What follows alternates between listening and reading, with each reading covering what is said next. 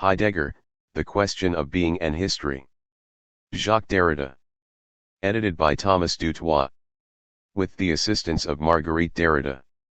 As of the publication date of the volume for this course, Heidegger, The Question of Being and History, the edition of Jacques Derrida's seminars at the IHES comprises 3 titles, corresponding to 3 years of teaching.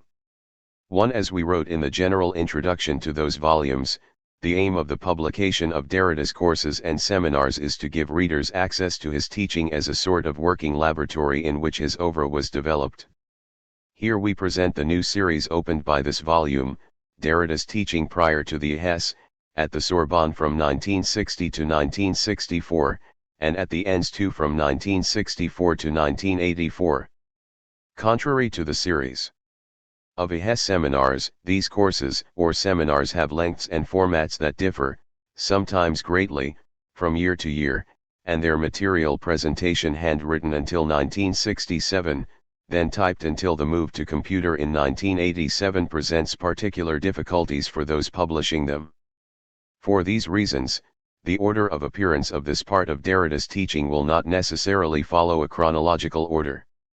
At the Sorbonne, as the only assistant in general philosophy and logic, Derrida was, as he wrote later, free to organize teaching and seminars as wished, depending only in a very abstract way on all the professors whose assistant was, Suzanne Bachelard, Canguilhem, Poirier, Paulin, Ricoeur, and Wall. 3. So he alone decided on subjects and syllabi. His courses were so successful that he was obliged to double or even triple the number of sections. The archive contains written-out courses, but also courses that take the form of detailed plans and lectures or model essays.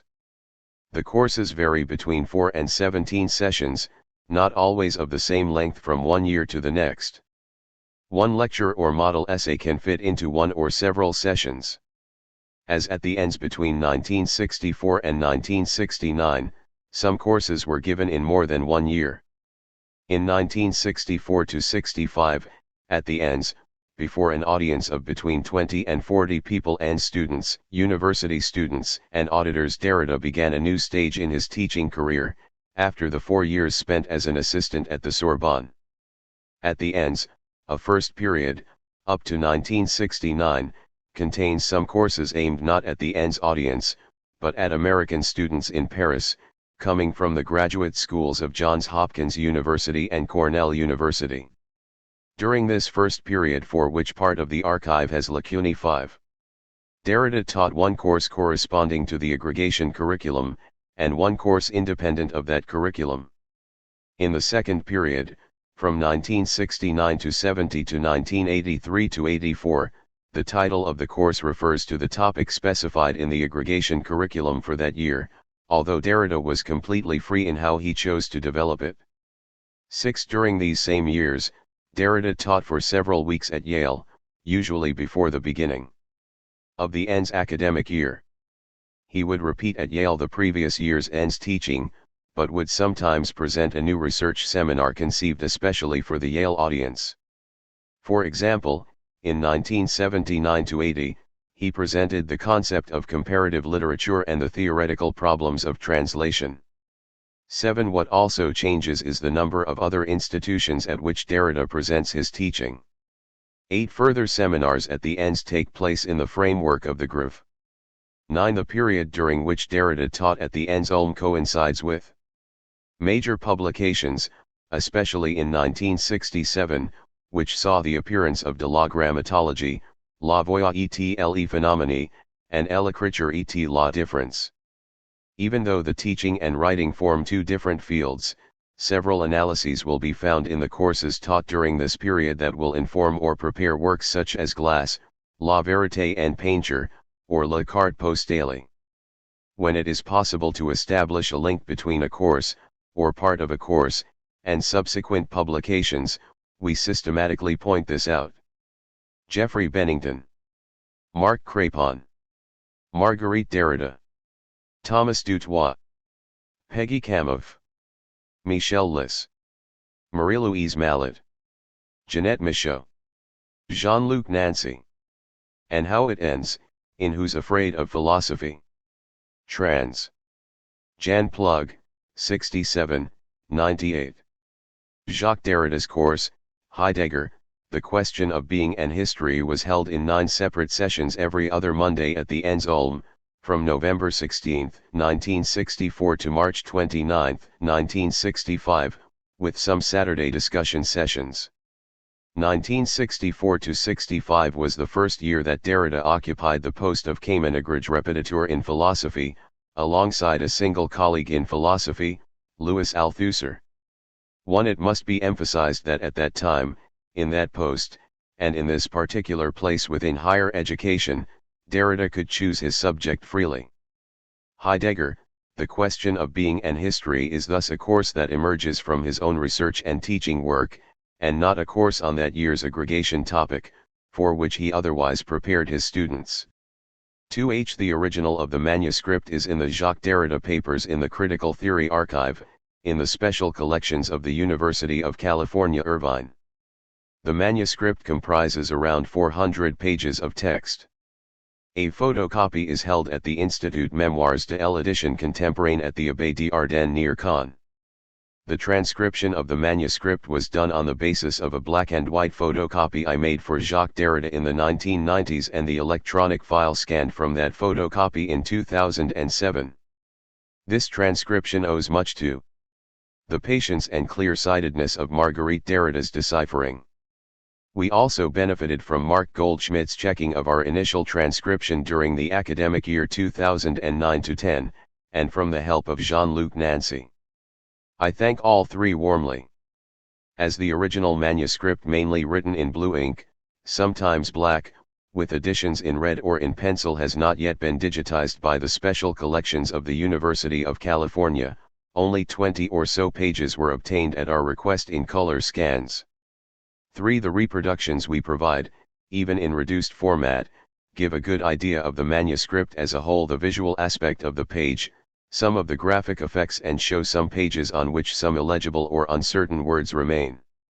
Note that the composition of the manuscript does not enter into our edition, any more than its colors, for, apart from the written-out pages of the course, the manuscript sometimes contains following a system he commonly used before he started typing: note cards used to insert additions or transcribe quotations. This edition reconstitutes on the basis of these composite materials the continuous and complete course as Derrida delivered it.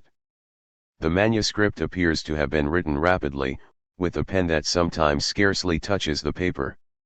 For the illegible or uncertain words that remain in spite of all our efforts, we have adopted the following procedure: in brackets, is placed where the word in question belongs.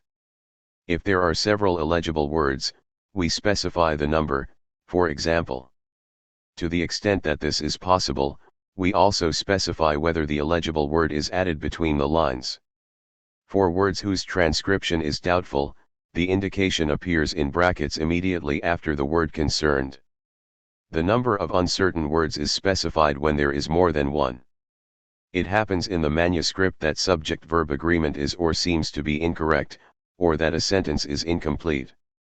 When necessary, a note specifying thus in the manuscript is added, and sometimes a missing word is added to the text, always in angle brackets. Quite often, Derrida does not put the final s on plural nouns, and writes no more than l for masculine, feminine, and plural definite articles. In such cases we put the correct form. Additionally, he regularly uses abbreviations for common words and philosophical vocabulary. In this transcription we have kept the signs he uses for equals and different from, namely, equals and is not equal to. But when he resorts to unusual shortenings, we have tried to decipher and transcribe them. Thus, for example, we transcribe the sign as comment, and we transcribe the abbreviation H used for Heidegger, Husserl, and Hegel each time by the complete proper name, just as we spell out abbreviated titles of books. Derrida makes sparing use of commas, which gives rise to a syntax that suspends and sometimes challenges reading, without ever being unclear. We did not judge it necessary to modify this stylistic effect, except in cases where confusion was possible. The transcription of the quotations given by Derrida in the manuscript follows normal rules. The quotations are transcribed as he wrote them, but we point out when he modifies a quotation or a quoted translation. Many of these quotations are his own translations, in which it sometimes happens that he does not exactly transcribe the German punctuation. For example, he underlines what is in quotation marks in the German, omits the German italics, omits quotation marks around a word, or displaces the beginning or end of quotation marks from one word to the next. Sometimes, Derrida does not copy out the quotation, but marks it in his copy of the book quoted. We have framed such quotations with asterisks. When Derrida announces a quotation he is about to read out, he often gives the German title, but the page number is often that of the French translation. For example, Einführung, p. 80, where page 80 in fact refers to the French translation. We have kept his way of announcing quotations and give necessary details in a footnote. Contrary to the manuscript, in which bibliographical references are kept to a minimum, and in which there are no notes, complete references are here given systematically in footnotes, which are therefore without exception editor's notes. 4. In Heidegger, The Question of Being and History, Derrida does not present a commentary on Senuendizeit, but performs on Heidegger's book an almost surgical reading operation, guided by the very title of the course. 5. While identifying skillfully and accurately various articulations in Heidegger, Derrida simultaneously sets himself the task of constructing clearly Heidegger's difficult project, largely on the basis of parts of being and time that were not then translated into French. Even the translated parts had been published only in April 1964. In other words, in the academic year 1964-65 we are still at the very beginning of the study of Heidegger's work in French higher education. 6. By almost always translating for himself, Derrida gives a reading, his reading, of Heidegger. This course also heralds the analyses of Heidegger's work that Derrida would go on to propose, not only in the years immediately following, but also others that come much later, for example, of Spirit, Heidegger and the Question. His 1983 article Geschlecht, Sexual Difference, Ontological Difference returns to 72 of Senuendizeit, 7 so important in this 1964-65 course, and Aporias is another sustained exchange with Heidegger, whose central theme of inauthenticity is clearly broached here. On the other hand, we can observe in this course how Derrida's thinking is settling into place and elaborating its major operative concepts. Let us emphasize rapidly that writing, text, and graft, are elaborated at length here.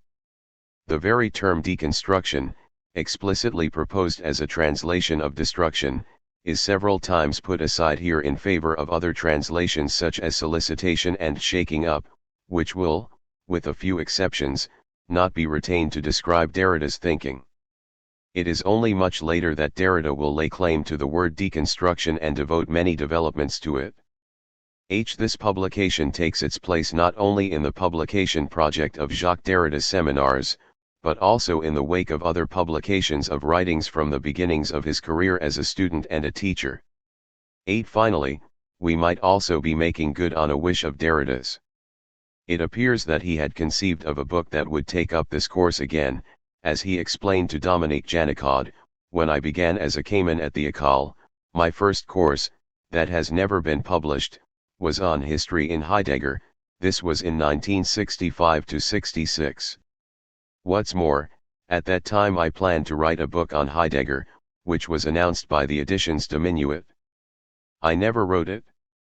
The title announced was The Question of History. You can find the ad for it in the journal Critique. Axelos was going to publish it. I never wrote it, but the course is entirely written out. 9. As Thomas Dutoit explains in more detail in his editor's note, the original French text of the course here printed is the result of the transcription of around 400 handwritten pages. As anyone who has seen Derrida's handwriting can attest, this was an immensely arduous and time-consuming task, which might well have been simply impossible without the help of Marguerite Derrida, who is able to decipher her late husband's handwriting with less difficulty than most. We owe them both an immense debt of gratitude for their very many hours of care and perseverance in managing to produce anything approaching a publishable text.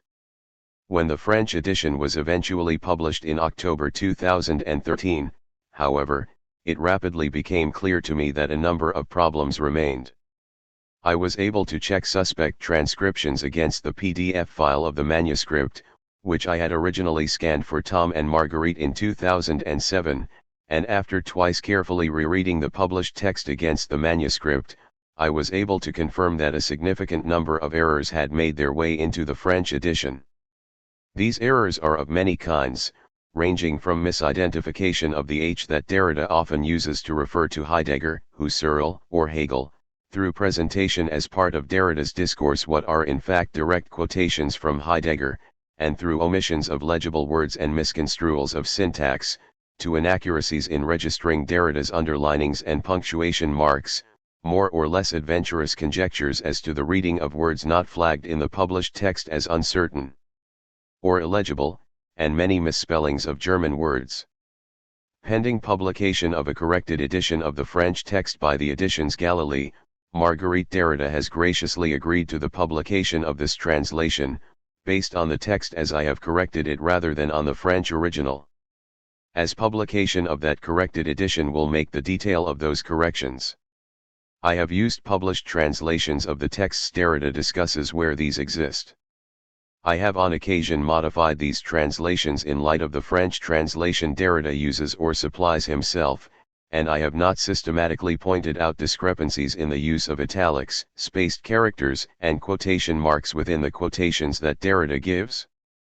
Interpolations within quotations are in almost all cases his, usually supplying German words, or providing glosses on the translation. In cases where Derrida's text is paraphrasing rather than quoting, I have supplied references to the relevant passages in the published translations. I have followed the French edition in letting stand some inconsistencies in Derrida's own practice. For many details involving tracking down incomplete references or identifying misspelled German words in the French original, and for a number of more humble but crucial editorial tasks, I am extremely grateful to Rodrigo Bueno Derizo for his vigilance, rigor, and patient hard work. Finally, I am indebted to all the participants in the 2014 Derrida Seminar Translation Project Summer Workshop for their uncompromising commitment to accuracy in the translation and their help in avoiding a fresh round of errors and omissions. Remaining mistakes and infelicities in the final translation are, of course, my own responsibility. Jeffrey Bennington, New York, March 2, 2015. I must first explain myself as to the title of this course, as to its very letter, which is important to me. 1. I say, the question of being and not ontology, because the word ontology is going to appear more and more inadequate, as we follow Heidegger's tracks, to designate what is in question in his work when the question is that of being. Not only is Heidegger not here undertaking the foundation of an ontology, not even of a new ontology, nor even of an ontology in a radically new sense, not even, in fact, the foundation of anything at all, in any sense at all. What is at issue here is rather a destruction of ontology. Section 6 of Senuendizeit establishes as a primordial task the destruction of the history of ontology. Here the destruction is destruction of the history of ontology. That is, of ontology as it has been thought and practiced throughout its entire history, this history being already described by Heidegger, from the beginning of Senuendizeit, as a covering over or a dissimulation of the authentic question of being, under not ontological but ontic sedimentations. We understand this task as the destruction of the traditional content of ancient ontology which is to be carried out along the guidelines of the question of being. This destruction is based upon the original experiences in which the first, and subsequently guiding, determinations of being were gained. 2 Sessionone November 16, 1964. As to this notion of destruction, a few remarks are necessary. 3. Destruction does not mean annihilation, annulment, rejection into the outer darkness of philosophical meaning. It does not even mean critique or contestation or refutation within a theory of the knowledge of being. The point is not to say that all the thinkers of the tradition were wrong or committed an unfortunate error that would need to be corrected. We shall see later that what might superficially be interpreted as an error about being or a forgetting of being has its basis in a fundamental errancy that is a necessary movement of the thinking of being and of the history of being. In destroying the history of ontology, Heidegger never refutes. Refutation in the sense in which it can be understood in the sciences or in common parlance has no meaning for thinking. And here, already, we have broached the very content of our problem. The concept of refutation belongs implicitly to an anti-historical metaphysics of truth. If it is possible to refute, this is because the truth can be established once and for all as an object, and only particular conceptions of truth, more or less valid approximations to this ahistorical truth, belong to history. Only knowledge, and not truth, would on this view be historical, and it would be so only to the extent of its distance from truth, that is in its error. But, as Hegel had already shown, there is no simple error in philosophy once truth is historical. The metaphysics of refutation thus floats on the surface of a truth without history, which is to say that it is futile. Refutation is futile in Heidegger's view. But that does not mean that on this point Heidegger simply agrees with Hegel. You know that Hegel meditated a great deal on this difficulty of refutation in philosophy. He was led naturally to do so by his fully historical concept of truth and of philosophy. Philosophy, according to the lectures on the history of philosophy, draws its origin from the history of philosophy, and conversely. Philosophy and history of philosophy are mirror images of one another. The study of the history of philosophy is the study of philosophy itself, and especially of its logical aspect. And especially of its logical aspect. November 16, 1964 3. And it is precisely because, for Hegel but not for Heidegger, philosophy is, in a profound and radical sense of the word, a logic, that, even while radically historicizing meaning, Hegel cannot purely and simply abandon the notion and value of refutation. Being unable to abandon it, he extends its signification, inflates it to the point of making it signify the moment of negativity in general. And we know that this negativity is essential to historical production, to the production of history in general, to production, to productivity in general. The philosophies have not only contradicted one another, but also refuted one another. To what extent? What in them is open to refutation? What is the meaning of this reciprocal refutation? The answer is given by what has just been said. Only the fact that some principle or some concrete mode of the idea, the form of the idea, now has validity as the highest idea, and as the idea as such. In its own era it is, to be sure, its highest idea, but because we have grasped the activity of thinking as self-developing, what was highest steps down, no longer being the highest, although it remains a necessary element for the following stage. So the content has not been refuted, all that has been refuted is the philosophy's status as the highest, the definitive, stage. So the refutation is just the demotion of one determination to a subordinate role, to being an element. Thus the principle of a philosophy has not been lost, for it is essentially preserved in what follows, except that its status is now different. Nothing gets lost, only the relative position changes. This refutation occurs in all development, hence also in the development of a tree from the seed. The blossom is refutation of the leaves, such that they are not the highest or true existence of the tree. Finally, the blossom is refuted by the fruit. The fruit, which is the last stage, comprises the entire force of what went before. In the case of natural things these levels occur separately, because their nature exists in the form of division. In spirit too there is this succession, this refutation, yet all the previous steps remain in unity. The most recent philosophy, the philosophy of the current age, must therefore be the highest philosophy, containing all the earlier philosophical principles within itself. Let me pause for a moment in the middle of this quotation. You have seen that the natural example, the example of the tree, functions here only by analogy. In truth we have here only an inferior form of refutation, refutation in the form of division. Nature is the form of division, and what is left behind or refuted, the seed for example, has simply expired, and is not present as such.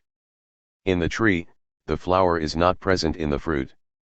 In spirit, on the contrary, and philosophy is the highest form of spirit thinking itself, refutation is preserved in presence, what one can call by a term that is not Hegelian, but that does not, I believe, betray Hegel's intention. Sedimentation and the sedimentation of forces is a phenomenon not natural but spiritual.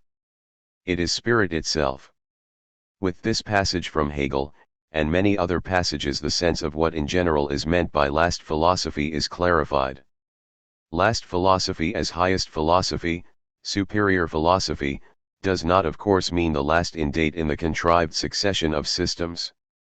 In this regard, the recent is far from being always the last, and Hegelian philosophy is much more last than many philosophies that have followed it in history, as they say. The Hegelian concept of last philosophy does not translate an empiricism of the fait accompli that leaves the last word to the one who speaks last.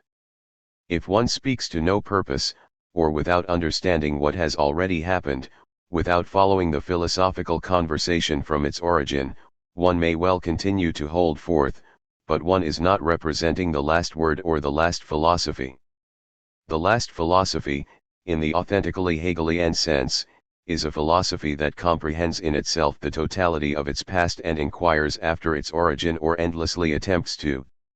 To have the last word, one must truly speak last, and not just chatter on after the last speaker.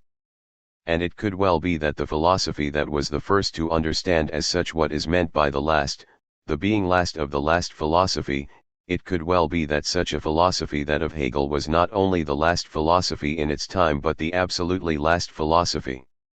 This is often said, but we still have to understand what it means without giving in to the stupidities circulating around and about on the death of philosophy, on Hegel, who believed that history would stop with him and the Prussian people, whereas, as people do not fail to add in this case, he was wrong, since history continued after him. There have been several world wars, 25 systems of philosophy, and ultimate proof that history continues. We are here, we exist, and we are speaking and doing philosophy, as if all that were obvious, as if all that were important, and as if it had the slightest refutational relevance where Hegel stands when he declares the last. It suffices to read him and to see in him something other than, let's say here, precisely a retard. It goes without saying that the end of history and of philosophy does not mean for Hegel a factual limit after which the movement of history would be stopped, arrested, but that the horizon and the infinite opening of historicity has finally appeared as such, or finally been thought as such, that is, as infinite opening, the absolute infinite opening being thought as such. This is indeed the end and the closing of something, but of anything but history. To come back to our specific theme of refutation, it is perhaps possible that the last philosophy is indeed the one that, not content to refute, tries to think the essence of refutation and the essence of the last. Hegel's philosophy was not the last philosophy in the same way that Aristotle's, Descartes', or Kant's were in their time the last philosophies. Hegel's philosophy as last philosophy was the philosophy that thought in itself the essence of last philosophy in general, of what last meant in philosophy. The last is not the last so long as it does not appear as such. The Eschatton as such is thus said in Hegel's philosophy of refutation, and Hegel's logic is indeed an eschatology. This eschatological logic of Hegel's is, as you know, an ontology. To say that ontology is here eschatology is to say that the essence of being, the appearing of being in its essence, is eschatological. This is what Heidegger says in Der Spruch der Anaximander. In particular, Heidegger writes this, as geschichtlich being is inherently eschatological. We do not, however, understand the word eschatology in the phrase eschatology of being as the title of a theological or philosophical discipline. We think of the eschatology of being in the sense in which the phenomenology of spirit is to be thought, i.e., from within the history of being.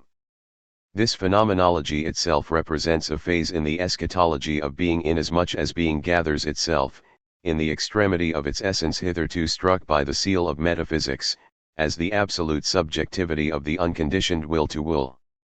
5. I make no commentary on that last sentence, to which we shall return a little later. So let me pick up again the reading of Hegel's text where I left off. The most recent philosophy, the philosophy of the current age, must therefore be the highest philosophy, containing all the earlier philosophical principles within itself. Refutation is the negative side. Hence it is far easier than justification. To justify means discern the affirmative element in a determination and to call attention to it. So, on the one hand, the history of philosophy displays the limitation, or the negative, of the principles, but on the other hand, the affirmative side too. There is nothing easier than exhibiting the negative side. Doing so gives one satisfaction, or the consciousness of one's superiority to that on which judgment is passed, which flatters one's vanity. In contrast, it is more difficult to recognize the affirmative side. By refutation one disposes of something easily, that is, has not fathomed it. The affirmative consists in fathoming the object and justifying it, which is far more difficult than refuting it. Insofar, then, as the philosophies are shown to be refuted in the history of philosophy, they are also shown to be preserved.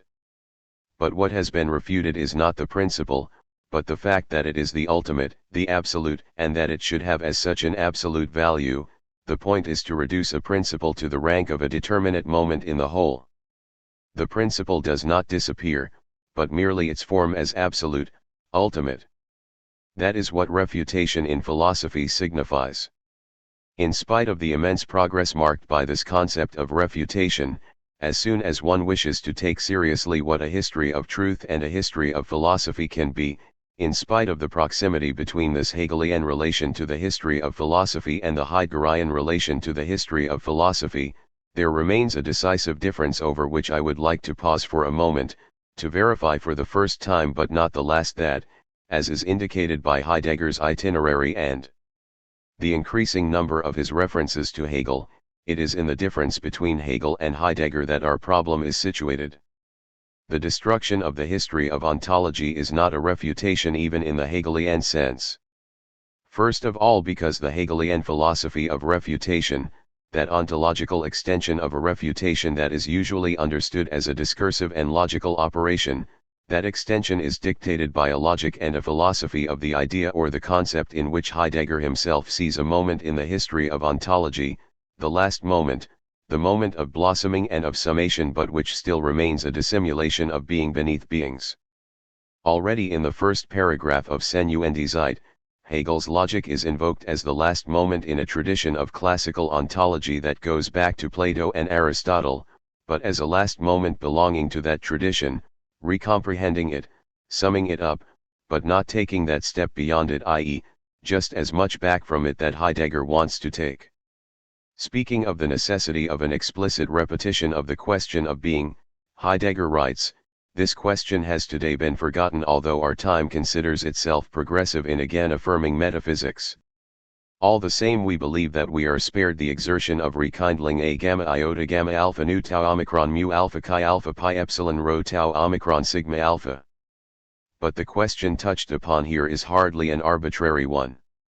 It sustained the avid research of Plato and Aristotle, but from then on ceased to be heard as a thematic question of actual investigation. What these two thinkers achieved has been preserved in various distorted and camouflaged forms down to Hegel's logic.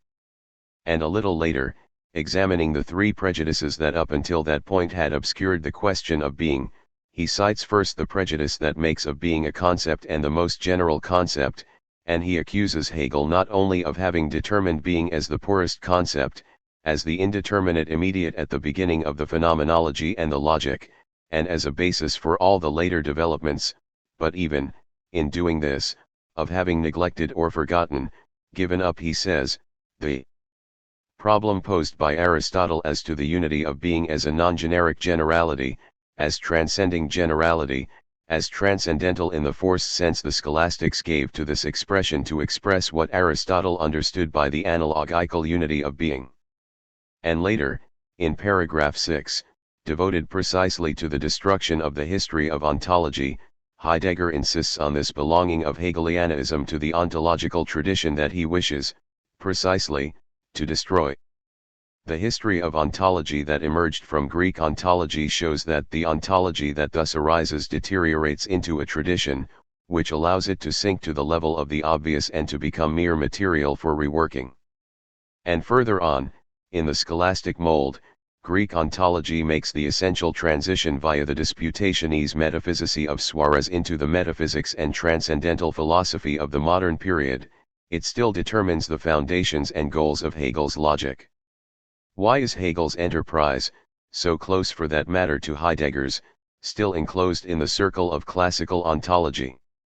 This is a question that will not leave us in peace throughout these reflections, but already the reply has peeped through in the two passages I have just read, the passage on the prejudice one could call conceptualist, the prejudice that makes of being a concept, or of the thought of being a concept, and the passage on the eschatology of being in Anaximander's saying, the last sentence of which I read again.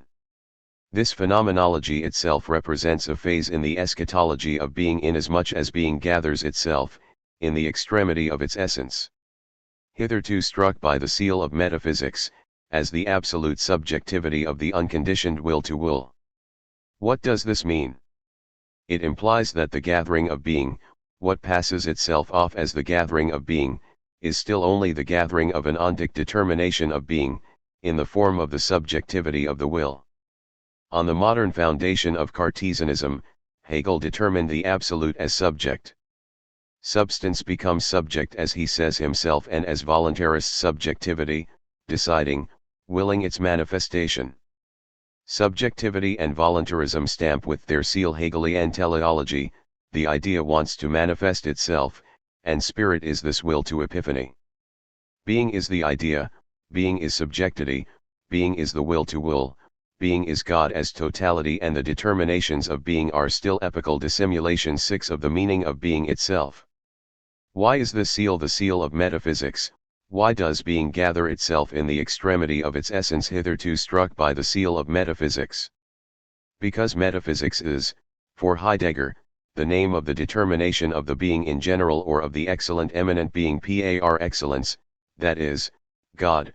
Metaphysics is onto theology. Hegel's logic did indeed, moreover, present itself as metaphysics.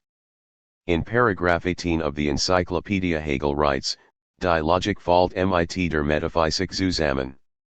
7. One might be tempted to think that what Heidegger says here about the phenomenology of spirit as a phase, as only a phase in the eschatology of being, would no longer be valid for the logic. 8. Since the phenomenology of spirit represents the moment of the becoming phenomenon of spirit, the moment of consciousness in truth, this moment of reflection or the subjective articulation of the idea. This would explain why the dialogue that Heidegger undertakes with Hegel always privileges the phenomenology of spirit. In truth, this determination of being as subjective, as idea in itself for itself, persists. We shall return to these problems. Thus, to the extent that Hegel persists in obscuring the question of the meaning of being under onto theology, the destruction of the history of ontology is also a destruction of Hegelianism, is even especially a destruction of Hegelianism as the summation of this whole history, and in spite of troubling resemblances, Heideggerian destruction is not Hegel's recollecting refutation. It is distinguished from it by a nothing, a slight trembling of meaning that we must not overlook, for the whole seriousness of the enterprise sums up in this its fragility and its value. A slight trembling, for Heidegger says nothing else after the Hegelian, that is, Western ontology, that he is going to destroy. He says nothing else, he does not propose another ontology, another topic, another metaphysics, and his first gesture is to claim that he is not doing so. In this sense he does confirm the Hegelian consciousness of the end of philosophy. But he confirms it by adding no other proposition, that is to say he surrounds it with an ontological silence in which this Hegelian consciousness will be put into question, will be solicited, will tremble and let be seen what it still dissimulates in that trembling, will let be heard that on the basis of which it can still be questioned from a place that is neither outside it nor in it. The difference between interiorizing refutation, between refutation as Hegelian Erinnerung and Heideggerian destruction, is thus as close as possible to nothing. Like Hegelian refutation, Heideggerian destruction is neither the critique of some error, nor the simply negative exclusion of some past of philosophy. It is a destruction that is, a deconstruction, a destructuration, the shaking that is necessary to bring out the structures, the strata, the system of deposits. As Heidegger said in the passage from a moment ago, sedimentations of the ontological tradition, sedimentations that have, according to a certain necessity, always covered over the naked question of being, covered over a nudity that in fact never unveiled itself as such. It is, then, while remaining attentive, with the most acute vigilance, to this slight, flimsy, almost immaterial but decisive displacement that happens between Hegelian refutation and Heideggerian destruction, that one must hear the few lines I am going to read, in which Heidegger, playing as Hegel does with the concepts of positive and negative, forewarns against a misinterpretation of his project of destruction. You will see how this passage resembles the Hegel passage I read a moment ago. I quote 6. This demonstration of the provenance of the fundamental ontological concepts, as the investigation which displays their Geburt's brief translation, letter of birth, civil status, mark of origin, has nothing to do with a vicious relativizing of ontological standpoints. The destruction has just as little the negative sense of an Abskutelung, translators say rejection, but it is much more concrete and eloquent, of the demolition which brings down, which brings to ruin by blows brought to bear from outside, a Cartesian operation and metaphor of a methodical destruction to find new foundations, to begin again a primus fundamentus on the unshakable ground and security in certainty. The destruction has just as little the negative sense of such a demolition of the ontological tradition. On the contrary, it should stake out, measure. Translation makes a pig's breakfast of the text, Obstechen becomes unveiling the positive possibilities in that tradition, and that always means to stake out its limits. These are factically given each time with a specific formulation of the question and the prescribed demarcation of the possible field of investigation. Destruction does not relate itself in a negative way to the past, its critique concerns today and the dominant way we treat the history of ontology, whether it is conceived as the history of opinions, ideas, or problems. Destruction does not wish to bury the past in nullity, it has a positive intent. Its negative function remains tacit and indirect.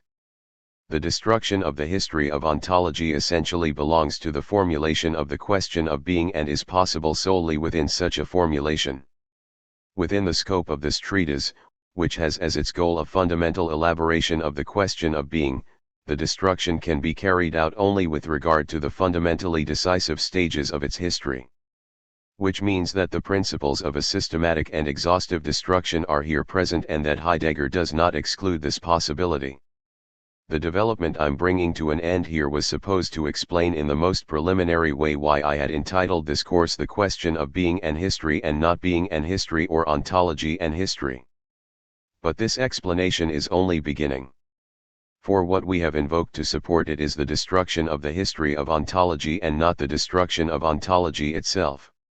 One might imagine, at this point, that Heidegger, destroying the tradition of ontology, would have to save or found an authentic ontology, and that he would thus think that there is some chance for ontology outside the tradition or beyond the tradition, that ontology has been obscured and that one can at last return it to its true light. Well, this is not the case. The destruction of the history of ontology is a destruction of ontology itself, of the entirety of the ontological project itself.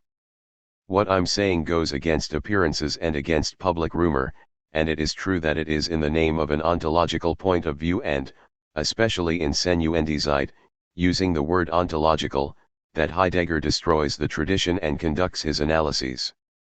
But if these destructions mean to be ontological, what he wants to constitute is anything but an ontology. Here we must consider Heidegger's thought in its movement, or here, rather than his thought, his terminology. There is no doubt that in Senuendizeit the term ontology is taken positively, and what Heidegger wishes to awaken is a fundamental ontology slumbering beneath special or general metaphysics, which is interested only in beings and does not ask the question of the being of beings. He wants to awaken the fundamental ontology under metaphysical ontology and the ontological under the ontic.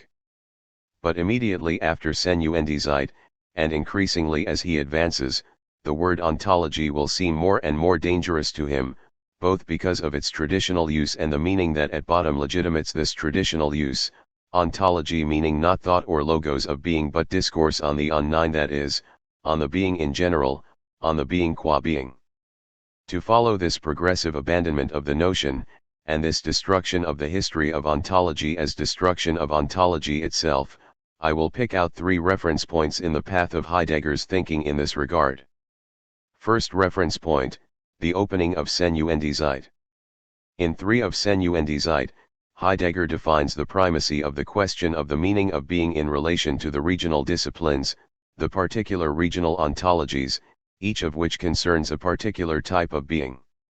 To each science, to each particular discipline, mathematics, physics, biology, historical sciences, theology and 10 there must correspond an ontology that determines in advance the meaning of the being of the being that is its object. A particular positive science can unfold its theoretical field and determine the unity of its theoretical field only by presupposing that clarity has been achieved as to the meaning of the being or of the particular type of being that it has as its object. One must know what is the meaning of the physical being, of the being as physical thing, in order to constitute a physics. Knowledge is in fact for the physicist always a foreknowledge, a non-thematic pre-comprehension, but one that is indispensable, and this pre-comprehension must be brought into the light of the explicit. Each regional science will therefore have to be the object of an ontological question as to the meaning of the being it treats. A movement parallel to the one specified by Husserl himself. And the reference to Husserl is almost explicit in 3. Husserl also defined the need to fix the meaning of the objects corresponding to each regional or material ontology. The difference here, and it is decisive, is that the material regions or ontologies that Husserl is talking about delimit domains of objects. Beings are objects determined by a transcendental consciousness, a transcendental subject. The regional ontologies constitute the domains of objectivity.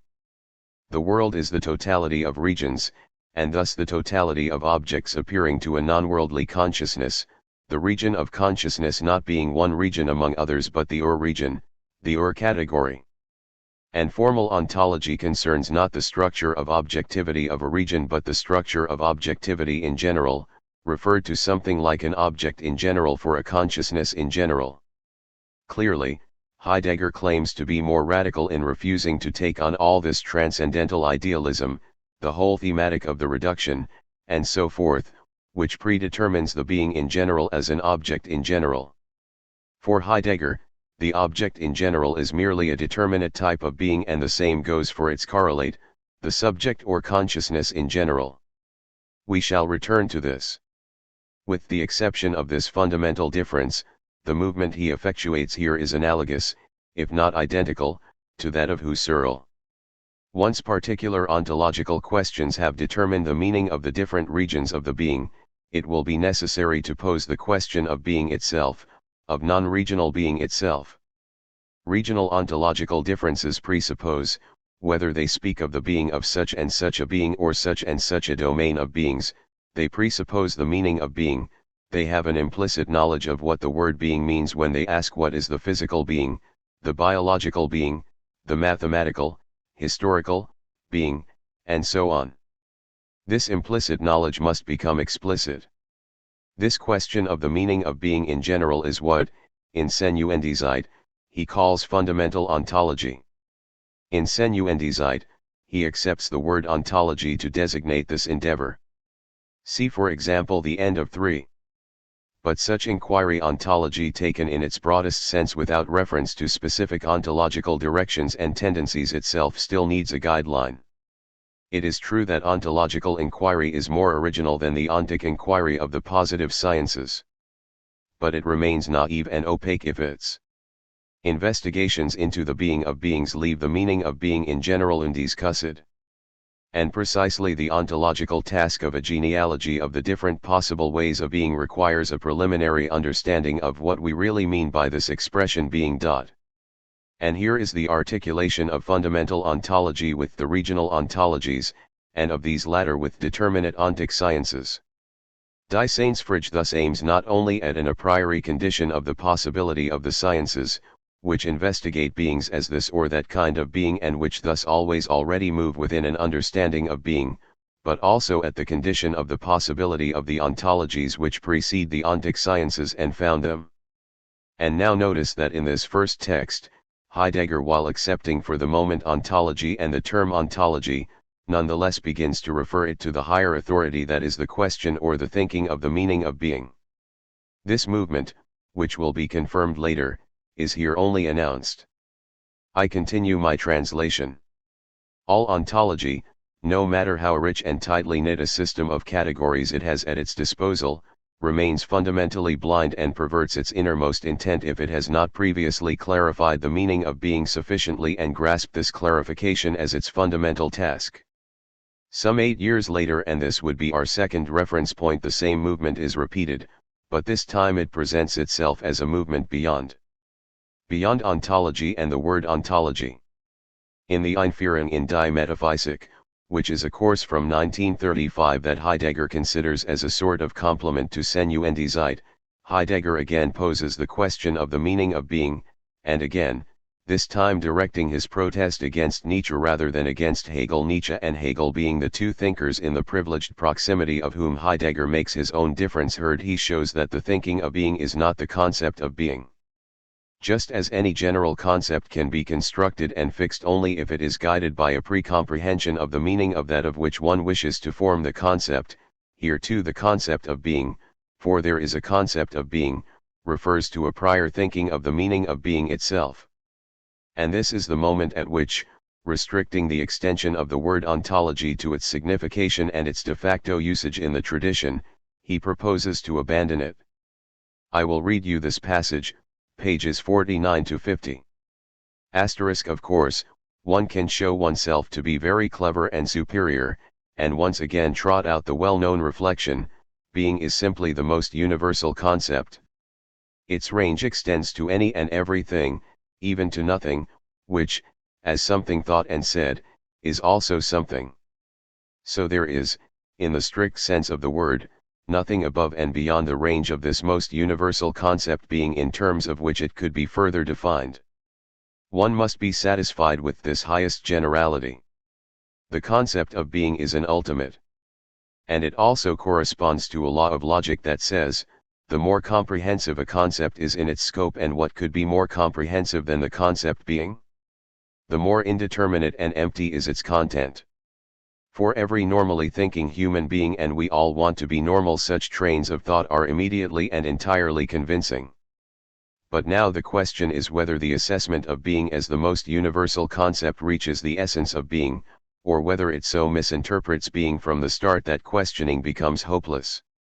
The question is whether being can count only as the most universal concept that unavoidably presents itself in all particular concepts, or whether being has a completely different essence, and thus is anything but the object of an ontology, if one takes this word in its established meaning. The term ontology was first coined in the 17th century. It designates the development of the traditional doctrine of beings into a philosophical discipline and a branch of the philosophical system. But the traditional doctrine is the academic analysis and ordering of what for Plato and Aristotle, and again for Kant, was a question, though to be sure a question that was no longer originary. The word ontology is still used this way even today. Under this title, philosophy busies itself with the composition and exposition of a branch within its system. But one can also take the word ontology in its broadest sense without reference to specific ontological directions and tendencies. In this case, ontology means the effort to put being into words, and to do so by passing through the question of how it stands with being. but because until now this question has found neither an accord nor even a resonance, but instead it is explicitly rejected by the various circles of academic philosophical scholarship, which pursues an ontology in the traditional sense, it may be good in the future to forego the use of the terms ontology and ontological. Two modes of questioning which, as is only now becoming clearer, are worlds apart should not bear the same name. We ask the question, how does it stand with being? What is the meaning of being? Not in order to compose an ontology in the traditional style, much less to reckon up critically the mistakes of earlier attempts at ontology. We are concerned with something completely different. *11. Third stage. This time Heidegger is no longer content to give up on the term ontology because it is charged with an equivocation due to a certain usage that was in fact made of it in history. This time Heidegger will consider that the concept of ontology itself can only be inadequate, for reasons not of fact but of essence. The very word ontology cannot designate anything other than a discourse directed toward beings, either the totality of beings or beings in general, or the being of beings but not being itself. Ontology concerns the on and not the ina. Ontology has therefore no privilege with respect to metaphysics, at least with respect to general metaphysics. Whereas at the beginning Heidegger wanted to ground metaphysics in ontology, he now thinks that ontology is metaphysical. Now that is, 8 years again after the Einführung, 16 years after Senuendizeit, in the lecture given during the war, in 1943, entitled Nietzsche's Word, God is Dead, on the basis of the Nietzsche lectures given from 1936 to 1940. This is a meditation on Nietzsche's metaphysics. In spite of Nietzsche's demolition of classical metaphysics, there is a metaphysics in Nietzsche, and one that is not simply to one side of his aesthetics, of his theory of knowledge, and so forth. This metaphysics, like all metaphysics, wants to determine being qua being. Here it is a metaphysics of being as value, a metaphysics of value, and pursuing the explication of this metaphysics of value, Heidegger tries to show that being as such in its essence is will to power and in its existence eternal return of the same.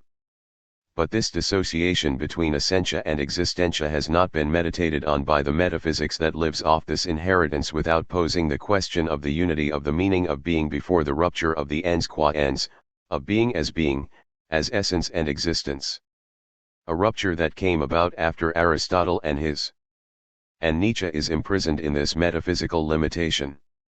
The essential relation between the will to power and the eternal return of the same must be thought in this way. However, we cannot yet represent it here directly because metaphysics has neither considered nor even inquired about the origin of the distinction between essentia and existentia. 12. Well, this metaphysics as determination of the being qua being, and blind to the originary question of being, this traditional metaphysics that Nietzsche wanted to demolish but was unable to destroy, Heidegger also calls it ontology in this text, consecrating this time not the depreciation but the limitation attributed to this concept. Read pages 173 to 74. However, even for Nietzsche, thinking means to represent beings as beings. All metaphysical thinking is ontology, or it is nothing at all. You see that Heidegger was not content with the project of destroying the history of ontology. He really did want to destroy ontology itself, which is one with its history. That is what I wanted to show today through these remarks, which are not yet even prolegomena, and by which I wanted to justify the first part of the title of my course, the question of being and not ontology and history. Next time we shall have to speak of history, that is, first of the end, that is, of the place of communication and the passage between being and history, this passage, this et being the very place of our problem, this et about which it is not yet decided whether we will write it et or est. All the words of the title will not thereby have been justified. There is still the question here, and especially the of the question of being. But we shall concern ourselves with that only periodically and well after the prolegomena. Questions. 13. SESSIONTWO November 30, 1964. Last time I attempted in a quite preliminary way to justify in its literality the title of this course. I first had to make clear why this title said the question of being and history and not ontology and history. This led us to explain how and why Heidegger's thought was not and did not wish to be, whatever people say and write, an ontology.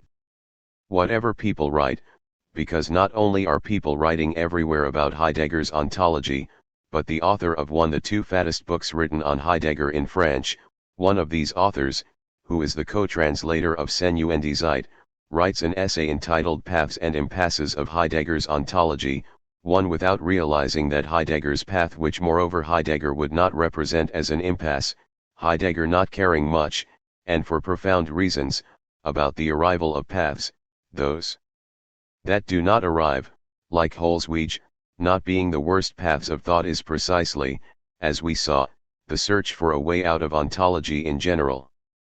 Which means that it is difficult to see how one can speak of a Heideggerian ontology and a fortiori of its impasse, and a fortiori of several impasses, for the word is in the plural in the title, an unconscious homage to a thought whose richness consists in arriving at several impasses at once.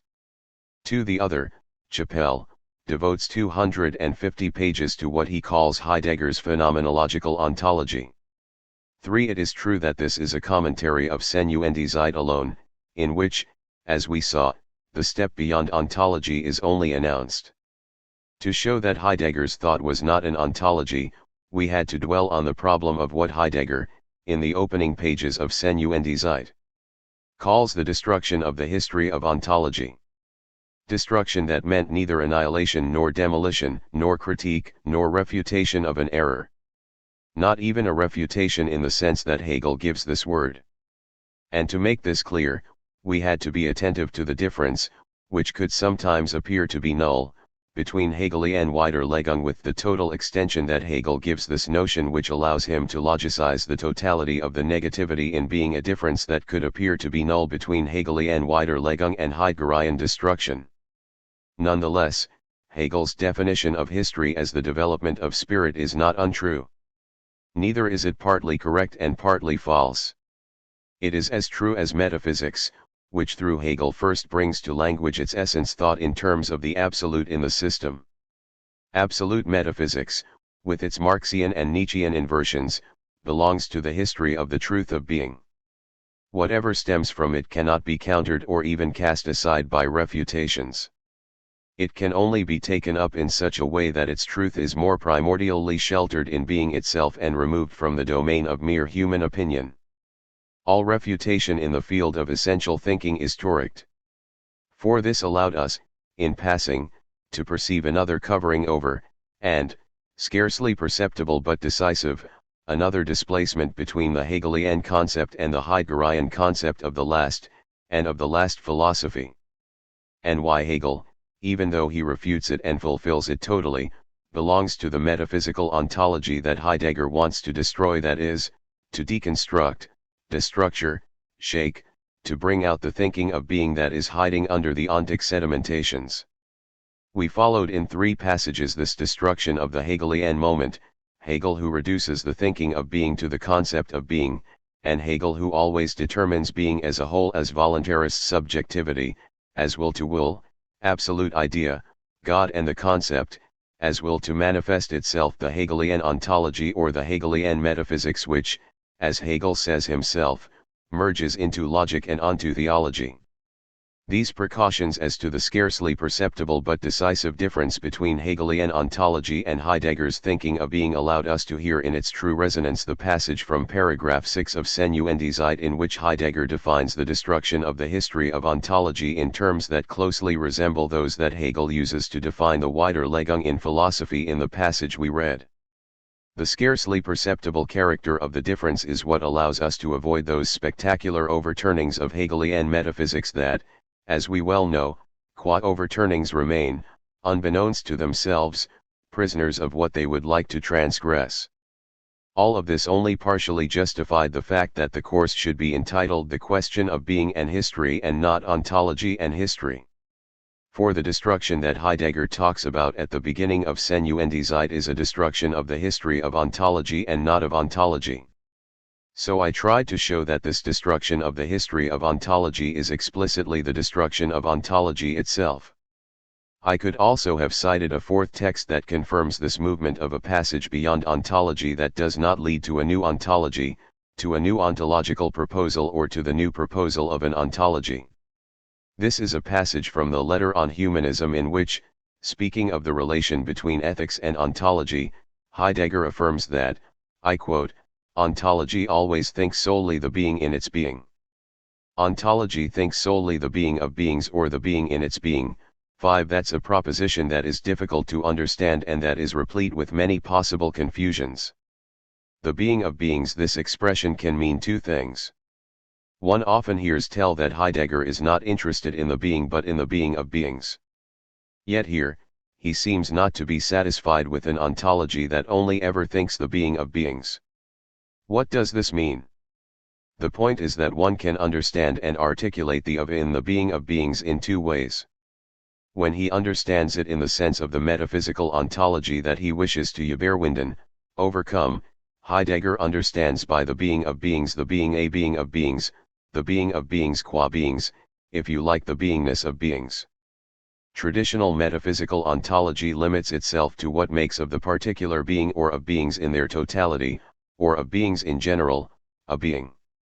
But it does not pose the question of the being of beings as a question of the being of beingness. At a pinch, one can also speak of the being of beings, but being no longer has here the same meaning as in the homonymic expression of a moment ago. We are not here dealing with the being of beings as beingness of the being, but, through a further degree of questioning regression, of the being of beingness in general. This is what Heidegger also calls the truth of being, an expression that also presupposes a whole itinerary wrenching the notion of truth away from its classical determination as the truth of adjudicative statement, as adequation. We shall have to speak of this again. What was called fundamental ontology in Senuendizeit and what will subsequently no longer even be called ontology wants to be a regression to a point not only prior to beings but even prior to the being of beings as beingness, toward the truth of being itself. In the passage from the Letter on Humanism that I have just explicated, this is clearly stated by Heidegger, who appears to be very concerned to justify retroactively this title Senuendizeit, the incompletion of which people often try to transform into an impasse and try to oppose to the later writings, either to prefer it, or to make of it an inconsequential misstep. I quote, p. 145. For ontology thinks solely the being in its being. But as long as the truth of being is not thought, all ontology remains without its foundation. Therefore the thinking that in being and time tries to advance thought in a preliminary way into the truth of being characterizes itself as fundamental ontology. It tries to reach back into the essential ground from which thought concerning the truth of being emerges. By initiating another inquiry, this thinking is already removed from the ontology of metaphysics. Ontology itself, however, whether transcendental or precritical, is subject to critique, not because it thinks the being of beings and in so doing reduces being to a concept, but because it does not think the truth of being and so fails to recognize that there is a thinking more rigorous than conceptual thinking. Naturally, we shall have to repeat concretely and effectively this movement of the destruction of the history of ontology as destruction of ontology, a movement in which all we have done is to propose a few reference points. So I think I have explained why I did not use the word ontology in the title of this course. But I have not explained why I said the question of being and not being or the truth of being. But that belongs to the order of justifications that cannot be preliminary. I could do it insufficiently and purely indicatively by radicalizing what I've just said about the history of ontology. And ontology, namely, that there is also a project of destruction in the very precise sense of this word of the notion of being itself and of the word being itself. I could do so indicatively but very precisely by pointing to a short text from 1955, offered to Ernst Jünger, the second version of which has as its title Zur Seinsfrage, the question of being, a text in which, from page 30 onward, Das Sein is always written under a crossing through that has the form of a cross, a Durchkreuzung, a cruise-wise Durchstrichung that leaves being present, visible and legible behind the negative cipher that neutralizes it, especially, says Heidegger, as an Object in the subject-object relation or as a concept of the totality of beings. But I prefer to let this justification mature, in its own time. The same goes for the justification of the term question, the word of in the question of being, and the word and that links the question of being to history as well as the syntax that allows this expression to be read. These words being the most important and the most problematic. The question that will guide us today, then, in a very preliminary way, will be the following, very simply stated. What does history have to do with the question of being, in the sense in which Heidegger appears to understand it? It would be easy to show, and I will not dwell on it, that never in the history of philosophy has there been a radical affirmation of an essential link between being and history. Ontology has always been constituted through a gesture of wrenching itself away from historicity and temporality, even in Hegel, for whom history is the history of the manifestation of an absolute and eternal concept, of a divine subjectivity that, in its origin and in its end, seems to gather up its historicity infinitely, that is, to live it in the total presence of being with itself. History is phenomenology and not ontology or logic, at least if one considers Hegel literally and limits oneself to a standard reading. After Hegel, philosophy's thematizing and taking history seriously took the form, precisely, of giving up on the problem of being. The most serious attempt to think the historicity of being, after Hegel, is the Marxist attempt which, according to Heidegger, has never been taken seriously as such. In defining Entfremdung, alienation, Marx attained an essential dimension of history as Geschichte, which goes much further, says Heidegger in the letter on humanism, than the banal and common concept of history. And Heidegger adds, but since neither Husserl nor, so far as I have seen till now, Sartre recognizes the essential importance of the historical in being, neither phenomenology nor existentialism enters that dimension within which a productive dialogue with Marxism first becomes possible. The dialogue is possible and can be fruitful only if, notes Heidegger, 1 liberates oneself from naive representations and cheap refutations, one stops seeing in materiality the simple affirmation that everything is only matter, and one understands it as the metaphysical determination of beings in general as the material of labor. In doing this, however, and reaching the essence of historicity on the basis of the essence of labor, Marx remains a prisoner of the Hegelian metaphysical determination of labor. Hegel had already thought, in the phenomenology of spirit, the metaphysical and modern essence of labor as sich selbst einrichten Vorgang der unbedingten Herstellung, as a process organizing itself in unconditioned production. The modern metaphysical essence of labor is anticipated in Hegel's phenomenology of spirit.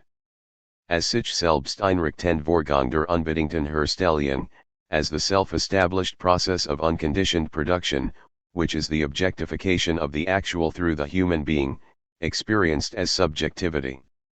This last sentence means that the originary concept of labor or production, in Marx, cannot be uncoupled from an essential relation to man as subject of labor.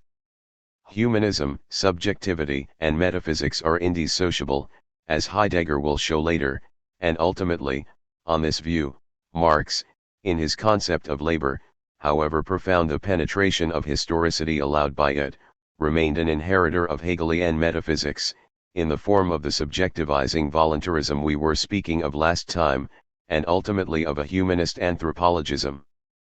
To free oneself from it and truly think labor outside the horizon of Hegelian metaphysics, it would have been necessary to think the essence of technology sheltered and hidden in this notion of labor. See page 101 of the letter on humanism. The essence of materialism is concealed in the essence of technology, about which much has been written but little has been thought. Technology is in its essence a destiny within the history of being and of the truth of being, a truth that lies in oblivion. For technology does not go back to the tau kainueta of the Greeks in name only, but derives historically and essentially from tau kainueta as a mode of lambda eta theta epsilon epsilon iota nu, a mode, that is, of rendering beings manifest. As a form of truth, technology is grounded in the history of metaphysics, which is itself a distinctive and up to now the only surveyable phase of the history of being.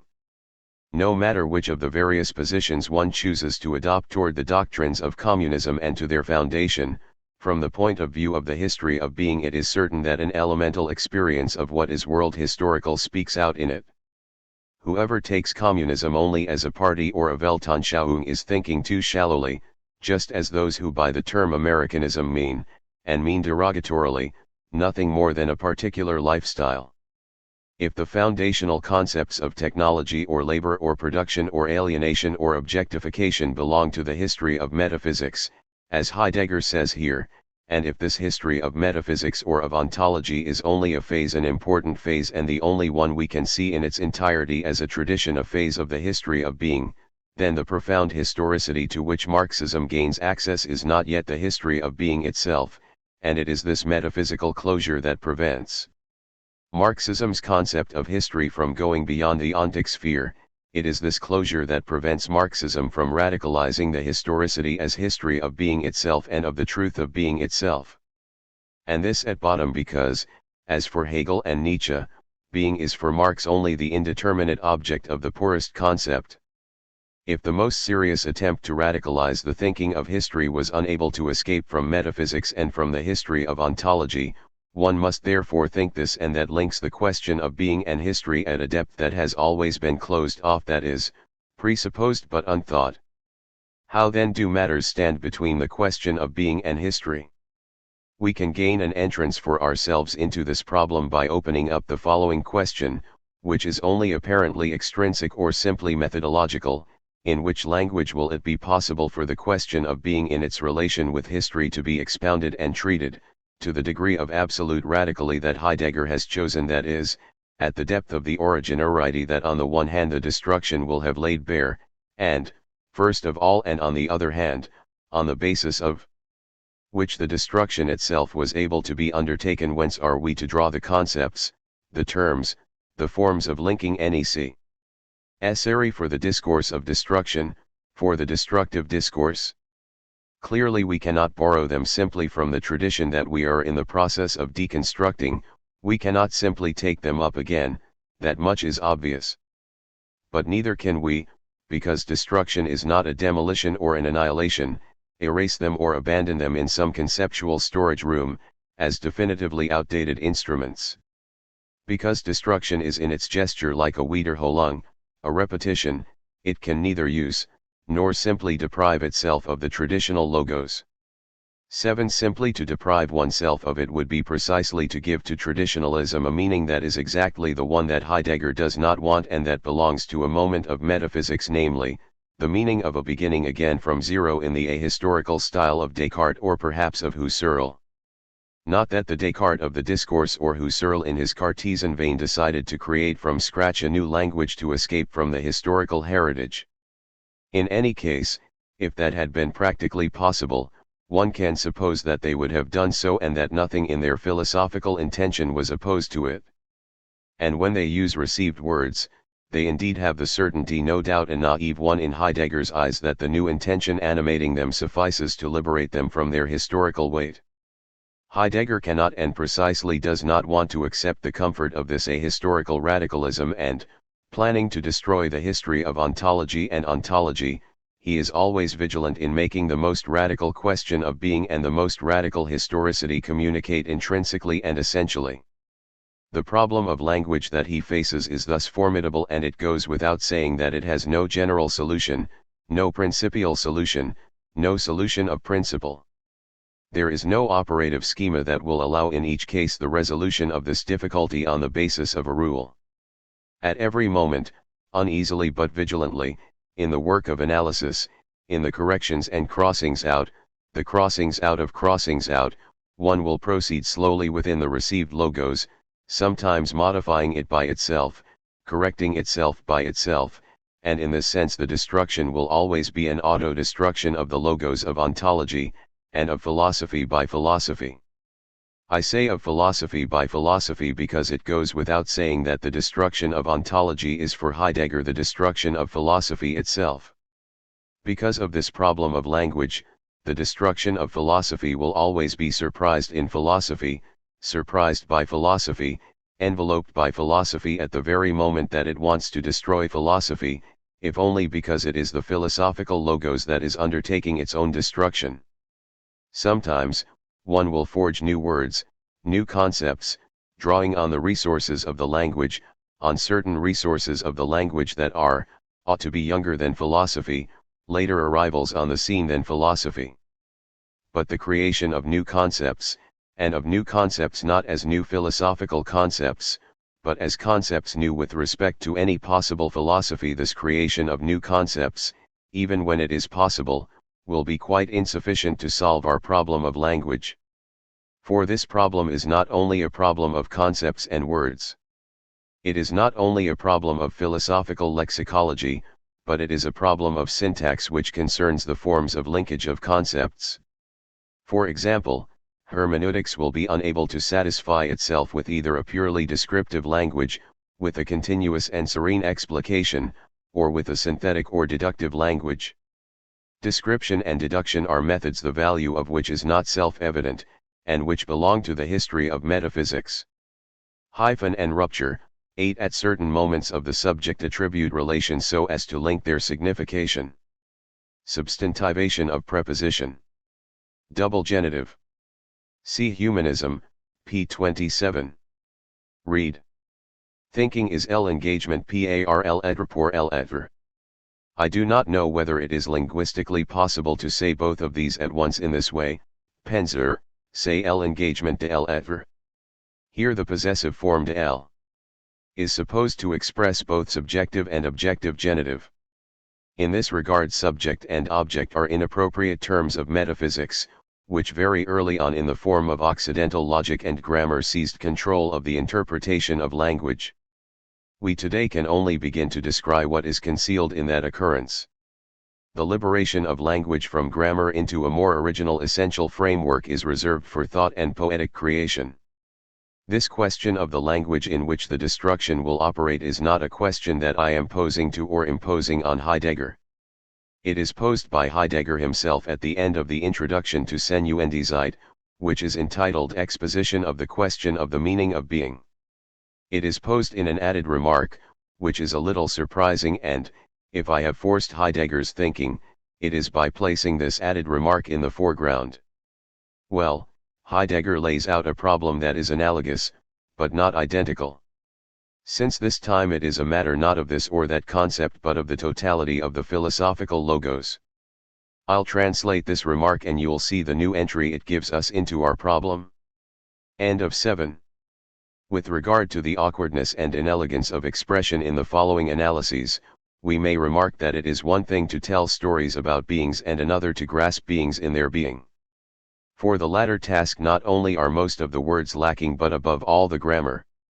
If we may allude to earlier and in their own right altogether incomparable researches on the analysis of being, then we should compare the ontological sections in Plato's Parmenides or the 4th chapter of the 7th book of Aristotle's Metaphysics with a narrative passage from Thucydides.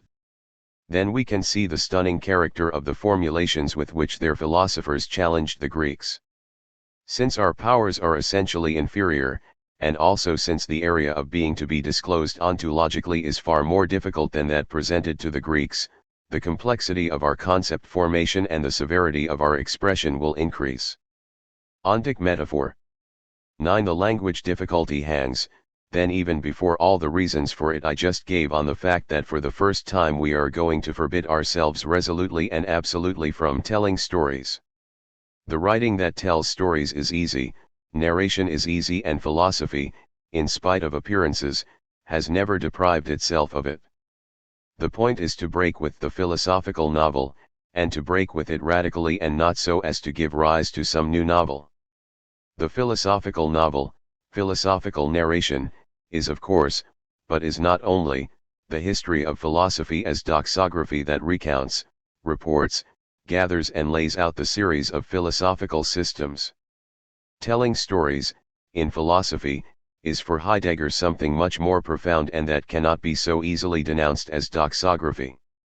The novelesque from which we must awaken is philosophy itself as metaphysics and as ontotheology. What does this mean? And why, at the very moment at which historicity must finally be taken absolutely seriously, must one stop telling stories? Why, at the moment when the question of history has the same dignity as and not merely a dignity equal to that of the question of being, must one stop telling stories?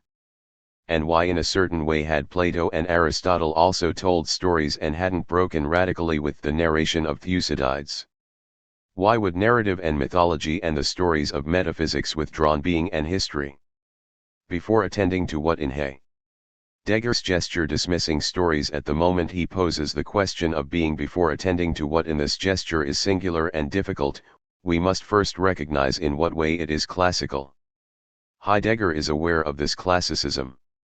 It turns out that each time in philosophy someone wanted to establish an ontology, or to renew ontology, they began by bidding farewell to stories.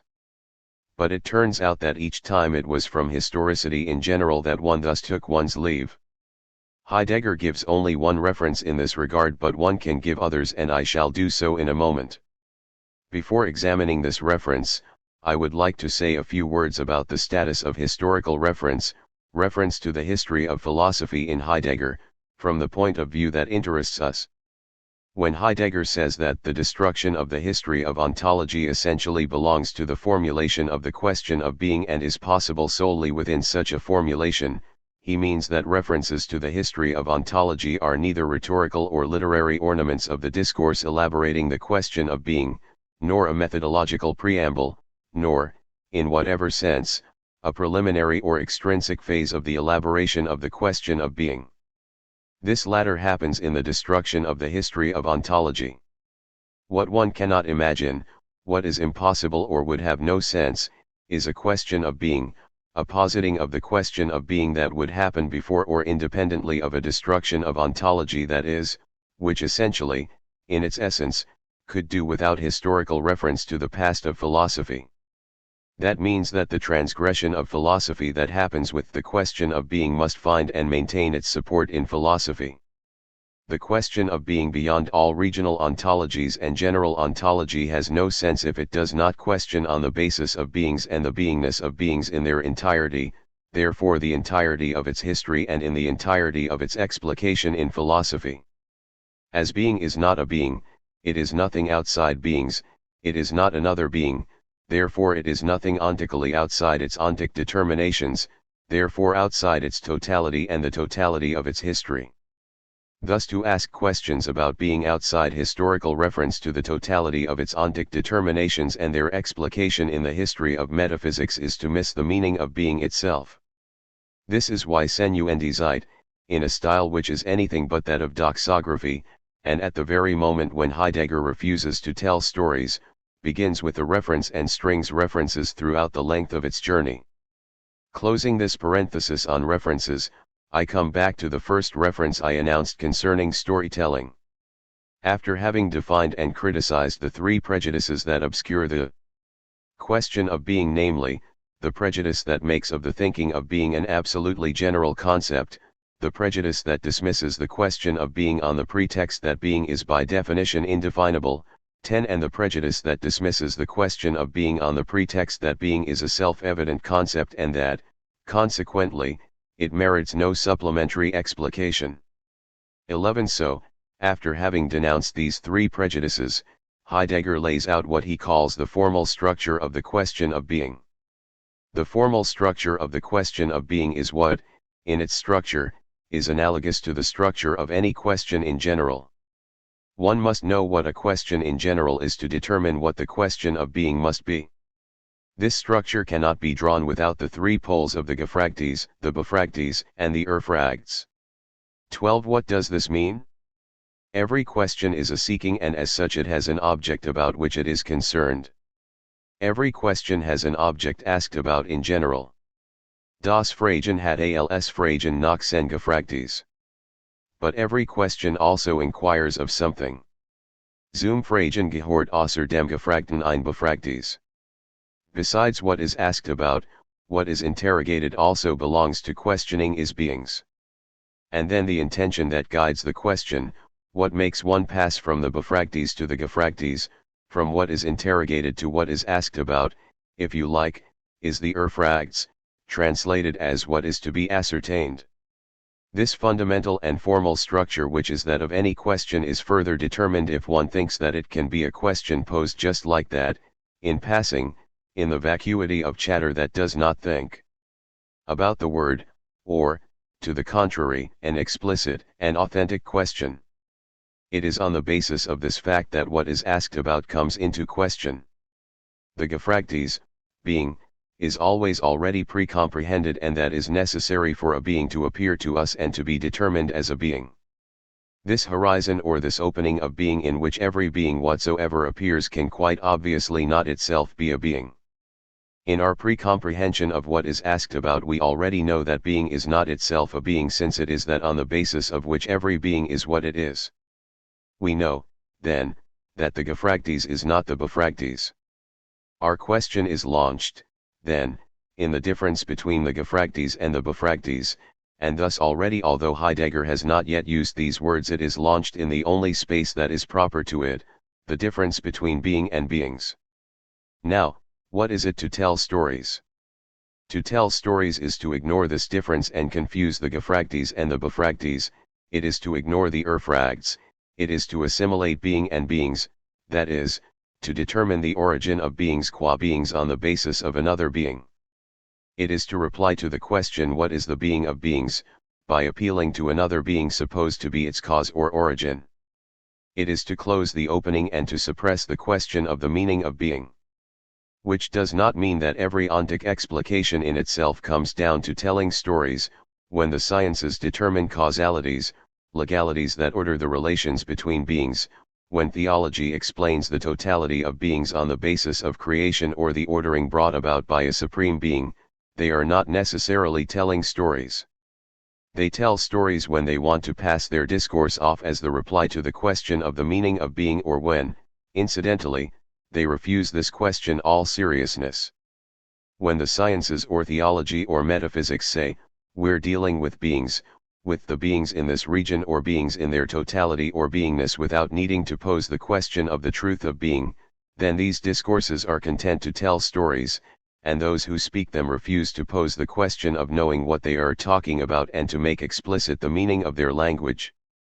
Whether this gesture be that of metaphysics, of theology, or of science, it is, at root, the very expression of obscurantism itself, of an obscurantism in which science is complicit with theology and metaphysics, that humanism which, as we shall see later, is always associated with this refusal of the question of being.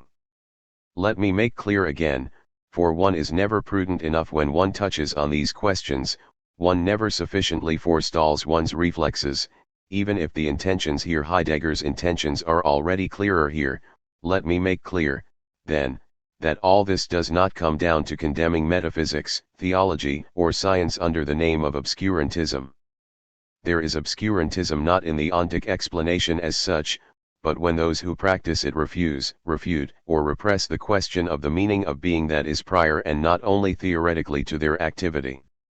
And it also goes without saying that of course the question of being is in no way a paralyzing reaction with regard to the progress of ontic research, whatever it be. Not only does it exercise no paralyzing reaction, but, of course, it is necessary to the movement of ontic research. It is all the more necessary as the question of the meaning of being in general, in that it is already necessary as a determinate ontological question concerning this or that type of being as object of this or that science.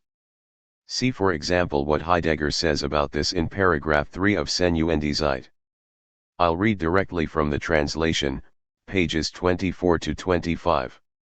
13 *. The real movement of the sciences takes place in the revision of these basic concepts, a revision which is more or less radical and lucid with regard to itself.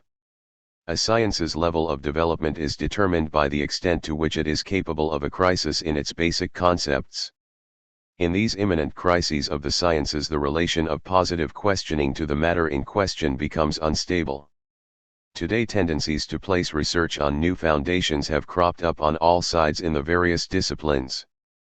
The discipline which is seemingly the strictest and most securely structured, mathematics, has experienced a crisis in its foundations. The controversy between formalism and intuitionism centers on obtaining and securing primary access to what should be the object of this science. Telling stories, then, that is, giving oneself over to a mythological discourse, is something one tried to renounce for the first time in philosophy precisely at the moment when the problem of being announced itself as such. Heidegger does not multiply references, he merely cites this first time when storytelling was dismissed in the face of the problem of being. This is Plato's Sophist. Paragraph 2. The first philosophical step in understanding the problem of being consists in avoiding the muthontina digesthai, that is, not determining beings as beings by tracing them back in their origins to another being as if being had the character of a possible being. As gefragti, being thus requires its own kind of demonstration which is essentially different from the discovery of beings. This is Heidegger's second reference to the Sophist in the space of 3 pages. The first is the epigraph to Senuendizeit. Read the Greek and the translation in the German text. De longarhos humis mentata gignoscit, hemis de proteo humenumtha, non de poreka men. Den offenbarheid doch schon lang mit dem Vertraut, was eigentlich meint, wenn den Ausdruck gebraucht, wir jedoch glaubten es uns zwar zu verstehen, jetzt aber sind wir in Verlegenheit gekommen. 14. Now precisely this passage on the aporia comes up a brief moment after the passage on the Muthon die Geisthai. It is starting from the moment when one gives up, when the stranger in the Sophist and his interlocutors give up on telling stories, that they enter into the aporia of being, that they broach the real difficulties. What is going on here? Heidegger does not explain his reference, he quotes the Platonic expression, gives the idiomatic German equivalent, and that is all. But I think it would be a good idea to dwell a little on the Sophist to understand clearly what is at stake in this problem. After the refutation of Parmenides and the parricide, the stranger mentions those who carelessly plan to determine how many beings there are and what they are. And this is the beginning of a little history of philosophy. Every one of them seems to tell us a story, as if we were children.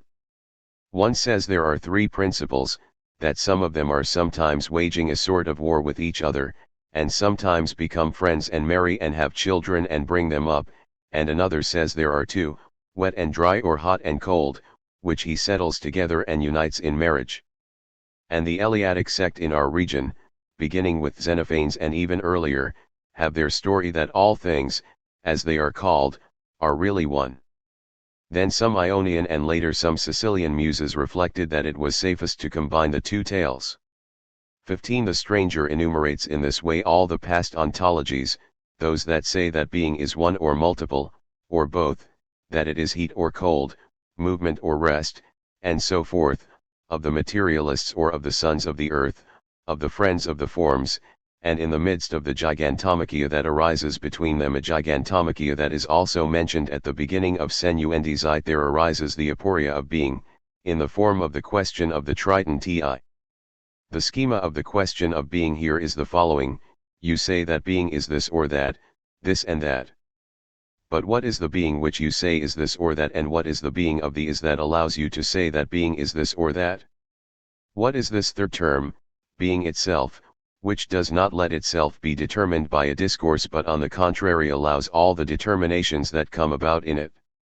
To stop telling stories, you must stop replying to the question what is being, in the form of there is being as movement, there is being as rest, there is being as sensory matter, there is being as eidos. A schema analogous to that of Theaetetus on science. Telling scientific stories. We need, then, a minimal and austere answer to the question, what is being?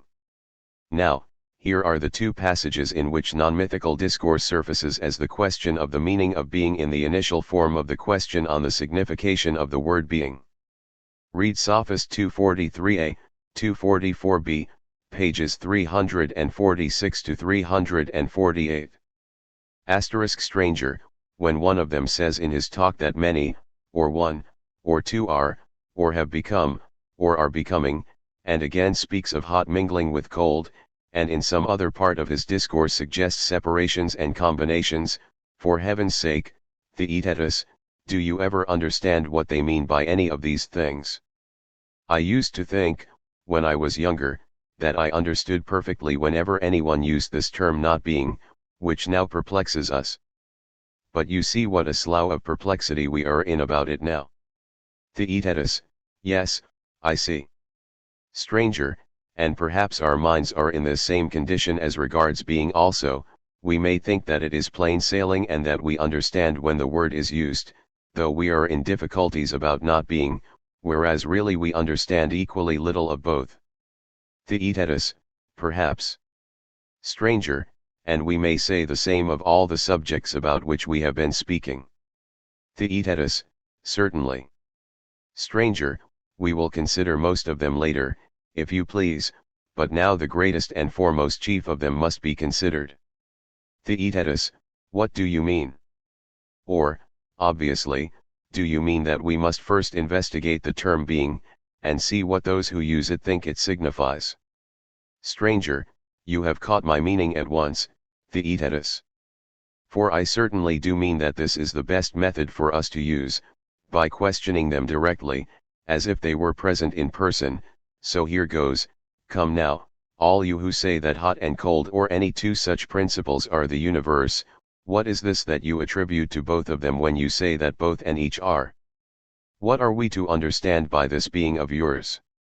Is this a third principle besides those two others, and shall we suppose that the universe is three, and not two any longer, according to your doctrine? For surely when you call one only of the two being, you do not mean that both of them equally are, for in both cases they would pretty certainly be one and not two. Theaetetus, true. Stranger, well, then, do you wish to call both of them together being? Theaetetus, perhaps. Stranger, but, friends, we will say, even in that way you would very clearly be saying that the two are one. Theaetetus, you are perfectly right. Stranger, then since we are in perplexity, do you tell us plainly what you wish to designate when you say being?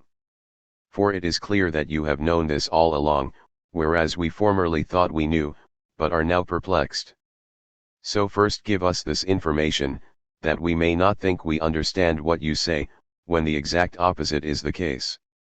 If we speak in this way and make this request of them and of all who say that the universe is more than one, shall we, my boy, be doing anything improper?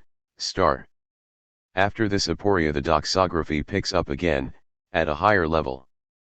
And then we see file past the unitarist and materialist doctrines, those of the friends of the forms, the partisans of movement and of rest, and to these naive ontologies that are still telling stories, the same question is posed, that of the Triton TI at 250b.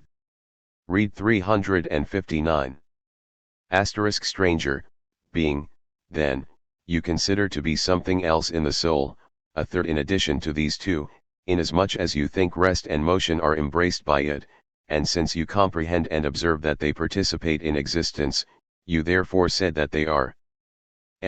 Asterisk being is other than the determinations of the onta. Which does not mean that it is another on. And one must become conscious of this alderity, which is not a difference between onta, in order to transgress mythology when one asks what is the origin of beings in their being. This is the condition for ceasing to speak as if we were children. Adult philosophical discourse, then, presupposes that one takes seriously the question of being. And it is remarkable, let it be said in parentheses dedicated to Georges Laposada, 16, that in all the philosophical discourses that may have presented themselves as radically new, one finds an explicit allusion to a childhood left behind. Why the value of philosophical discourse is spontaneously measured by the yardstick of adult maturity is a question to which it is not so easy to reply seriously. Why, fundamentally, is an adult's discourse better than a child's discourse? And why would philosophy make common cause with maturity?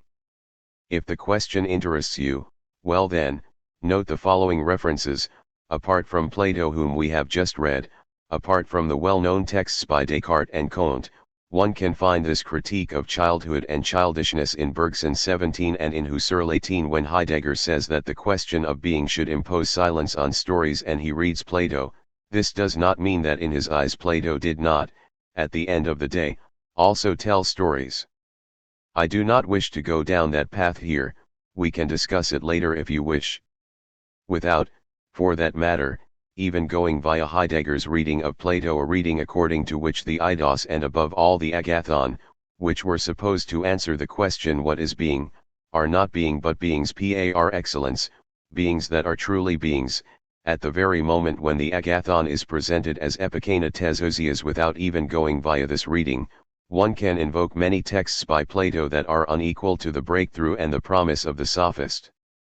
Very remarkable in this respect is the Timaeus, in which, when it comes to explaining the origin of the world, the origin of the beings that appear to us, the origin of the ordered system of phenomena, Timaeus, responding to Socrates, who was asking for a true story at last, and not a muthon, announces that, when it is a question of the origin of beings, a philosophical discourse adequate to the question is impossible, a true and exact discourse is impossible, and one must be content to recite.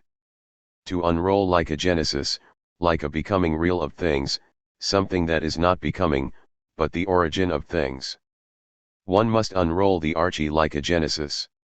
One must produce a discourse, a narrative in terms of becoming, in what is already there, already born, even though one would need to speak of the origin and of the birth of the world. This, he says, is because both I who speak and you who judge are but human creatures, so that it becomes us to accept the likely account of these matters and forbear to search beyond it. 19. A resignation that can also be interpreted as the principle of an ironic answer to the question of being, in Heidegger's sense the question of the origin of beings in their being. Basically, Timaeus seems to be saying that it is pointless to want to say anything about being that concerns it itself. On the subject of being, which in itself is nothing, one can only tell stories, that is, ontic or worldly discourses. One can only. We are only human, he says, which means that those who would like to proffer a philosophical and not anthropological discourse about being and the origin of beingness deceive themselves and rave even more than those who are content with plausible stories, with good myths. That is, with science, for it is science, the content of scientific knowledge, that Timaeus is unfolding in this dialogue. It is true that this resignation to the plausible myth is not the only intention of this passage from the Timaeus. There is also, briefly suggested, the theme of an esotericism, an outcome that contradicts it a little. One must content oneself with the plausible myth here, ontic narratives, Heidegger would say, when one does not have the rare luck, possibility, or merit to gain access to the origin of the world of beings in their being. Now to discover the Maker and Father of this universe were a task indeed, and having discovered him, to declare him unto all men were a thing impossible. Telling stories in the sense we are now giving to that expression is thus a necessity when one is addressing everybody. It is an expository necessity when the philosopher chosen by God, or the philosopher with the patient eye of the eagle, or in any case the philosopher who has broken with the natural attitude and non-philosophy, wants to transmit the question of the origin to those who do not yet have access to it. Necessity of the ontic metaphor. This is not, by this comparison with the Timaeus, to transform the question of being or of the origin of beings and of their being into a question of initiation, and to transform Heidegger's thought into a gnosis. To the contrary, the possibility of acceding to the question of being beyond the natural attitude, naive sciences, and even critical but regional ontologies, is the most radically universal. But it is first of all a possibility that can only be made explicit in a break with the natural language and attitude. So, rather than play on this similarity to help you understand this break, and by comparison, rather than invoking Husserl who would have us understand it within the horizon of a transcendental idealism, I would rather refer once again to Hegel. Hegel tries to have us understand what he means by the unity of being and pure nothingness. This proposition that being is nothingness appears to be contradictory to common sense, which cannot understand it, which cannot understand it because it cannot think being outside all determination, outside this or that. The passage to the thinking of pure being, which is a break with determination in general, and which makes us understand that being no being in particular, is nothing, this passage to the thinking of being as a thinking of nothingness is the beginning of philosophical knowledge, and presupposes a break with the attitude of natural consciousness or scientific consciousness, which is also a natural consciousness imprisoned in determination. Faced with the incomprehension of natural consciousness, there is nothing further to be said than this, namely that philosophical knowledge is indeed of a different sort from the kind of knowledge one is accustomed to in ordinary life, as it also is from what reigns in other sciences. Hegel seems, then, to determine the difference between natural, common, or scientific knowledge, and philosophical knowledge, between the thinking of determinate beings and the thinking of pure being as nothingness. Hegel seems to determine this difference as a difference that is a break, a difference that can be overcome only by a violent movement of conversion. But at the same time, in what immediately follows in the same text, Hegel shows that what natural knowledge claims it does not understand, namely, pure being, it has always already understood, that it has an infinite number of representations of the unity of pure being and pure nothingness, and that, each time that thinking determines, it has already thought the being of determinate beings. It has thought it without thinking it, but in order to think what it has thought, it suffices that it reflect and make explicit what it has always already done qua determining thinking. In other words, the conversion, or the break that supposedly moves us from the naive knowledge of the determination to the philosophical knowledge of pure being, this conversion is an explication. The difference between difference as break and difference as interval of explication, the difference between difference as break and difference as explication, is according to Hegel a false difference, an indifferent difference, and the problem connected with it we would still need to understand why is a false problem. You see, in any case, from the Timaeus to Heidegger, what can be meant by the secret of the question of being that one cannot share with those who do not have access to it, without running the risk, in traversing the language common to natural consciousness and philosophical consciousness, of telling stories. And yet nothing is less secret than the secret. Nothing is more widely shared.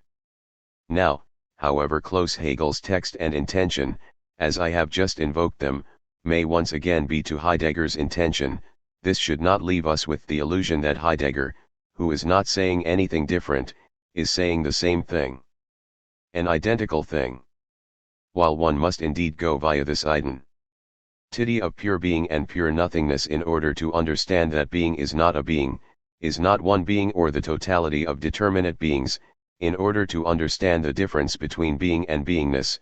For Heidegger, being is however not merely non-beingness, or rather indeterminate beings, it is not only indetermination, indeterminacy, and if the expression pure being is not Heideggerian, this is not by chance. Being, once again, is not for Heidegger the abstract poverty of an empty concept preceding possible experience and beings, it is concrete and the presence of the present. The question of being, says Heidegger in paragraph 3 of Senuendizeit, is the most basic and the most concrete. So much so that Hegel's proposition of the identity of pure nothingness and pure being, however necessary it may be, is still a preliminary proposition, an ontic and metaphysical proposition, which negatively pronounces being to be indeterminate beingness. That Hegel's proposition should be in Heidegger's eyes a metaphysical or ontic proposition, still blind to the truth of being, is what appears in Was ist Metaphysik, the guiding thread of which is the question of nothingness, and anxiety as the fundamental experience of nothingness. In Was ist Metaphysik? Heidegger writes this cursory historical recollection shows the nothing as the counter-concept to that which properly is, i.e., as its negation. But if the nothing somehow does become a problem, then this opposition does not merely undergo a somewhat clearer determination, rather, it awakens for the first time the proper formulation of the metaphysical question concerning the being of beings. The nothing does not remain the indeterminate opposite of beings but unveils itself as belonging to the being of beings. Pure being and pure nothing therefore are the same. This proposition of Hegel's 20 is correct. Being and the nothing do belong together, not because both from the point of view of the Hegelian concept of thought agree in their indeterminateness and immediacy, but rather because being itself is essentially finite and manifests itself only in the transcendence of a Dasein that is held out into the nothing.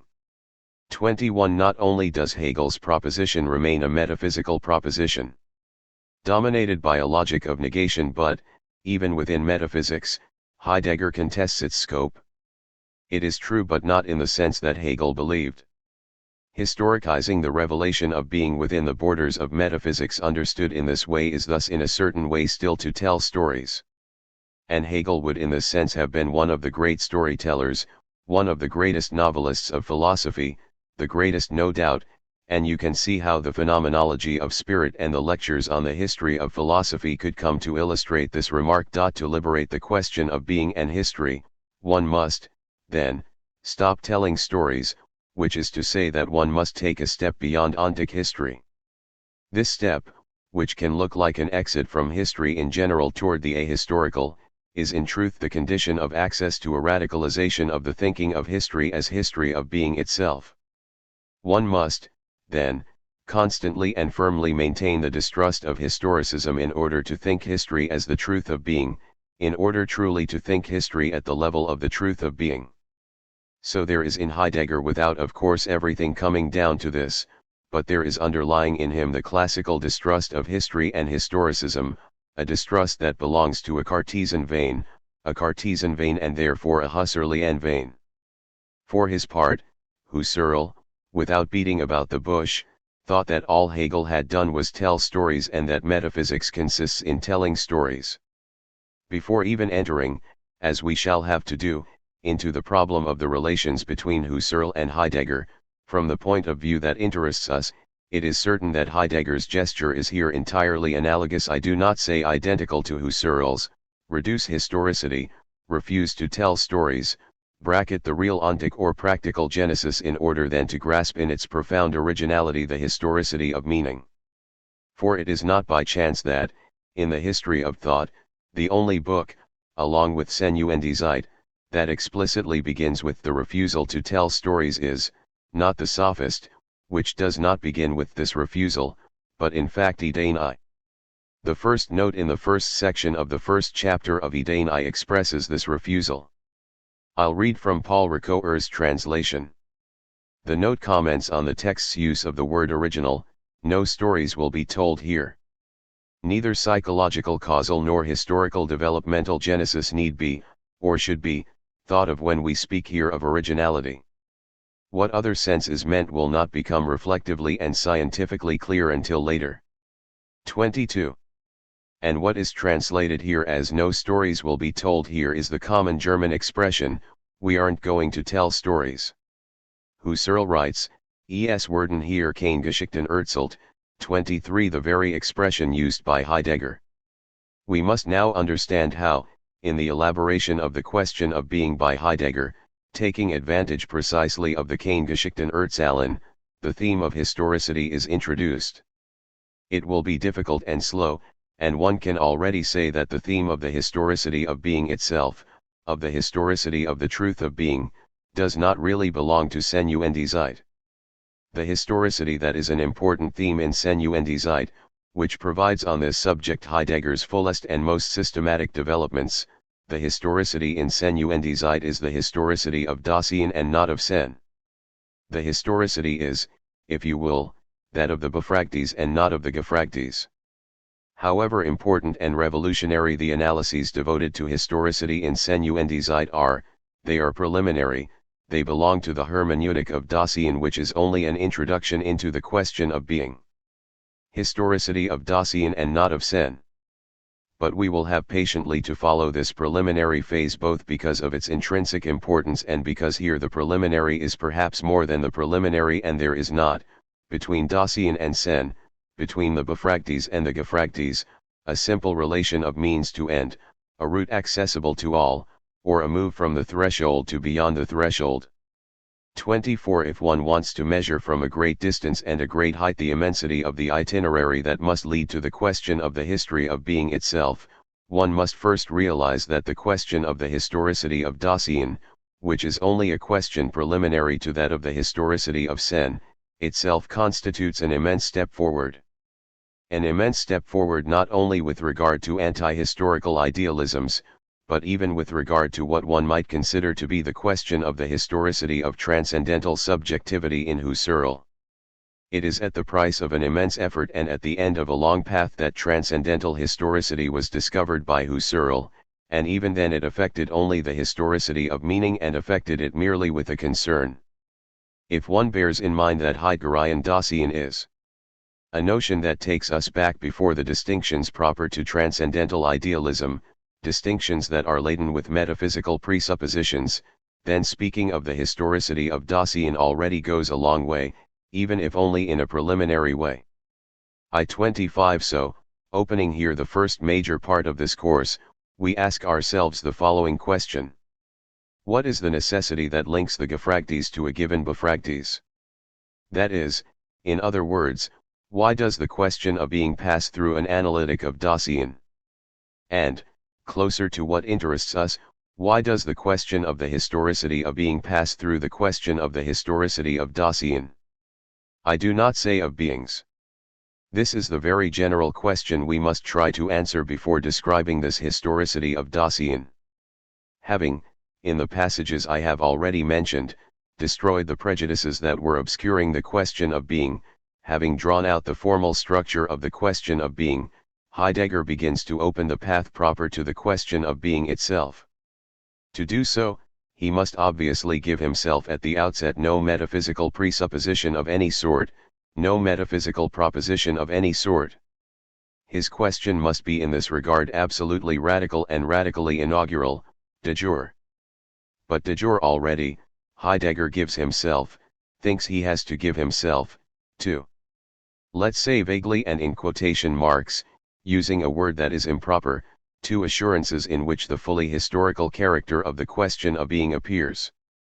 As always happens, what a question that is absolutely radical when it is historical in its radically must give itself, that is, the two assurances that I have just announced it gives to itself in the form of an already, or rather of an always already. And we would have to meditate on the grammatico-philosophical meaning and function of this expression always already. The signification of always already is the historical translation, or rather the historical foundation of the signification a priori.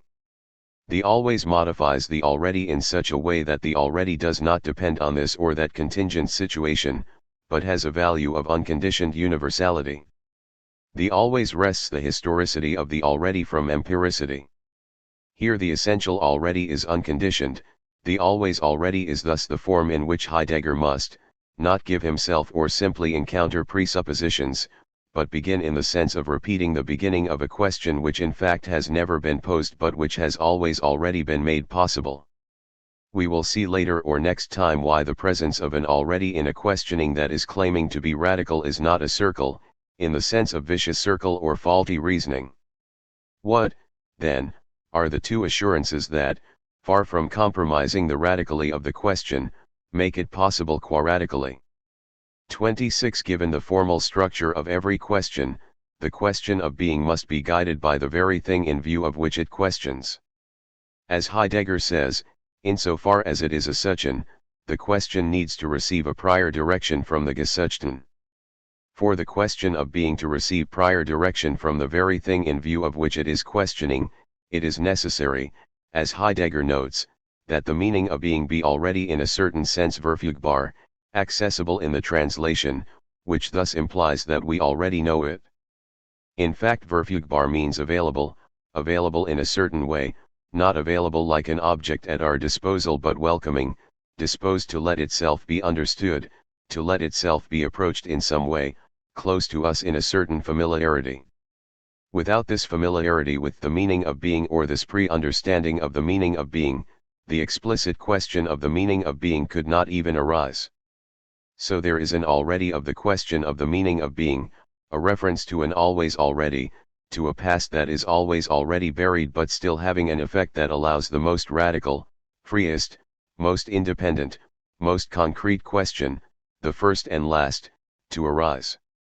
The weight of the already in the originary signifies already the absolute and originary his. Toricity of the question of being, signifies that the question of being is fully and originarily and through historical. the pre-understanding or the familiarity of the meaning of being that guides our question as soon as it arises. This familiarity is a fact, but of course a fact that is unique of its kind. We could fix the originality and uniqueness of this factum according to two themes. But to do so, I must translate a few lines from Heidegger, on which I shall rely subsequently, p. 5 of 2. As a seeking, questioning needs prior guidance from what it seeks. The meaning of being must therefore already be available to us in a certain way. We intimated that we are always already involved in an understanding of being. From this grows the explicit question of the meaning of being and the tendency toward its concept. We do not know what being means. But already when we ask, was ist Sein, what is being, we stand in an understanding of the is without being able to determine conceptually what the is means. We do not even know the horizon upon which we are supposed to grasp and pin down the meaning. And apropos the transcendental horizon, the transcendental meant there does not pertain to subjective consciousness, instead, it is determined by the existential ecstatic temporality of being there, and so forth. I continue the translation I had begun. This translation average and vague understanding of being is a fact. And a little later, what is sought in the question of being is not completely unfamiliar, although it is at first totally ungraspable. I announced that the originality of this factum enveloped in the question of being could give rise to two determinations. It is always obvious that our pre-comprehension of the meaning of being is not a fact among others, is not a contingent or empirical fact, for the good reason that the content of this fact is access to the meaning of being itself, which will subsequently allow the determination in general of any fact in general. Understanding, even confusedly, the signification of the word being, is an absolutely irreducible factum, out of reach for any determinate science, for any science of fact, in particular for the sciences most hungry for that flesh, namely, the human sciences, for example, all the sciences of the psyche, whatever their style, or a philology or a linguistics, and so on, and to the extent that the very exercise of their scientific activity and all the scientific determinations and all the propositions that they could produce presuppose as the ground of their validity, as the source of their value, the very thing that they would like to account for, namely, the understanding of the meaning of being, since all their explanatory propositions naively appeal to it. Naturally, this does not mean, as one might a bit stupidly be tempted to think would crush Heidegger, that the desire that moves these sciences, being deprived of the essential thing, namely, of accounting for the meaning of the signification being, would be deprived of everything. That does not mean, then, that all the activity mobilized by scientific desire would be vain or sterile. Quite the contrary, it can be very fruitful. It is fecundity itself, and it is necessary and legitimate. All the philological, linguistic, grammatical exploration throwing itself into an assault on the word be is an indispensable task, even if one can say a priori that it will ultimately run out of breath before the very meaning of being, not out of impotence or some limit of the rationality that animates it, out of some irrationality, but because the meaning of being is the very thing that allows it to speak, to form any proposition. It is therefore the origin and the possibility of its desire for science and research, and if the scientist happened to question as to this ultimate origin and the dawn of his desire, then his question would no longer be simply scientific, without for all that becoming anti-scientific. On the contrary, the anticipation of this limit, which has nothing negative about it and must even be the most positive stimulant of science, and the neo-scientists by profession who refuse to ask themselves about the foundations of science, on the pretext that those foundations mean going back before science and that therefore they are non-scientific, on the pretext that they run the risk of a crisis of science, those neo-scientists are obviously the first to betray the demand of science. The authentic demand of science ought to allow one to distinguish between the pre-scientific as foundation of science and the pre-scientific as irrationality of the illiterate and fearful stuttering. The factum from which we are starting and which we are speaking about is determined by Heidegger as a phenomenon of language, and it is not by chance if the pre-comprehension of the meaning of being is first presented as a pre-comprehension of the signification of the word being. The pre-comprehension of the sin is illustrated and even demonstrated by the pre-comprehension of the Bedeutung of the is in the sentence. Heidegger indeed says, we do not know what being means.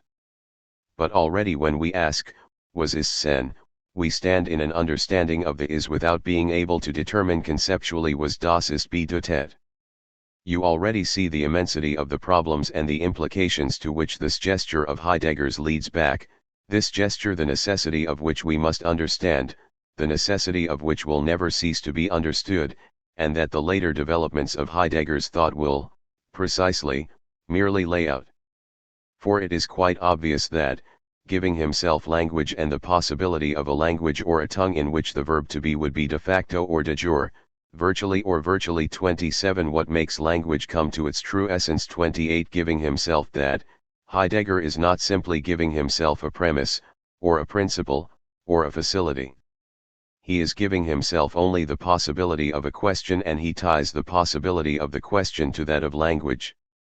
That is a right that one might wish to contest.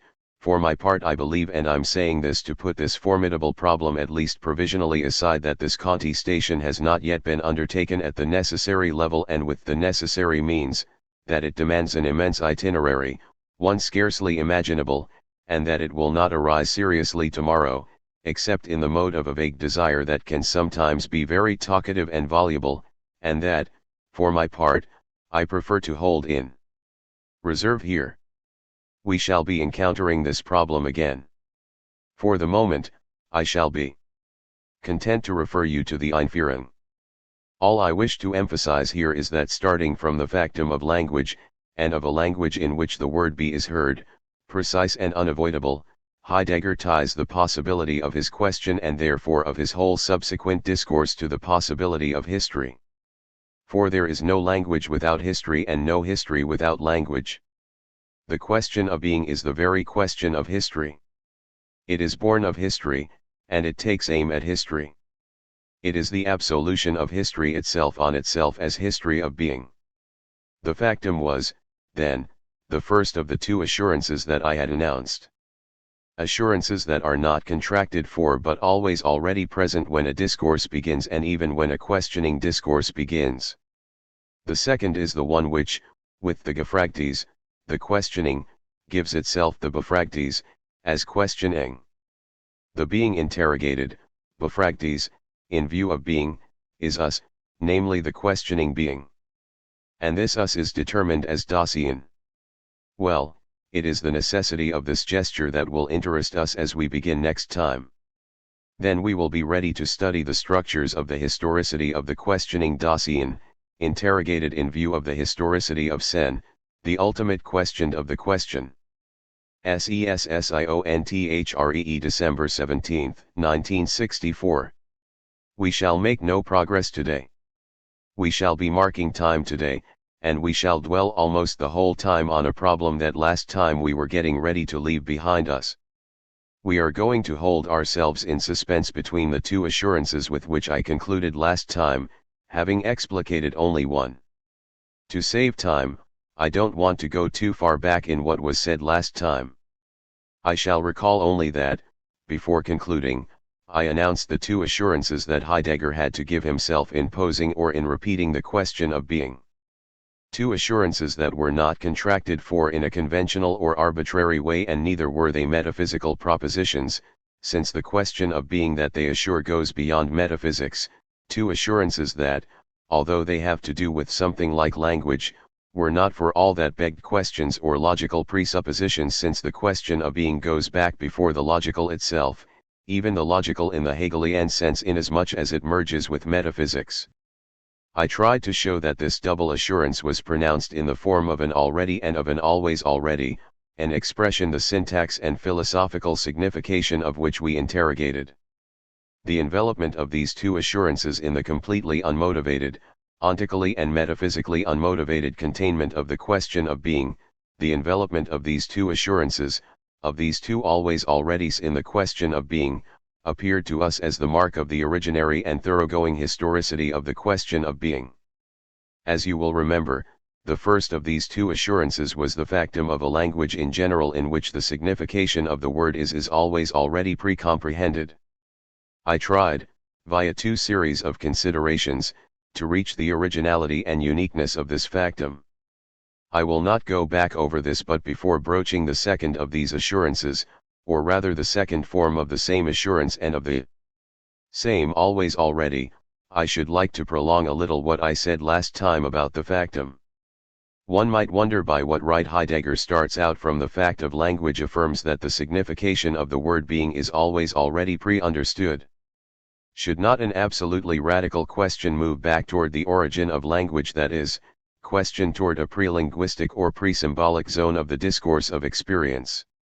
A way of proceeding that one might think is not only more radical than that of Heidegger, and thus shows up a certain subjection of Heidegger's gesture to a metaphysics of the logos, a metaphysics that would be vulnerable to some aggression or gesture of destruction, precisely.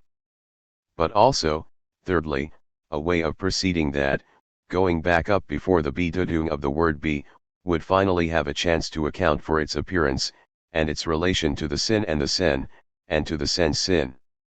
If I have suggested some possible questions in the form of possible objections to Heidegger, this is of course and out of a certain respect for the text to give to Heidegger not even the opportunity to respond to them yet, but first of all the opportunity to show that these questions are precisely his questions. How would Heidegger show this? One might reply to this question in two moments. One, the moment of pure formality. Before even determining it as the question of being, the question in general whose framework, whose formal structure, you will remember, Heidegger begins by sketching out, the question in general cannot arise before language in general. To object to Heidegger's procedure that it gives itself too much too soon, is to ask a question of it, or is even already to reply to a question which, itself, can appear only in this ether of language in which, precisely, Heidegger's question is being reproached with taking its breath too soon. The possibility of the question in general does not give itself language, it opens it purely and simply. However little it gives itself, even if it gives itself nothing, that nothing does not exclude the less than nothing that is here the opening of the question. To ask a question of Heidegger's question in that it envelopes language is to concede that he is right. However, one should not understand this schema in its formal logical value. The point is not simply to say, anyone who reproaches Heidegger with presupposing language in his question of being is also speaking, and, in asking a question of Heidegger's question, in asking Heidegger where does language come from, also gives language to himself, so that the only way to destroy here or to shake up Heidegger's question would consist not simply in a violence. The only way to destroy or shake up Heidegger's question here would consist not simply in a violence of words that would destroy itself as speech proffering being, but in distinguishing it from violence, what I would call the brutality, muteness, and deafness of a library burner or a thought strangler pushing his brutish rage to the point of not knowing what a library is and that it is a library that he is burning, confusing it with a pastry shop or the Eiffel Tower or something. And, after all, the explication of the question of being would be helpless before a phenomenon as natural as this brutality, a brutality I have evoked only grossly and in caricature, but the like of which one could find in events that have the external form of speech or writing. To know, we are not just dealing with such a formal logical schema. But to pass beyond logical and discursive formality here, we have to take into consideration the fact that we are dealing with the question of being, and that this question of being is not a question among others, a question coming, as an example, to illustrate the general formal structure of the question in general. Indeed, the schema I have just rapidly described would be valid as a formal logical schema for any question. Any question implies language, therefore no question can a fortiori arise as an objective question with regard to this implication, since, de facto, it would itself make the mistake that it was trying to denounce. If one remained with this formality, it would be easy to show that one does not need to make intrinsic reference to language to pose questions concerning beings or forms of being that have nothing to do with language, that is, the totality of beings into which language has not yet emerged. In this case again, at the level of formality, one might think that there are questions where the Gefragtes is not language, is not a being of language, that this Gephragtes is in fact anterior to language, and thus that the question concerning it, the fridge of this Gephragtes, comes first with regard to the question of being, and consequently that on the basis of this instance, one has the right to object to Heidegger's question of being without logical self-contradiction, without incoherence. And one has the right because one is staying precisely in the sphere of the formal, that is, in a sphere in which one is speaking only in general of the formal structures of the question in general, without yet distinguishing between ontic question and question of being, where the originality of the Gephragtes has not yet been taken into consideration. As long as one remains there, the questions concerning physics, mineralogy, the structure of the plant, of affect, of protozoa, the silence of infinite spaces, or any other question of this type, these questions have an ontic anteriority over the question of being, over the explicit question of being, and one can address questions to this latter about its ontic origin. Which, be it said in passing, confirms the already and the historicity of the question of being. But from the moment that the question of being is recognized and one sees that it is no longer a sample among others of this formal structure of the question in general, then everything changes. Everything changes because one realizes that the presupposition of language in the question of being has a meaning it has in no other case, and that, if the question of being is an example of the question in general in its formal structure, it is an example not in the sense of an indifferent sample, but of the teleological exemplar that reveals to the question in general its origin, its model, and its horizon. It is in this sense that the question of being would be exemplary. Exemplary of the question. Exemplary not only in that it is presupposed by every question on beings not linked to language, when one wonders what physical beings or psychological beings are, perhaps at the level of pre-logical affect, I must know what I mean in asking what it is and in wanting to respect it as what it is, but exemplary too through the type of link it has to language. For indeed, although every question other than the question of being necessarily has language as its element, it is not intrinsically and totally linked to language. The object of the question, beings, exist in their meaning independently of the Bedeutung. Is it the same with being and the question of being? By replying to this question one departs from the purely formal problematic of the question in general, and one justifies the assurance enveloped by the question, namely, that one has always pre-comprehended not the sin but precisely the Bedeutung of the word be. Heidegger does not really reply to this question in Senuendizeit. Setting off from the pre-comprehension of the signification of the word being, he concludes that this pre-comprehension must be guided by a meaning that must be made explicit, and he looks for what type of being one must address oneself to, what type of being must be interrogated to develop this question. And this is the analytic of Dasein to which we shall be returning in a moment.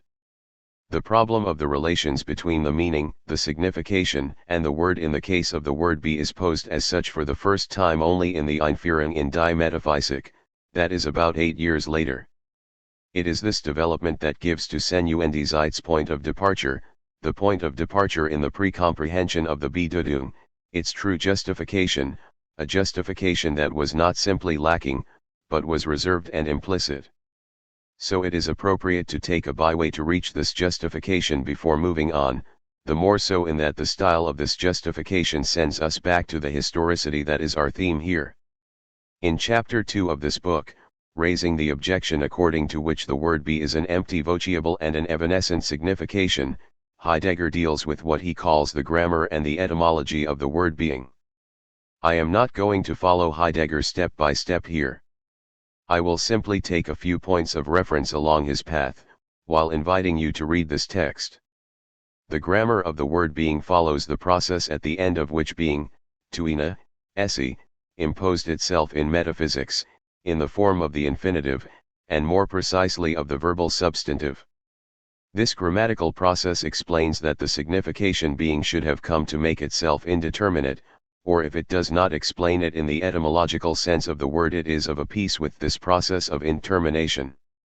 A process of indetermination that one could not fail to be tempted to understand as a process of conceptualization, as the genesis of a concept, of the concept that is the most abstract and poorest in comprehension, that is the broadest in extension.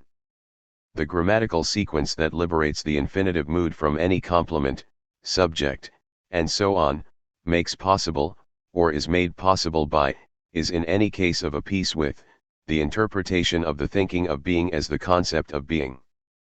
This was the first of the prejudices, as you remember, denounced by Heidegger. Next, the expression sen is not only an infinitive but a verbal substantive, an infinitive preceded like every substantive by a definite article. The passage to the substantive and to substantivity, that is ontologico-grammatically to substantiality, this passage, to use Heidegger's expression, consolidates as it were the void that inhabits the infinitive. It consolidates it and makes it into something. It organizes the ontic limitation in a substantialist guise. Since one says to Ina, das Sen, el etre, being must be something, a being, another being, a hidden or superior being, and so on. The conceptual dissimulation of the thinking of being, a dissimulation that was already an ontic dissimulation, was produced through infinitization. The ontic dissimulation as such of the thinking of being is produced in the substantivation of the verb, as it appears in Greek, in German, and in French, whereas the two forms of the same dissimulation are joined powerfully and indissociably in English, where one cannot put the article in front of the be of to be, and where one must say being for être, such that they dared, in the only translation that exists in that language, to translate senuendi Zeit as being and time. Should we abandon a grammatical form that is so threatening for the right thinking of being, a thinking that is neither a concept nor a thinking of a being? Heidegger pretends to think so, but only in order to show that simply renouncing this form, simply erasing this word that the verbal substantive is, would obscure the problem still further.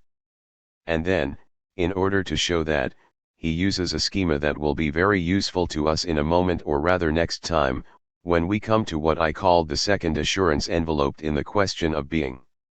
The schema is as follows: what would happen if, giving up on the grammatical form of the verbal substantive in philosophical discourse, we had to limit ourselves to the other forms?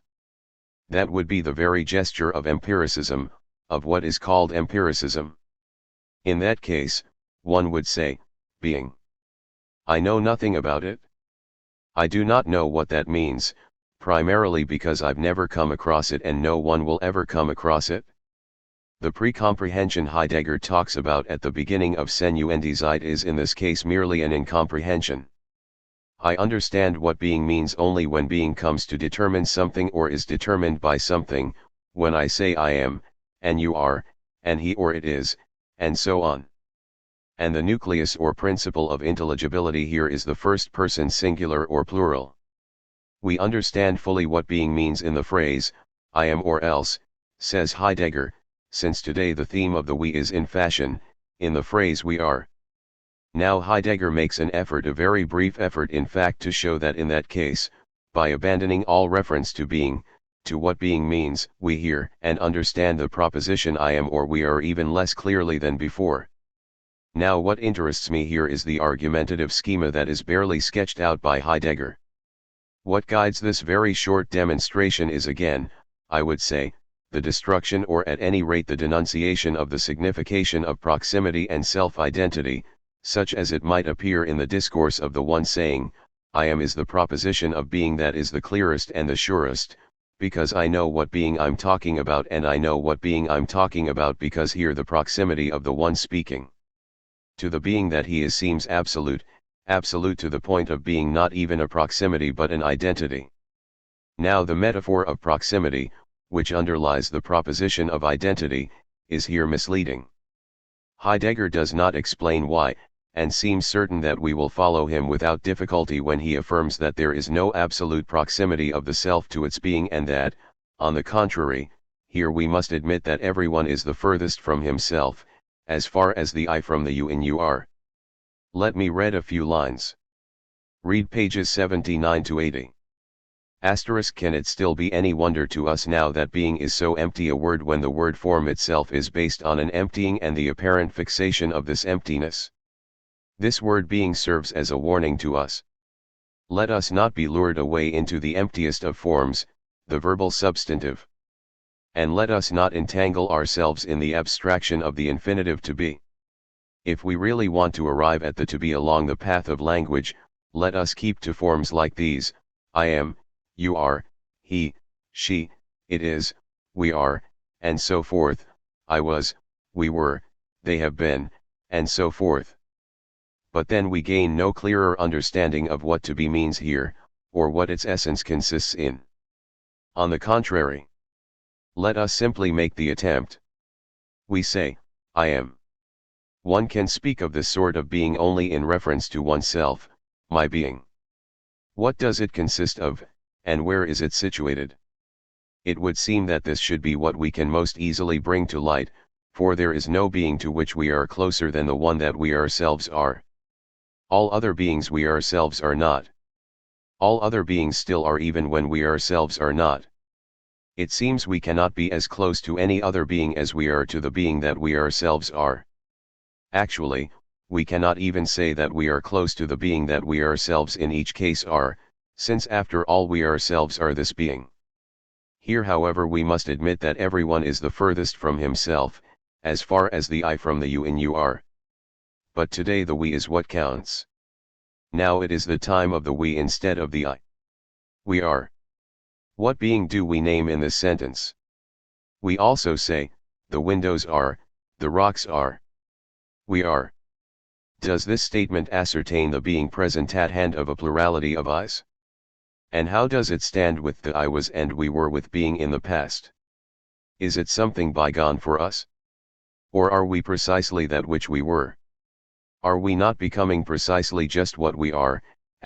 What appears here in particular is the proximity, and very specifically that proximity of self to self which is trying to state itself in the cogito or the ego sum, a proximity that, in the form of absolute proximity that is, of self-identity grounds the signification of every other proximity having meaning and appearing only on the basis of a here that is, precisely, absolute proximity of self to self, identity of self to self.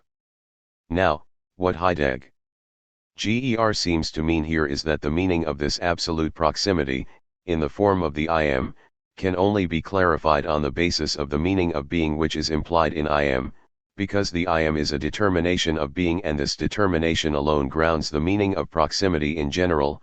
Only the thinking of being, only the relation to the meaning of being can announce to me in non-metaphysical fashion the meaning of proximity in general, what the near and the far mean in general. So long as being, the meaning of being implied in the proposition of absolute proximity that the I am is, so long as the meaning of being that is implied in it is not made explicit, the proposition of proximity does not have its proper meaning. That is to say, it is merely metaphysical. And the metaphysics that rests on the unquestioned evidence of the I am is also a metaphorics. And it is also an empiricism, since it is the gesture of empiricism to dissimulate the transcendental horizon on the basis of which the determined is determined, here wishing to hear being only in its determination as I am, you are, he is, and so on, or he is this or that, and so forth. And this conjunction of empiricism and metaphysics is not surprising. Kant and Husserl always criticized or limited with one and the same gesture metaphysics and empiricism. If the I am, for example, remains a metaphorical proposition, borrowing its proper meaning from a thinking of being which remains hidden or silenced, if the proximity stated in it is there stated in the form of metaphor, it follows that it is when one speaks of the proximity of being that one destroys the metaphor and by the same token thinks of propositions such as I am, and so on, as metaphors. The direction I'm indicating here, I believe, faithfully extends Heidegger's indication in the passage I read just now. Faithfully, because it allows us to understand, and that is perhaps its operational efficacy, what Heidegger means, not only when he chooses the strange expression Dasein, or the strange use he makes of it with regard to its conventional value in the German language, where it signifies simply existence, but also and especially what he means when, for example in the letter on humanism, he speaks several times of the proximity of being. Common sense which feeds on metaphor to such an extent that metaphor is the last thing it can recognize except when it presents itself spectacularly in rhetoric. Common sense would be tempted to hear the expression proximity of being as a nice metaphor or else as a dangerous metaphor, nice or dangerous because it would supposedly be modeled on the structure of other proximities that we believe we know well, the proximity of the neighbor, the proximity of the tool that is within my reach, the proximity of the future or the proximity of God spoken of by some believers. Common sense knows what near or far means. It knows that the proper meaning of these expressions refers to space, or already to an already spatialized time or, in any case, to a being in its relation to another being, a relation already thought metaphorically when we're dealing with non-spatial beings.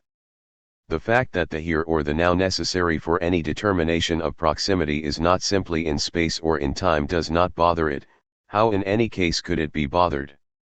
So when common sense hears talk of the proximity of being, it says, either being is a being and then one must know what it is for the expression to have a proper meaning, one must complete this incomplete expression, or else being is nothing, and then this expression is a pure and simple empty metaphor that must be clarified by something other than itself. And yet, we have seen that without a relation of familiarity, of neighborhood, or of proximity with being which is nothing, which is not a being but which is the meaning of the being, I could never understand the proposition of absolute proximity, the I am or the I am here or the now or the presence of the present. It is therefore in proximity to the proper meaning of being or the light of being that every other proximity is clarified. It is in the proximity of this nothing that being is that the proximity or the distance of every being comes about. What I've just said introduces us to a passage from the letter on humanism which I will translate rapidly. Yet being, what is being? It is it itself. Es ist es selbst. The thinking that is to come must learn to erfahren that and to say it. Being that is not God and not a cosmic ground. Being is essentially farther than all beings and is yet nearer to the human being than every being, be it a rock, a beast, a work of art, a machine, be it an angel or God. Being is the nearest. Das Sein ist das Nächste. Yet the near remains farthest from the human being. Human beings at first cling always already and only to beings. And if we follow the theme of this distant proximity throughout the letter, we see first of all that Heidegger calls it language itself. My translation. The one thing as Munier translates it thinking would like to attain and for the first time tries to articulate in Senuendizeit is something that is simple. As such, being remains mysterious. 3. The simple nearness of an unobtrusive prevailing. The nearness West translator of the Einführung translates West as Este from Esther and explains that this means realizes itself historically as essence, for without its model being given outside or before history, so Este, if you like, comes about, comes to Wesenheit as language itself. What does this mean, that the proximity of being is produced as language? Being is nothing, is not a being, it does not belong to the totality of beings. Its meaning can appear only if beings come to be declared as what they are in their being. But this does not mean that being belongs only to language in the sense in which one might speak of a linguistic being in a pejorative sense. A being that was only in and through the word would be nothing but a verbal phenomenon, and so it would not be being. The co-belonging of being and language to which we shall have to return forbids us from making the being of language dependent, as a simple character or power among others, on a being that might be called man, for example. So the essence of language must be rethought in the light of the meaning of being. In doing so, one will go beyond that philosophy of language that makes of language the original character of man. To the contrary, one will come 6 to determine man on the basis of language as language of being, and this is not a simple nuance or a simple logical inversion of the procedure. This inversion is hugely important since it liberates being from the ontic determination and it allows one no longer to tell stories, that is, no longer to think the question of being as the product, or the idea, or the character of a being already known, or that one believes one already knows, namely, man. Which would rule out the very possibility of a truth in general. I think the best thing here is to continue my translation. So, the nearness este as language itself. But language is not mere speech, insofar as we represent the latter at best as the unity of phoneme, melody, rhythm, and meaning.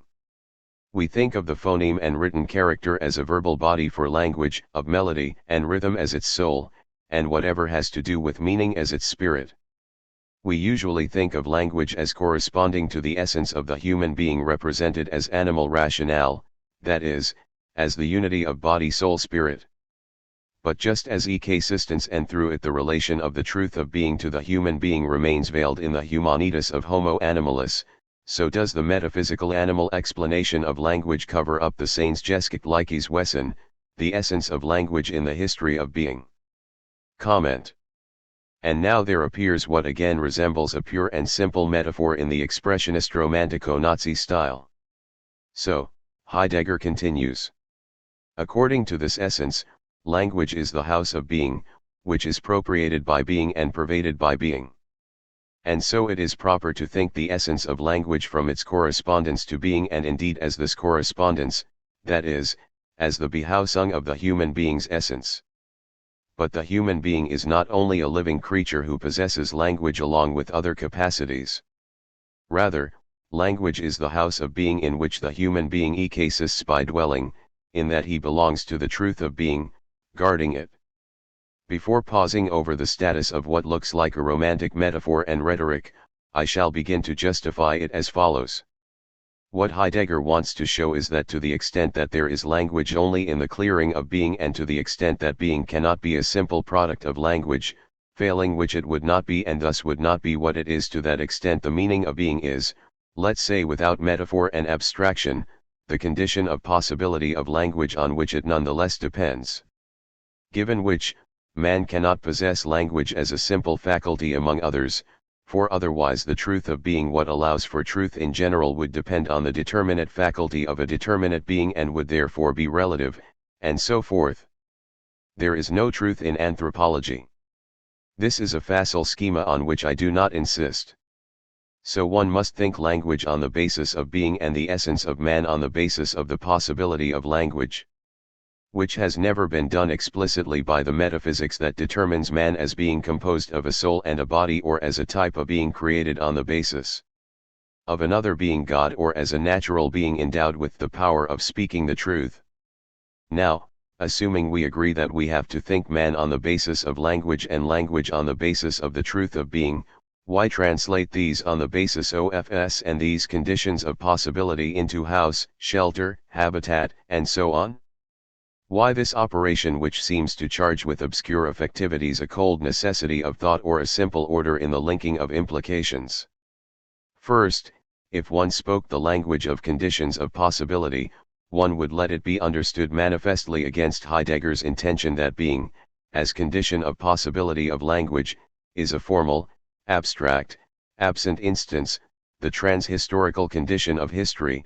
On this account, history would appear with language, but the condition of language would not be historical. But it is precisely the opposite that Heidegger wants to show. The same schema would hold for the relations of language and the essence of man. In saying of language that it is the condition of possibility of man, one would hypostasize the logos, a pre-human logos, God's logos, just as one would have hypostasized being just now by making of it a prehistorical being. In the same way, one cannot translate the order of significations in question into the language of chronology or logic, and the precedence of being and of language over the essence of man is not a chronological or logical anteriority, for this simple reason that there is no chronological or logical relation between logic, the logos, that makes possible a logic, and anything else at all. So one must speak another language that respects this relation of implication that binds together being, language, and man. A concrete and historical relation of implication in a sense of the historical that will become clearer as we proceed. In what way is this relation of implication more faithfully described as a relation of dwelling? To find out, we would have to determine the essence of dwelling. I am going to try to do so very schematically from the point of view that interests us, but also very deliberately in a non-Heideggerian language, in a language stripped of German philology and the pathos that always might seem shocking.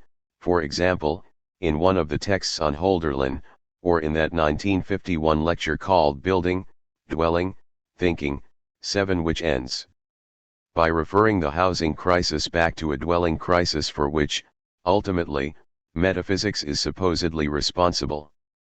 Read them if you like. We are going to speak in a different style. Because being is not a being, it appears only in language. It is in language. If language were to disappear, being and the difference between being and beings would also collapse. So language is the shelter of being, language guards being. This shelter is historical, that is to say it has not been constituted for all eternity, it is history itself, which is to say it is a constructed shelter, one that is constructed, assembled, a dwelling. But the dwelling is not only that, it is also the originary place, the here starting from which I measure my movements, I go out of my house, I stay in my house. But there would be no movement possible for me without reference to an originary place outside of which I am exposed. Without reference to the here of the house, exposure, the adventure, and the danger of going outside would themselves have no meaning. Of course, thinking the soul without the body is already to forget history, but to think, as with some modern philosophers, the here as being first of all that of my body, is perhaps also to give in to a metaphysics of the body upright and standing like a god, without origin other than itself, and to think outside any milieu. 8. The milieu opens here, it is originary, it is that in which one dwells, that within which man dwells, man prior to his being determined as animal rationale, body and soul, and so on. To dwell is not only to be in one's here in an entirely original fashion, as this in does not translate the being in of a thing in a box, to dwell is also to have the keep of one's house and what is stored in it, and to have the keep of this always already, that is the meaning of my relation to the house. Historiality is being in an always already, is to be unable to go back any earlier than the house, for to be born is to be born in a house, in a place that is arranged and ready before me, it is my originary here, qua here, that I did not choose but on the basis of which every explicit choice will make sense. Such is the relation that man has to language, and that language has to being. I will not insist. Heidegger says, then, but the human being is not only a living creature who possesses language along with other capacities.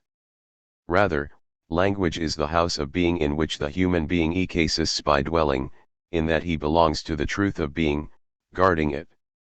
If, now, we reflect that movements of going out can determine ontic significations in truth only if their meaning is first fixed ontologically, then we will only find out what house and dwelling mean, in their proper sense, by meditating on the relation of man to language and of language to being.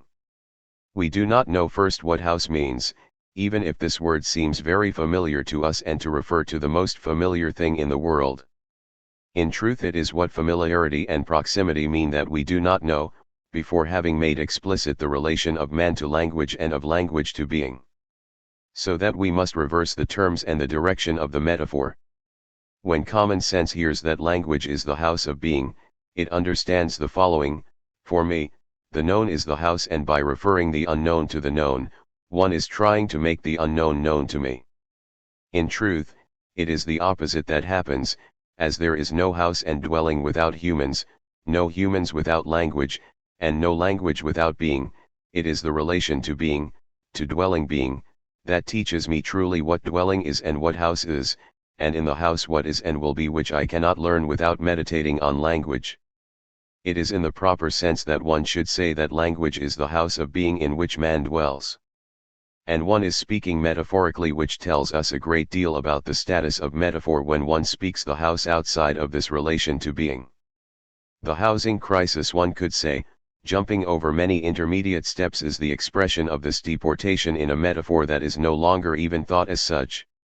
There is a metaphysical root to the housing crisis, in the historial sense in which Heidegger understands metaphysics, a historico-metaphysical root. Do not translate this as follows: Heidegger thinks it is enough to meditate on the relation to being to solve it, and that it is pointless in this regard to construct affordable housing or projects. You would be more naive than he is, and you would not have understood him. Before leaving this point, I will translate a few more lines from the letter on humanism, lines that we should now be in a position to understand appropriately. Thinking builds upon the house of being, the house in which the jointure of being, diffuge descends in its destinal unfolding, enjoins, verfugt, the essence of the human being in each case to dwell in the truth of being. This dwelling is the essence of being in the world. 9. What does being in mean? We supplement the expression being in right away with the phrase in the world, and are inclined to understand this being in as being in. With this term, the kind of being is named which is in something else, as water is in the glass, the dress is in the closet. By this in we mean the relation of being that two beings extended in space have to each other with regard to their location in that space. Water and glass, dress and closet, are both in space at a location in the same way.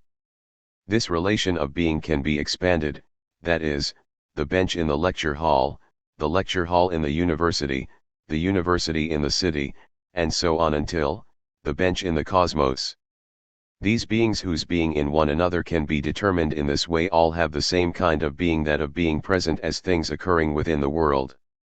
Being present in something objectively present and the being present together with something having the same kind of being are ontological characteristics which we call categorial. They belong to beings whose kind of being is unlike Dasein. In contrast, being in designates a constitution of being of Dasein, and is an existential. Thus, we cannot understand by this the objective presence of a corporeal thing in a being objectively present. Nor does the term being in designate a spatial in one another of two things objectively present, any more than the word in primordially means a spatial relation of this kind. In stems from in and dash, to live, habitare, to dwell. And means I am used to, familiar with, I take care of something. It has the meaning of Colorado in the sense of habito and diligo. We characterized this being to whom being in belongs in this meaning as the being which I myself always am. The expression ben is connected with be, ich ben means I dwell, I stay near. The world as something familiar in such and such a way. Being as the infinitive of I am, that is, understood as an existential, means to dwell near. To be familiar with. Being in is thus the formal existential expression of the being of Dasein which has the essential constitution of being in the world. Being together with the world, in the sense of being absorbed in the world, which must be further interpreted, is an existential which is grounded in being in asterisk. I continue. This dwelling is the essence of in der Welt sense. The reference in senuendizide to in sen as wohnen is not some etymologisk Spielerei. The same reference in the 1936 essay on Hölderlin's word, full of merit, yet poetically, man dwells upon this earth, 10 is not the adornment of a thinking that rescues itself from science by means of poetry. The talk about the house of being is not the transfer of the image house onto being. But one day we will, by thinking the essence of being in a way appropriate to its matter, more readily be able to think what house and dwelling are. And yet thinking never creates the house of being. And so on. If I have detained you so long in this detour, this is because here, on the basis of a privileged example, we can follow the operation that Heidegger is undertaking when he seems to be using metaphors, an operation which in the eyes of many is essentially alchemical or illusionistic or mystificatory, and which in truth is not even an operation. It is not even an operation because the point here is not to use metaphors as instruments of rhetoric but to return to the origin of metaphor or metaphoricity, and thus to think metaphor as such before it is seized upon by a rhetoric or a technique of expression. Here, as you saw, and the schema would show up again wherever Heidegger's language seems metaphorical, the proper meaning of the word house or the word dwelling is out of reach for a speaking that does not speak on the basis of the truth of being. When we think we know what we're saying when we say house every day in common and not poetic language, we are in metaphor. Now the thinking of the truth of being is to come, but to come as what was always already buried. It follows that metaphor is the forgetting of the proper and originary meaning. Metaphor does not occur in language as a rhetorical procedure, it is the beginning of language, of which the thinking of being is however the buried origin. One does not begin with the originary, that's the first word of the story. This means in particular that there is no chance, that there will never be any chance for those who might think of metaphor as a disguise of thought or of the truth of being. There will never be any chance of undressing or stripping down this naked thinking of being which was never naked and never will be. The proper meaning whose movement metaphor tries to follow without ever reaching or seeing it, this proper meaning has never been said or thought and will never be said or thought as such. We must not turn away from, but be wary of, the very opposition of proper meaning and meta. For if we are tempted to think them as the opposition of two terms, it is in rhetorical derivatives, in the deportation far away from the poetic or from thinking, it is in philosophy that this opposition hides its meaning by presenting itself as a bipolar operation. If one considers that metaphor is interminable and that it is the ontic covering over of the truth of being, that metaphoricity is the very essence of metaphysics, then one becomes aware that there is no possible overcoming, no Überwindung of metaphysics. If overcoming means overcoming, simple overcoming. And this is indeed what Heidegger often makes clear, particularly in the text entitled, precisely, Overcoming Metaphysics, in which one reads the following: above all, overcoming does not mean thrusting aside a discipline from the field of philosophical education. 11 Further on, metaphysics cannot be abolished like an opinion.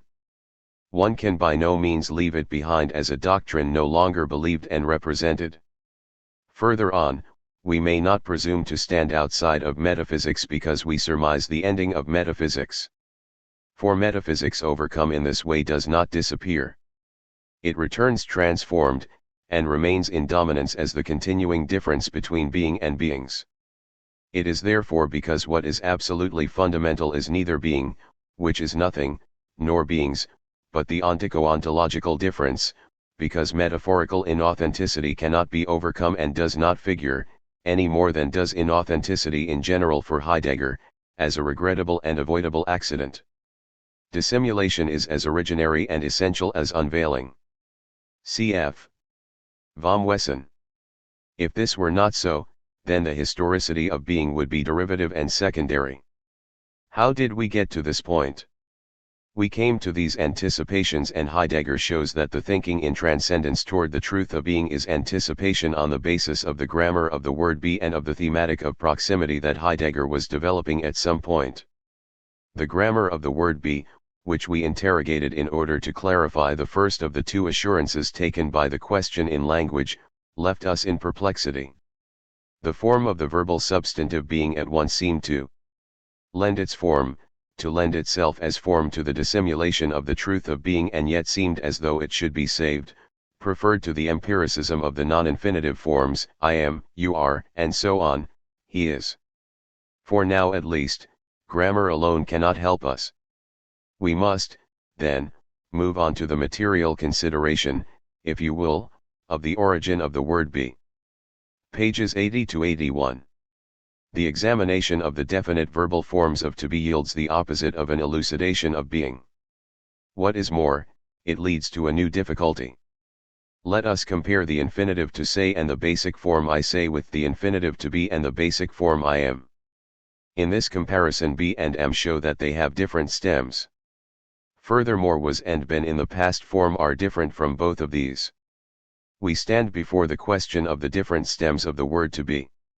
And then in the second part of the chapter of the Einführung, that is entitled On the Grammar and Etymology of the Word Being, Heidegger determines as it were the threshold on which etymology and, in a general way, philology, linguistics, and semantics, as such, will have to stop and reach exhaustion.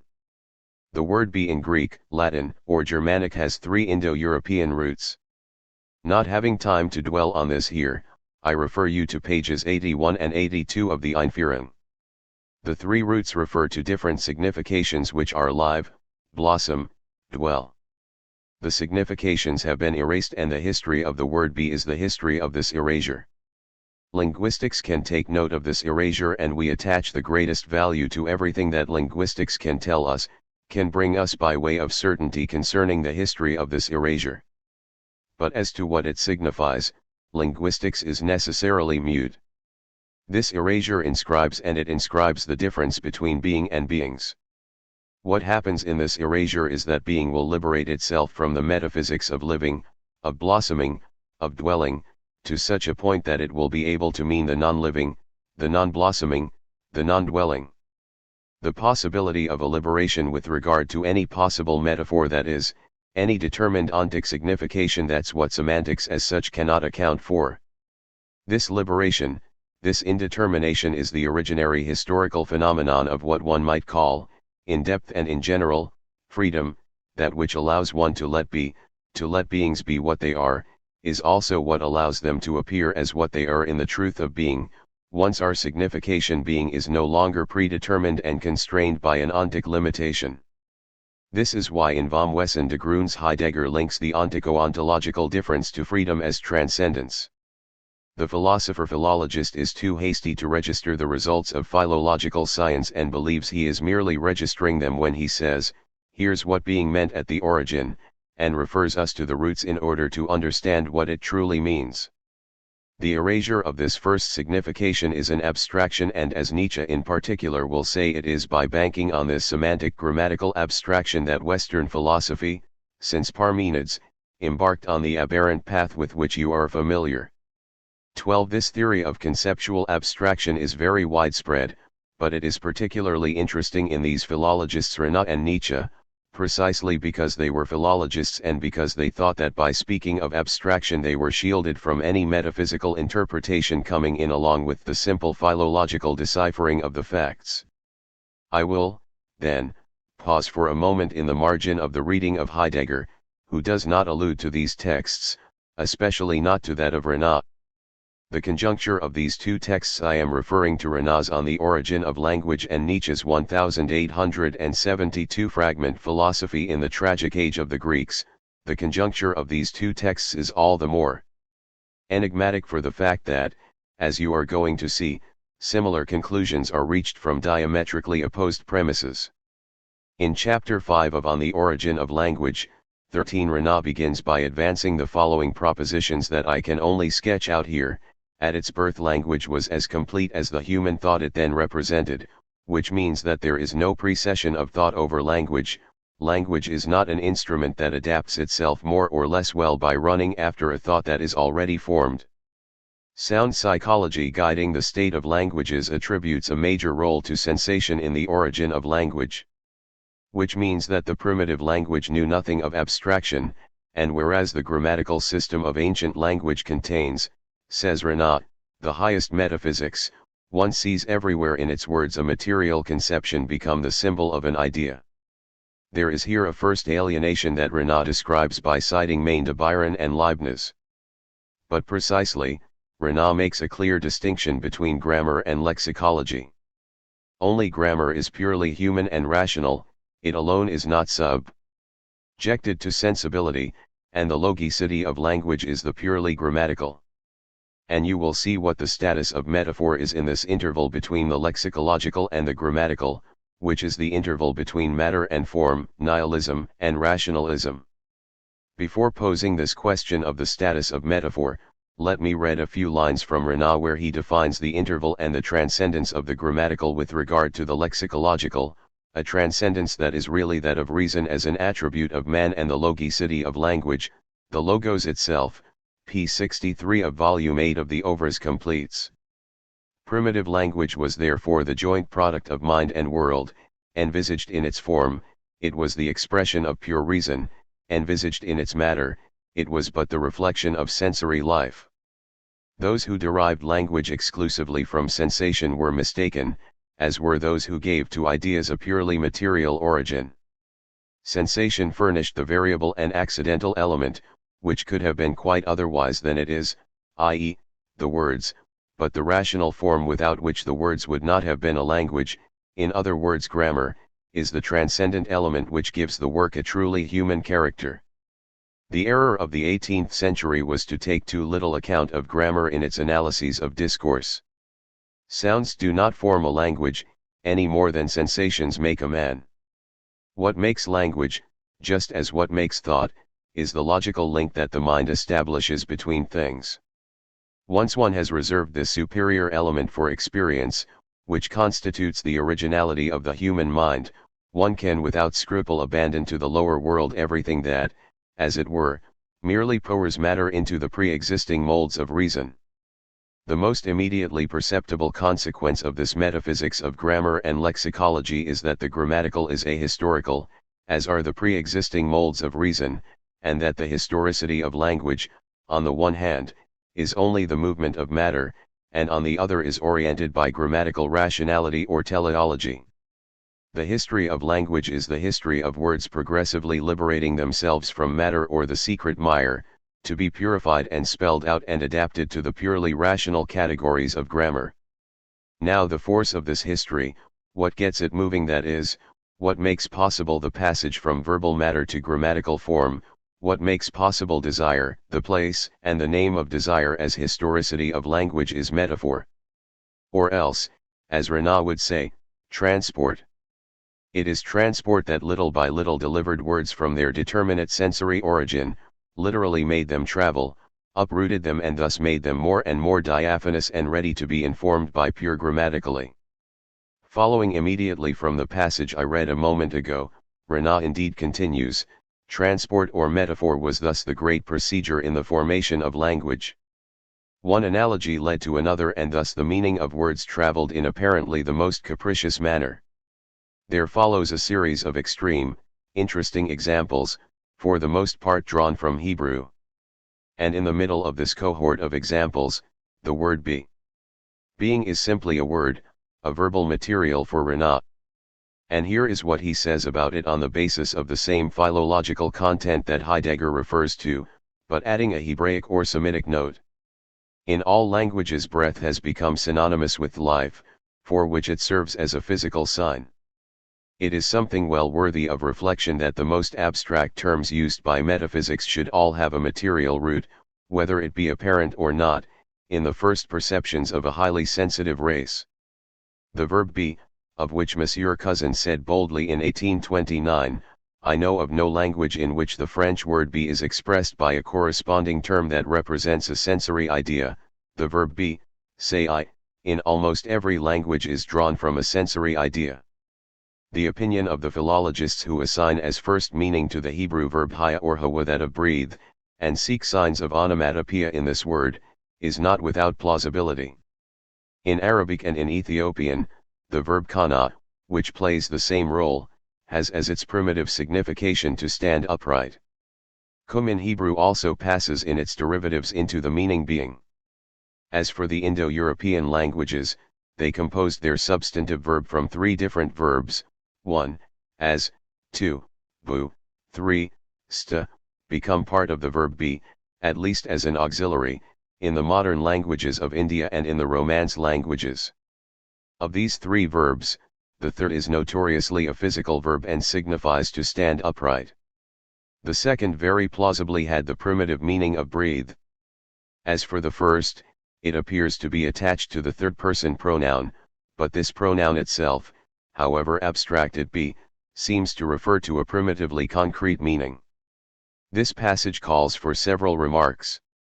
That Renan is probably unfair with regard to Victor Cousin who, when he said, "I know of no language in which the French word be is expressed by a corresponding word that represents a sensory idea," clearly did not intend to be responding to any problem of semantic derivation or genesis, but merely to a problem of signification or intention of signification, one might say, in the present state of language in which the sensory origin has been buried.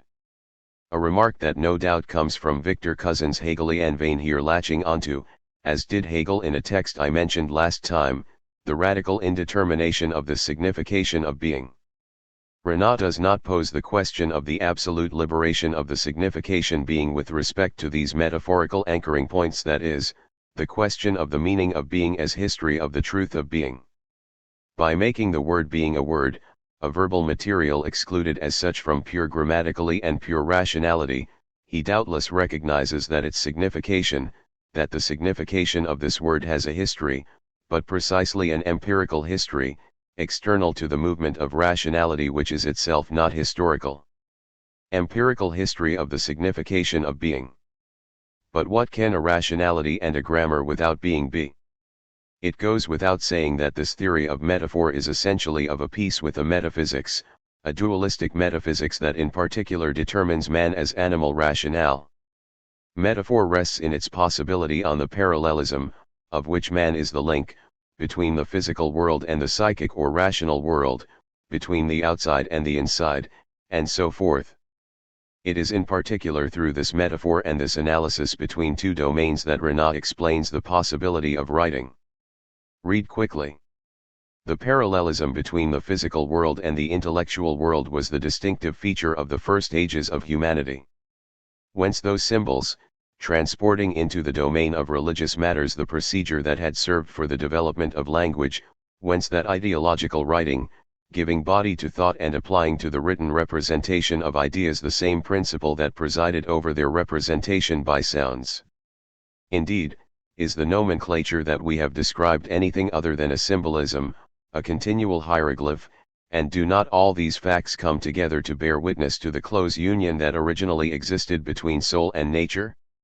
Now, although it is thought as composition and in the metaphysical horizon of dualism, this idea of the close originary union between soul and nature and so forth, might have permitted Renan to escape, at least when dealing precisely with the origin of language, from this dualism of the lexicological and the grammatical. And in fact there exists in Renan a scarcely elaborated and timid theory 14 of the primitive word that supports such an intention. But this theory is, precisely, timid. It presents itself as a sort of appendix concerning exceptions to the rule and, in any case, for what interests us, the word be is not concerned by it. This theory concerns only certain pronouns and simple particles, and the word be belongs to the matter of language subject to an empirical history that never transgresses metaphorics. Let me read pages 68 to 69, however, as such a state was far from excluding the exercise of reason, but simply held it enveloped in concrete images. We believe that one must admit as primitive in their significations a number of the words that correspond to essential categories of mind, and without which the data from sensation would themselves be incomplete, as are some pronouns and some simple particles. We are not claiming that the origin of these words is absolutely immaterial and that there is not hidden in them a sort of subjective onomatopoeia, so to speak. We are simply saying the reason for their formation might have been in man and not outside. Indeed, these words belong as much to grammar as to lexicology. Now grammar is entirely the work of reason, the outside has no part in it. 15. The distinction between full words and empty words that dominated ancient grammar here finds its perfect application. The former, which could be called objective words, designating things and forming a meaning by themselves, all had as the cause of their appearance an external phenomenon. The second, which one could call subjective words, designating only a relation or a view of the mind, must often have had a purely psychological cause. Once this reservation, or better, this distinction has been made, the general law we have established conserves its perfect truth.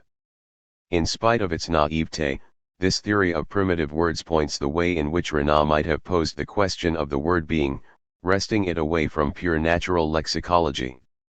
By going behind the opposition of the grammatical and the lexicological, he could have encountered in the signification of the word being what makes it escape from this distinction, since the meaning of being, as Heidegger questions it, is anterior, as their common focus, to the distinction between being as essence and as existence, or the use of the word be as copula in attributive judgment or as existential judgment, before even judgment and predication in general. This last reason, added to the others, explains why Renan, along with so many others, letting himself be guided here by rational grammar itself guided by the judicative sentence, could only let these questions lie dormant. You have seen that Renan talks of abstraction as process of liberation from metaphor, and especially in the case of being. This abstraction is guided by logic and the metaphor is pulled out of itself by the call of an ahistorical and therefore always pre-existing rationalizing grammar, and it is because man is a metaphysical animal that he can liberate himself in this way from metaphor and let himself be guided by grammar. Abstraction and logic are the good of metaphysics. Well, you will see that Nietzsche arrives at the same result by describing this process as illogical and by accusing metaphysics of feeding off this illogicism. As it is late, here I shall simply read Nietzsche's text without commenting on it. It is moreover as clear as day. And if Parmenides could permit himself, in the uninformed naivete of his time, so far as critique of the intellect is concerned, to derive absolute being from a forever subjective concept, today, after Kant, it is certainly reckless ignorance to attempt it. Now and again, particularly among badly taught theologians who would like to play philosopher, the task of philosophy is designated as comprehending the absolute by means of consciousness, even in the form of the absolute is already present. How could it otherwise be sought, or being must be given to us somehow, must be somehow attainable, if it were not we could not have the concept. The concept of being. As though it did not show its low empirical origin in its very etymology. For esse basically means to breathe. And if man uses it of all things other than himself as well, he projects his conviction that he himself breathes and lives by means of a metaphor, i.e., a non-logical process, upon all other things. He comprehends their existence as a breathing by analogy with his own. The original meaning of the word was soon blurred, but enough remains to make it obvious that man imagines the existence of other things by analogy with his own existence, in other words anthropomorphically and in any event, with non-logical projection. But even for man quite aside from his projection the proposition I breathe, therefore being exists is wholly insufficient. The same objection must be made against it as must be made against ambulo, ergo sum, or ergo est 16. Basically, the differences I pointed out between Nietzsche and Renan come down to the fact that Renan believes that metaphor liberates us from metaphor and etymology, and that transfer guided by reason liberates us from earlier and more secret metaphorical linkings. Nietzsche thinks that there is no metametaphor and thus no logical metaphor. No pure grammar et 151. 17 But both of them make of the signification being, a signification abstracted from an empirical signification. It is this abstractionist interpretation that, as you know, Heidegger tirelessly destroys. Primarily because in the first place one would have to know what abstracting is, and because to conduct this operation called abstraction satisfactorily, one would have to be guided by a preconceptual pre-comprehension of the meaning that commands this concept. 18 As Heidegger notes, Aristotle had already understood that being is not a genus nor the most general of geniuses. It follows, and here we are closing our loop for today, that word, signification, and signified are in the case of being linked in a way that is completely original and unique, which explains that the assurance that roots us in the factum of the pre-comprehension of the Bedeutung being is itself quite singular. Referring to the well-known distinction between physical sign, signification, and thing itself, Heidegger shows in the Einführung that in the case of being the thing seems not to exist. When I say clock, there is the word, the signification, and the clock itself. And so long as one conducts analyses of the word and the signification, one is not speaking of the thing itself. And similarly, one could not explain being itself on the basis of a simple study of the word or of its signification. This would be an error as unpardonable as wanting to study the movements of the ether or of matter or subatomic processes by giving grammatical explanations of the words atom and ether, instead of conducting the necessary experiments.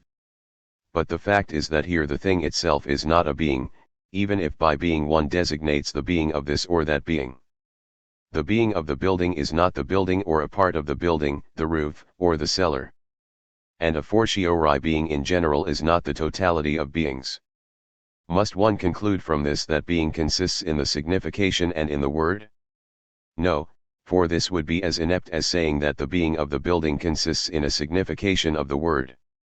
The signification of the word being signifies precisely that it has to do with more than signification, otherwise it would not be in conformity with the signification. If there is only one thing in the world the analysis of which is not exhausted by an analysis of signification, it is indeed being. It follows that being, without existing outside the signification being, is not to be reduced to the signification being. so that the link between being and the signification being is of an absolutely unique type. p. 99 of the Einführung. From this it follows that ultimately, in the word being and its inflections, and in everything that lies in the domain of this word, the word and its signification are bound more originally to what is meant by them, but also vice versa. Being itself relies on the word in a totally different and more essential sense than any being does.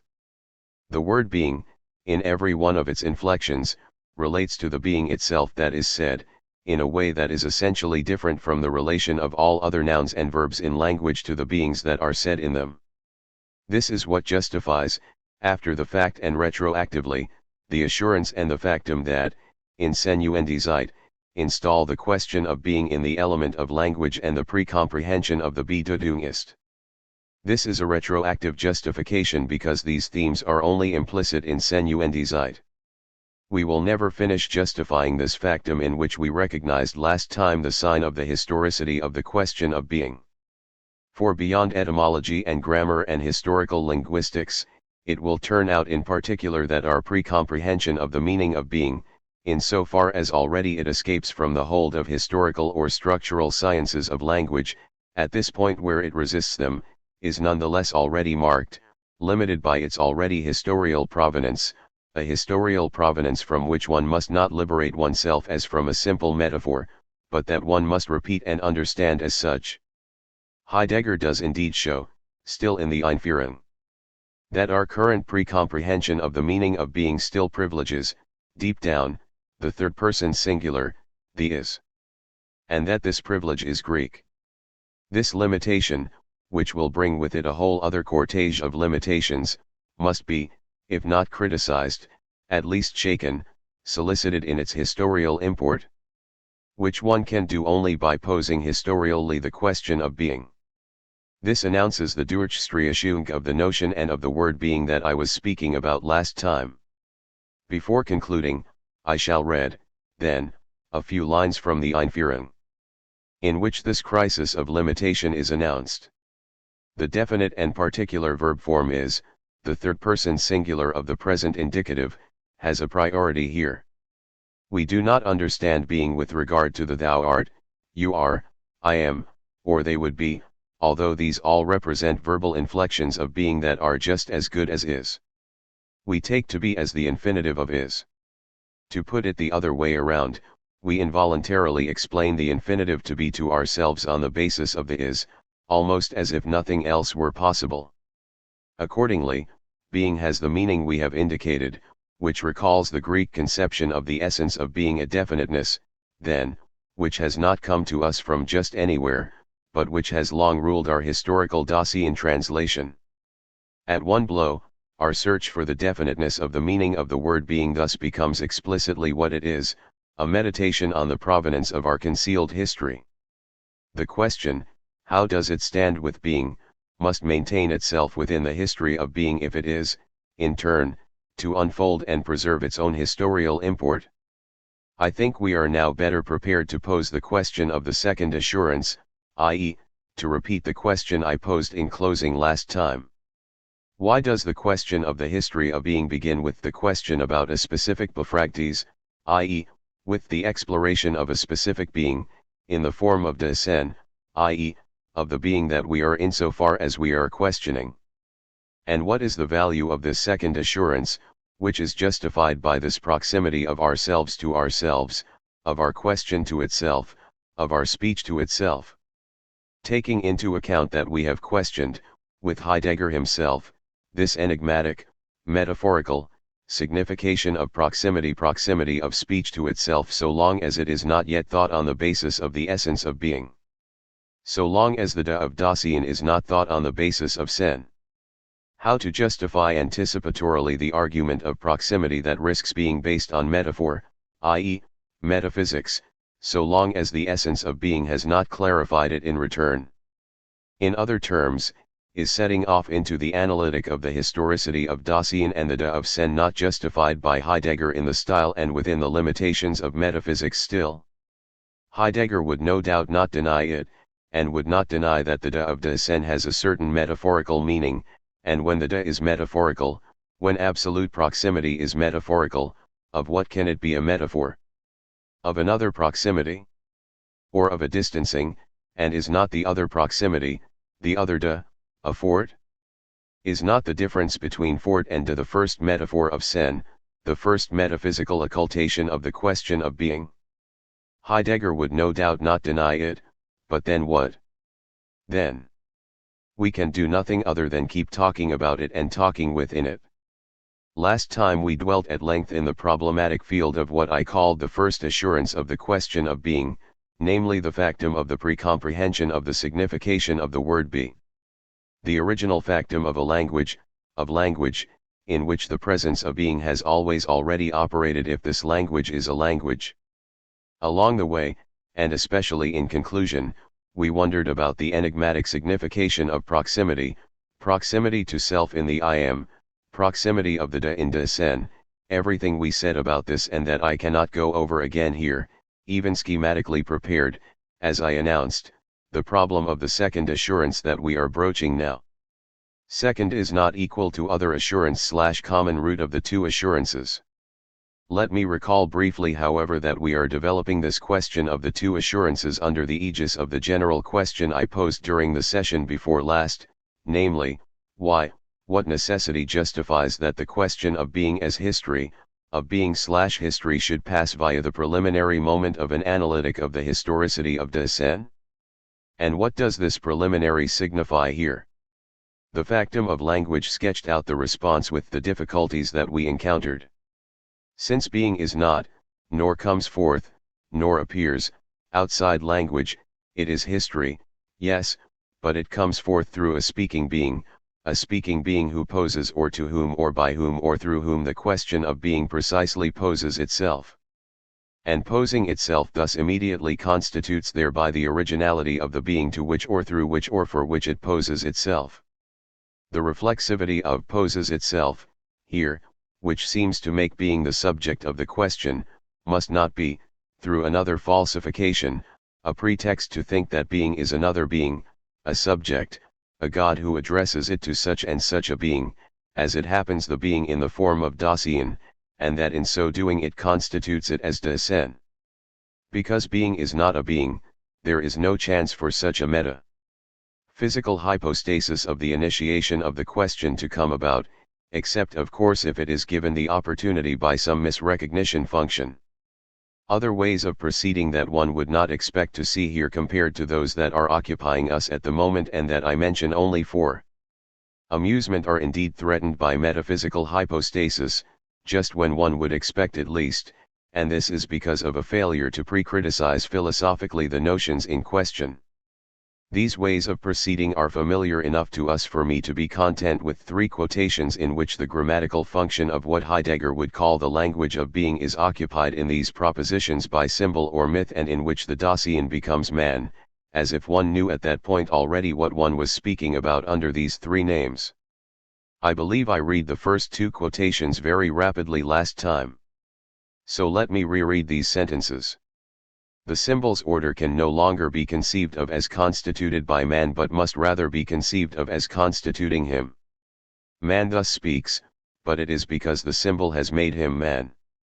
I therefore claim to show, not how men think in myths, but how myths operate in men's minds without their being aware of the fact. 1. I return to Heideggerian prudence and, finally, to the second assurance taken in this text which is almost 40 years old. Let us remind ourselves of the structure, gefragtes, befragtes, erfragts. Being is the questioned, the gefragtes of the phrasion. If being is the being of a being, the befragtes, the interrogated of the question can only be a being interrogated as to its being. But in order that, when interrogated, it reveal the questioned appropriately to us, it must be appropriately interrogated, and our access to the interrogated must be the right access. Beings are interrogated, but beings are everything that is and anything at all. Being comes forth in all the forms of beings. The forms of beings which must not be confused with the regions of being are very numerous.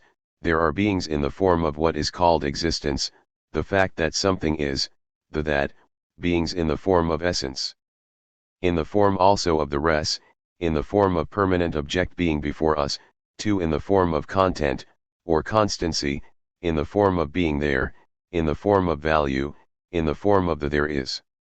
3 the very fact that Heidegger wonders to what form of being he should address himself, the fact that he remarks that the question is worth posing, however rapidly and discreetly he does so here, is the sign of a vigilance that has never appeared as such in the history of ontology. All ontologies implicitly chose as their guide such and such a type of being without making a theme or a question of their choice. And according to Heidegger it is most often in the form of Vorhandenheit which has served as the exemplary form of being. Cf. 6 on Kant and Descartes. Now it is precisely the problem of exemplarity that Heidegger does not want to dodge here. He writes in 2, p. 22, I translate, on which being is the meaning of being to be read, from which being is the opening up of being to get its start. Is the starting point arbitrary, or does a certain being have a priority in the elaboration of the question of being? Which is this exemplary being and in what sense does it have priority? A problem, then, of exemplarity, a de jure problem, of the justification of exemplarity, of privilege. A remark on the passage I have just read. Heidegger says on which being is the meaning of being to be read. And Heidegger does not pause over this notion of reading that is functioning here in a muted way. So one might wonder, to what extent is this metaphor of reading innocent? To what extent innocent the definition of a question that makes at least by metaphor of the questioned gefragtes a meaning and of the befragtes, of the interrogated, a text on which the meaning is deciphered. Which transforms, at least metaphorically but what a metaphor the sin into a Bedeutung. And it is the sin that will be determined as the right text, without the use of this metaphor being as naive as that of Hobbes in the introduction to the Leviathan, where it has one think that wisdom is acquired, not by reading of books, but of men, for the other forms of being will, then, be determined as bad texts for the deciphering of the meaning of being, as apocryphal texts, that is, as bad crypts, as crypts which conceal by distancing, whereas Dasein will be the good crypt that still hides, of course, but in such a way that it does not distance us but brings us close to the meaning it gives us to read. And this metaphor of reading that makes of being a meaning legible in a text as if the text or the book were not itself a form of being much more determinate still than Dasein, this metaphor of reading, however discreet its appearance here, is in no way an accident of Heidegger's style, any more than it has ever been, I believe, wherever it has functioned, which is to say, I believe, everywhere in the entirety of Western discourse at least, from Plato to Heidegger. Freud recommends in the Traumdeutung 5 that we beware the metaphor of the text, of the metaphor making of the unconscious an original text of which consciousness would be merely the Umschrift. He seemed in so doing to refuse the metaphor of the text only when it is a question of one type of writing. For in some later texts, 6 in the Notiz über den Wunderblock, 7 he does not fail to compare the unconscious to those blocks of wax with which you are perhaps familiar, which are protected by a transparent plastic film. One writes with a stylus on the transparent film, the signs are inscribed on the gray wax, and it then suffices to pull back the transparent film for the visible writing to be erased. But the invisible traces remain inscribed in the depth of the wax. Here inscription and not text. This metaphor of the text does not appear by chance in Heidegger. One can almost say that he resolutely takes it on in spite of all the later Nietzschean-style protests against grammar and writing. He takes it on, since a little later, when he is defining, as you know, his method as phenomenology, phenomenological ontology, and as apophantic phenomenological ontology, repeating history and reactivating the history of Phanesthai and Logos, Heidegger specifies that phenomenology as science of the being of beings, as ontology, and specifically insofar as it takes as its theme the privileged being that is Dasein, has as its methodological meaning Auslegung, which is translated as explicitation, which is indeed what it means. 8 It is indeed the action of unfolding that spreads out and turns over what is enveloped, but it is also the word used to designate exegesis, for example, of sacred texts, and interpretation, hermeneuin. An act of deciphering reading. And this is indeed how Heidegger understands it. P. 37, 7, the logos of the phenomenology of Dasein has the character of hermeneuein, through which the proper meaning of being and the basic structures of the very being of Dasein are announced to the understanding of being that belongs to Dasein itself. And Heidegger goes further in this direction. Not only does he feel that he is not transposing into a more originary order an operation that would be proper to a quite particular and quite determined field of science, but, on the contrary, it is the hermeneutics he is talking about that he thinks is hermeneutics in the proper sense, from which would be derived what is called more complacently, and with a sense of security, hermeneutics, namely, the method of deciphering by reading documents in other fields, in the other humanistic disciplines, for example, history, literary history, theology, and so on, p. 38. To the extent that this hermeneutic elaborates the historicity of Dasein ontologically as the ontic condition of the possibility of the discipline of history, it contains the roots of what can be called hermeneutics only in a derivative sense, the methodology of the historical humanistic disciplines. Here we encounter a schema that will interest us on its own account later, since there would be no historical science without the historicity of Dasein. The hermeneutics that gives us to read or think the historicity of Dasein is the condition of possibility of hermeneutics as the method of historical science.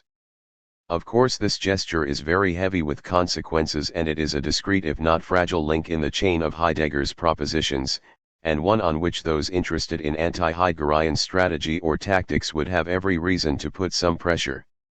The point is indeed to find out if the reversal of the metaphor, the legitimacy of which we tried to prove last time around the notion of dwelling, can be justified here.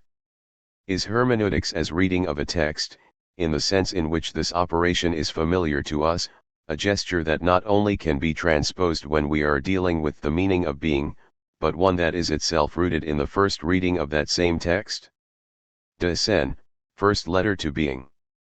Can one say that Dasein is itself a text, when one would be tempted to think that since in fact it alone writes texts, it is not itself text? Can the meaning of being in general be deciphered in a text, if one not only doubts that Dasein is a text, but if one further thinks that the text is a highly particular form of being, which is in the world and does not even have the privilege of Dasein?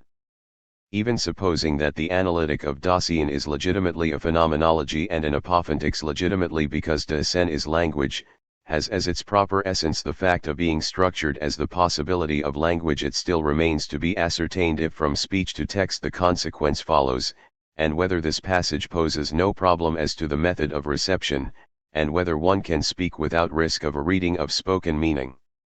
Heidegger seems to think so, and one can imagine his response here.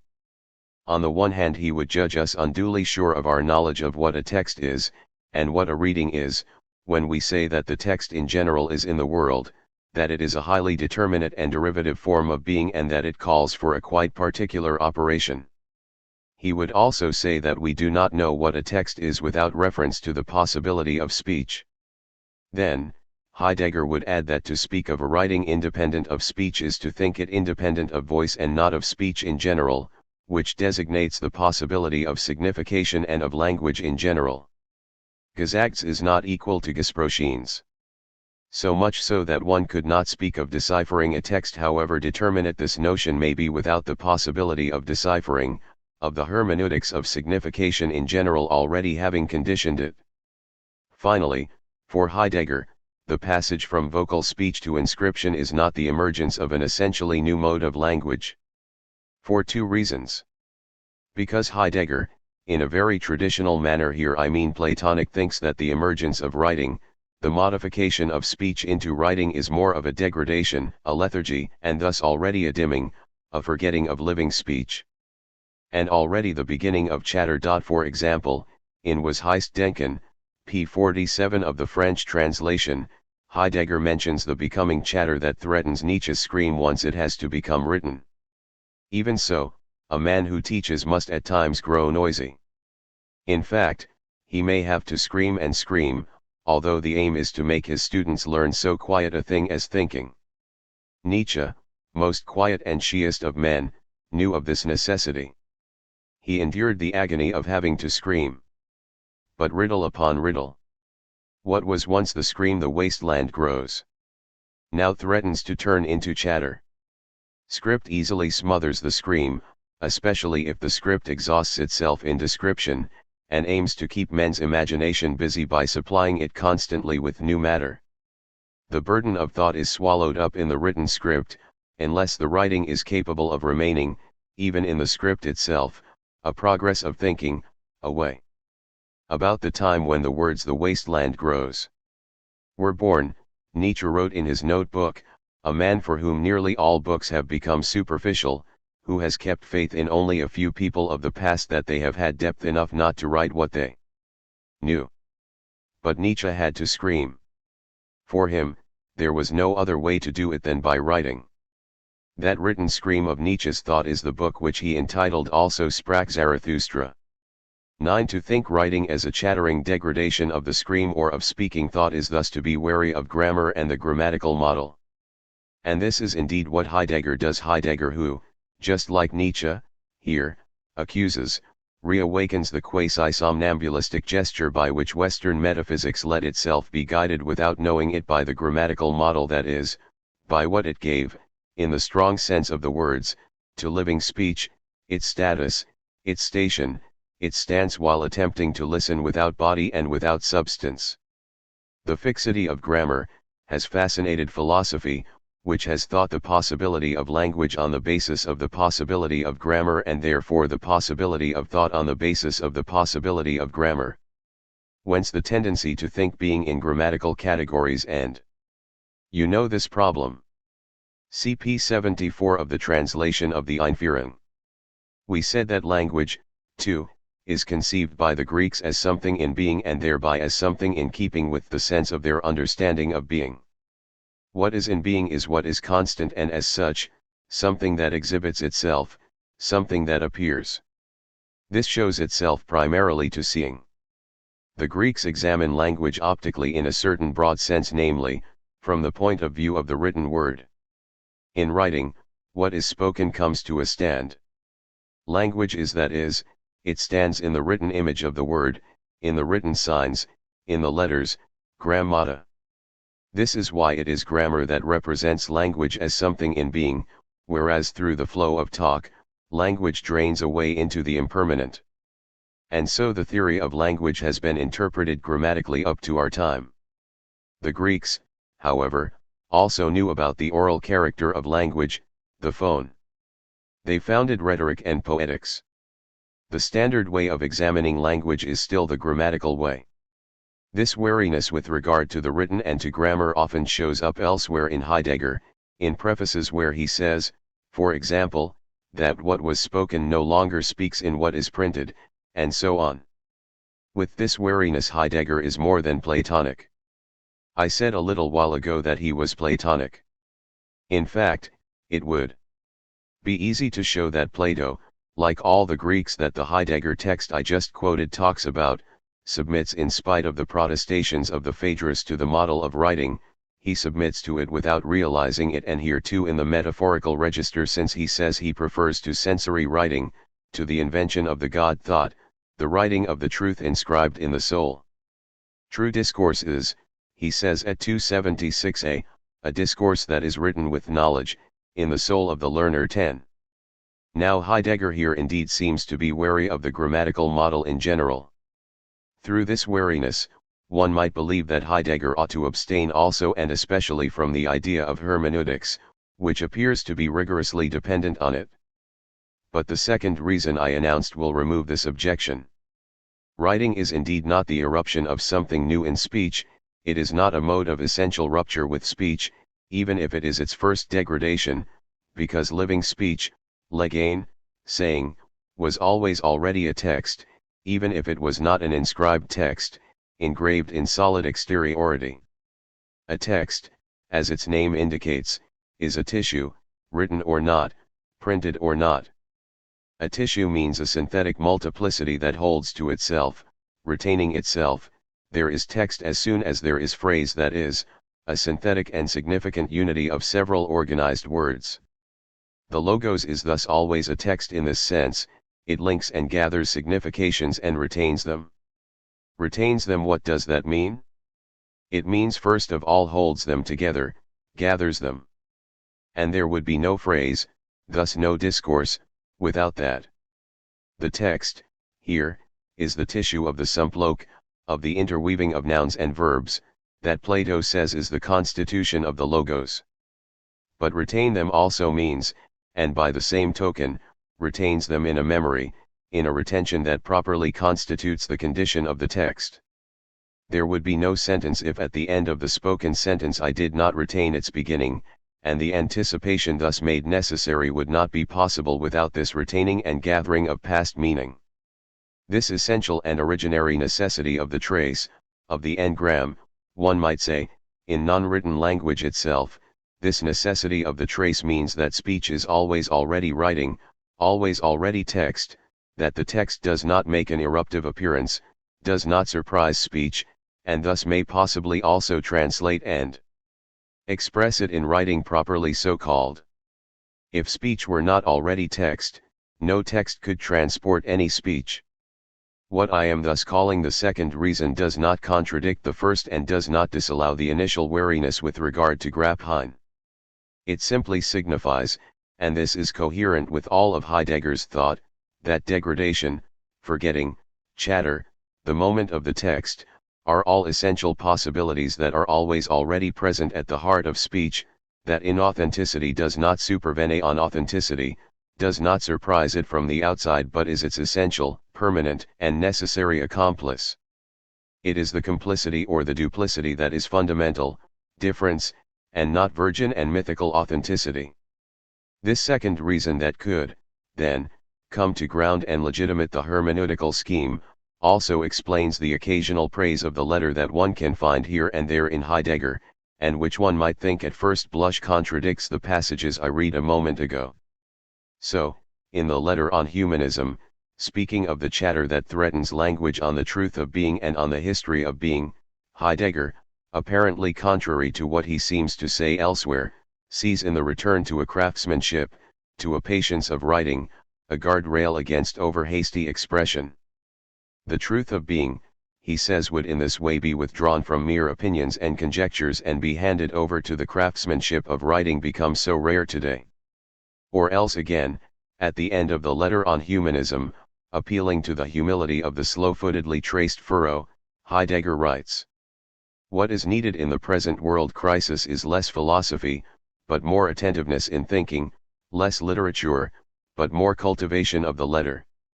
That is why Heidegger could legitimately speak of reading the meaning of being in a privileged and exemplary being. I here close my remark on this word reading and this hermeneutical method. How does Heidegger reply to the question of the exemplary being? The point is to choose the exemplary being in a way that is not metaphysical or philosophical, which implies no presupposition of any sort. The only thing we have the right to have at our disposal when we choose this exemplary being is the question itself, the question of being itself and its first assurance, namely, language that allows the question to be spoken. The exemplary being from which we will set out will have to be determined in its exemplarity by the sole possibility of the question. The being guiding thread and transcendental guide of the question of being will have to be prescribed by the question alone. This is why Heidegger determines the Befragtes, the interrogated, as a questioning being. The only presupposition of the question is that it be posed, and the privileged being of the question of being will be the questioning being, posing the question of being, this being determined in its relation to its being by the possibility of the questioning and of questioning concerning being is we ourselves. The being we inquirers ourselves in each case are. Thus to work out the question of being means to make a being one who questions transparent in its being. What Heidegger wants to avoid is letting a gap open between the meaning of being and the privileged being, between the question and the example, a split through which some presupposition or metaphysical option could slip and, by dictating the choice of example, predetermine the whole enterprise. For there to be a suturing of this split between the question and the example, which is the first beginning of the response, the example must not simply be chosen but prescribed on the basis of some absolute proximity. This is where we again come across this enigmatic signification of proximity that gave us food for thought last time. Here the proximity can appear to be double. On the one hand, it is the immediacy of the passage from the question to the questioner. Nothing is closer to the question than the being that is questioning. It is the question itself that is interrogated, it is in the question and in the proximity of the question to its questioning origin that the questioned meaning is sought. The response will never take the form of an object coming to fill or satisfy an expectation or a desire, coming to espouse the hollowed-out form of the question. One must stop hoping, from the question here in question, for a response in the form of an object that one could grasp hold of and of which one could say, voila, eureka, that's the formula we can write on the board. Here the question lets us expect nothing of the sort, nor expect anything in general, except its own awakening that has never ceased to wake up to itself. By choosing as exemplary the being in which the question is spoken and produced, Heidegger is thus claiming to remain as close as possible to the meaning of the question and never bury it in the slurry of the response. On the other hand, the absolute proximity we are speaking about is our proximity to ourselves. This being, which we ourselves in each case are and which includes inquiry among the possibilities of its being. This is where the second assurance is taken out. This is what I will call the factum of the we are. The we are is here still totally indeterminate. We do not yet know what we are. The we does not designate any human community, any sociality determined in one sense or another. It is not yet even determined by the category of the mitsane that will be discovered later. The we are is determined only by the proximity of the question. We are in the process of questioning and dialoguing in the question. We are means here, we are questioning. We are questioning, we are in the question, we are in question. We are in the proximity of the question. But in so doing we are, and the we are is the expression of proximity of the question as proximity to ourselves. We are means we are close to ourselves. Now, at the beginning of chapter 2 of the Introduction to Being and Time. True, Dasein is ontically not only what is near or even nearest we ourselves are it, each of us. Nevertheless, or precisely for this reason, it is ontologically what is farthest. What does this mean? Literally, it means the ontic proximity of Dasein to itself, to ourselves, is ontological distancing.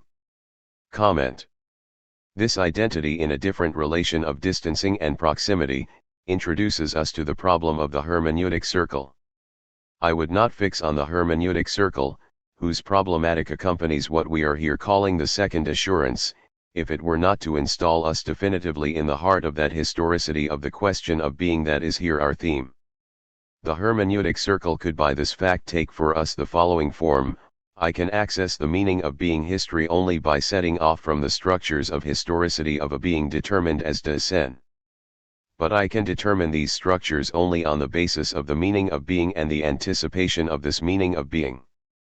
But before the circle is determined in this way, it takes a much more general form, which would be the following. In fact, ontically, we are absolutely close to what we are, we, questioning beings, but our point of departure can only be justified retroactively, when we will have replied to the question of the meaning of being. Or, conversely, does not claiming to begin by determining Dasein in its being before knowing and in order to know what being means, lead a demand that was supposed to be absolutely radical and without presupposition into a vicious circle? This impression could appear to be all the more justified in that the name Heidegger gives to the questioning being that we are is introduced in the most abrupt way, without the least show of explanation. Heidegger, who in general is careful to guarantee patiently every one of his moves, never explains in this opening of Senuendizeit the choice of the expression Dasein. And moreover he will never explain it as a concept but as a mysterious and enigmatic focal point, with complex inflections, separating more and more de from sen, making de not simply determinative of sen, adjective or adverb, but a sort of noun-verb as originary as sen. In Senuendizeit this denomination intervenes like a decree. Several times Heidegger says this is what we shall call this exemplary being that we are, Dasein. CP 7, this being, which we ourselves in each case are and which includes inquiry among the possibilities of its being, we formulate terminologically as Dasein. And Heidegger goes on without explanation. Beginning of 4, we define this being terminologically as Dasein.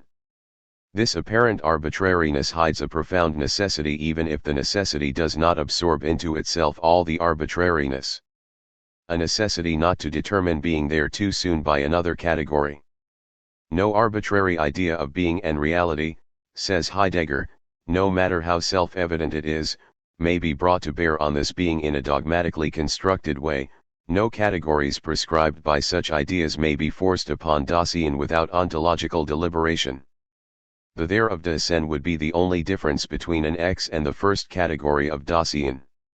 And it is the only one that determines the exemplary being from the sole point of view of the question that it is the possibility of posing, namely, the question of being.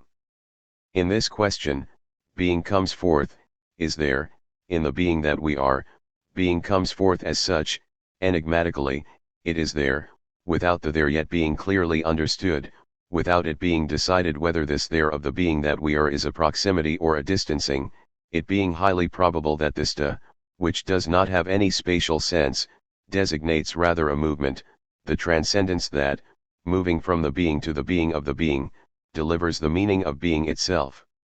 The question is there. Being in question is there. In any case, the initial intermination and its apparent unjustification guarantees against any anthropologistic precipitation in the determination of being there. It must be said that this precipitation has rarely been avoided, and it is tempting. It is what gets Heidegger accused of anthropologism by Husserl. It is what got Dasein translated by that properly catastrophic locution Human Reality 11 and which spread its damage far beyond the first true translation of Heidegger, but into being and nothingness and into the whole problematic current in the same intellectual circles after the war. Dasein is not man. What does that mean? It does not mean that Dasein is something other than man, but that one does not gain access to Dasein, to the being of the being called Dasein, on the basis of what one thinks one knows under the name of man, on the basis of what common sense and metaphysics have already determined as man, animal rationale, zoon politikon, or whatever you will. The question of knowing what we are and what man means is thus held in reserve when we are talking about Dasein. And when Heidegger on 2 or 3 occasions lets it be understood that for him Dasein is man, he shows that the illumination of the definition goes from Dasein to man and not the other way around. When, for example, on page 11 he writes, this being's kind of being, the function of the parenthesis is both to show that on the one hand, the humanity of Dasein is bracketed for now, or on the other to say, Dasein. When, to take another example, Heidegger writes, p. 25, Dasein, that is, the being of human being, the that is has 2 functions. On the one hand, the point is to specify in the context in which the sentence is inscribed what being there was for Greek ontology. The problem of Greek ontology must, like that of any ontology, take its guideline from Dasein itself. In the ordinary and also the philosophical definition, Dasein, that is, the being of human being, is delineated as zoon logon ekon, that creature whose being is essentially determined by its ability to speak. On the other hand, the that is, inasmuch as it carries beyond the Greek context, clearly shows the direction of the passage. Even if man is another name for Dasein, the true meaning of this name is said only as Dasein and after the explication of Dasein. This order of implication, in its formal and methodological aspect, must be rigorously maintained, failing which, in practice the most serious and most undetectable flaws of reasoning are to be feared. One could become aware of this very rapidly by delving into what many pre- and post-Heideggerian philosophies are made of. Philosophical anthropology, necessary though it is, must lean on this analytic of Dasein and come after it if it wants to rest on a satisfactory philosophical base, as Heidegger notes on p. 17. See also the important 10, which deals with the relations between the analytic of being there and anthropology, biology, or psychology. After having indicated what still remained non-questioned, non-criticized in the notions used by these sciences, and in particular in that of the subject. Heidegger writes, thus we are not being terminologically idiosyncratic when we avoid these terms as well as the expressions life and human being in designating the beings that we ourselves are. What, then, of the accusation of a circle? This accusation is from the start and as a matter of principle invalidated, once one considers that it refers to a logical model, to a logic of proof and a deductive structure of reasoning that are not the ones we must follow here. They are not the ones we must follow here, not because we are going to follow an incoherent logic that spurns every deductive path and affirms what cannot be proved. What cannot be proved, if it emerges, will not be what, within a logic of proof, contradicts norms, but what, prior to the deductive procedure and to logic in general, asks questions in particular about the origin of logic, of logos. And this interrogation is pre-deductive because it is phenomenological or apophantic. Such presupposing, says Heidegger, has nothing to do with positing a principle from which a series of propositions is deduced. A circle in reasoning cannot possibly lie in the formulation of the question of the meaning of being, because in answering this question it is not a matter of grounding by deduction, but rather of laying bare and exhibiting the ground. This response to the objection that there is a circle is a response of principle, a formal response to a formal objection. Now, more concretely, why is there no circle in Heidegger's way of proceeding, or if there is a circle, in what way is the circularity of this circle something other than an error, and in fact the very process of hermeneutic explication? Beings can be determined in their being without the explicit concept of the meaning of being having to be already available. The anticipation, which is not the conception, the implicit anticipation of this meaning of being, the pre-comprehension of the meaning of being, is not only sufficient for this but is necessary, as we have seen, for the question of being in general, and of the being of Dasein, to emerge. Every ontology must have presupposed, this implicit meaning of being in order to look for an explicit concept. And this presupposition or this pre-comprehension, far from being a logical error, belongs to the very being of Dasein, what makes it precisely an ontological being as Heidegger also says, but it is even what allows this logical question to be posed. This pre-comprehension or this presupposition is precisely what constitutes the privilege of being there.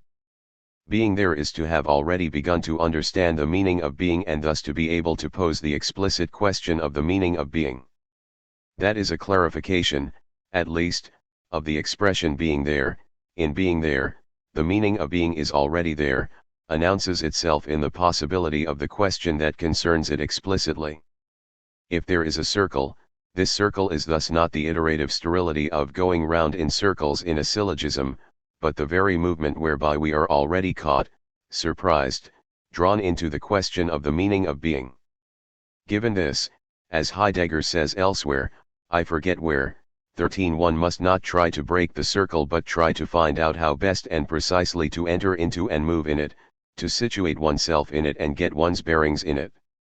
The circularity is historicity, that is, the gravity of an already there that weighs down and gives its place, its center, to the question of being that has always already begun to provoke us, that surprises us not like the unforeseeable caprice of a new fashion, of a new or simply future mode of posing questions, but surprises us because it is not at our disposal, because it has already begun, because we cannot get around it, because we are caught in it and it has us at its disposal without subjecting us.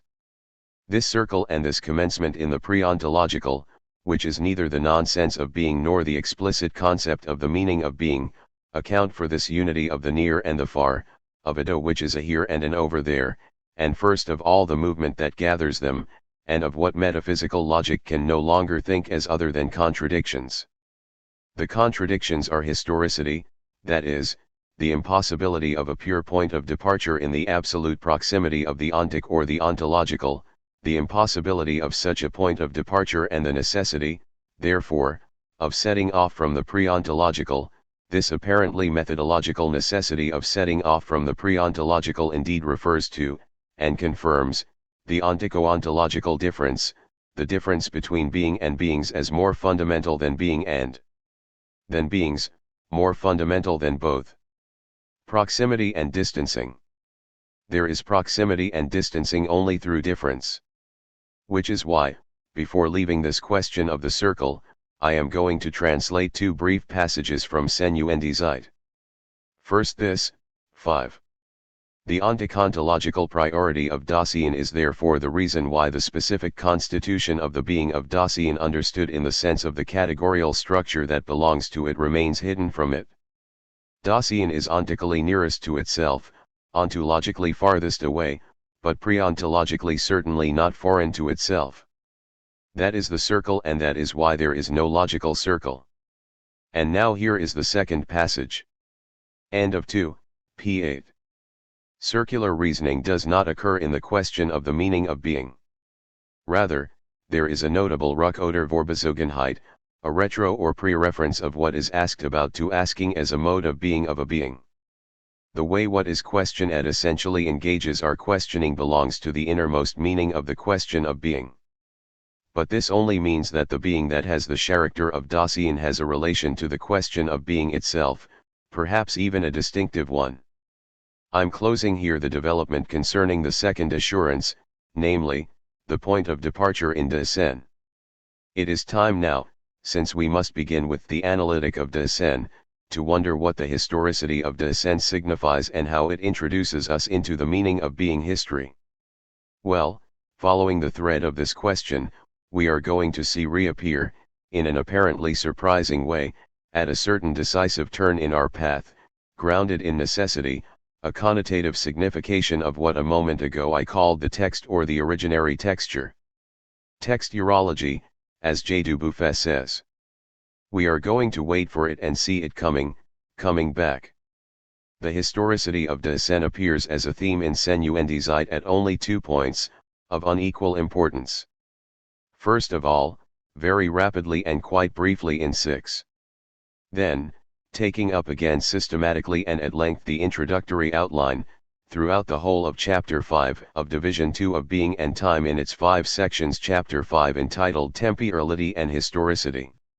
In these two series of developments, 6 of the introduction and Chapter 5 of Division 2 of Being and Time, and as is signified by the title of Chapter 5, the theme of historicity is grafted onto the theme of temporality. Section 5 had just taken on the theme of temporality as the transcendental horizon of the problem of being, before 6 takes up that of the historicity of Dasein. And the third and fourth chapters of Division 2 were devoted to authentic and inauthentic temporalization, before the fifth chapter takes on the relations of temporality and historicity. The problem of historicity is grafted onto that of temporality. That signifies, of course, that historicity is not temporality, and that the confused concept of becoming should not obscure their specificity, but this graph signifies above all that historicity can be thought in its root only on the basis of the movement of temporality, of an ontological interrogation into what the temporality of Dasein signifies. You know that Senuendizeit does not claim to provide a complete or even definitive analytic of being there. Relative to the subsequent project of a philosophical anthropology resting on an adequate philosophical base, Senuendizeit, says Heidegger, presents merely a few fragments, even if these fragments are essential. Now the most essential fragment is here the explication of the meaning of the being named being there as temporality. The explication of being there as temporality does not suffice to provide a response to the principal question, that of the meaning of being in general, but it is an ontological point of departure to this response. If, precisely, being there is a pre-ontological being, that is, a being that has as its being to understand being and to be able to pose the question of being, an important step will have been taken if one shows, as Heidegger intends to show in Senuendizeit, that on the basis of which, the horizon on the basis of which being there pre-comprehends being is what is called time. It follows that the very project of Senuendizeit takes the following form: originary explication of time as the horizon of the understanding of being, an explication that sets off from temporality as the being that understands being. For this explication to be originary supposes in particular that the concepts of time as they are inherited from metaphysics, from Aristotle to Bergson via Kant and Hegel, must be reduced or destroyed.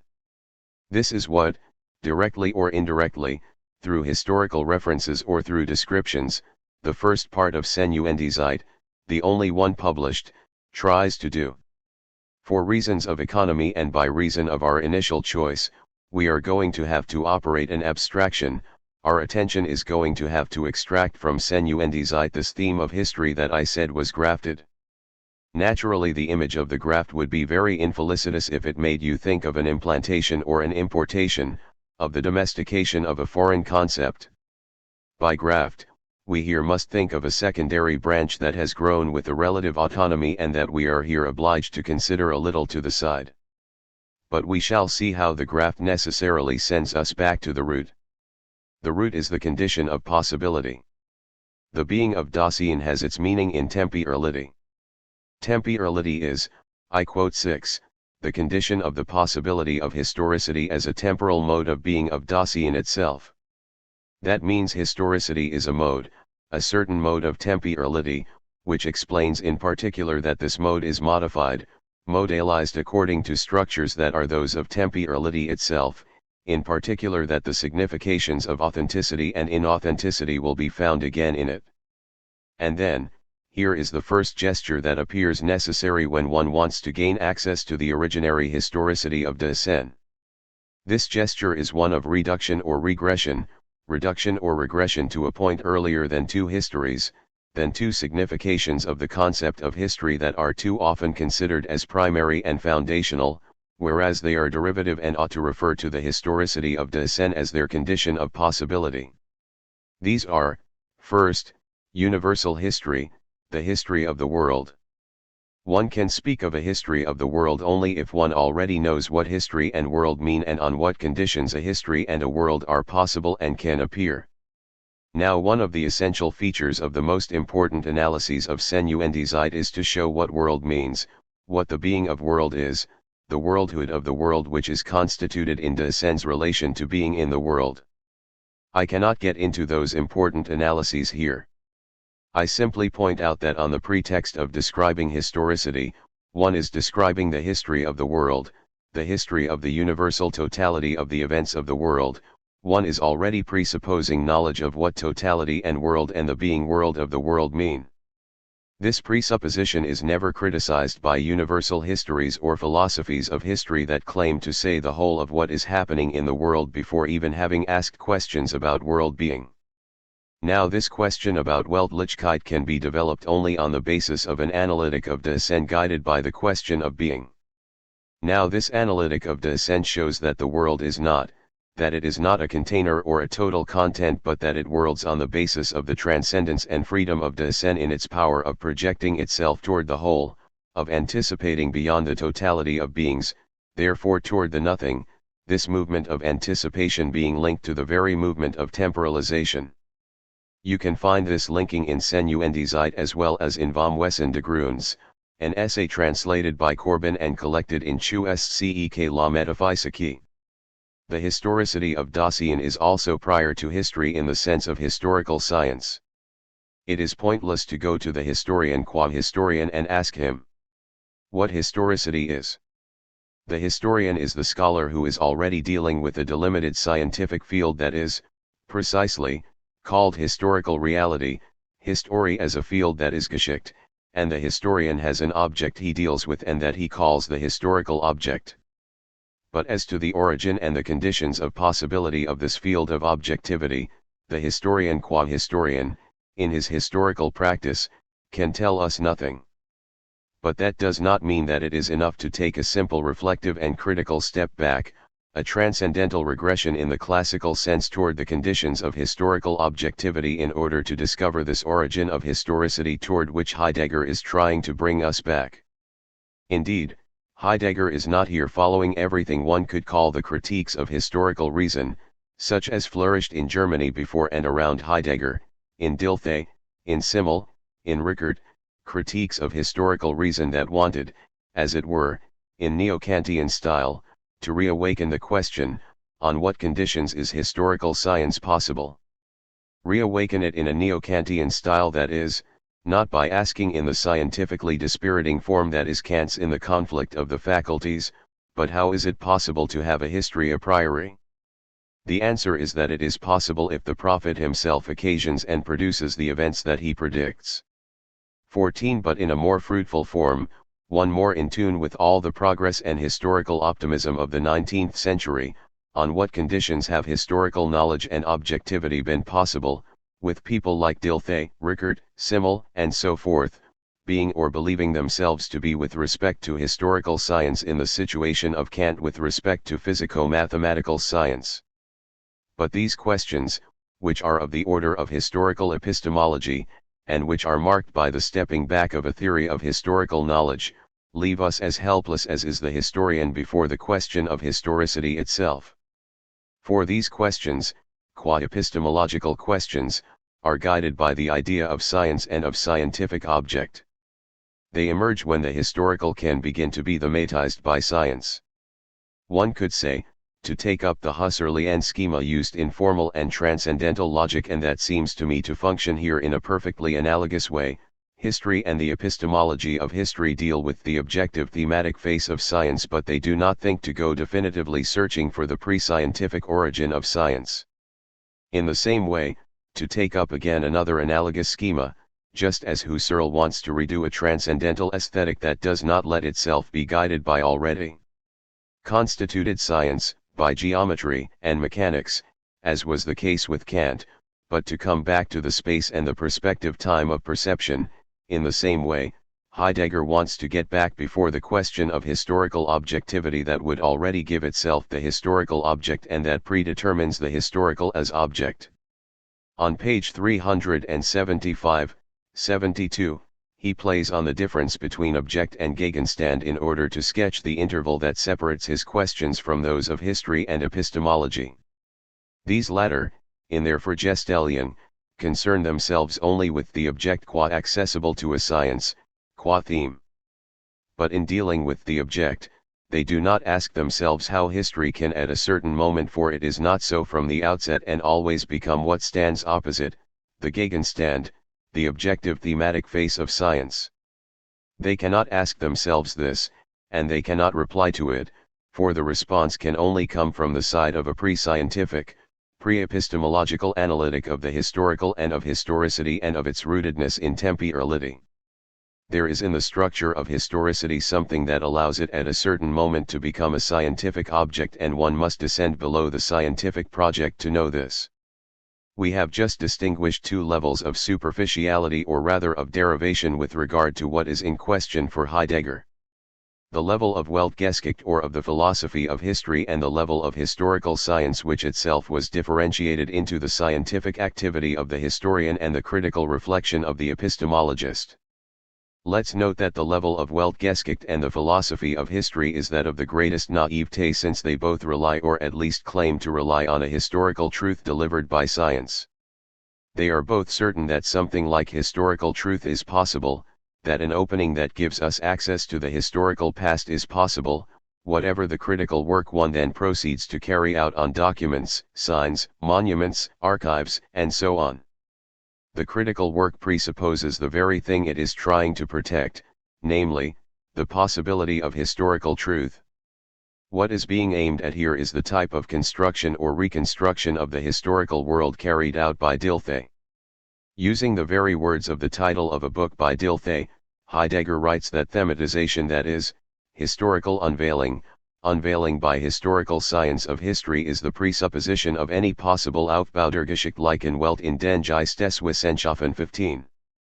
We shall have to encounter again, in the proper place of its derivation, the problem of objectivity and of historical science, which, besides many remarks here and there, is treated for its own sake in 76 of Senuende Zeit.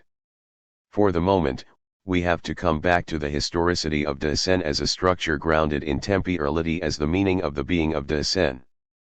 We shall follow a few indications from 6 and the analyses of the whole of chapter 5. Historicity as the constitution of the being of Dasein is what Heidegger calls Geschichten. Here we are going to have some difficult translation problems. In the Gallimard edition, 16 Corbin sometimes translates it as historial, sometimes, as du Boum de Wael-Hens, as accomplissement. These two translations are equally unsatisfactory, but one must admit that it is very difficult to replace them. We shall not translate it, and we shall try to clarify it, to translate it by analysis and not by definition, by analysis and by the play of its functioning in Heidegger's discourse, and by the system of significations associated with it, Geschichte and Geschick. The Geschichte is the originary movement, the emergence of what is subsequently called history, Geschichte. It is the supervening, advening, to coming, all these words being dangerous insofar as they run the risk of being contaminated by the notions of event or advent that are in history. The most neutral but not the least ridiculous would be historying, which would have the advantage of keeping the verbal form and consequently the synthetic operation that is produced in the Geschichte, which is precisely a gathering, a sketch of a totalization that has its possibility in the synthesis of temporalization, precisely.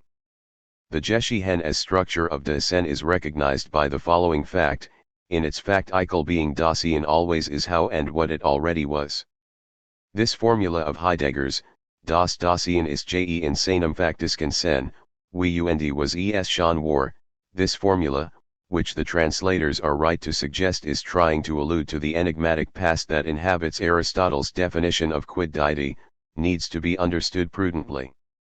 This presence of the past in the present being, in the ist of Dasein, obliges us to shake the naive confidence we have in our language when we say I was, he was, when we put a verb referring to Dasein into the past tense.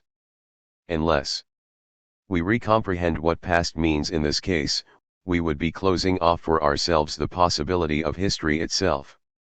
Obviously, here too, it is not grammar that can teach us what the past of the verb be is. So what is meant by the sentence that says, being there is what it was, it is its past, seine Vergangenheit? Naturally, any category coming from the world of nature and of vorhanden or spatial objects would miss the meaning of being past as the being of Dasein. Dasein is its past, that means that its past is not passed by, that it is not behind it like another place or another force that would still have causal efficacy and would maintain an influence on the present. The past does not follow the present like a ball and chain dragged along by Dasein's ankle. Dasein is intrinsically its past, the ist is intrinsically constituted by Vergangenheit, without which Dasein would not be essentially historical. The past does not follow, that means that in every Geschichte that historizes by projecting into the to come, and there is history only through this exiting of the past, of ekastasis toward the to come, every Geschichte opening the future is already not followed but preceded by the past that my being is. The preceded. Comment. There is here an irreducible elementary structural nucleus within which the movement of the Geschichte appears to be isomorphic with the movement of temporality.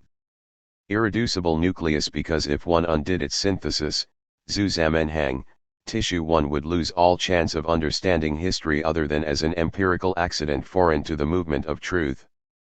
Of course, it belongs essentially to this elementary structure not only to be infeasible but and because it is always already operative to be able to pass unnoticed, as it does not only in everyday life and the vulgar conception of history but even in some philosophies of history or some philosophical conceptions of historicity.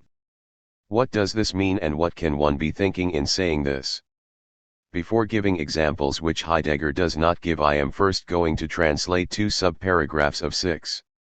This elemental historicity of Dasein can remain concealed from it. But it can also be discovered in a certain way and be properly cultivated. Dasein can discover, preserve, and explicitly pursue tradition. The discovery of tradition, and the disclosure of what it transmits and how it does this, can be undertaken as a task in its own right. Dasein thus assumes the mode of being that involves historical inquiry and research. But the discipline of history, more precisely, the historicity underlying it, is possible only as the kind of being belonging to inquiring Dasein, because Dasein is determined by historicity in the ground of its being. If historicity remains concealed from Dasein, and so long as it does so, the possibility of historical inquiry and discovery of history is denied it. If the discipline of history is lacking, that is no evidence against the historicity of Dasein, rather it is evidence for this constitution of being in a deficient mode. Only because it is geschichtlich in the first place can an age be unhistorisk. Paraphrasing, one could say that engaging in historical science and not engaging in historical science, posing historical questions and not posing historical questions, being aware of the tradition as such and not being aware of it, historisch or not, supposes in both cases historicity. These two behaviors are both modes of Geschichtlichkeit, the one as much as the other deficient and inauthentic. This is the claim I would like to comment on more patiently, but before coming back to it, I am going to translate the next few lines that link this claim to the question of the meaning of being. On the other hand, if Dasein has seized upon its inherent possibility not only of making its existence transparent, but also of inquiring into the meaning of existentiality itself, that is to say, of provisionally inquiring into the meaning of being in general, and if insight into the essential historicity of Dasein has opened up in such inquiry, then it is inevitable that inquiry into being, which was designated with regard to its ontontological necessity, is itself characterized by historicity. The elaboration of the question of being must therefore receive its directive to inquire into its own history from the most proper ontological sense of the inquiry itself, as a historical one. Here the Gallimard translation has taken no account of the very calculated use of these two words, and it is more free and approximate than ever. So I'll paraphrase, the very meaning of the question of being demands interrogation of its Geschichte. I continue my translation. That means to become historical in a disciplined way in order to come to the positive appropriation of the past, to come into full possession of its most proper possibilities of inquiry. The question of the meaning of being is led to understand itself as historical in accordance with its own way of proceeding, that is, as the provisional explication of Dasein in its temporality and historicity. I now return, then, as I said I would a moment ago, to this problem of the absence of historical science or consciousness as a proof, not against, but of historicity, and as a deficient mode of historicity rather than a mode of non-historicity. This claim is laden with consequences, and in conclusion today I would like to emphasize how original it is by beginning to confront it with claims by Hegel and Husserl that are close, but radically different once one pays attention. Hegel first. I shall begin by proposing a very general point of comparison. Both of them, Hegel and Heidegger, insisted on the fact that historical science presupposes, that historical truth presupposes Geschichtlichkeit. I have just said presupposes, and already a difference is showing up between Hegel and Heidegger. For Heidegger the possibility of history presupposes the possibility of Geschichtlichkeit, but, as we saw, non-history, the absence of historical consciousness, presupposes it no less. It is simply an inferior or deficient mode of it. For Hegel, though, the possibility of history does not presuppose but merges with Geschichtlichkeit, in such a way that the absence of historical consciousness or of historical science is the absence of Geschichtlichkeit pure and simple. Non-historicity as Unhistorizität is for Hegel non-historicity as Geschichtslosigkeit. The difference is important, and we are going to see how and why. Let's start by putting two passages side by side, the one, very well known, by Hegel, and the other, less well known, by Heidegger. They seem to mean the same thing. Before reading them, I recall that the word history, in its Greco-Latin root, goes back to historia, which comes from historian, which means to inquire, to inform oneself, to learn. And this is one of the branches of an etymological tree whose root nourished another branch which is episteme. So the word history was first determined on the basis of the idea of historical science and not of historical experience. Only later was the content of the narrative called history, the content that could be the object of a historical narrative. And these two significations are bound together in the word history that designates both event and narrative at once. So the Greco-Latin concept pulls toward science, pulls toward historicität, a signification that should not be reduced to it. It determines history on the basis of historical science, whereas, according to Hegel, they are inseparable and have no privilege of originarity, are not derived one from the other, while according to Heidegger it is historical science that is derived, that presupposes in its possibility a history that is not yet science. In other words, the Greco-Latin concept of historia either illegitimately privileges one of the two co-originary significations, or else inverts the true relations and makes the derivative originary. This operation is not only a linguistic accident, it harbors a fundamental metaphysical operation and an operation that is, precisely, historico-metaphysical. The privilege accorded to historical science in the determination of history is itself a historical adventure that has a historical meaning, which is none other than the philosophical or metaphysical conception of history, that is, a scientific conception, philosophy thinking itself from the start with Plato as episteme. Now the Germanic notion of Geschichte escapes of itself from this scientifico-philosophico-metaphysical determination of history, it escapes from the historical determination of history. Escape the historical determination of history can be heard two ways because historical determination means two things. It means a determination that took place historically, it is a feature of the history of thought that history was determined as it was on the basis of Greek philosophy. It also means that this determination remains historical, and then the content of the determination is historical science. Of course the history of this historical determination escapes historical science as such, it is deeper and older than that science. The German notion of Geschichte has come to designate history as science, has come to function as synonymous with the Greco-Latin term history historia. But originarily, it designates not the narrative but the gathering of what befalls, of what is dispensed as a present and as a destining. Which means that the notion of Geschichte as such unites the two significations without a priori privileging the one or the other. And by the same token it brings out the essential and necessary, in no way fortuitous, character of the unity of the two senses of the word history. Hegel and Heidegger both are conscious of this, and before coming back to the difference I just announced, I will read, then, the two passages that echo each other. Hegel, this is in the lectures on the philosophy of world history, in the introduction, p. 62 in the Gibelin translation. In our language the word history combines both objective and subjective aspects and signifies the historia rerum gestarum as well as the residential gesti themselves, the historical narrative American Samoa well as the events, deeds, and happenings themselves, aspects that in the strict sense are quite distinct. This conjunction of the two meanings should be recognized as of a higher order than that of external contingency.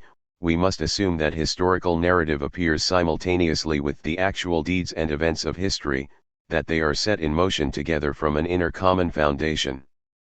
17 Heidegger, 18 The most obvious ambiguity of the term Geschichte has often been noted, and it is by no means vague. It makes itself known in the fact that it means historical effectivity as well as the possibility of a science of it. Having brought the two texts together, let's come back to Hegel's and let's see what it means and how the intention animating it is different from Heidegger's. Knowing how it is different means knowing how the non-fortuitousness, the essential necessity that is hiding behind this linguistic phenomenon, is thought differently by Hegel and Heidegger. Neither of them thinks it is a linguistic accident, and Heidegger would no doubt even subscribe to a remark of Hegel's, delighted, not about the term Geschichte, but Aufheben that unites in itself two contradictory significations, delighted then that the German language should have the privilege of this properly untranslatable because contradictory concept, and should thus be a language that is immediately speculative. For Hegel, this word Geschichte is not a linguistic accident, because historical effectivity appears at the same time as the possibility of narrative, and therefore of historical science. Historizität is not only one mode, a later and important modification of Geschichtlichkeit, it is contemporary and consubstantial with it. Living historically is possible only if one has language and if one has consciousness and if consequently one can sum up one's experience. Memory, in the profound and productive sense that Hegel gives to this word, is spirit itself, Mnemosyne and Geist, that is, the power to gather oneself, to inherit from oneself. This power of gathering and summation and reciting is the ground common to historical experience and historical science. An individual, a consciousness or a people are historical from the moment they are in a position to form the project of the narrative of their experience, once their experience is in a position to recite itself, to produce signs of itself and thus to produce signs, works, to produce itself in works, that is, in an objective a priori without which there would be neither Geschichte nor History. Which implies by the same token that there is no strictly individual history but only at the level of the people constituted as a state, the individual being abstract. Which also confirms what Hegel says in the Phenomenology, namely, that animal life has no history even if the species evolves, the evolution of the species, incapable of summing itself up, of keeping the thematic memory of its becoming and its progress, is not historical. Only spirit and reason have a history, only the state has a history, and the individual separated from the state has the same status as the animal. The notions of history, spirit, and culture, or of politics, and of objective morality rigorously entail one another. As a consequence, a people that does not constitute itself thematically and expressly as a rational state that is a guardian of institutions and of historical patrimony, a people that does not have the politics of its historical science, such a people has no history, is not geschichtlich. You see the Heideggerian difference dawning. Such a people for Hegel is not living in a deficient mode of Geschichtlichkeit, it is not geschichtlich at all. Its culture is not a culture, it is animal and it is nature.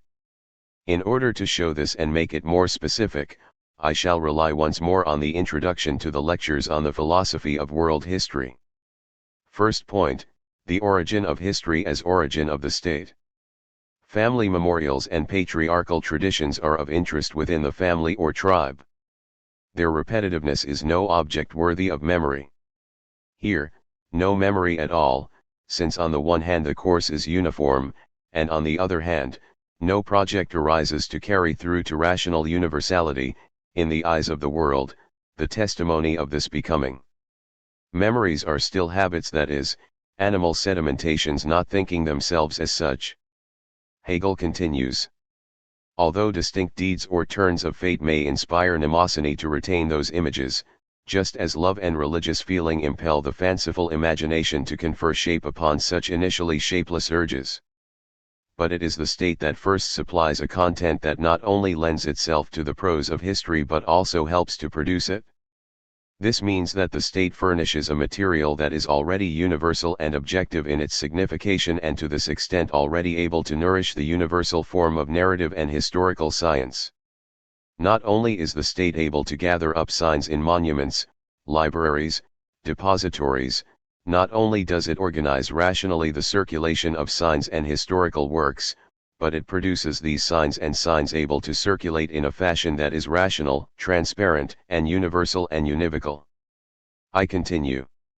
Instead of the merely subjective dictates of the ruler, which may suffice for the needs of the moment, a community in the process of coalescing and raising itself up to the position of a state requires commandments and laws, general and universally valid directives. It thereby creates a discourse, and an interest in intelligible, inwardly determinate, and in their results enduring deeds and events, ones on which mnemosyne, for the benefit of the perennial aim that underlies the present configuration and constitution of the state, is impelled to confer a lasting memory. So the state is the origin of both historical reality and the historical account. Only the state is the origin of complete history. This is why, reciprocally, there is no state without history. A state cannot do without its own history, the consciousness of its own past. It is incomplete in itself without that. Whereas pre-state experiences are complete in themselves without needing the consciousness of their own past. They are actual in themselves, whereas the actuality of the state is incomplete without the consciousness of the past. All deeper feelings such as love, as well as religious intuition and its forms, are wholly present and satisfying in themselves, but the external existence of the state, with its rational laws and customs, is an incomplete present, the understanding of which calls for incorporating the awareness of its past. So much for the state as origin of historicity in general. Now peoples without a state, cultures without a state are not living in a deficient historicity but in a non-historicity. This is no more than the converse of what we have just been saying, but Hegel illustrates it with an odd and curious example that is worth our pausing over a little, if only as a contribution to the still burning question of societies said to be without history, which are often assimilated without further ado to people said to be without writing. The example that illustrates Hegel's intention here is the difference between China and India. I quote. Read pages 63 to 64, and comment. It is obvious to anyone who begins to be familiar with the treasures of Indian literature that this country, so rich in spiritual achievements of a truly profound quality, nevertheless has no history. In this respect, it at once stands out in stark contrast to China, an empire that possesses a most remarkable and detailed historical narrative going back to the earliest times. India has not only ancient religious books and splendid works of poetry but also ancient books of law, something already mentioned as a prerequisite for the formation of history, and yet it has no history. But in this country the original organization that created social distinctions immediately became set in stone as natural determinations, so that, although the laws concern the civil code of rights, they make these rights dependent on distinctions imposed by nature, and they specify, above all, the position of these classes toward one another, i.e., only of the higher vis-a-vis the lower. The ethical element is thereby excluded from the splendor of Indian life and its realms. Given this bondage to an order based firmly and permanently on nature, all social relations involve a wild arbitrariness, ephemeral impulses, or rather frenzies, without any purposeful progress and development. Thus, no thoughtful memory, no object for mnemosyne presents itself, and a deep but desolate fantasy drifts over a region that ought to have had a fixed purpose, a purpose rooted in actuality and in subjective yet substantial freedom. Of course, this petrification and this naturalization of spirit or historicity is not an accidental phenomenon that has happened here or there, at one moment or another. This is the threat that lies in wait for every community, people, or nation, in the form of depoliticization or the natural or biological or organicist or even technicist conception of the political. Next time we shall be concerned with an analogous but already different intention in Husserl, concerning the origin of historicity and peoples said to be without history. Then we shall see how Heidegger breaks with this Hegelian Husserlian metaphysics of history, this spiritualist metaphysics, this metaphysics of Geist too rapidly determining history on the basis of the possibility of knowledge and self-knowledge, of science and consciousness, and allowing itself to be dictated to by the categorical difference between nature and culture behind which Heidegger intends to go back, interrogating the historicity of a descent that is not yet determined either as spirit, or as subject, or as consciousness, but as temporality, this temporality being for now the only transcendental horizon prescribed for the question of being from which we must not let ourselves be distracted. Let me remind you that at the end of the last session we were getting ready to consider from the point of view of the origin of historicity and from the point of view of people said to be without history, from the point of view of a hypothetical zero degree of historicity, a Husserlian intention that I said was analogous to that of Hegel, such as we identified it especially on the basis of the introduction to the lectures on the philosophy of world history. An analogous intention that is, a different one within one and the same system of relations, within one and the same structure. This confrontation, I was saying, had to give place to a certain destructive rupture by Heidegger, a rupture with the Hegelian Husserlian metaphysics of history, a spiritualist metaphysics, a metaphysics of Geist and ratio determining historicity still too rapidly on the basis of knowledge and self-knowledge, of science and consciousness, letting itself be dictated to by the categorical difference, held to be originary and irreducible, between nature and culture.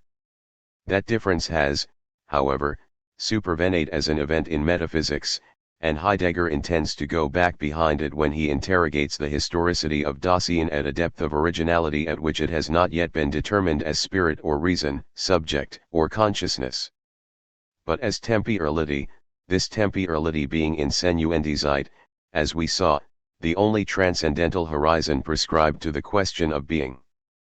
Before speaking very rapidly, as I have just been doing, for the Hegeliano-Husserlian metaphysics of history, it is necessary to recall that in Husserl's mind, every time phenomenology encounters history and makes it a theme, it is not a matter of metaphysics and a fortiori not Hegelian metaphysics. Of course, Husserl intends to break with all metaphysics. We are SESSIONF 4 January 25, 1965. The true positivists. 1. He intends that phenomenology be at least the delaying reduction of metaphysics. Metaphysics, every metaphysical proposition, will be deferred until phenomenology has accorded it its rights. This reduction of metaphysics, on which I do not wish to dwell here, takes aim especially at Hegel. Hegelianism is for Husserl, who did not know Hegelianism well, it has to be said, but that is nothing original, the very type of speculative thought, of dialectics running wild as it breaks with the description of experience and of the things themselves, right from the phenomenology of spirit itself. The reduction of metaphysics by phenomenology takes aim especially at Hegel, and still more especially at Hegel's metaphysics of history. For him, Hegel is responsible for that awakening of dogmatic metaphysical idealism that covered with its heavy and powerful systems the Kantian transcendental question, dogmatic reslumber. And what he reproaches him with more specifically is a sort of historicism. By tying the movement of truth to the historical figures of spirit, he supposedly reduced truth value to a Weltanschauung, an expression indeed used by Hegel to designate the figures of spirit in the phenomenology, and taken up in the sense with which you are familiar by Dilthey, precisely. When Husserl criticizes the historicism or the relativism of Dilthey in philosophy as rigorous science, he reproaches him precisely with not knowing the meaning of truth, the meaning of truth value, which properly, which intrinsically implies a claim to an infinite and unconditioned universality, with no grounding link to a place or a time. 2. Philosophy as rigorous science belongs to a moment in Husserl's itinerary when the point is above all to show the independence of truth value, of normativity, with respect to any empirically determined moment in history, even if that means later making explicit the original and non-empirical historicity of truth. Now, in Husserl's view, if Hegel manages to avoid at least the appearance of relativism, this is thanks to a metaphysical speculation that comes in alongside the empirical description, and that, instead of describing the things themselves, supposedly involves an act of faith within the teleology of reason and spirit, which allows for the recognition of universal truth marching toward itself in the labor of history. But precisely when faith in this metaphysics of history was lost, after Hegel, by all the post-Hegelians, all that remained was the historicism that was the very nucleus of Hegelianism.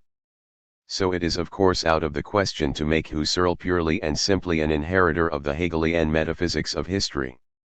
Nevertheless, when around the time of the crisis historicity becomes a theme for phenomenology, the teleology of reason reappears, and with it some very Hegelian accents.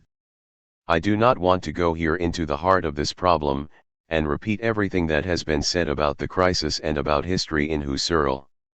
I would simply like, as I have done for Hegel, to broach the problem of historical science and of people said to be without history, always placing as an epigraph to these considerations the sentence from Heidegger that I read last time, asserting that the absence of History, far from proving the absence of Geschichtlichkeit, is but a mode, a deficient mode, to be sure, of the Geschichtlichkeit of Dasein.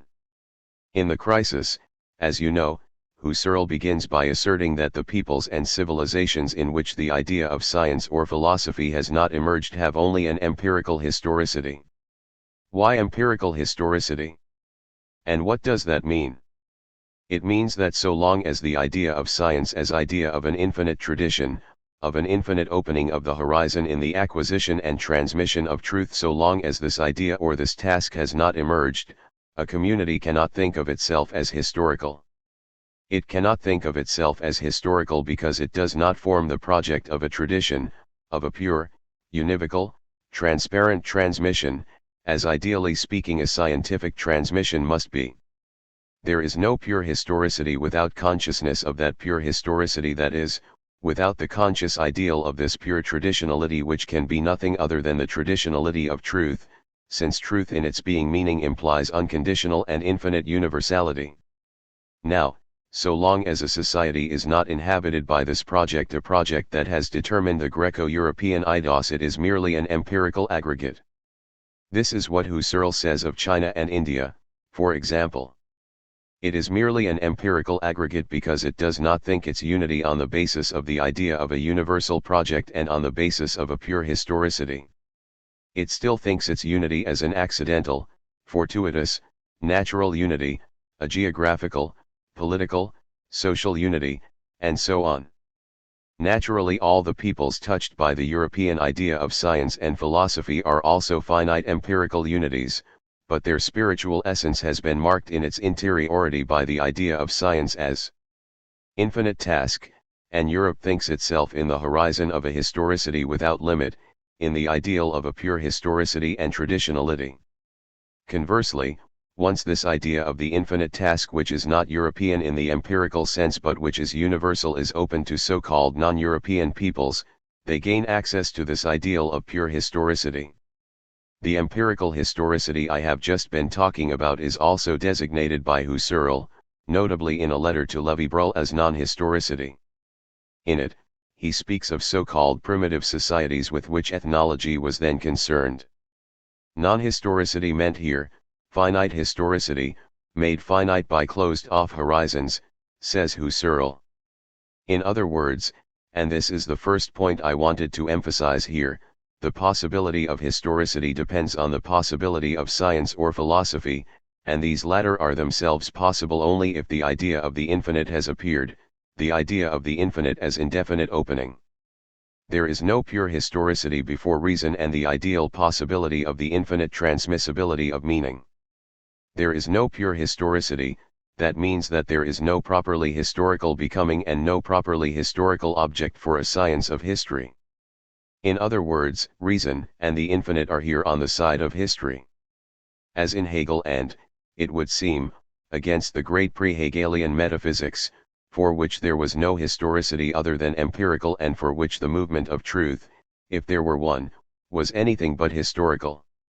So that, be it said in passing, if, against these great rationalisms and great infinitisms of the historicity of meaning that Hegel and Husserl still are, one wished to reaffirm the finitude of meaning in order to free oneself from the theologico-metaphysical horizon that still remains that of Hegel and Husserl, one would, very curiously, have to reinstate, at a certain level and in a certain sense, a certain foundational ahistoricity of meaning.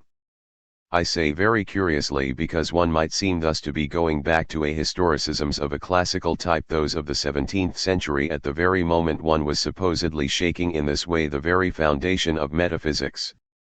The ahistoricity in question, then, would then no longer be an eternal theological foundation, but a certain silent permanence of non-meaning, or rather an absence of meaning that precedes the opposition between meaning and non-meaning, an origin of meaning and history that would precede any alternative between reason and unreason, between a truth and an untruth, and without which these alternatives could not emerge, no more than could any historicity.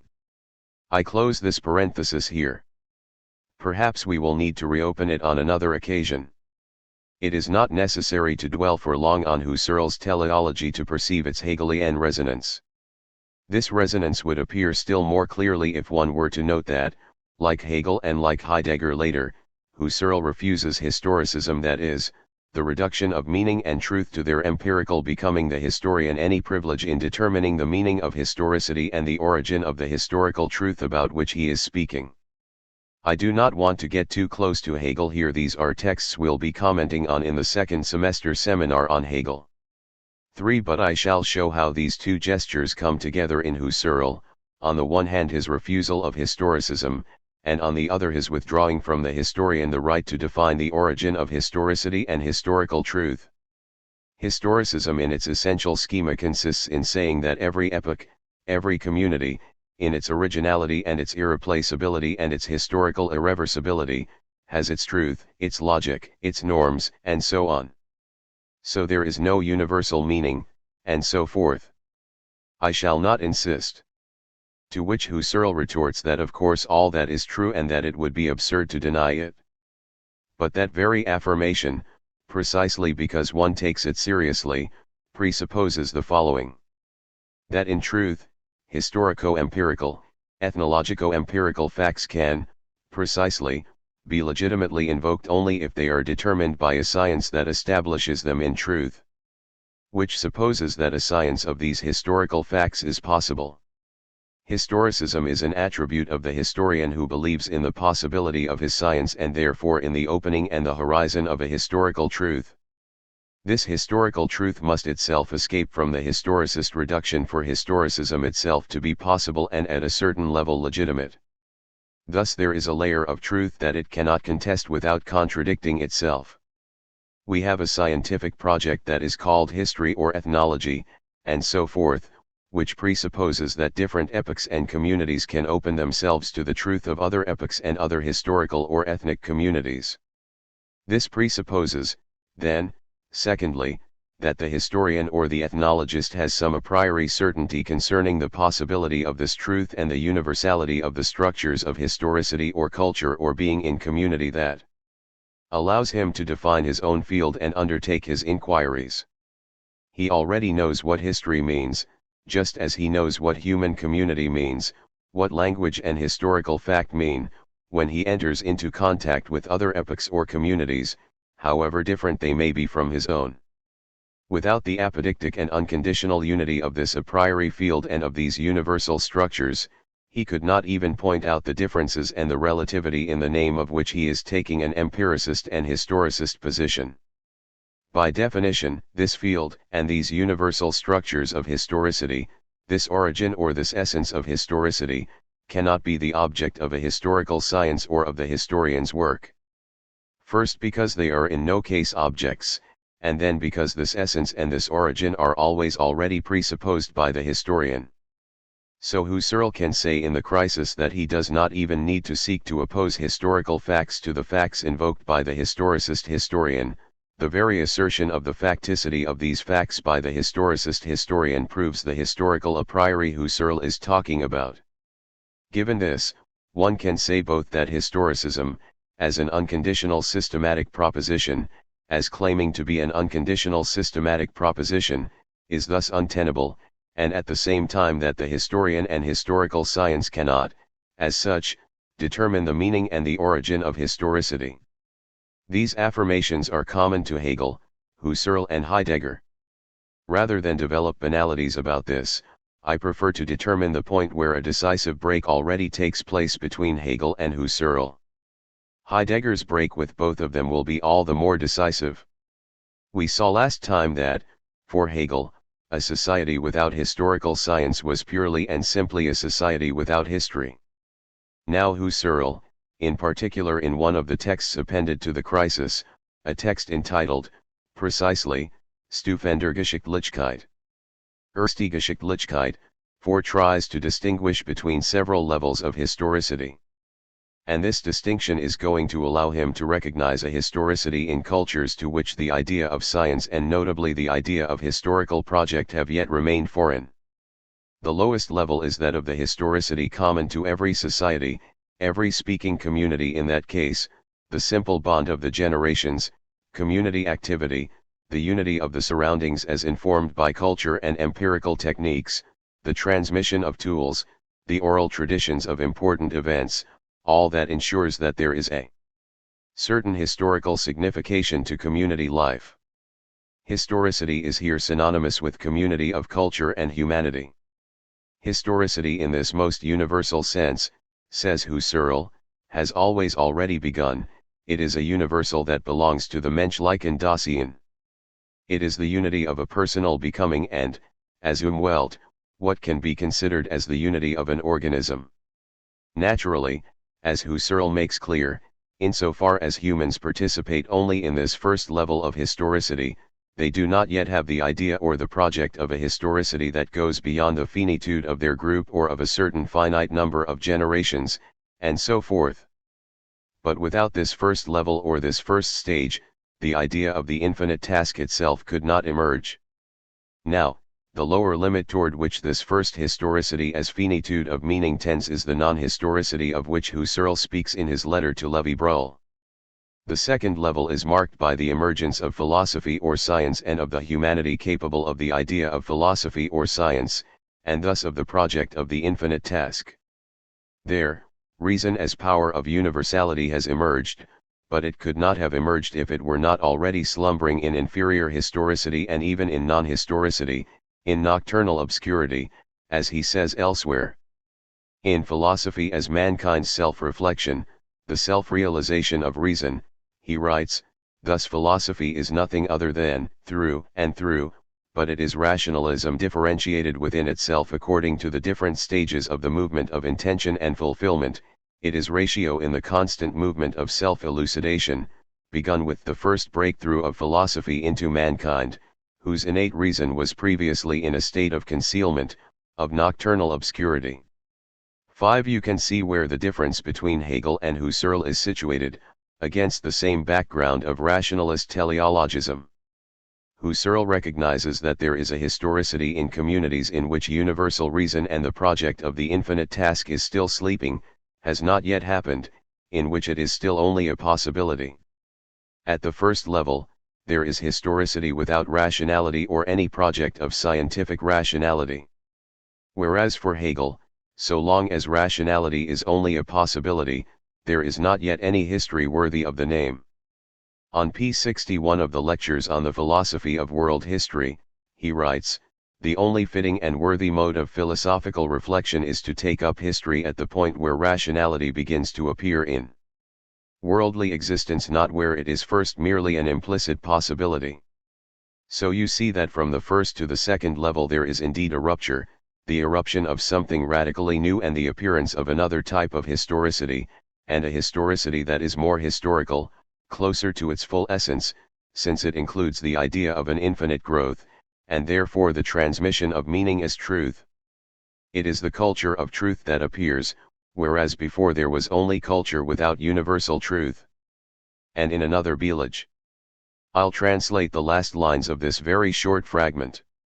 Die Drittstufe is the Umwandlung, the mutation, the conversion of philosophy into phenomenology, with humanity's scientific consciousness in its Historizität and the function of converting itself into a humanity allowing itself to be guided by philosophy as phenomenology. That is a new rupture as explication. Naturally, these three Stufen are at once steps and stages, that is, phases that are both structured and genetic, strata that are not de facto mutually exclusive. So that the lowest stratum is always present in the societies that have gained access to the two higher strata, and the second stratum is still present in any society that has gained access to phenomenology.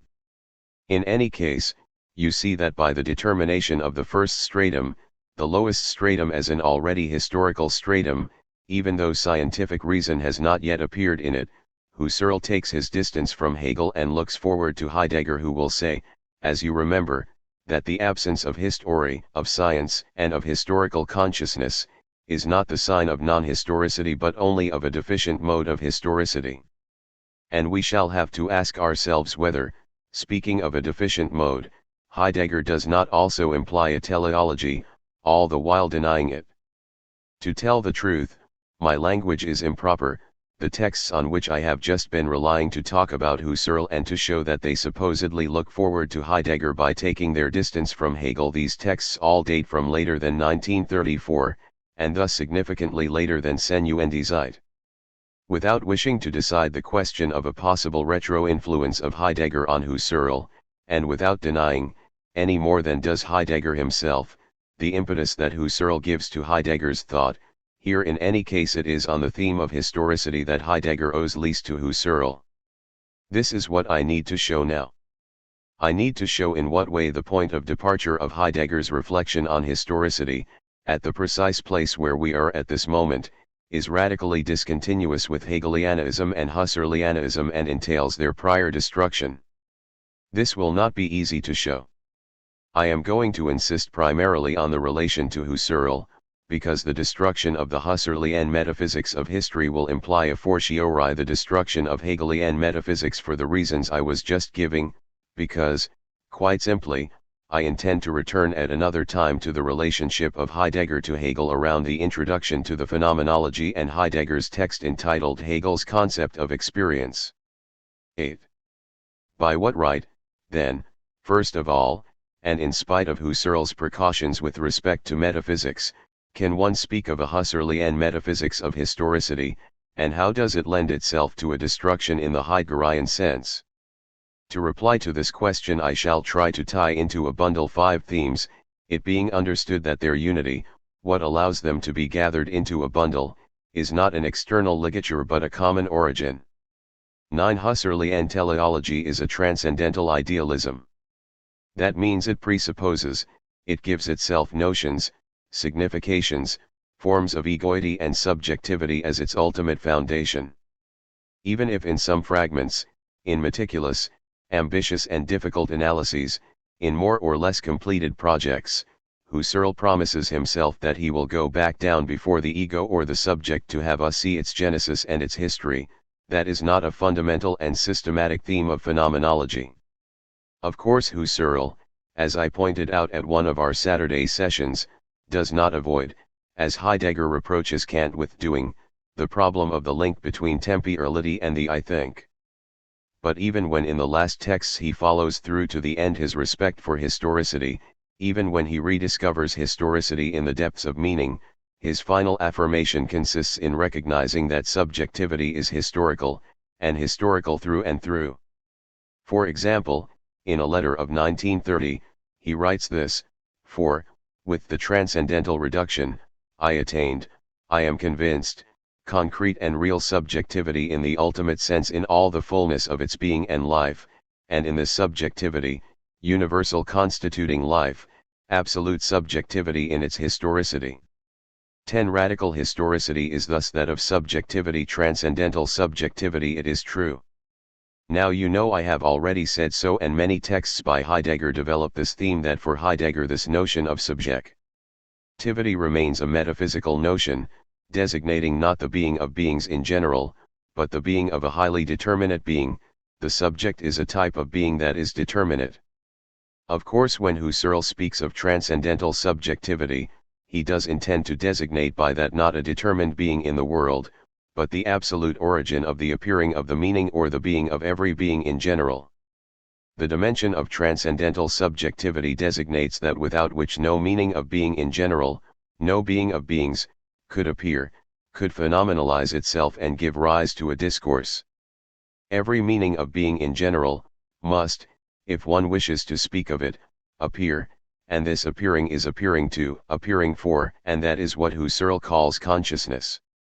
Nevertheless, in spite of this gesture and in spite of all the gestures through which one could show how transcendental subjectivity offers the last and strongest resistance to the Heideggerian destruction of metaphysics, nevertheless, this origin of meaning and of the world is nonetheless determined by Husserl as consciousness and as subjectivity.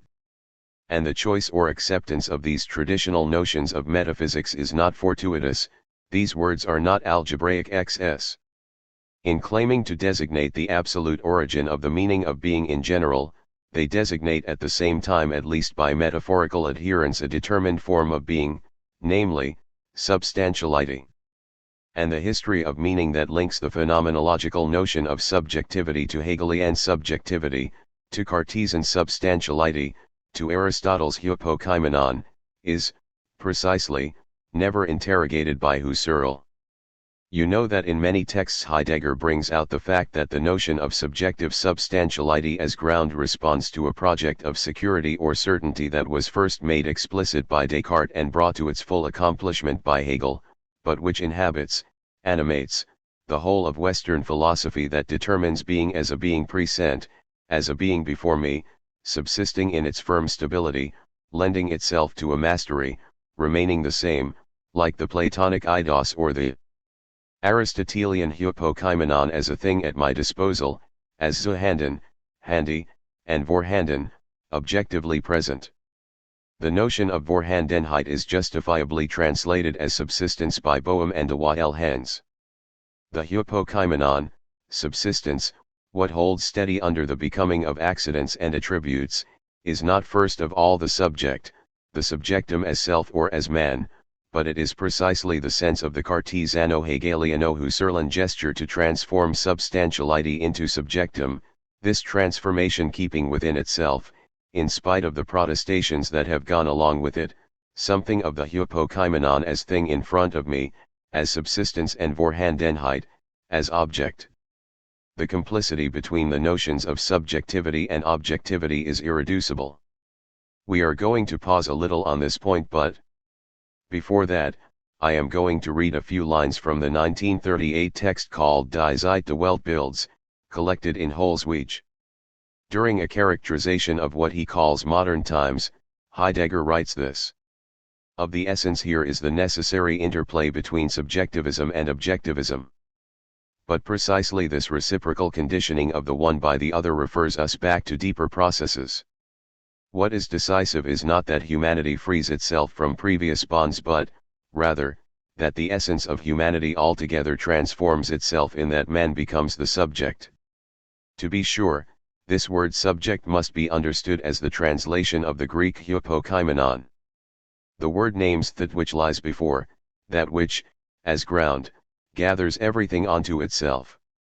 This metaphysical meaning of the concept of the subject has, in the first instance, no special relationship to man, and none at all to the I. When, however, man becomes the primary and genuine subjectum, this means that he becomes that being upon which every being, in its way of being and its truth, is founded. Man becomes the referential center of beings as such. This would be the fundamental gesture of modern metaphysics since Descartes, a modern metaphysics linked to the essence of technology that one can understand only via the project of Sicherheit. Instead of following the analysis of this project as it appears in so many texts of Heidegger's, I prefer to show, staying close to this Husserlian idea of the historicity of subjectivity, how this destruction of subjectivity is articulated upon the notion of the historicity of der Sinn in seine und die Zeit. It would obviously be more than frivolous to say that the transformation of der Sinn into Vorhandensein, into an object before me or into a hypokaimenon, a subsistent being, that this metaphysical transformation which followed the reduction of the meaning of being, of ousia into hypokaimenon, was due to a regrettable accident, a fault of philosophy, which could have avoided it. The threat of transforming der Sinn into substance on the model of objects available in the world, and of Vorhandenheit, this threat is not extrinsic to Dasein. It belongs to the very structure of Dasein. The inauthentic understanding of its being does not befall Dasein like an accident, it is a possibility and even an essential necessity inscribed in the very heart of its being. It is not even a decline into something low, in the moral sense. I refer you for this to 9 of Being and Time, p. 43, the inauthenticity translators have here translated Unagentlichkeit as alienation when 2 lines earlier. They translated it as inauthenticity of Dasein does not signify a lesser being or a lower degree of being. Which explains that metaphysics, which is essentially substantialist, is not a fault or a sin of which one should rid oneself, of which one could purify oneself by overcoming metaphysics. Metaphysics, like inauthenticity, cannot be overcome. Let's approach an important passage from Seine und die Zeit where precisely this question of the subjectum is broached in relation with the structure of Dasein and its everyday inauthenticity. I'm choosing this 25 because Husserl is visibly targeted, if not by name. The question that orients this paragraph is the point of departure of the existential question, who is being there? In 9 the being of being there was determined as mine. The being which this being is concerned about in its being is always my own. Thus, Dasein is never to be understood ontologically as a case and instance of a genus of beings Vorhandenum. To something objectively present its being is gleichgültig, more precisely, this being is in such a way that its being can neither be indifferent nor non-indifferent to it. In accordance with the character of always mineness, when we speak of Dasein, we must always use the personal pronoun along with whatever we say, I am, you are. This Gemeinigkeit of Dasein is not yet determined. This is important as subjectivity. And the problem of knowing whether this Gemeinigkeit ought or not be determined as subjectivity is, precisely, posed in 25 that I wanted to broach. So the question is that of the who of Dasein, the who of Gemeinigkeit. It must be noted that the determination of this who, as subjectum, will appear in the analytic of Dasein's everydayness. It is in seeking for what everyday and inauthentic being there is that we will encounter the theme of the subjectum.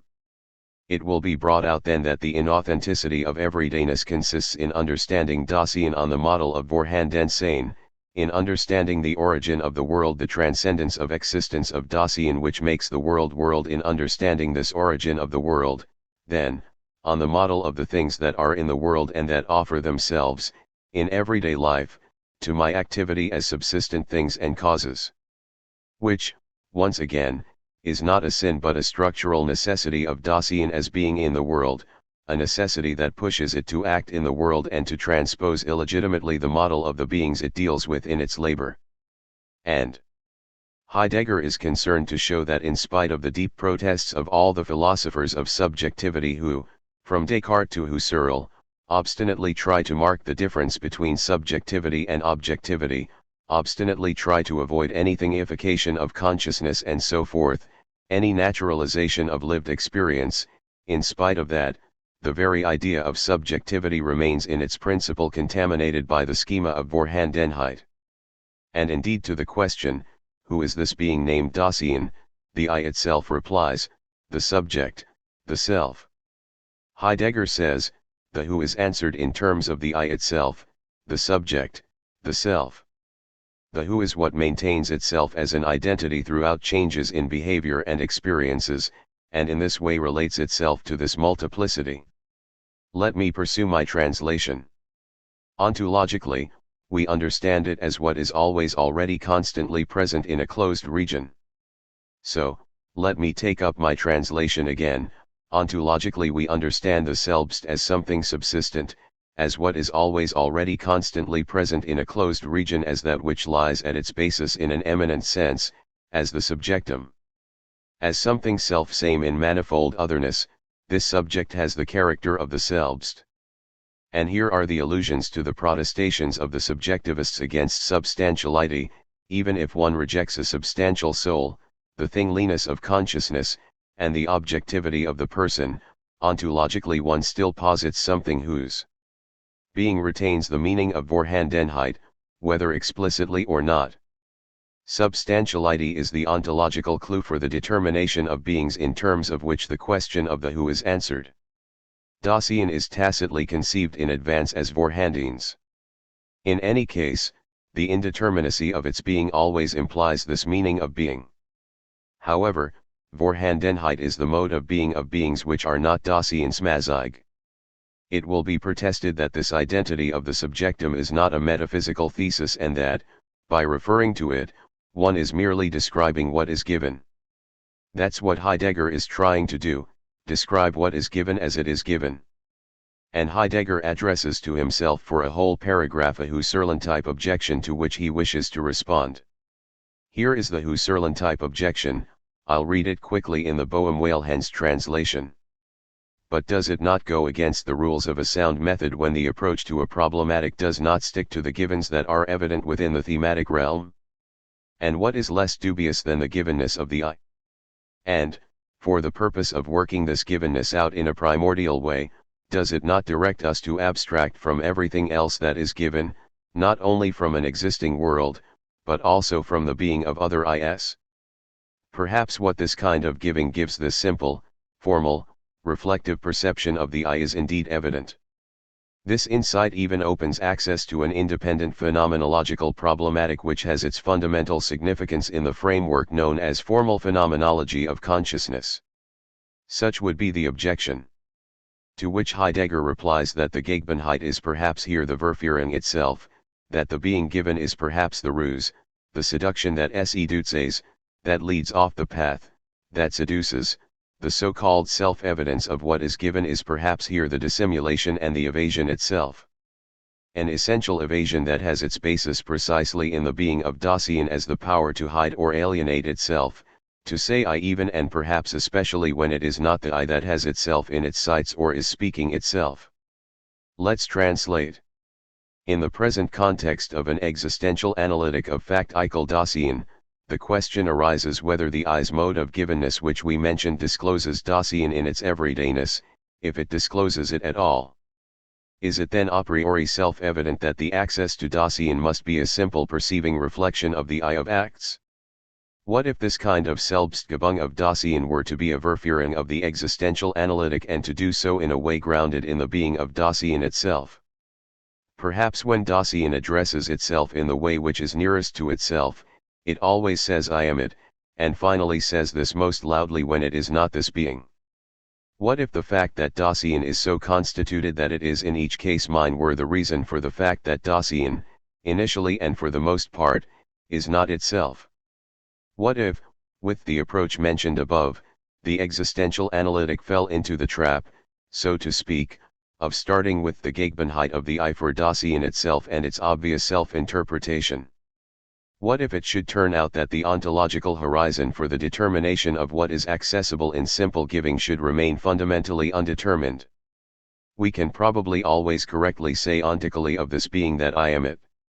However, the ontological analytic which makes use of such statements must have fundamental reservations about them. The I must be understood only in the sense of a non-committal formal indication of something which perhaps reveals itself in the actual phenomenal context of being as that being's opposite. Then not I by no means signifies something like a being which is essentially lacking Ihood, but means a definite mode of being of the I itself, for example, having lost itself. Two brief remarks about this important passage. What is remarkable about it is that the Gemeinigkeit itself, far from leading to the security of Ihood, is shown to be the very thing that makes possible the Verführung, and that, saying I when the I is given to me in self-evidence, I should have in my sights a non-I that would not be a non-Ihood, but an other me, and that, even as I shout I am and I am me, I should be in Selbstverlorenheit.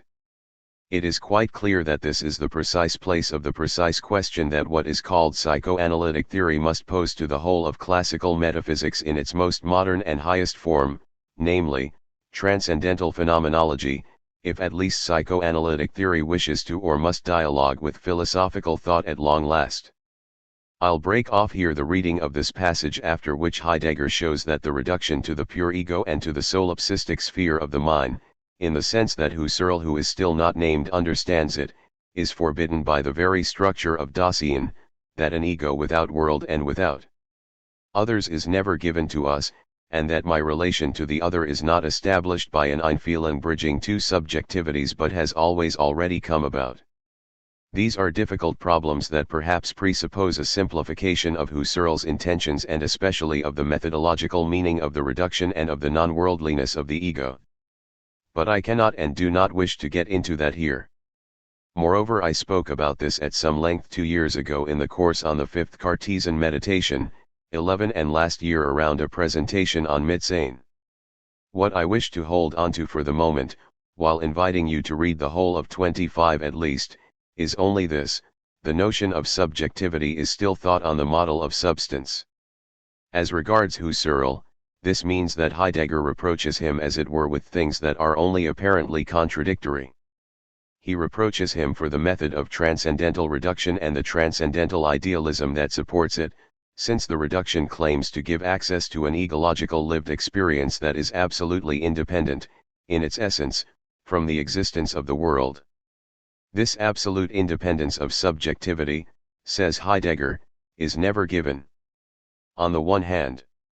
On the other hand, it leads, like it or not, to an ahistorical concept of the ego.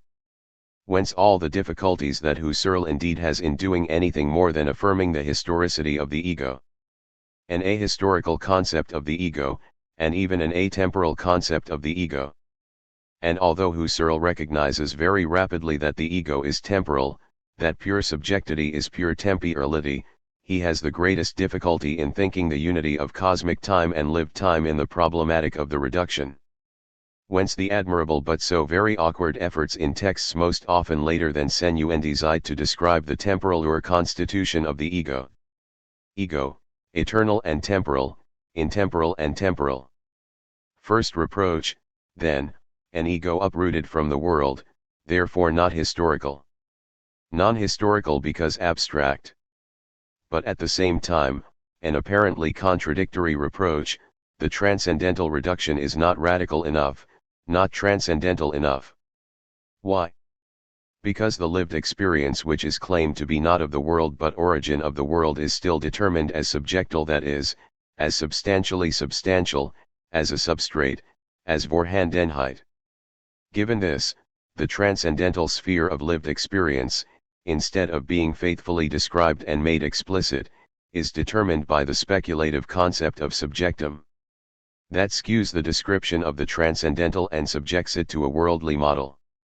A perfectly radical reduction, the one Heidegger is claiming to be doing, without the now equivocal name reduction, ought also to place in brackets the subjective and egological dimension of lived experience, which is not absolutely originary, which is constituted on the basis of a transcendence more originary than that of an intentional egological consciousness, and that is the transcendence of the de of Dasein.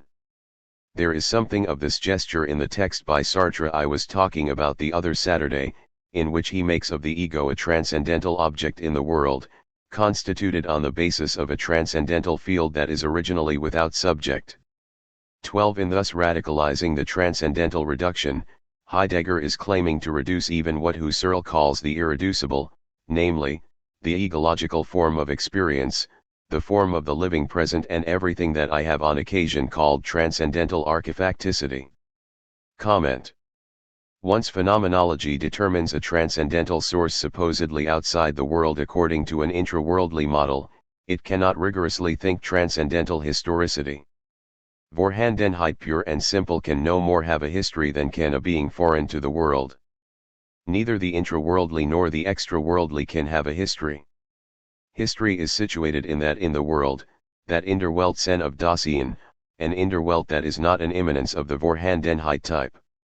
Of course, these reproaches addressed to Husserl can affect only Husserl's explicitly and systematically elaborated project in the broad phases and great treatises, those that precisely make subjectivity and egoity unassailable. But we know that in many unpublished fragments, Husserl tries, via radical and non-systematic descriptions, to get back to that pre-egological and anonymous stratum of lived experience where temporality is constituted and constitutes the ego. So I have shown schematically why Heidegger did not feel able simply to be satisfied with the Husserlian description of historicity, insofar as it remained governed, I would say oppressed, by the metaphysical ancestry of the concept of the subjectum. This was the first of the 5 themes I announced. I'll be briefer with the 4 others, which are in profound solidarity with it. Second, Husserl's teleology of history is not merely a subjectivism, it is a humanism. Although Husserl is forewarned and is the first to forewarn us about a confusion between the transcendental ego and anthropology, every time he moves from transcendental phenomenological description to a sort of teleological interpretation of becoming, the notion of man reappears, and even man as animal rationale. It is precisely every time that Husserl must abandon the description of the given to interpret it that metaphysical presuppositions that have resisted the reduction appear, as though, once the reduction is lifted, one had to forget what it showed us, for example, something that was not what one blithely calls by the name man, and which was anterior because it gives it its meaning to what is called man. Of course, the point is not to reduce the whole of Husserlianism to this gesture, but this gesture exists and it always intervenes at the moment when historicity is to be interpreted. This gesture presupposes on the one hand a radically original essence of man, from the Papuan to the phenomenologist, which means that even the revolutions introduced into the heart of historicity by the eruption of philosophy as infinite task, then by that of phenomenology as another understanding of philosophy, these revolutions take place within the unitary field of the same humanity, and the same history of the same humanity. But just as man and even the Papuan represent a new stage of animal nature, i.e., as opposed to the beast, so philosophical reason represents a new stage of human nature and its reason. And earlier he had said, reason is a broad title. According to the old familiar definition, man is das vernünftige Lebewesen, the rational animal, and in this broad sense even the Papuan is a man and not a beast. He has his ends and he acts reflectively, considering the practical possibilities. The works and methods that grow out of this go to make up a tradition, being understandable again by others in virtue of their rationality. Thus, the move from the finitude to the infinity of the task is understood within an essence of man as animal endowed with reason. Do we not, says Husserl in Belage 3, stand here before the great and profound problem horizon of reason, the same reason that functions in every man, the animal rationale, no matter how primitive he is. 13. We have seen how Heidegger was trying to get back behind a metaphysics that is always in his eyes not merely an ontotheology but a humanism. In the letter on humanism, he shows precisely that the link between metaphysics and humanism is an essential, and not accidental, link. We have seen the necessity that Heidegger claimed to be obeying by not setting off from a definition even one that was selbstverständlich of man. He would oppose all these reasons to Husserl here, showing that a history that would be only a history of humanity, would not be a history or would in the end be merely an empirical history and not a history of truth. On the other hand, can one speak of historicity when the becoming described is merely the unfolding and explication of an essence of humanity as rational animality? Third, the content, and not the form, of this teleology is evidently recognized on the basis of a guiding thread that is science. Philosophy is traditionally determined as episteme, and it is by the possibility of science that man is defined, and by the revolutions of science that the stages and ruptures within humanity are recognized. Historicity is determined on the basis of scientificity, and here we are back with Hegel. Historicity is determined in its teleology on the basis of scientificity, which means two things in one. It means, first, as I have just noted, that the history of science, its origin and its ends, are the indices of historicity in general. And it means, secondly, that only science or scientific humanity, the scientific community, has a pure historicity. The model and the telos of historicity, what allows its eidos to be defined, is the history of the sciences, the history of science as a history of objectivity. What does that mean? According to Husserl, and his concept here again is extremely classical, there is no history without community, of course, but first and above all without transmissibility, without traditionality. Now only the scientific object is able to ensure a pure, unique, transparent tradition, only the language of scientific objectivity of which mathematics and the exact sciences in general have given us the model. Only the exactitude of the object of the ideal object, of course, for only the ideal object can be exact, ensures the univocity of expression, as Husserl assures us in Idei. Therefore it alone ensures a purity of historicity, a purity of the historical ethos, a transparency of the historical tradition, and therefore of historicity. The serious consequence is that everything in science that is not exactitude can give rise only to a dubious historicity. What in science in general is not exactitude is, of course, on the one hand the empirical scientificity of the vague sciences of nature and spirit, but it is also the scientificity of rigorous science which is not exact science. The concepts of phenomenology are not, cannot and must not in their essence be exact concepts but primarily and only rigorous. I am supposing that you are aware of this distinction. It follows that the language of phenomenology will never be perfectly univocal like that of mathematics. And the question of the historicity of phenomenology, of the transmission of its discourse, will be posed, in such a way that this at the heart of historicity will no longer be sure of arriving, like at a taking possession of the meaning of history by history itself. A classical thought, I was saying. Yes and no. Yes, to the extent of the privilege of mathematical scientificity. No, to the extent that the existence of mathematics is conceived no longer, as in classical metaphysics, as the locus or the example of an eternal truth, but indeed as the purest historicity of truth. In both cases obviously it is empirical history that is, precisely, reduced. History is therefore the transmission of ideal objects, the only ones that can be transmitted with their meaning, as such, without alteration as the same, and this to infinity, without essential limitation of any sort. Historicity is thus objectivity and scientificity themselves, and the purity and progress of all three go together and increase at the same time. 15. Of course here too one must be extremely prudent and avoid schematizing too quickly. Although history is always guaranteed by the objectivity of objects, Husserl did worry about the origin of these objects and the subjective acts that constituted them. And he did take pains to root and ground scientificity in a pre-scientific life ground that was itself historical. The whole thematic of the Lebenswelt, which, qua systematic thematics is, moreover, later than Senuendizeit, indeed concerns a stratum of language community life and therefore of historicity prior to that of scientific life and supporting it. The only thing is, it turns out to be teleologically inferior, less purely historical, enclosed in the finitude of ends and horizons, and in any case the description of it, whatever its richness and powerful novelty, still remains guided by the subject-object correlation and the metaphysics of the animal rationale. The sphere of the Lebenswelt is the sphere of what Husserl calls the relative subjective, which does not yet create pure and purely objective idealities, that stratum of the relative subjective having moreover universal structures that can and must be described as such by phenomenology.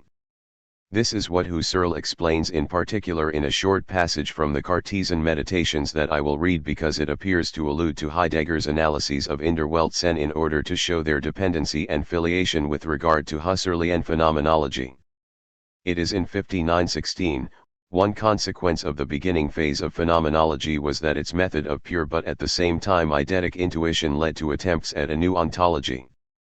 As regards this, nothing prevents starting at first quite concretely with the human life Umwelt around us, and with man himself as essentially related to this our Umwelt, and exploring, indeed purely intuitively, the extremely copious and never discovered a priori of any such surrounding world. 17.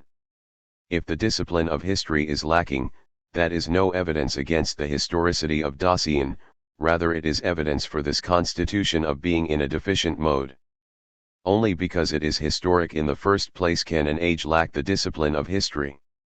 It is in the opening of this assertion, rather than by convoking the assertions of historians or ethnologists who in their considerations on the subject of so-called historical societies or so-called societies without history presuppose at least that clarity has been reached on the essence of historicity and all the problematics attached to it. It is in the opening of this assertion of Heidegger's, and the better to understand it, that we try to determine the place where it might destroy the Hegelian Husserlian metaphysics of historicity.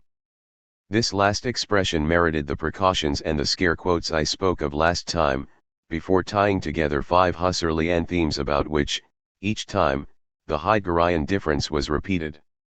The first 4, the only ones I had time to develop, were the following. Husserl's teleology of historicity is a transcendental idealism organized around a concept of subjectivity that Heidegger shows is both foreign to the world and intraworldly, which is another way of missing any history that is not empirical. Remember, too, what we said about Husserl's transcendental reduction, that it was both illegitimate and insufficiently radical. Transcendental phenomenology is presented as having transformed into an intraworldly thing the very thing it was claiming to protect against worldization, or reification, or naturalization.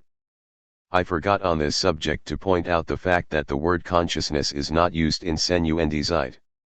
1. Husserl's teleology remains a humanism. The content of this teleology is recognized on the basis of the idea of science. The description of the Lebenswelt, a theme that is, however, very close to Heidegger's intention, allows to circulate in it concepts such as those of nature and culture that import into it numerous latent and derivative metaphysical significations that, in any case, come in much later when seen from the historical originality of Dasein that Heidegger is trying to thematize. We developed these 4 themes at length, taking many precautions and trying not to be unduly schematic. 2. Surrounding world whatever, taking this a priori as the point of departure for a systematic explication of human existence and of world strata that disclose themselves correlatively in the latter. A genealogical claim, a claim of paternity to which, in advance as it were, Heidegger had thought he should respond with a claim of independence that I quote for its anecdotal interest.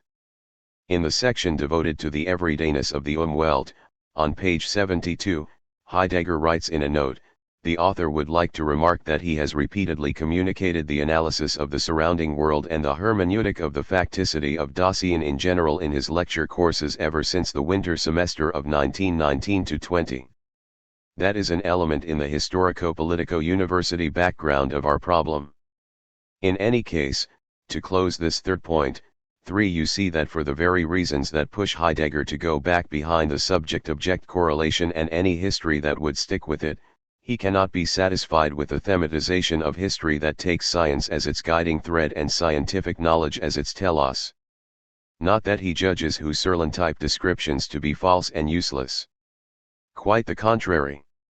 Simply, they remain locked in the closure that we have been reconnoitering from the start.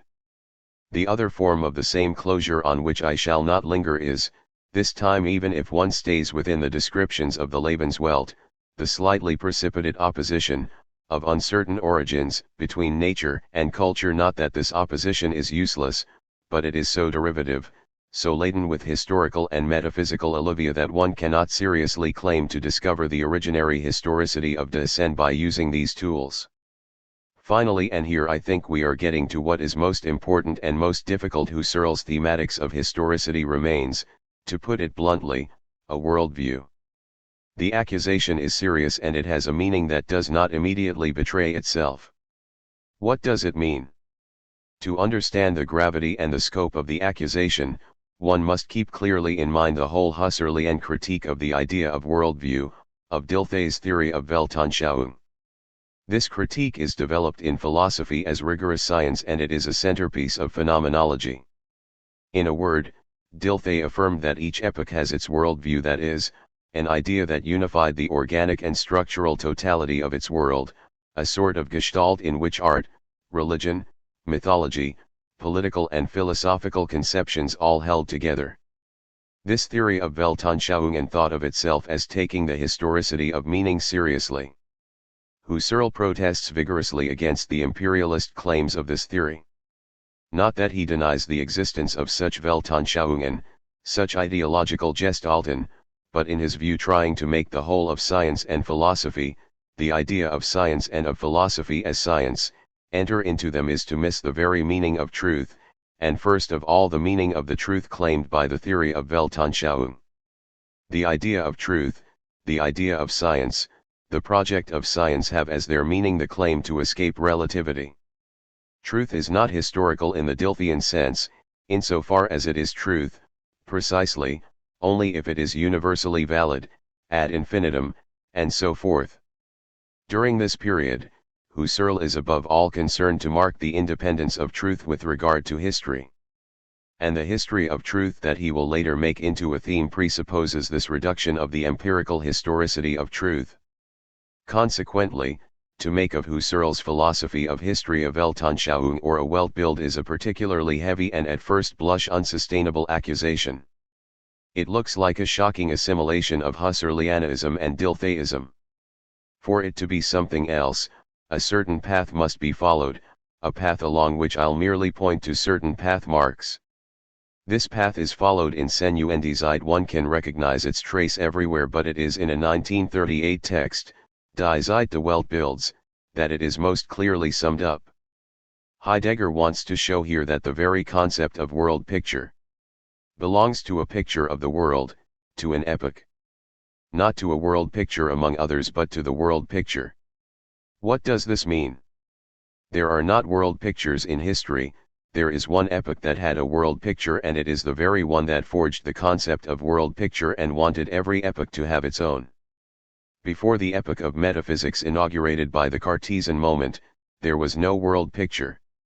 The Greeks, the Romans, medieval Europe did not have a world picture. That means that for them the world was not a totality of beings organized according to the representation and the production of the subject man. The fact that modern times look for the possible world pictures of other epochs signifies first and foremost that the world is determined by modern times in such a way that one can have a world picture. Before modern times, here before the Cartesian point of reference, the Greek world and the medieval world were, to the contrary, thought in such a way that the very idea of a world picture was necessarily and essentially impossible and untenable. What Heidegger says here is perfectly consistent with the theme of the radical historicity of the world. The world, as it worlds itself on the basis of the transcendence of de sen, is historical through and through. It thus has a different meaning at every epoch. But that it lend itself at a given moment to a concept of world picture is proper to one epoch, our epoch, in which the world is thought in such a way that it lends itself to this concept. What is this concept? Let's analyze the expression Weltbild. What does world signify and what does picture signify? World designates the totality of beings, cosmos, nature, history, and principle of the world. Picture is first of all representation of the totality, but it is more than reproductive representation, it is the world itself with which we have dealings and of which we have an idea, as to which we are fixed. Heidegger plays here on a German expression, wir sind über etwas im Bilde, which means we are fixed with respect to something, we know how things stand with it, what to do and how to orient ourselves. We are quite ready, in the picture. To be able to say this of something, the thing must be before us, available and reassuring, in such a way that I orient myself with respect to it. For Weltbild, says Heidegger, the world measured by a conception does not mean picture of the world but, rather, the world grasped as picture. Beings as a whole are now taken in such a way that a being is first and only in being insofar as it is set in place by representing producing humanity. Whenever we have a Weltbild, an essential decision occurs concerning beings as a whole. The being of beings is sought and found in the representedness of beings. Let me specify that this determination of the being of beings as being represented exhausts in Heidegger's eyes the totality of the world. There is not for him a world that would be sometimes determined this way and sometimes that way without itself being affected by these determinations. The world is entirely, through and through, what it is determined. There is not another world, a lived world, with respect to which the transitory determinations of each epoch would be more or less accurate images. The world is entirely in the epoch, it is nothing else. This modern conception of the world as representation was impossible in the medieval world, for which a being was primarily an ens creatum, belonging to a determinate order of creation and corresponding to the conception of God, to the idea of the understanding of God. God had a conception of the world. But the being of beings was never thought in its origin, in its essence, as an object for man, available for knowledge and action. It was even less so for the Greeks. I refer you here to what Heidegger says about this on p. 84. But I want to hold especially on to the qualification he makes at the end of this analysis, although there could not have been a Greek Weltbild, Plato's determination of the beingness of beings as seen eidos is the distant, historial, summary condition withdrawn in a secret mediation, for the world to have been able to become an image. Which means that in spite of the differences between the Greek, medieval, and modern epochs, there is a unity, the unity of one great epoch of the world, ruled by philosophy as destiny of Europe, and that sees the deployment of the world as objectivity, from Plato to Husserl.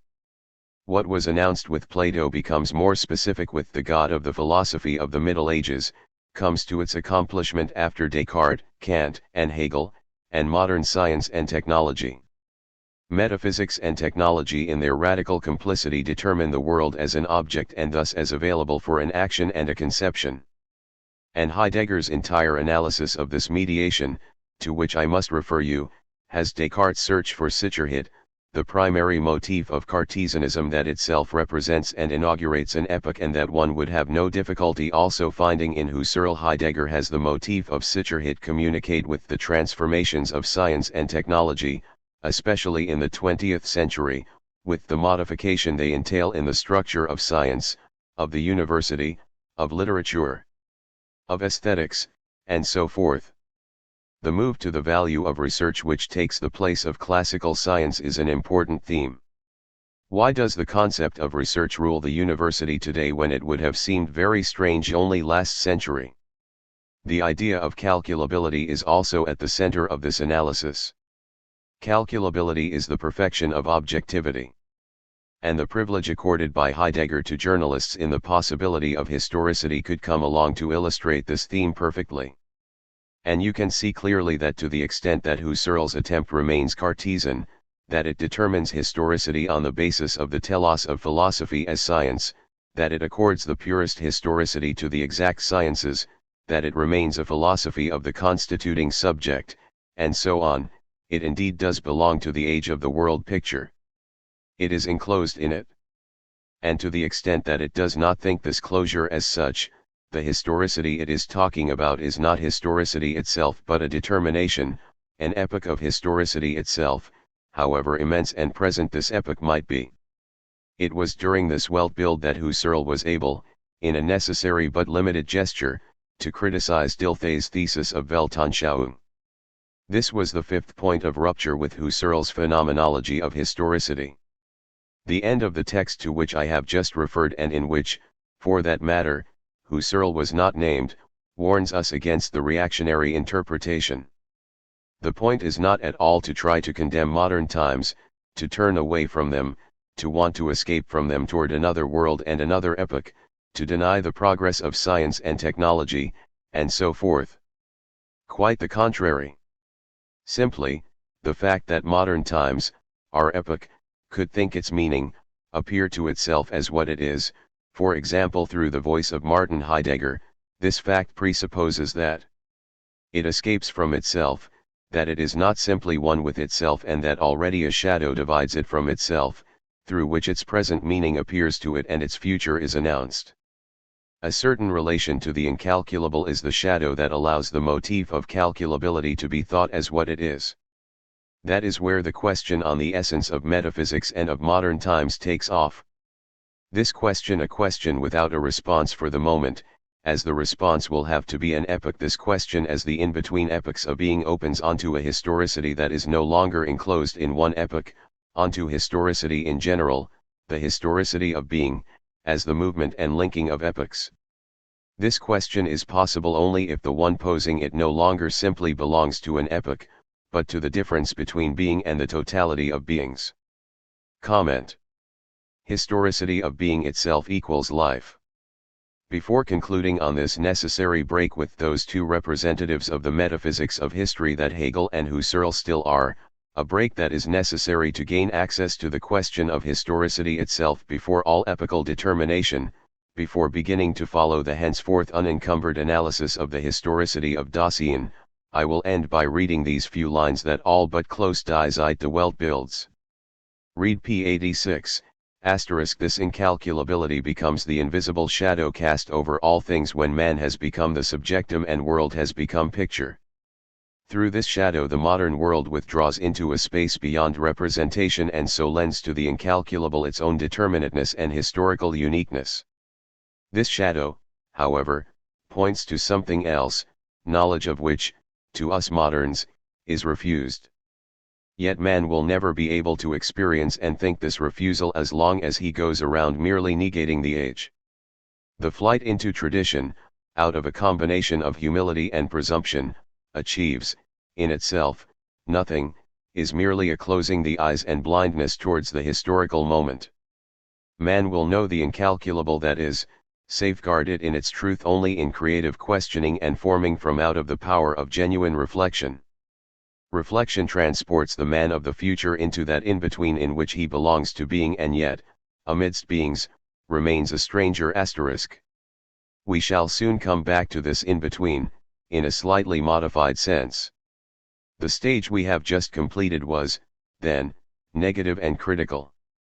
Now, what are the positive results of Heidegger's move? How will the concrete description of the structures of Dasein's historicity be enriched or at any rate made more rigorous for having gone through these destructions?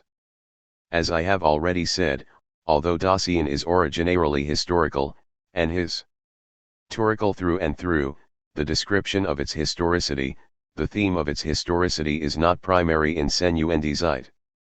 Because Dasein's originary historicity cannot be thought without the Interweltsein of Dasein and because it is on the other hand rooted in the movement of temporalization, the problem of worldhood and the worlding of the world and of temporalization had to be thematized. In the first two divisions of the first part of Senuendizeit, a first part that is entitled, I remind you, the interpretation of Dasein in terms of temporality and the explication of time as the transcendental horizon of the question of being, in the first divisions of that first part, it is first a question of the world, in the preparatory fundamental analysis of Dasein, then of temporality itself. It is during these extremely rich and difficult analyses, of the world, of being in the world and of temporality, that a certain number of concepts appear about which there was a lot of talk at a given moment, but, it must be said, at the level of public rumor and especially of unscrupulous translations that often did not trouble themselves even with reading. These concepts, those of authenticity and inauthenticity, of care, of fallenness, of being toward death, of anxiety, and so forth, will be presupposed by the fifth chapter of the second division on temporality and historicity, which comes then almost at the end of part 1, and in which we shall take a special interest. To do this right, one would have to avoid leaping, as we shall unfortunately have to do, over the explication of these concepts, taking them as though all of you here had read carefully the whole of Senuendizeit. We should especially have to give back their true meaning to the analyses of world and time and wrest them from the mist of romantic pathos in which they have been enveloped. I say enveloped, as with a rich coat that would hide the skeletal body of a philosophical intention, whereas if pathos there be and there is, it hangs on an ontological re-understanding of affectivity, which is no longer being understood by way of metaphysics as an accident of sensibility foreign to reason, and so on. So one would need to get back to the rigor of the preparatory analyses. As we shall not have time to do that here, we shall try to limit the damage from the abstraction in which we are going to indulge by picking out the analyses devoted to historicity. We shall limit the damage on occasion by taking a few indispensable glances back. For example, and it is by this looking back that I will begin, the first chapter had the matized being toward death or toward the end, the possibility for Dasein to be a whole. By placing in relation the time of essential incompleteness or the essential mode of the not yet that is proper to Dasein and which cannot be compared to any other incompleteness of things in the world after the manner of Vorhandenheit, placing, then, in relation this essential incompleteness and that strange completion that is always anticipated death, Heidegger shows in particular that not only does the essential incompleteness not prevent Dasein from forming a whole or rather from anticipating its proper totality, not only does it not prevent that, but it is the very form of this anticipation of ganz Sen. Well, it is via this notion of ganz Sen that we are going to broach the concrete thematic of the historicity of Dasein. Up until now, Heidegger points out at the beginning of 72, the power to anticipate its own totality, a power structurally proper to Dasein, has been described only in the ekastasis of the future, as being toward the end and being toward death, as a being for which the possibility of projecting itself toward its own death was an original power that determined the very being of Dasein as finitude. Determined its being, as the whole of metaphysics thought one way or another, against a background of infinitude or finitude, but always making of mortality the predicate of a being called man, but here indeed as the very being of Dasein. I cannot here dwell on that, and I refer you to the corresponding passages. So up until now the anticipation of the totality was precisely described as anticipation, a project toward my future in the dimension of a not yet that determines the very structure of the present. Well, one describes historicity itself when one brings out as no less essential in the structure of this totalization the resumption, as it were, of birth. Once again, this presumption and this resumption are not forms of Bewusstsein or of Selbstbewusstsein, but of a transcendence that is not yet determined as intentionality of consciousness. So we move to the theme of historicity when we consider the totalizing synthesis, or the totalizing transcendence, no longer as we have until now, unilaterally, as anticipation of my death, but as relation to my birth and therefore as Erstrecken, as extension between my death and my birth. The possessives here do not have an existential empirical meaning but an existential one. Dasein is always mine, essentially Dasein as self-relation, a not necessarily subjective and conscientious self-relation in Gemeinigkeit. This Erstrecken, this extension of the existence of Dasein that stretches out from birth to death, how original, they'll say, is what is called life, the course of life, the continuity of life, the concatenation of life. Zusammenhang des Lebens. Now the fact is that however banal it be, and perhaps because that's how it seems, this continuity of life has never penetrated as it should have, and in its authentic meaning, the history of philosophy. The historical unity of this Zusammenhang has always been missed. Either, let's say schematically, by empiricism that refused it any pure and essential possibility, the identity of the self having nothing substantial about it, or by a philosophy of the pure identity of the ego. Whether it take the form of a Cartesian substantialism of the residential cogitans or a Kantian or Husserlian type transcendentalism. In all these latter cases, the possibility of a history of Dasein, the possibility of the Zusammenhang, is entrusted to a ground that is not itself historical. That's obvious and goes without saying as far as the Cartesian cogito is concerned, and the extrinsic and fallen character of memory with regard to the understanding would be merely a sign of that. But it is obvious too in the case of the formal I think in Kant's sense, as a principle of unity whose relations with the temporality of experience pose the difficult problems of which you are aware and which are broached by Heidegger in Kant and the problem of metaphysics. But it is again obvious if one considers the ego cogito in the Husserlian sense. One might indeed be tempted to think that, this time, given that the ego cogito is a temporal phenomenon, it is not going to organize the unity of temporal lived experience, the totality of the concatenations of life or experience. It is not going to organize them from the outside, as a formal transcendental agency itself stable and ahistorical. And yet we have seen recently, and the right thing would be to study for themselves, here, 58 and 79, 81 of Ideen I to which I refer you, we have seen recently, then, that the I think, although temporal, had a permanence that was not affected by the flux of lived experience, by the continuity of the life of consciousness, to which it really did have to be transcendent, Husserl would say, if it was to be able to recognize itself in its identity and allow for the synthesis of lived experience. This was the theme of the transcendence of immanence that we encountered several times. How is this transcendence of immanence, which is simply situated and recognized by static phenomenology, genetically constituted? This is something Husserl will often wonder about later, but only in unpublished analyses, most of them after Senuendizeit. Here Heidegger, without contesting Husserl's description, nor the earlier descriptions and their specific aim, takes explicitly and phenomenologically as his theme a region of existence that is more originary than this constituted permanence of the egological nucleus, as organization and unification of the Zusammenhang des Lebens, and, above all, the unity of the totalization he is seeking is not a cogito, an I think or a consciousness. Bergson too is seeking, for example, in his introduction to La Pensée et l'Émouvant 5, a unity of the concrete self that refuses humanist empiricism, without falling into transcendentalism and the stable identity of the formal transcendental subject. This is a seductive attempt that one might compare to Heidegger's if Heidegger did not refuse to speak, unlike Bergson, of the concrete unity of a self, and especially of a psychological self whose life, or pure becoming, would be affected in its purity only by a reflection toward the upsurging of life or spirit as an anonymous being or force.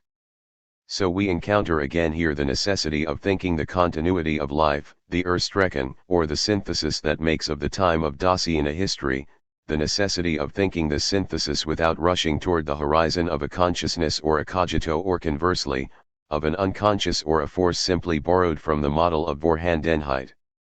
We are now touching on, we are now brushing up against, the root of the problem.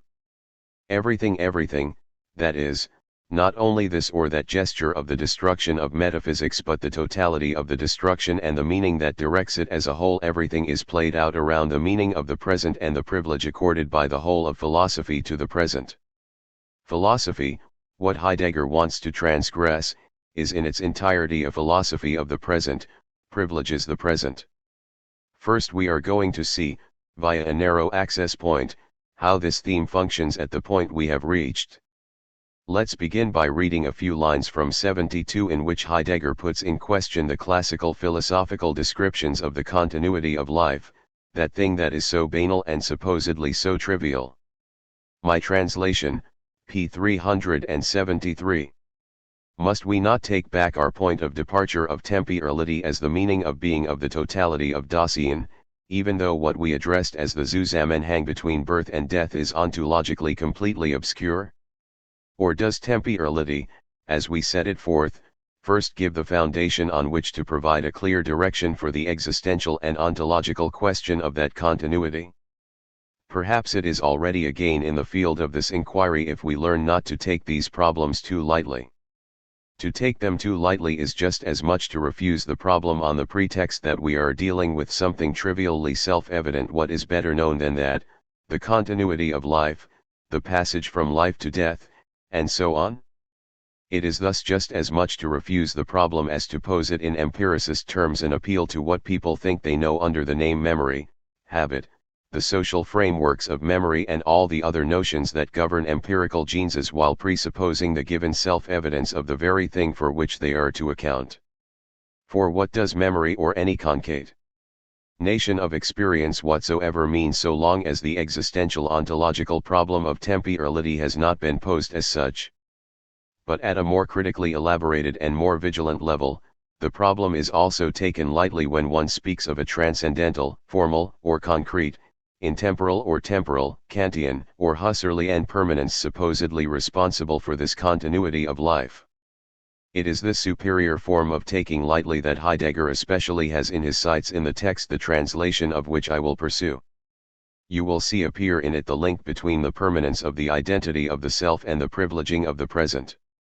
What seems more simple than the nature of the continuity of life between birth and death? Es bestet aus, it consists of a succession of experiences in der Zeit in time.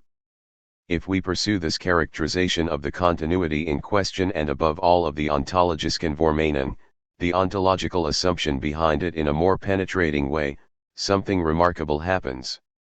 In this succession of experiences only the experience that is present each time now, is really real.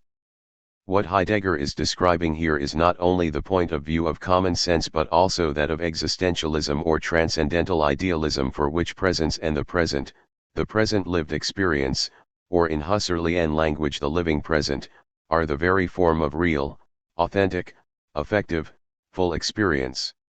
It must be clearly understood that this absolute privileging of the present and the presence of the present that Heidegger must destroy or shake up in order to recover the possibility of historicity cannot be destroyed by him the way one criticizes a contingent prejudice. It must be clearly understood that what he is going to solicit in this privilege of the present is the self-evidence, the assurance, the most total and most irreducible ground of the totality of metaphysics itself. It is philosophy itself. If we had the time we could show this on the basis of any philosopher by following this or that indication of Heidegger's. In particular we could show it of Hegel, in whom Western philosophy is summed up and for whom the movement of experience is the movement of presence and of the presence of the vorhanden object and of consciousness as consciousness of the presence of the object or presence to self, ceaselessly taking itself back up into itself in such a way that ultimately absolute knowledge has the form of the absolute self-consciousness of self-presence in paro usia, and so on. And the text Hegel's concept of experience shows how, in the phenomenology of spirit, the theme remains the presence of the present, the presentness of the present. The present is the proximity of beings, and the presence of the present is therefore the proximity of beings qua beings. It is the proximity of beingness, of the being of beings. And Heidegger points out that he beingness of beings, which from the beginning of Greek thinking to Nietzsche's theory of the eternal return of the same has happened as the truth of beings, is for us only one mode of being, which by no means must necessarily appear exclusively as the presentness of what presences. 6. We shall be returning to this passage. But without getting involved in Hegel again here, and in order to privilege, for reasons I gave last time, the relation to Husserl, it is clear that Husserl, here, is still a metaphysician of the present. This not only for reasons we have already encountered, but for his very thematic of the living present. The living present is, he says, the absolute, absolutely universal and unconditioned form of experience, the ultimate, irreducible and fundamental form of all evidence and of all meaning. And we must first understand the philosophical invulnerability of this Husserlian affirmation if we are to grasp the audacity of Heidegger's gesture. Why invulnerable? Well, it is evident, it is self-evidence itself that any experience is only ever lived in the present, and that everything of experience that comes about, everything that appears in it, presents itself in it, as meaning or as self-evidence, is present. We have the absolute certainty that however far back in time we go, in our own time or in that of humanity or in time in general, no experience has been possible that was not had in the present. And we know a priori, and if there was only one thing in the world we did not need to learn, it is this one. However distantly we anticipate the future, we know a priori that in millions of years, if there is an experience, a thought in general, it will be in the present, as we are in the present now. My death and the present. Living present more fundamental than the unpublished texts. 7. An assertion that is perhaps trivial but irrecusable: we never leave the present. Life in the sense in which life is the opening of the difference that allows appearing life, animal life, or the life of consciousness. Life in general, life is living only in the present, and the living present is a tautological expression in which in any case one cannot tell a subject from a predicate. Ultimate foundation of our being together. This philosophy of the living present does not mean that all temporal differences or modifications are erased in the present. In particular, all Husserl's analyses of the constitution of time, analyses that are dominated by this concept of the living present, all these analyses show the greatest respect for the original experiences which refer us to the past and to the future. But precisely the primary condition of this respect is not to forget that the past is lived as past only if it refers us to a present past that the past comprises in its very signification, since it was present. The future is lived anticipated as what it is only if one knows, only if one experiences a priori that what is anticipated is a future present.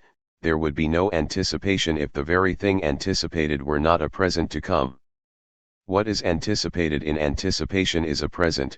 The to come of the future is a present, just as the past of the past is a present. And what is true of thematic memory and anticipation is also true of immediate retention and protension, incessant modifications of the living present, but modifications such that, without them, there would be nothing modified. That is the originality of Hegel and Husserl. It must not be forgotten that not only do the two modifying openings that open onto the past and the future open onto a past present and a future present, but that the opening itself, what opens onto the other presents, is already a present. The present is thus form, and the form of all experience and all self-evidence. And according to Husserl, to respect the movement of temporalization is to respect this a priori unconditionality of the present. But what is true of temporalization is also true of historicity. For Husserl, as for Hegel for that matter, there is historicity only insofar as the past and the origin can be made present, can be transmitted, insofar as I can, for example, reactivate, that is, render the past manifestation active and current again, that is, therefore, insofar as a meaning can be transmitted across a chain of presence in such a way that I can reawaken another presence in my living present. Cf. Crisis. Presence would thus be the condition of historicity and its very form. But that means that in itself the form of historicity is not historical, and that the condition of historicity is a certain ahistoricity of history, a certain intemporality of time. The present being all at once temporal, and intemporal and omnitemporal. There would be no history according to Husserl without the omnitemporality of ideal objects that can be transmitted as the same. But this transmission of the same would itself be impossible without this fundamental form of the same as the form of manifestation, namely, the present. There is something irrecusable about this. In the name of what present self-evidence, in the name of what, then, can one shake the self-evidence of self-evidence? In the name of what fact?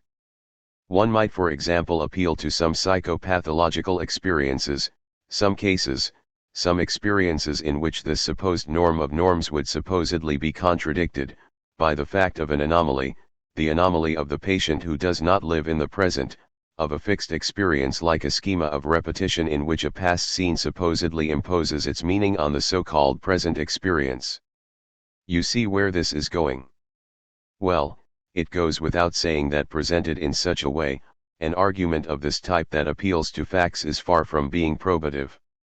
It will easily be shown that the facts appealed to do not contradict but merely modify and thereby confirm the transcendental structure of the present. It is in the form of the living present that the content of lived experience can be given the pathological signification of non-presence. It is obvious that the so-called patient lives in the present, in an unmodifiable transcendental present, the very thing that is apprehended or experienced as a past repeating itself, and so on. And this community of the present of every experience, the fact that we always live in the same present and that the ground of this we is the present, this community cannot be affected by the separations, the inadequations, be they infinite, between two experiential contents. Absolute non-community, the most radical rupture takes place in the form of the common present that is its very condition of possibility. Such would be the self-evidence of self-evidence, and no science of facts, historical or psychological facts, no science of normal or abnormal facts can, qua science of facts, belie it. And this self-evidence of self-evidence as presence is the form of the rationality in general, of meaning in general. Well, this is what is to be, not criticized or refuted on the basis of an irrationalism or a non-self-evidence that would be the contrary of self-evidence, but brought out as such on the background of a shadowy zone against which it stands out.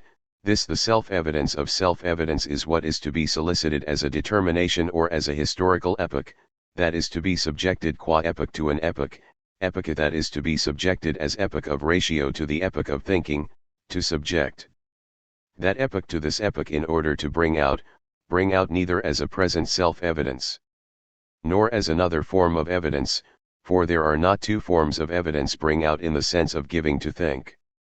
What? Historicity itself. To define the meaning of being as pre-sense is quite clearly to reduce historicity. At the very moment that one is claiming to make it possible or respected, as for Hegel and Husserl, by showing the absolute present to be the condition of historical concatenation and traditionality, one is summing history up. This summation or this reduction of history in the present is not the gesture of a philosopher, a gesture for which this or that philosophical subjectivity, this or that philosophical system, would be responsible.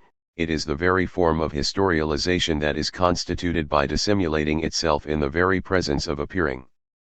In the present, history is erased or summed up, and that dissimulation resounds in philosophical discourse qua metaphysics of the living present. And in a way, this metaphysics that reduces history, even when it claims to be the matizing it, cannot be overcome, just as the present and the presence of the present cannot be overcome. Nevertheless, one can pose the question of self-evidence and presence and wonder whether the self-evidence of the presence of the present does not refer to a meaning of experience, the historicity that is, the character as past of which would be the very thing that, while determining meaning in the presence of the present, would itself radically and definitively escape the form of the present. In other words, experience would have a meaning that by its essence would never allow itself to be phenomenalized in the form of the living present. This meaning, which would never phenomenalize itself in the form of the living present, would never phenomenalize itself and would never come to experience as such. Comment. It is clear that without the possibility of this meaning of being or of experience that would never come forth in the form of presence or would never be exhausted in it, one would never think historicity itself. In particular, one would never think the origin and the end, birth and death as such, namely, as being unable to appear in the form of presence or appearing as what cannot appear. The certainty of the living present as absolute form of experience and absolute source of meaning, presupposes as such the neutralization of my birth and my death. What I grasp when I think the a priori necessity of the living present is the possibility of a temporalization without me, without a me, the status of which empirical or transcendental is moreover difficult to specify. In any case, holding to the present as the foundation and the source of meaning is to affirm infinity and eternity as the foundation of meaning and possibly of the historicity of meaning. The present is essentially what cannot end. It is in itself ahistorical. Even if it is purely temporal, as in Husserl, the present can only open a temporality and a temporalization that are infinite. That is, non-historical. This is why it will appear to be so indispensable to Heidegger, when he is trying to get back to a buried depth of historicity, to begin by affirming the originarily essential finitude of temporalization. That is, of a movement of temporalization that would not reduce birth and death, and would even be opened on the basis of the anticipation of death and a certain relation to birth.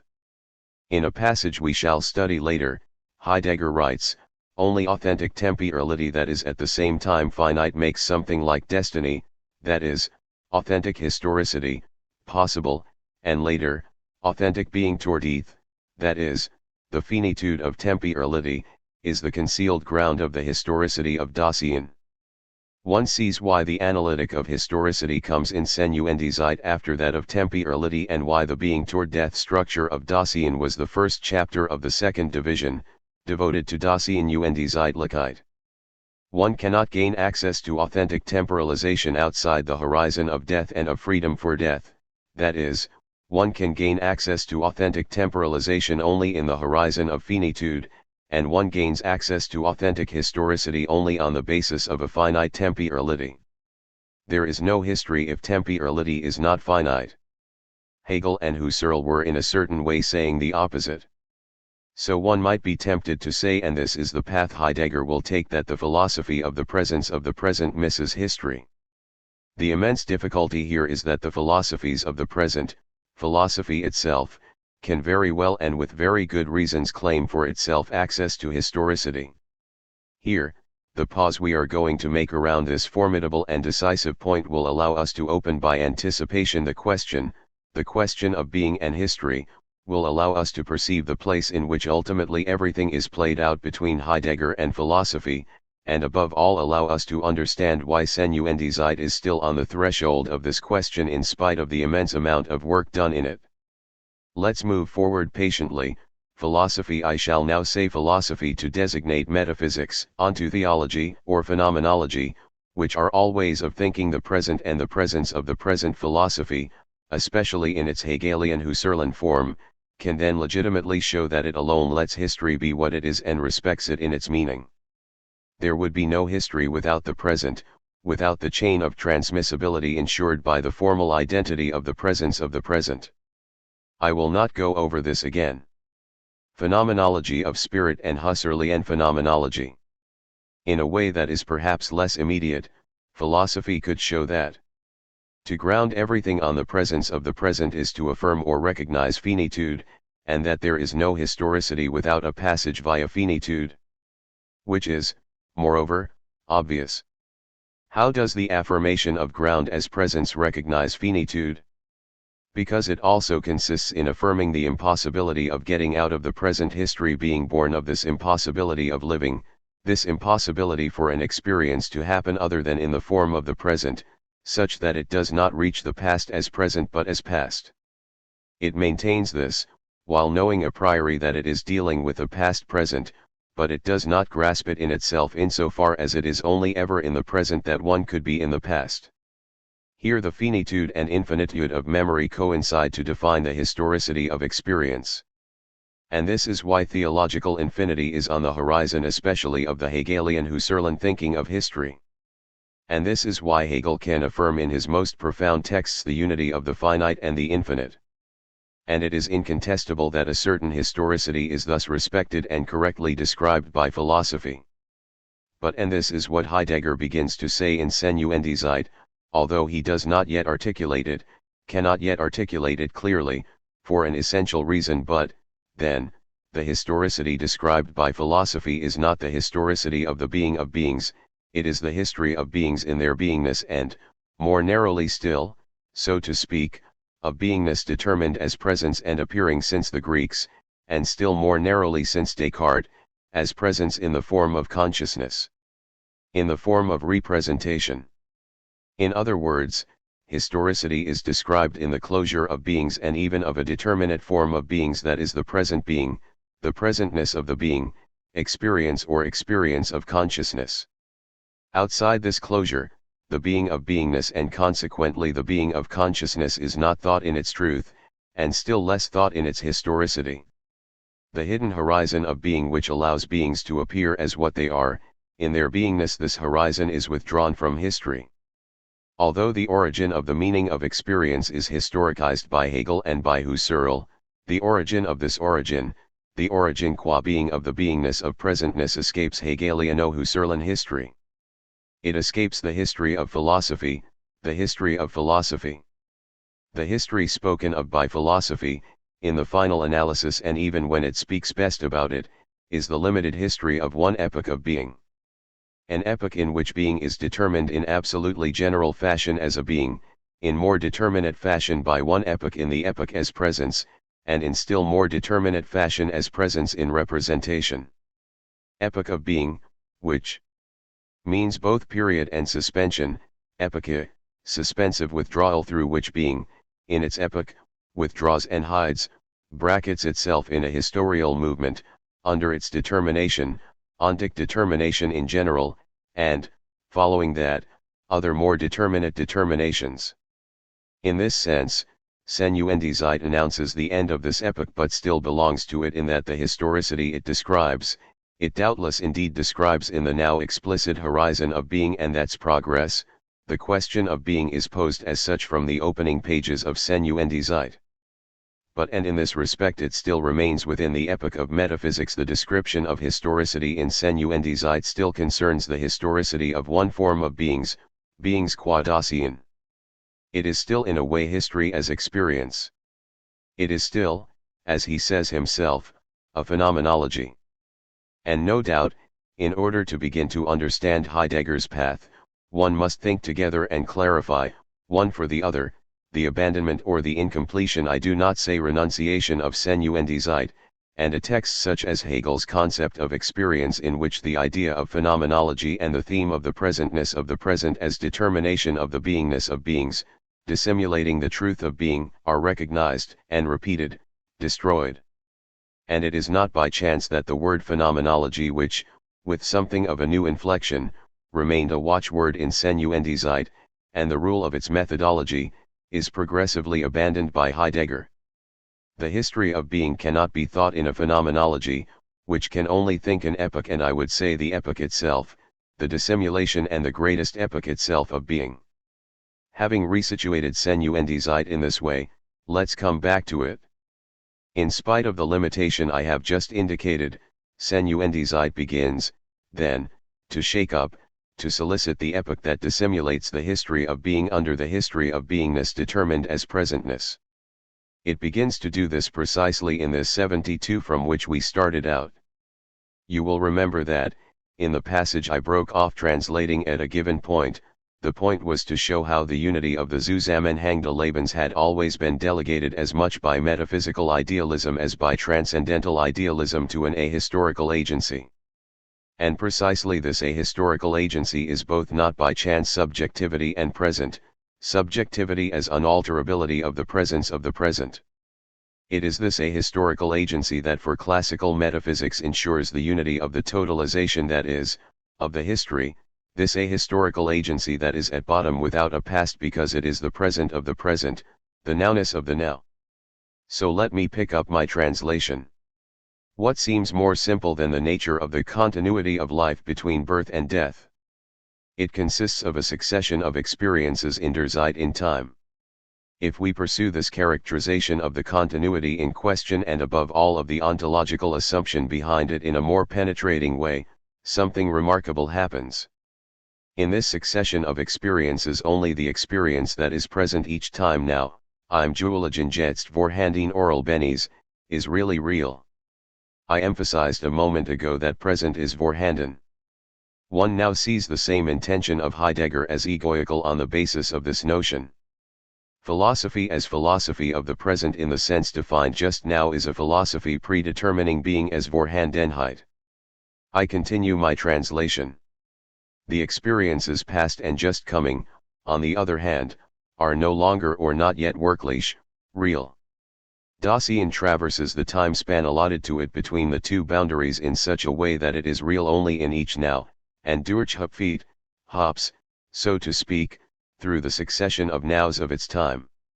For this reason one says that Dasein is temporal. The self maintains itself in a certain sameness throughout this constant change of experiences.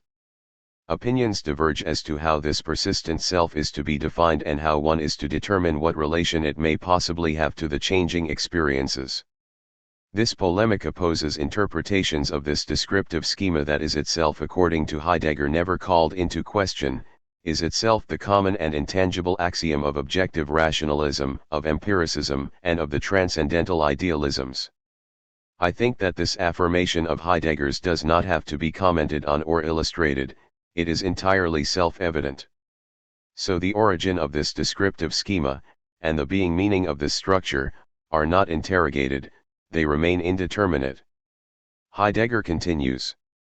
The being of this verherrendwechselnden Zusammenhangs von Erlebnissen, of this persistently changing continuity, remains undetermined. At bottom, however, and whether one admits it or not, ein in der Zeit vorhandenes, aber selbstverständlich undeängliches, something objectively present in time, but of course unthing-like, has been posited in this characterization of the continuity of life. Comment.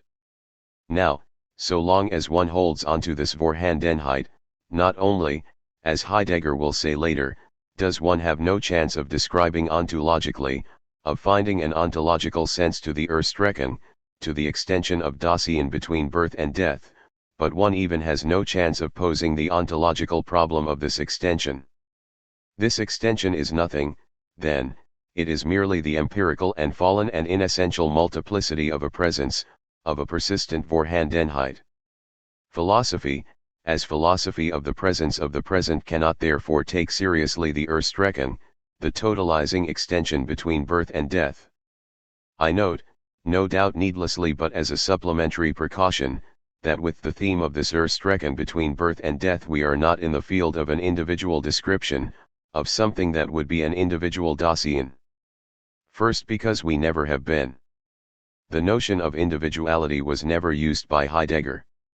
Next, because by the time we are dealing with historicity, in the 5th chapter of the 2nd division, Heidegger has already described the structure of Mitsein as an originary existential structure of Dasein.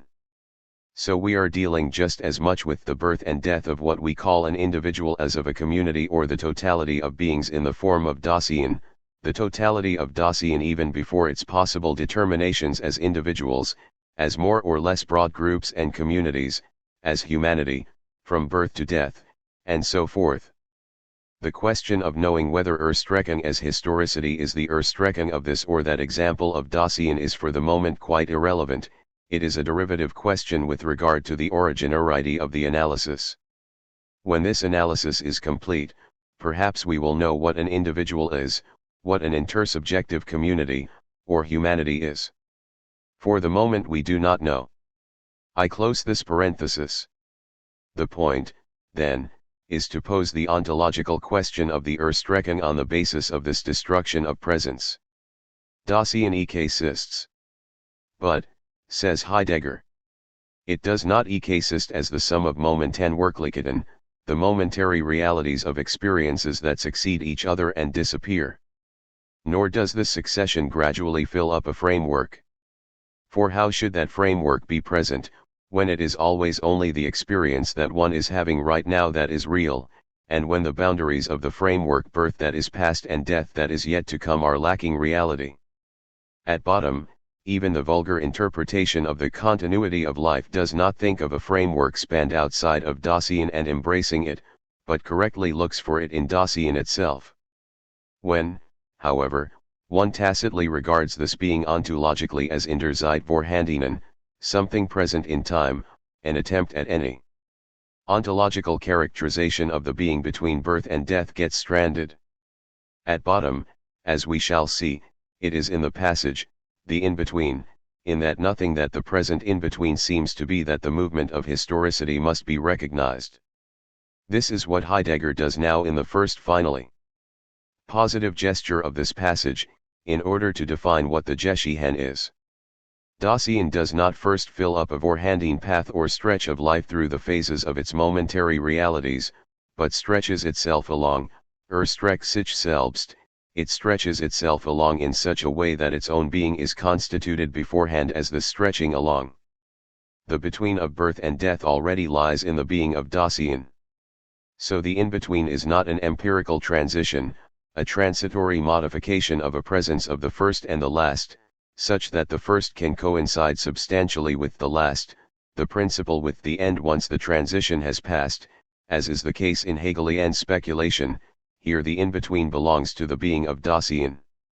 Which comes down to saying that in this in-between, the past and the future are not simply left behind as past present or future present, but more than that, are still or are already, but in a still or an already that no longer have the sense of presence.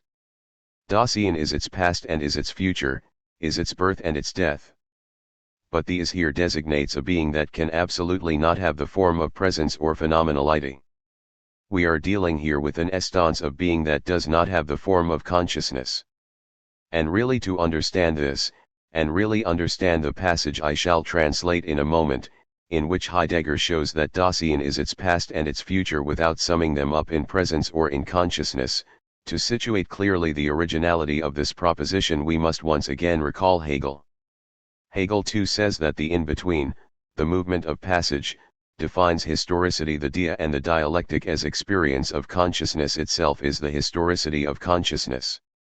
And in commenting on the introduction to the phenomenology of spirit, Heidegger both brings out the originality of this dia, the between two consciousnesses, natural consciousness and the philosophical consciousness that knows what the past natural consciousness was. Heidegger brings out both the originality of this dia, and the fact that this dia is still only the dia of the experience of consciousness, that is, of a determinate form of being as presence, and more precisely as presence in the form of representation. I shall simply read a few lines of this commentary without claiming to enter into it systematically. First passage. Repeating the exchange, the movement of consciousness as the unity of the dialogue between natural consciousness and philosophical consciousness, Heidegger writes. In this ambiguity, consciousness betrays the fundamental trait of its essence, at the same time, to be already that which it is not yet.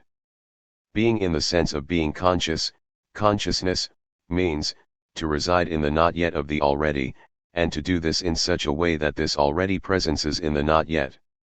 This presence is in itself a self-referral into the already. It sets off on the path to the already. It makes itself a path. The being of consciousness consists in the fact that it moves on a path. The being which Hegel thinks as experience has the fundamental trait of movement. A little later. Consciousness, as consciousness, is the movement of consciousness, for it is the comparison between ontic/pre-ontological knowledge and ontological knowledge. The former exerts its claim on the latter. The latter claims that it is the truth of the former. Between the one and the other, is the articulation of these claims, a legain. In this dialogue, consciousness ascribes truth to itself. The dialogian is a dialogest high. However, the dialogue does not stand still in one shape of consciousness. As the dialogue that it is, it goes through the entire realm of the shapes of consciousness. In this movement of going through, it gathers itself into the truth of its essence. Dialogian, thoroughgoing gathering, is a self-gathering, dialogest high. Never is Heidegger so close to Hegel. Or in any case, senuendizide to the phenomenology of spirit.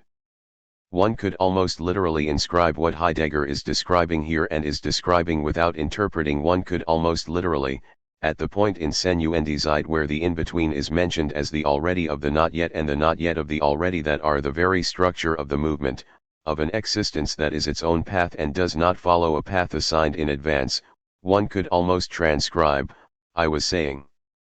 Almost.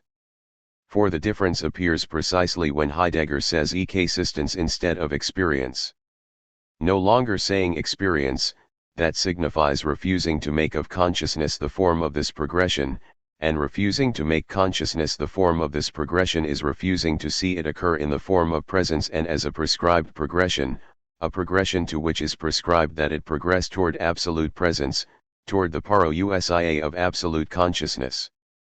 Absolute knowledge as absolute self-consciousness and being absolutely with itself, that is, toward a presence in which once again death is gathered up in presence. If one considers that presence is merely one determination of being, however privileged it be, well, to replace the notion of experience with that of existence to death is to destroy that determination and begin to shatter the epoch. I'll read one last passage from Hegel's concept of experience, in which Heidegger defines consciousness or experience as one way of being. Experience is what suffices to gain its attainment. 8. Experience is a mode of presence, i.e., of being. Through experience, phenomenal consciousness presences as phenomenal into its own presence with itself. Experience gathers consciousness into the gathering of its own essence. The difference, apparently subtle but decisive, between Heidegger and Hegel being thus approached once again, we can, I hope, better understand the apparently so Hegelian passage in which Heidegger defines the proper field of an analytic of the historicity of Dasein. This is still in 72, pages 374 to 75, the between of birth and death already lies in the being of Dasein. On the other hand, it is by no means the case that Dasein is real in a point of time, and that, in addition, it is then surrounded by the non-reality of its birth and its death. Understood existentially, birth is never something past in the sense of nicht mehr vorhanden, and death is just as far from having the kind of being of something outstanding that is not yet vorhanden but will come. Fact equal Dasein exists gebordig, and in being born it is also already dying in the sense of being toward death. Both ends and their between are as long as Dasein factically exists, and they are in the sole way possible on the basis of the being of Dasein as care.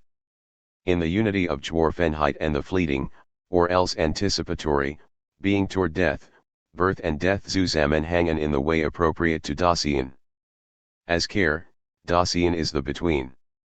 But the constitutional totality of care has the possible ground of its unity in temporality.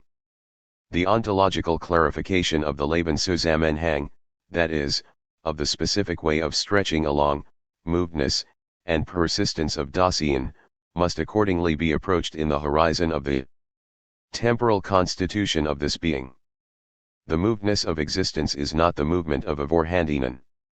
It is determined from the stretching along of Dasein.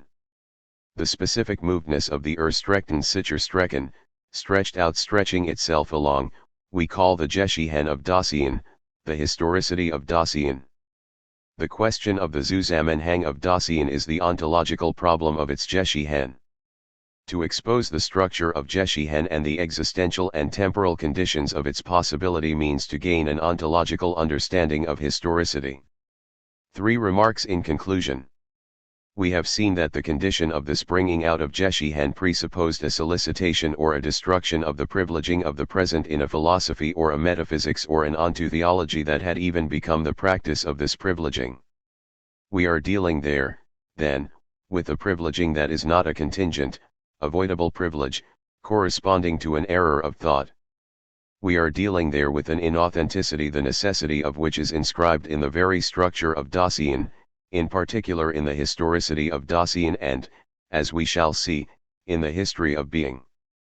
It belongs to the historicity of Dasein and being that this historicity should hide in philosophy and in its theme, the presence of the present. My first point will then be the following: never forget what we said at the outset about the concept and operation of destruction.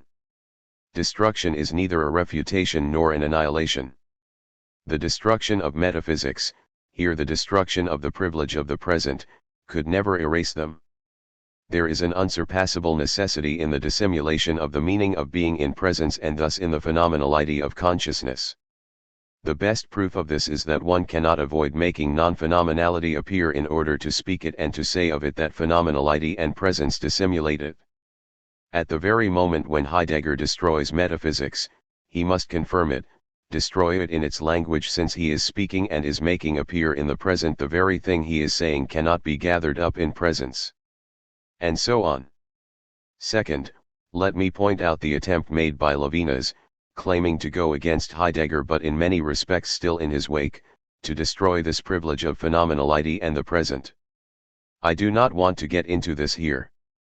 But let me point out that the latest stage of this enterprise, which otherwise remains caught in a traditional conceptuality that too often weighs it down unbeknownst to it, consists in elaborating a thematic of the trace, as opposed to the sign. The trace being precisely the appearing of what, irreducibly and therefore infinitely, withdraws from phenomenality and presence, and that Levinas most often calls the infinitely other but also the past, a past to which one has a relation as to an absolute past that can absolutely not be thought as past present, as a modification, in whatever sense, of the present or of a consciousness. But non-history. Third, every time one tries today, in the style of Nietzsche, Marx, Freud, and so on, to solicit the privilege of consciousness, to denounce consciousness as dissimulation and misrecognition, and so forth, it is obvious that, whatever fruitful and concrete results may be reached in empirical practice, the only chance of escaping the legitimate accusation of irresponsible empiricism coming from philosophy, and especially from a rigorous transcendental idealism, the only chance of escaping it is, from the outset, by making a theme of the signification of the present and the presence of the present as the fundamental determination of being by metaphysics, making a theme of this dissimulation of the meaning of being in presense, making a theme of this dissimulation as history, and therefore making a theme of the history of that dissimulation, especially of the move from a Greek form of dissimulation to the post-Cartesian form in which presence becomes consciousness and representational consciousness, and so forth. And therefore in making a theme of the epochs of metaphysics and of metaphysics as epoch. One of the primordial conditions of this thematization is of course that one meditate especially on the moment when the epoch closes on itself and therefore begins to open, gives a glimpse of its end. Hegel, whom it would be necessary to begin by reading, and reading without precipitation. Failing this thematization, all aggressive gestures aimed at metaphysics and transcendental idealism will remain imprisoned in what they are taking aim at, and will not get beyond the style of impotent and juvenile insult. Failing this patient and destructive theoretical thematization, the practical efficacy even of these gestures denouncing consciousness, however real and positive it may sometimes be, will for all that have only the kind of efficacy that characterizes somnambulism. Now we know at least two things about somnambulism: that its infallibility, however admirable it may sometimes be, is nonetheless at the mercy of an unforeseen breath of air, that somnambulism is perhaps the very essence of metaphysics. Here I refer you to everything that has already been said. Last time, we applied ourselves to bringing out the most general structure of Geschichten and of the Geschichtlichkeit of Dasein. A preliminary stage that could only be passed through after the solicitation of metaphysics, insofar as it is merely the privileged determination of the present and the presence of the present. That is a theme that occupied us during the last 2 hours, and I shall not go back over it any more than what preceded that theme itself. Now we must forge ahead. But can we forge ahead, given where we are? If I ask this question, it is because it is tempting to presume, after what has already been said, that, once the place and transcendental structure of historicity have been recognized, and recognized as rooted in temporality, its temporality, there will no longer be much that is very positive and concrete to say about it, from the point of view of the analytic of Dasein.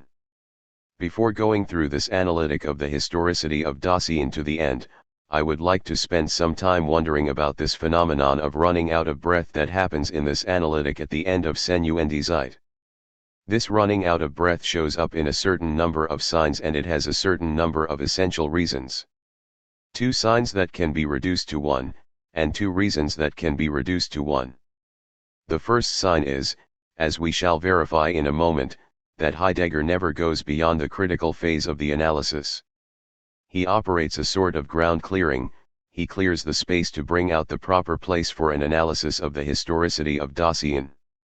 This is moreover very conscious and explicitly recognized by Heidegger, who writes, at the end of 72, in the following reflections, we shall content ourselves with indicating, announcing the ontological place of the problem of historicity. and this place will be indicated only by exclusion, it will simply be cleared. And, very curiously, even though, as I have already noted, Dilthianism is profoundly criticized on this or that point, here Heidegger's remarks admit to being Dilthian or as the extension of an as yet poorly understood intention of Dilthes. Immediately after the passage that I have just quoted, in which Heidegger proposes merely to announce the ontological place of the problem of historicity, it is written, basically, the following analysis is solely concerned with furthering the pioneering investigations of Dilthey. Today's present generation has not as yet made them its own. We shall see a little later what the extension of Dilthianism signifies.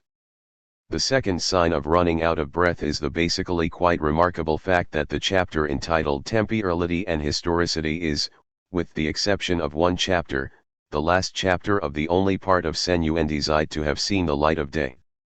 It is between the structural determination of the ontological place of historicity and the descriptive, intuitive filling out of this structure that the impossibility of an entirely continuous progress in fact showed up, whatever the signification of this fact may ultimately be. I say entirely continuous progress, entirely continuous, that is, going beyond the stage of the analytic of Dasein. Beyond here meaning toward a problematic of a history of being liberated from what was still ontic and metaphysical in Senuendizeit, and that I pointed out last time, going beyond without a certain discontinuity was in fact impossible. These two signs come down to one insofar as they both show up as the impossibility of going beyond a limitation at the very moment when that limitation is denounced as a limitation, when the philosophical meaning of the limitation appears as such. This limitation can appear to be double, but it is one. It can appear to be double because we are dealing at the same time with an analysis still limited to that type of being Dasein, however privileged it may be, and legitimately so, an analysis that is still metaphysical. But we have seen the necessity of this, and that of a simply destructive analysis that installs itself in metaphysics in order to deconstruct it, but which can get beyond destruction only by going positively beyond metaphysics, which is impossible in the simple sense of the word overcoming. But this impossibility of a simple overcoming of metaphysics will perhaps have more to tell us, more to let us understand about history. I'll move on now to the two reasons, in any case the two most immediately apparent reasons, for this running out of breath. First, what is said about the historicity of Dasein basically prevents one going beyond the destructive moment. The only positive affirmation concerning the historicity of Dasein, namely, the determination of its ontological place, inhibits for reasons of principle a positive and above all an original description of the historicity of Dasein. What I mean here is difficult to formulate, and we are going to try to get to it slowly and patiently. Heidegger's fundamental and oft-repeated affirmation about a return to the origin of historicity is that historicity, or rather Geschichten, is rooted in Zeitigen, in the movement of temporality. Among other places, Heidegger says in 72, p. 376. The analysis of the Geschichtlichkeit of Dasein attempts to show that this being is not temporal because it is in history, but that, on the contrary, it exists and can exist historically only because it is temporal in the ground of its being. And already earlier, Heidegger had declared, as he will often declare again, that the analysis of temporality must orient that of historicity, and in this way provide it with its rootedness, and so forth. How history can become a possible Gegenstand for historiography can be gathered only from the kind of being of what is historical, from historicity and its rootedness in temporality. One might think that Heidegger's insistence in emphasizing this relation of dependency and the order of dependency, the concern not to invert it, is rather trivial. Being historical because temporal, or being temporal because historical, these are quite artificial nuances in which it is quite artificial to become entangled. Or so some will think. And yet what is at stake here is decisive in Heidegger's eyes. Temporalization is the very movement of existence, the movement of Dasein, one might say the movement of experience if this word were not unduly charged with empirical references. Now if historicity were independent of Zeitigen, if it were no longer essentially rooted in it, the whole of metaphysics would come back in force. Ultimately, in spite of appearances, it is a metaphysical attitude not to take seriously and not to insist on the rootedness of historicity in temporality. Indeed, that would come down to saying that history happens outside existence, and if there is, then, as Heidegger intends to show, a history of being, it would come down to saying that the history of being is independent of the existence of Dasein. The Sen would be what it is outside the Da, which would come down to making being into something, a substance, a transcendent being, a god perhaps, and no doubt more specifically a god in the Hegelian manner, that is, an absolute and infinite being happening indeed in history, but in a history that would be but a modification of his eternity, and of which the Sen or existence would be merely a phenomenon, merely phenomenality. So, to avoid that, and if one wishes to speak of a history of being and not of a history of beings or even of the being God, historicity must be rooted in temporality as its condition of possibility. Having recognized this, one is then threatened by another danger, the very one that Heidegger must confront here. Namely, that if one considers solely or primarily the rootedness of historicity in temporality, one runs the risk, and this is indeed what happens here, of no longer finding anything original about what is rooted, about the rooted with regard to the root. The originality of historicity with respect to temporality suddenly becomes impossible to find, it is now only a modification of temporality.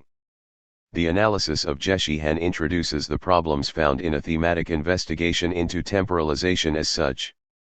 And we saw last time that the ontological side of historicity and of the problem it poses was sought on the basis of these notions of Urstrecken, of ganz Sen, and of care, which came directly from the phenomenology of temporalization, which explains why in this new stage of the problematic there is no truly new concept. Which also explains this remarkable architectonic fact that the chapter on historicity, which I was saying a moment ago is the penultimate chapter, is introduced as a kind of filler between two chapters both devoted to temporality. Of the two previous chapters, one was devoted to temporality as the ontological meaning of care, the other to temporality and everydayness. Then comes our chapter Temporality and Historicity, and then the last chapter of the volume deals with temporality and intratemporality as the origin of the vulgar conception of time that culminates in a critique of Hegel. The theme of historicity is thus comprehended, enveloped, and enclosed in that of temporality.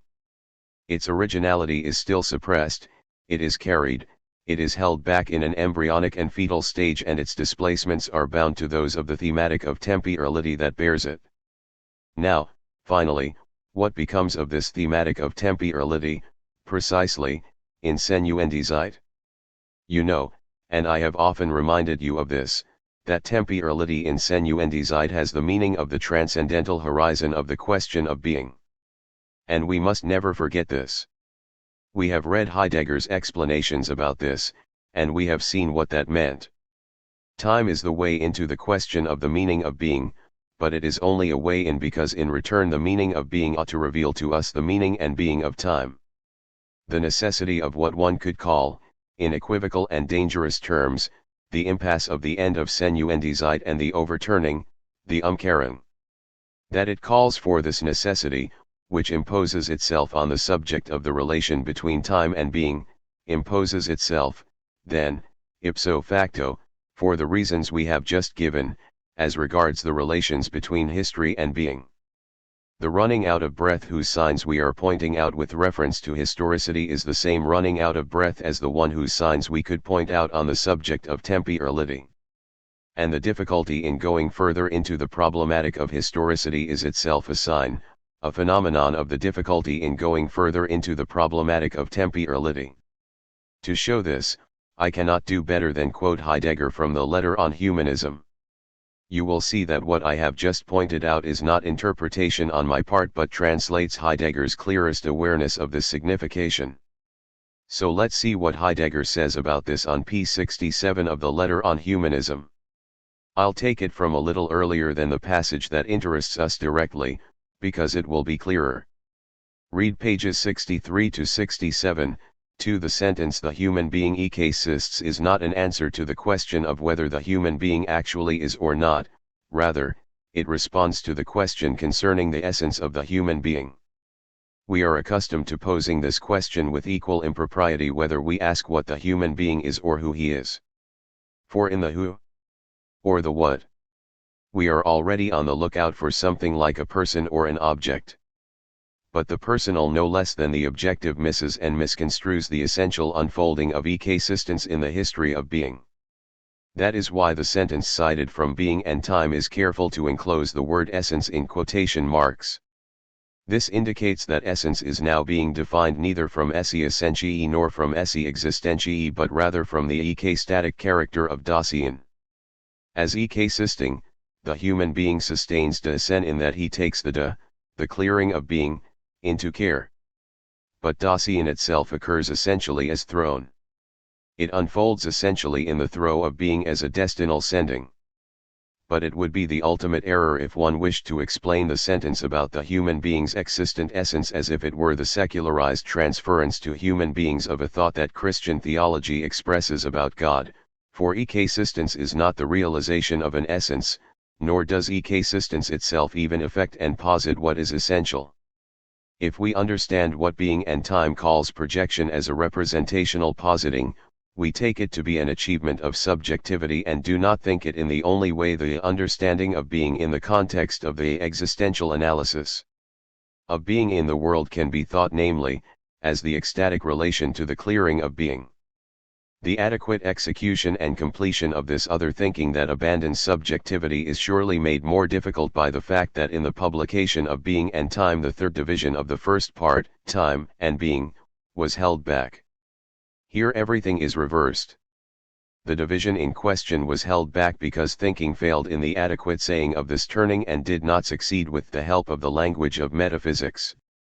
The lecture on the essence of truth, thought out and delivered in 1930 but not printed until 1943, provides a certain insight into the thinking of the turning from Being and Time to Time and Being.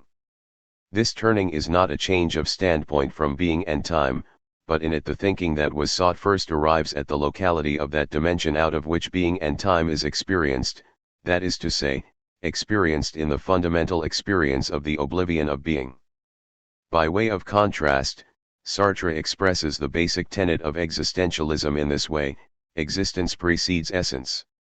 In this statement he is taking existential and essentia according to their metaphysical meaning, which from Plato's time on has said that essentia precedes existentia.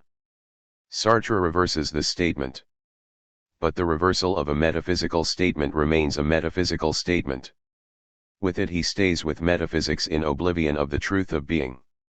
For even if philosophy wishes to determine the relation of essentia and existentia in the sense it had in medieval controversies, in Leibniz's sense, or in some other way, it still remains to ask first of all from what destiny of being this differentiation in being as esse essentiae and esse existentiae comes to appear to thinking.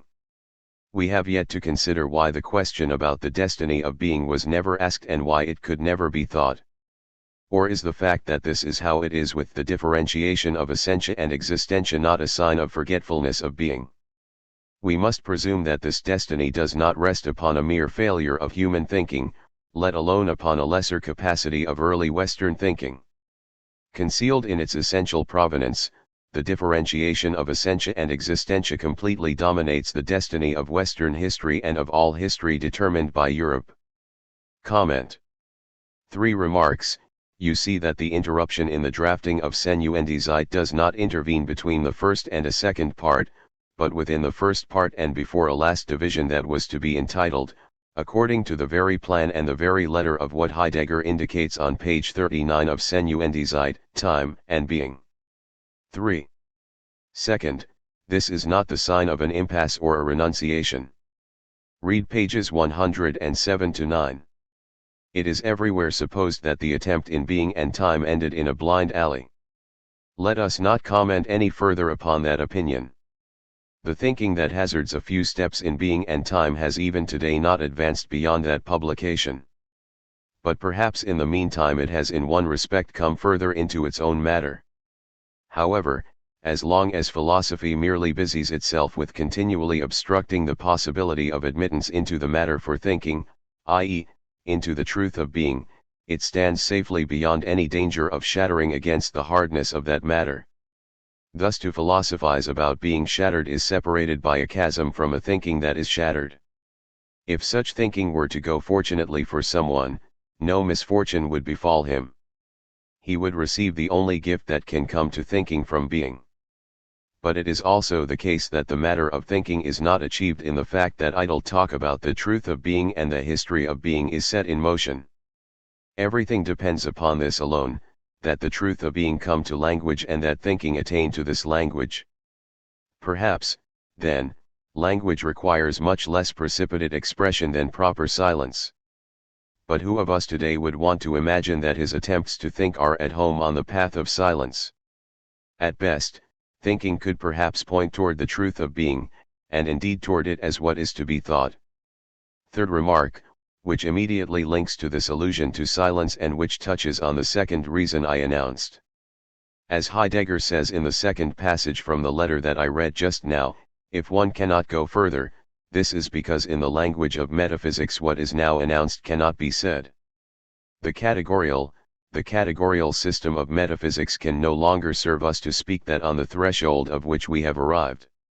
Which is to recognize, of course, that up until now, up until the end of Senuendizeit, we could make do with this categorial after a fashion, customizing it, using it for its own destruction, borrowing from it the stones that were thrown against its own edifice, or more peaceably by recognizing, in deconstruction, the structure of its stones and its contours and its capstone.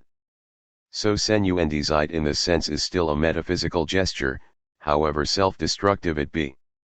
And we have also seen why this whole language of civilization in which we have begun to speak is metaphysical, is metaphysics itself, and that language itself is metaphysics, and that to that extent one should not expect by speaking to overcome metaphysics, in the simple sense of the word overcome. But more profoundly, the suddenly obsolete and useless aspect of physical conceptuality must not be thought as a sort of imperfection or incompletion of metaphysics, as if metaphysics had not reached the end of its resources and had not left us enough instruments for what still remains to be said or read in metaphysics. It is not some particular metaphysical tools, a few conceptual instruments that are lacking and remain to be found, it is metaphysical conceptuality itself that was wanting, and therefore its very meaning, in its very origin, with regard to what is announced.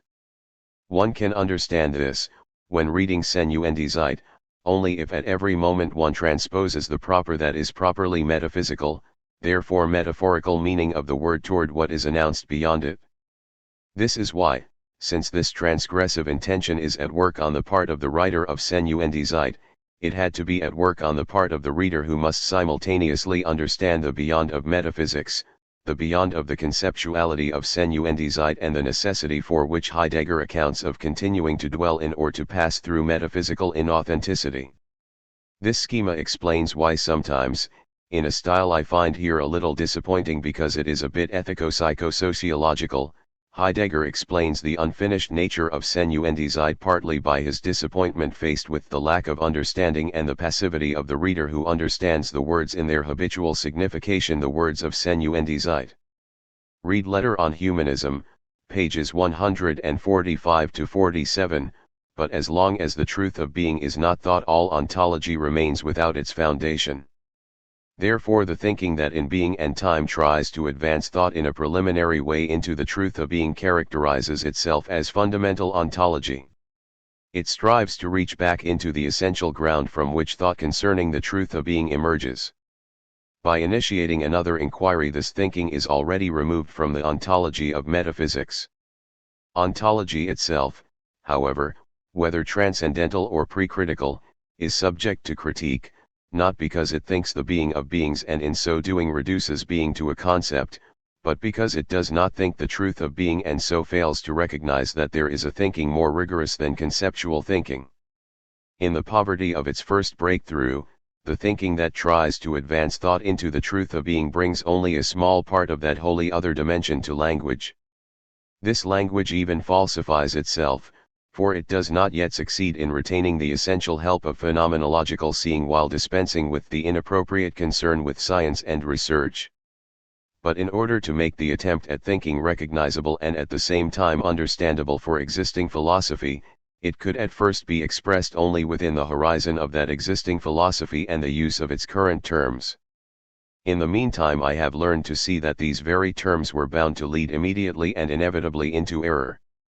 For the terms and the conceptual language corresponding to them were not rethought by readers from the matter particularly to be thought, rather, the matter was conceived according to the established terminology in its customary meaning. The thinking that inquires into the truth of being and so defines the human being's essential abode from being and toward being is neither ethics nor ontology. Thus the question about the relation of each to the other no longer has any basis in this sphere. I have, then, just distinguished two reasons for the running out of breath, the rootedness of historicity in temporality, and the absence of new categories appropriate for thinking what is still to be thought. But you can see clearly that, as I had said, these two reasons are one and the same. It is because one sets off from time as the transcendental horizon of being in order to talk about history and about being that categories are lacking, that non-metaphysical categories are lacking. Which comes down to saying very broadly that determining time as the transcendental horizon of the question of being, a title that summarizes the whole enterprise of this first part of Senuendizeit, remains a metaphysical gesture. And, as Heidegger himself says, the overturning that became both necessary and in a way impracticable, this overturning happens very curiously at the moment when the question of history is posed and when the question of being is finally going to be posed again beyond the analytic of Dasein. And thus also the question of the history of being, about which one comes to wonder if it can be posed otherwise than on condition of this overturning that will interrupt the continuity of the analytic of Dasein. The fact that the two reasons I distinguished are essentially united in this turning is something that Heidegger himself recognizes in a way when he writes, still in this famous 72. After this first characterization of the course of the ontological exposition of historicity in terms of temporality, do we still need explicit assurance that the following inquiry does not believe that the problem of history can be solved by a sleight of hand? The paucity of the available categorial means and the uncertainty of the primary ontological horizons become all the more obtrusive, the more the problem of history is traced to its primordial rootedness.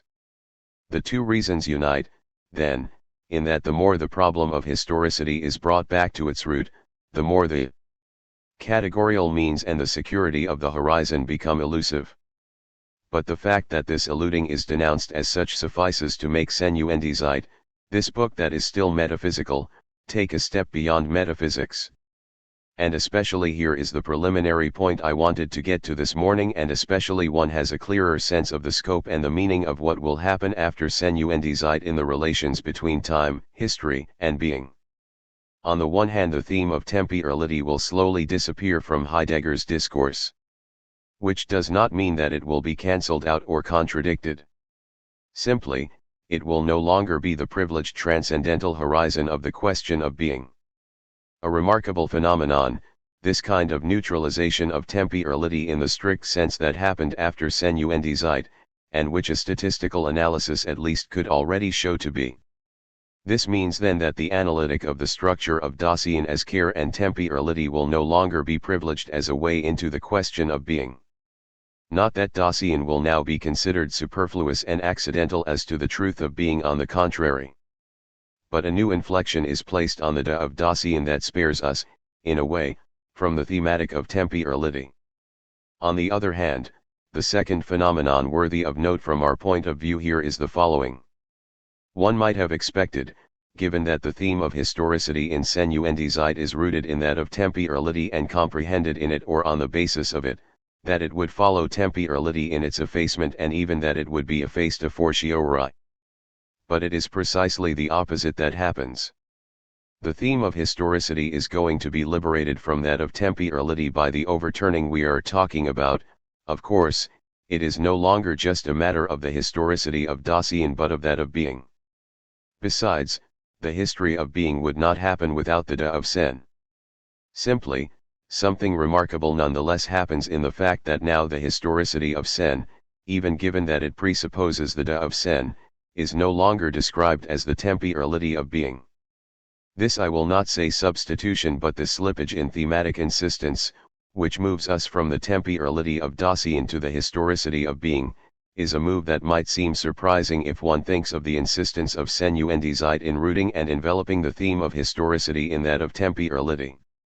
This liberation of historicity might seem surprising, unless one is attentive, precisely, to the difficulty, the awkwardness, and the properly aporetical style of these last chapters of Senuendizeit on historicity and temporality. All these remarks are designed to situate clearly these last pages of Senuendizeit on the historicity of Dasein, on which we have not yet commented, on which we are going to comment, but now with a better sense of what sort of overturning is brewing more or less silently. Before broaching this commentary, I would like to specify clearly or recall 2 points. Namely, that on the one hand, in Heidegger's eyes, nothing has really begun before this famous turning. Nothing essential has begun, we are on the eve of, and amidst the preparations for the great question. But on the other hand, what has happened up until now, that is, Senuendizeit, including the last chapters on temporality and historicity, what has happened is none the less decisive and untimely. The decisive question, the decision has not yet appeared, but the gesture preparing it has been decisive. And these two propositions are not contradictory. And we must understand how they are not contradictory if we wish to understand anything of Heidegger's intention. They would be contradictory if being were a being and if its manifestation or its history could do without the of the existence of Dasein. In this case one could make a theme of the history of being without going via the historicity of Dasein.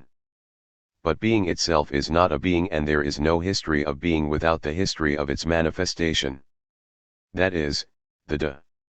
On the other hand, there would be a contradiction if there were some possibility of speaking about the historicity of Dasein outside the horizon of Sen and without any relation of existence to being. But we saw that without this relation there was no history, and that what constituted Dasein was first of all its relation of pre-comprehension to the meaning of being. One must then think at one and the same time that the history of being depends on the historicity of Dasein, and conversely. One must not think here in alternatives. It would be easy to show how the alternative schema corresponds here to a metaphysical thesis opposing subject to object, ego to world, thought and being, and so forth. From the point of view of this metaphysical logic, these two gestures of Heidegger's would be contradictory. In fact, it is this logic that is put into question by the necessity of this gesture. In any case, to confirm these 2 points we are going to read 2 passages from the letter on humanism that show that, 20 years after Senuendizeit, this is indeed the reading Heidegger gives of this first gesture, both preliminary to the decision and already decisive. See first p. 110, the eve of the decision. Whether the realm of the truth of being is a blind alley or whether it is the free space in which freedom conserves. Its essence is something each one may judge after he himself has tried to go the designated way, or even better, after he has gone a better way, that is, a way befitting the question. On the penultimate page of Being and Time stand the sentences, the conflict with respect to the interpretation of being cannot be settled, because it has not yet been kindled. And in the end it is not a question of picking a quarrel, since the kindling of the conflict does demand some preparation. To this end alone the foregoing investigation is underway. And Heidegger adds, after this quotation, today after 2 decades these sentences still hold. Therefore the affirmation is still valid that the conflict has not yet been kindled in Senuendizeit when, for example, it raises the question of the historicity of the existence of Dasein. But, second affirmation, the necessity of these preparations also remains valid. Cf. pages 89 and 95. Let's go further. After this anticipation which has allowed us better to situate these analyses at the end of Senuendizeit, we can now broach them in their content. The order of considerations in the 5th chapter is rather surprising at first blush. And when one has recovered from one's surprise, that is, when one has understood what the meaning of the linkages was, what their order was, in this chapter on historicity and temporality, well, one notices quite simply that it is never a question of historicity in the proper sense in Senuendizeit. It is never a question of historicity in the proper sense in Senuendizeit. What does that mean? It means at least two things: that it is not even a question of the historicity of Dasein. It is not only a matter, as we were pointing out a moment ago, of the history of being, of which it is not yet a question in Senuendizeit. What is deferred, against all expectation, is the problem of the historicity of Dasein. That means, secondly, that there is no question of the historicity of Dasein in the proper sense. Eigentlich is what is translated as authentically. Well, it is the problem of the authentic historicity of Dasein that is deferred, and deferred sine die, such that what will be in question after Senuendizeit under the name of the history of being will come to fill out the hall. Low left by an expectation that in truth led one to hope for the theme of an authentic historicity of Dasein. That puts a different light, then, on the problem of the turning that has been occupying us today. We must now understand what all that means. Historicity is rooted in temporality. The existential project for the historicity of Dasein only reveals what already lies shrouded in the temporalizing of temporality. Thus the interpretation of the historicity of Dasein turns out to be basically just a more concrete elaboration of temporality. Rooted in temporality, historicity will, then, be structured like temporality. As a first consequence, there will be an authentic historicity and an inauthentic historicity, just as there is an authentic temporality and an inauthentic temporality. The difference between authentic and inauthentic temporality has been described previously around the themes of anxiety, care, freedom of being toward death, and so on. And from the opening of the chapter on historicity, Heidegger announces that he will have to distinguish between an authentic historicity and an inauthentic historicity. And the authentic historicity must be elucidated on the basis of authentic temporality, p. 375. If historicity itself is to be illuminated in terms of temporality, and primordially in terms of authentic temporality, then it is essential to this task that it can only be carried out by structuring it phenomenologically. And later, corresponding to the rootedness of historicity in care, Dasein always exists as authentically or inauthentically historical. This authentic historicity, just like authentic temporality, is veiled, covered over, concealed for by the vulgar conception of history, a vulgar conception that is moreover the very conception held by classical philosophy, and it is against this vulgar conception that proper historicity must be discovered. And then, in a very odd gesture, instead of beginning with what he defines as the originary, Heidegger begins with the inauthentic and the derived. From which, moreover, he will not really emerge in Senuendizeit. How does Heidegger justify this order of description? He does not justify it solely or in the first place by the methodological and common sense necessity of beginning with a ground-clearing critique. For that is not the point. Inauthentic historicity and the vulgar conception of historicity lodged in it are not errors that must be corrected or of which one must rid oneself. They are necessities of existence that have their status and their signification, and they must be described as such. In a sense, and this is why the point here is not simply to criticize it, the vulgar or standard or philosophical understanding of historicity has its legitimacy, and it conforms to a certain structure or structural composition of the existence of Dasein. Inauthentic historicity and the vulgar concept of historicity consist essentially in experiencing and thinking that the subject, man, existence, whatever you like, is in history, the in history able to signify as much the empirical immersion of a thing in a milieu as the station around a subject in history, the in history being the structural concept common to empirical historicisms and to substantialist and subjectivist ahistoricisms. Now, this structure of being in history reflects the structure of being in time that is the inauthentic form of temporal existence. So that in the chapter that concerns us at the moment, Heidegger will proceed as follows.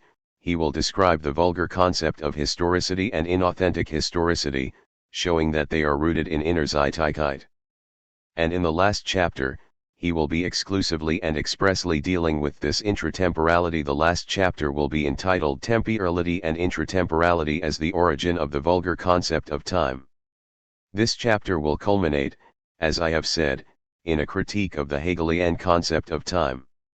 You see that basically this chapter on the historicity of Dasein is architectonically a sort of hors d'oeuvre or appendix that comes to add itself onto an analysis of temporality, as a consequence of inauthentic temporality as intratemporality.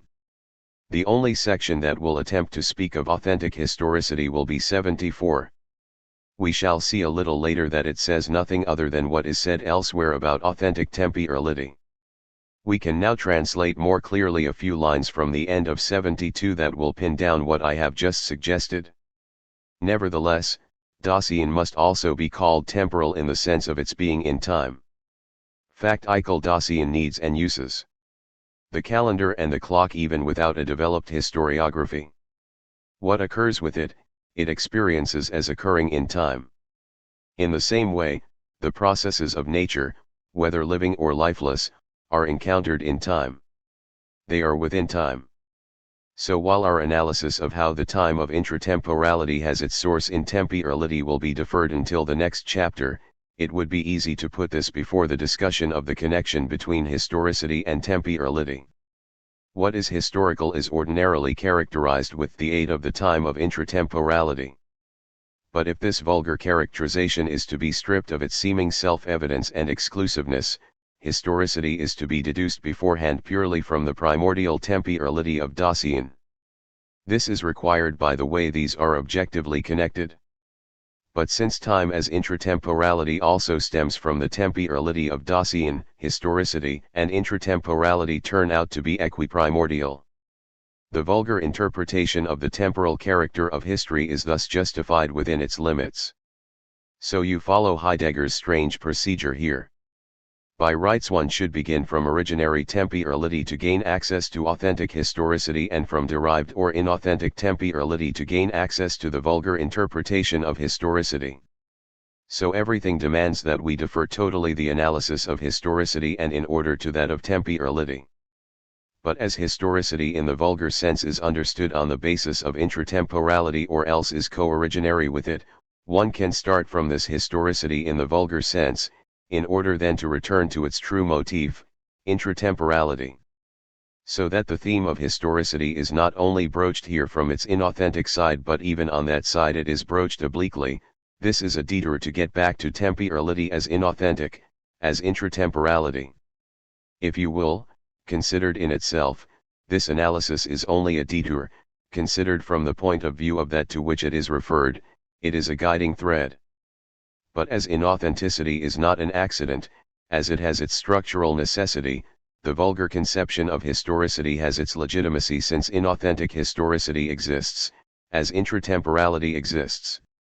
And either a priori or by anticipation, it is noteworthy that everything that makes possible these methodological subtleties, these turns and turns about, this whole labyrinth that leaves you out of breath, is a distinction between Eigentlichkeit and Unagentlichkeit, authenticity in the sense of the proper and inauthenticity in the sense of the improper, which, if not simply ethical in the classical sense of the word, since it does not depend on a moral deliberation and since, in a sense, inauthenticity is never avoidable like an accident, is a distinction that is nevertheless not foreign to all ethical preoccupation.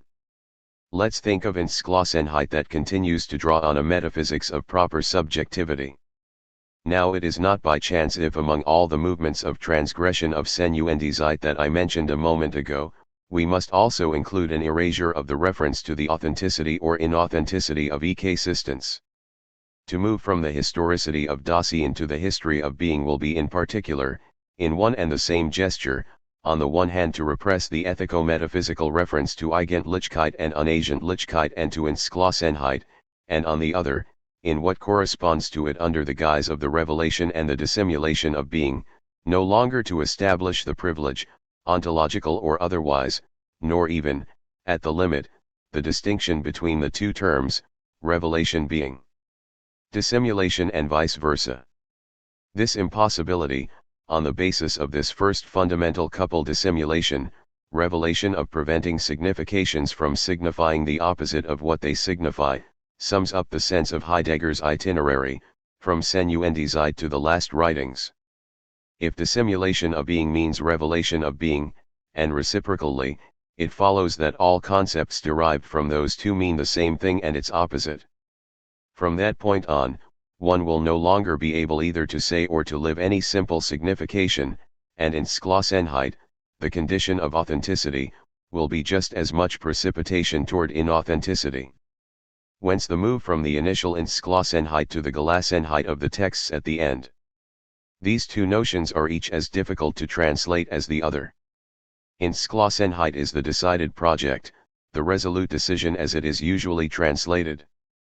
But we would have to show how, insofar as Entschlossenheit is also the resolute decision against the return of classical metaphysical ethics, one cannot simply translate it by significations that denote or connote ethico-metaphysical values.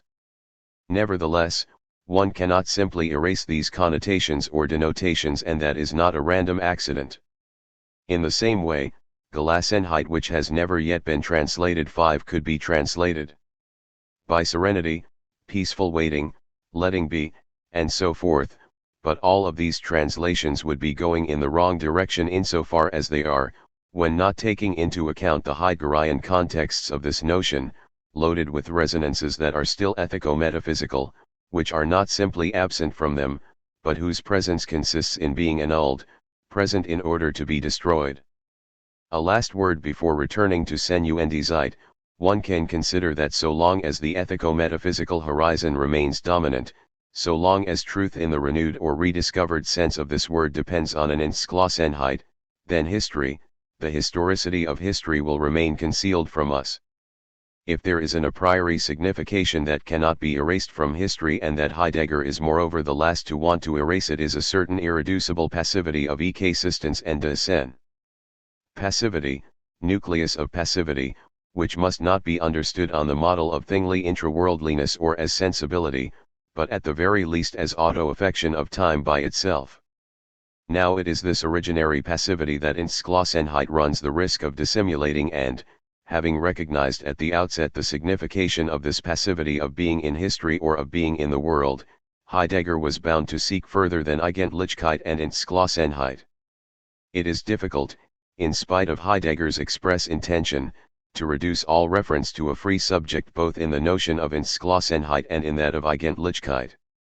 Now precisely the common feature of all the vulgar conceptions of Geschehen is the presupposition of a subject to whom events happen. So let's go into this 73 devoted to das vulgar Verstandnis der Geschichte und das Geschehen des Daseins. Heidegger's procedure in this section is simple. He untangles from the current concept of history 4 entangled significations, and then he makes manifest the hidden unity that is diffracting in these 4 directions. Here I shall go quite quickly. The 4 significations concern not history as the science of history nor history as an object, but rather this being itself which has not necessarily been objectified. The 4 significations through which this not necessarily objective historical being is aimed at are, then, supposed to be the following: 6 Vergangenheit, being past, pastness. In common discourse, one calls historical what belongs to the past. Here past means on the one hand no longer present, or else indeed still present, but without effect on the present. However, what is historical as what is past also has the opposite significance when we say that one cannot evade history. So that, in any case, here, in both cases, be it in a positive or negative sense, it is always in terms of influence or of relation to the present that history is, vulgarly, represented, relation to the present that alone, as we have seen, is actual. What gathers exemplarily this determination of the word historical, is the fragment of the past, that in the form of the monument or the ruin of a Greek temple, for example, belongs to the past without ceasing to be in the present. The second signification, which goes hand in hand with the first, determines Vergangenheit not simply as a relation to Vorhandenheit, but as origin, provenance. Whatever has a history is in the Zusammenhang of a becoming. In such becoming the development is sometimes a rise, sometimes a fall. Whatever has a history in this way can at the same time make history. Epoch making, it presently defines a future. Here history means an event nexus, or a tissue that is a productive nexus that moves through the past, the present, and the future. Here the past has no special priority.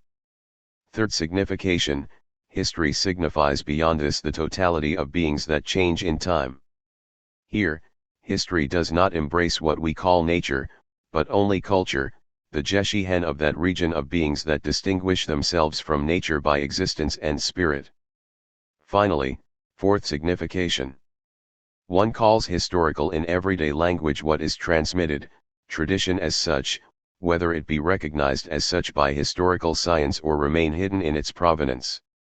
The four significations have in common, says Heidegger, that they are related to human being as the subject of events.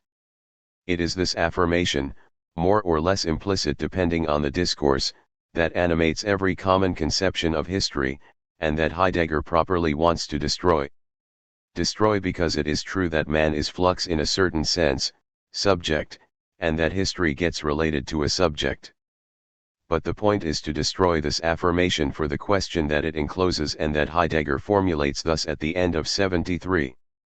To what extent, and on the basis of what ontological conditions, does historicity belong to the subjectivity of the historical subject as its essential constitution?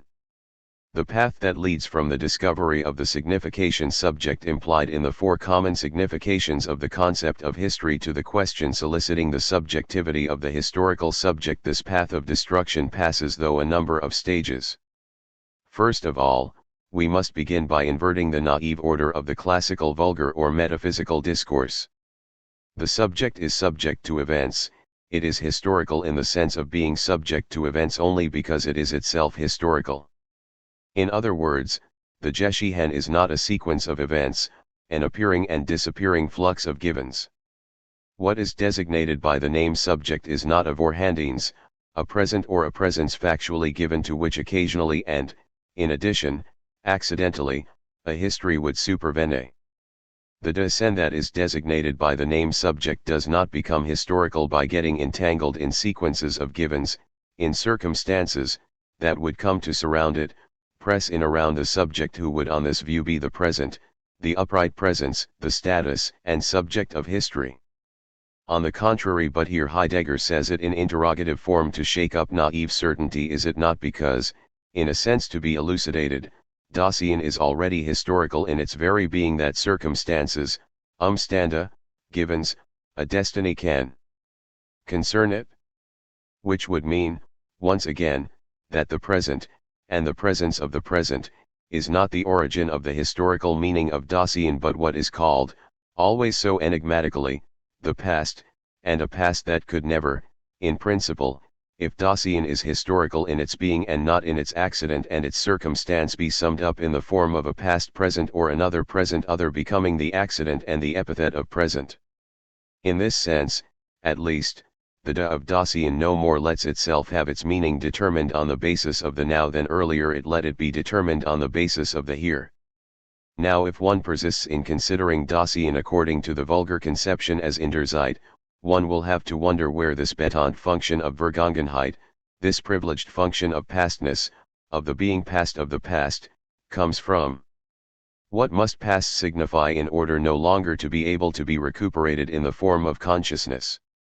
Here too only the analysis of temporality can help us understand historialization. It is by understanding this strange privilege of the past that we will prepare our access to the meaning of historicity. What does past mean when we say, to use a very modest example, that the antiquities in a museum belong to time past? 7. Let's suppose we are dealing with a piece of equipment, a piece of furniture, for example. It subsists, it is present, what in it is trace is in the present. It is not only because it does not function that it is historical and proper to past time. It can just as well function and still serve as an instrument of navigation, or a weapon or a piece of furniture. It will still for all that be a historical object. No more is it historical because it is the object of a historical science, archaeology, for example. On the contrary, it can become the object of a historical science, it can be historisch only because it is already historical. If one pursues the reductive analysis and puts aside everything through which the object is not essentially historical, one sees that nothing in its proper and present, appearing, is historical. It is not historical in itself, nor in its present being, nor in anything I can recognize in it or attribute to it now. It is historical because it belongs to a world that is no longer. This proposition is trivial, so long as one does not think the world as Heidegger has invited us to rethink it in the preceding chapters. To understand what signifies for a world no longer to be, one must understand the world, but here I cannot redo the analysis in the sense it has in the expression in der Welt des Daseins, in the sense of the existence and the transcendence of Dasein. So one must gain access to the signification of the past of Dasein to get to the no longer being of the world. What does the being past of Dasein signify? It does not signify that Dasein is now only past, in the sense of no longer being present. Vergangenheit is not the non-Vorhandenheit, the nicht mehr Vorhandens, the no longer being present. It is not the negative modification of the present, or the erasure of a present in the having been present. The question that Heidegger poses here, a question we can better understand on the basis of what was said last time about the present. This question implies the response in its very syntax. Here it is. Is Dasein something that has been only in the sense of de Joasnen, of having been present, or has it been as Gegenwärtig des Zukünftiges, as something making present and futural, that is, in the temporalizing of its temporality? What do these Jesuitical formulas even mean? It goes without saying that for Heidegger the second formula is the correct one and the only one that has a chance of describing the originary historicity of Dasein.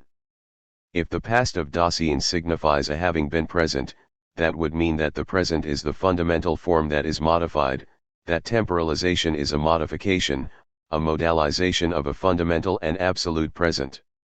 That is the absolutely fundamental proposition of Western metaphysics from Plato to Husserl via Hegel, as we saw last time. And for those among the representatives of all this metaphysics, such as Hegel and Husserl, who tried to think and respect temporality and history, there is a movement of historialization and temporalization only in the absolutely absolute and absolutely ahistorical form of the present. We have seen why, and for what reasons, reasons in a sense irrecusable for a philosophy in general. At the same time, we saw last time that for Heidegger the privileging of the present, an irrecusable ontic privileging, closed us off from originary historicity itself, relegated it to the rank of a modification even if one granted it as such many rights. The present is the dissimulation of originary historicity itself, which must therefore not be thought of as another present, but as a past origin in a sense that is not that of a past present. And if one wishes to use the signification of the present as dissimulation, and of manifestation as the withdrawal of an origin that was never a present phenomenality, if one wishes to use this proposition, in any discourse whatsoever, in any discursive field whatsoever, in any determinate circumscription of discourse whatsoever, it must first be understood in itself, which one can do only in an explicit and responsible dialogue with the thinkers of the metaphysical tradition. To the sense of the past of Dasein as having been present, Heidegger opposes, then, Gegenwärtig des Zukünftiges, the future presentifying itself as temporalization of temporality. Which means of course that the present never is as such, but above all that temporalization is not primarily a movement of the presence of presence, an exiting out of itself in itself of the present, but an absolute exiting, an ekastasis that is radical, originary, and without return. It is ekastasis and not presence that is the fundamental origin of temporality. Ekastasis, that is, that movement of the temporality of Dasein projected toward the to come that Heidegger calls care. If care is fundamental and originary, the form of presence is not. The unity of temporalization is an ekastatic and not a static unity. Saying that it is not static does not mean that it is movement in the sense in which movement is opposed to rest, consist to stasis. There is an ecstatic unity of the ecstases of temporality that constitutes the past as a future having been, as a future having presentified itself. So, of course, getting back to the questions posed earlier, one will wonder whether, in order to dethrone the present, Heidegger is not illegitimately privileging here the ecstasis of the future, and this is consistent with the privileging of Entschlossenheit and the finite horizon of death, and whether in so doing he is not dissimulating historicity for the reasons I gave earlier. Does he not end up making of the past a secondary ecstasis with regard to that of the future and the presentification of the future? This is why Heidegger cannot get out of the enigma of the origin of historicity, so long as he substitutes, as he always does in Senuendizeit, the privileging of the future for that of the present. He cannot escape the enigma he formulates himself when he writes, for example, p. 381. But saying this only makes the enigma more acute. Why is it that precisely the Vergangenheit, pastness, or, more appropriately, the Joassenheit Vorweisung determines what is historical when, after all, Joassenheit temporalizes itself equiprimordially with present and future? Enigmatic, then, is the discourse, and the enigma is always, as its name indicates in Greek, anos, a discourse and even a story. Enigmatic, then, is the discourse on history at the moment that it really must speak about the past. Enigmatic is the discourse on the past, enigmatic is the past as origin of discourse, enigmatic is historicity as discursivity. The time of the past in discourse and the past of time in ecasistence are the enigma itself. They are not enigmas among others, but the enigma of enigma, the enigmatic source of the enigma in general, enigmaticity. This enigma has thus returned to its own obscurity the common concept of historicity as the concept of what supervenes, what advents, what happens to a subject in general. By asking what is the subjectivity of this subject claimed to be a present, the station, the stance of a present to which history or stories happen, one is not far from saying that subjectivity is not that to which history happens but what happens to history. Subjectivity as what happens to historicity is a formula that one must not rush to think or determine in the precipitation of overturning or inversion. Failing which one would be saying the same thing as what one no longer means. One would say, for example, that the subject is merely an event arriving at, landing on, the essential and implacable shore of history, which is, first of all, absurd and comes back, curiously enough, to the vulgar thesis. The subject, on this account, would not be historical, but qua event it would be in history or derived with respect to history, and so forth, which for its part would not budge.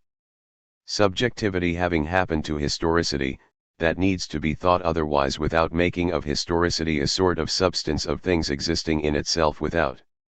This must mean that the dimension of subjectivity supervenes on a historicity of ecasistence, of Dasein. The historicity of Dasein is originary, but it is not originarily determined as subjectivity. Which means that it does not originarily appear to itself as subjectivity, and that it is not originarily subjectivity.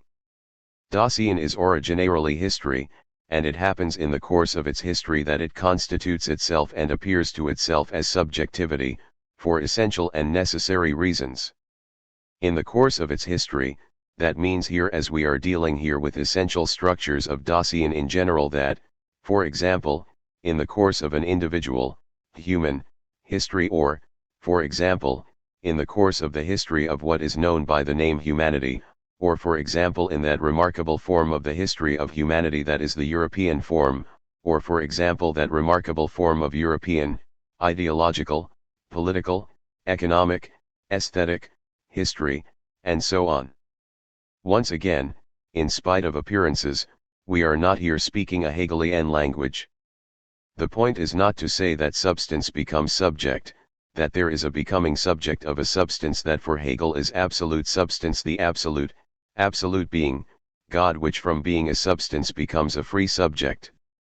And it is ultimately a present with itself that announces itself, separates itself from itself in order to find itself again with itself. It is upon an absolute as presence that every becoming supervenes this whole history, and in particular this moment, the event of becoming subject, the advent of the subject. It is upon a non-history that history advents. Such at least is literal and conventional Hegelianism.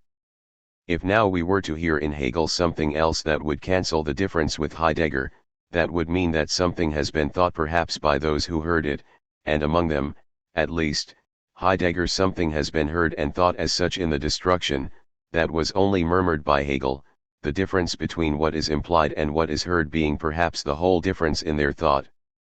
But I do not want to get into that here. The fact remains that for Heidegger subjectivity does not supervene upon a non-historical absolute that awakens to it. It supervenes upon an experience or an existence that is already historical. It is an adventure that happens to history.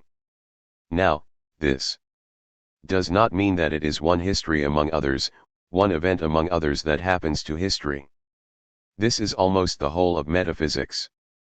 The advent of subjectivity or of the epoch of subjectivity is not a secondary encounter.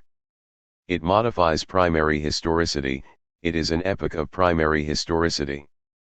You know that at the end of 73 Heidegger makes a distinction between what he calls primary historicity, the historicity of the existence of Dasein as being in the world, and secondary historicity, what is encountered in the world and that does not have the form of being of Dasein but of the Zuhandines, and even of what is called nature as the ground of historical culture.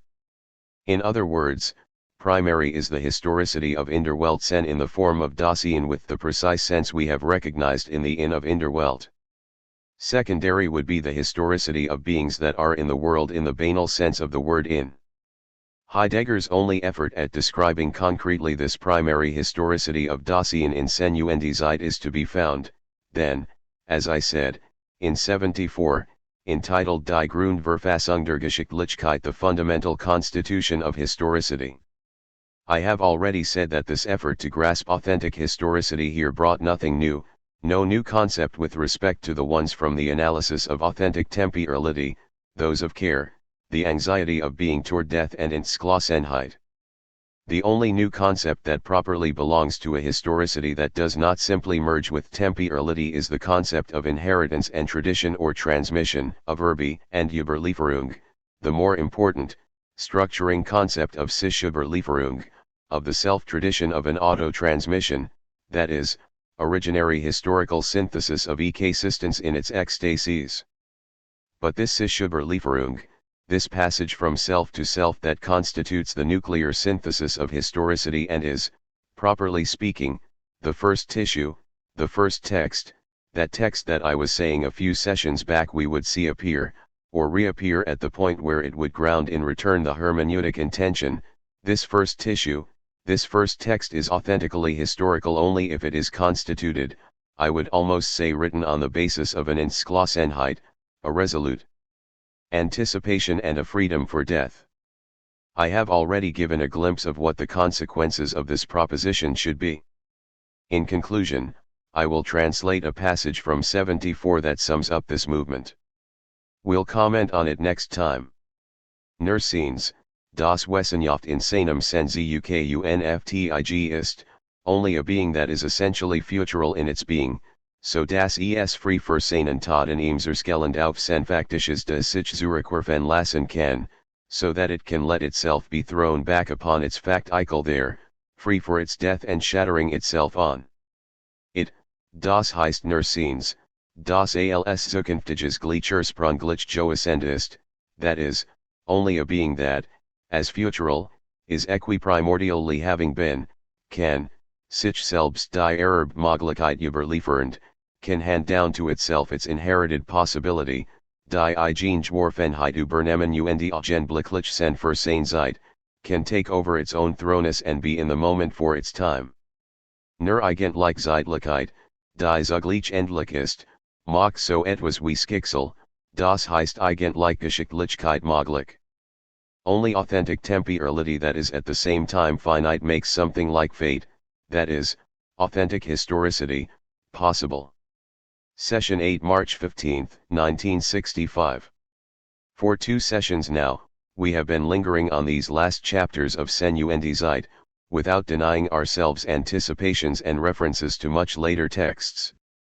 But always to attempt to situate, and it isn't easy, the intention of this penultimate chapter devoted to temporality and historicity.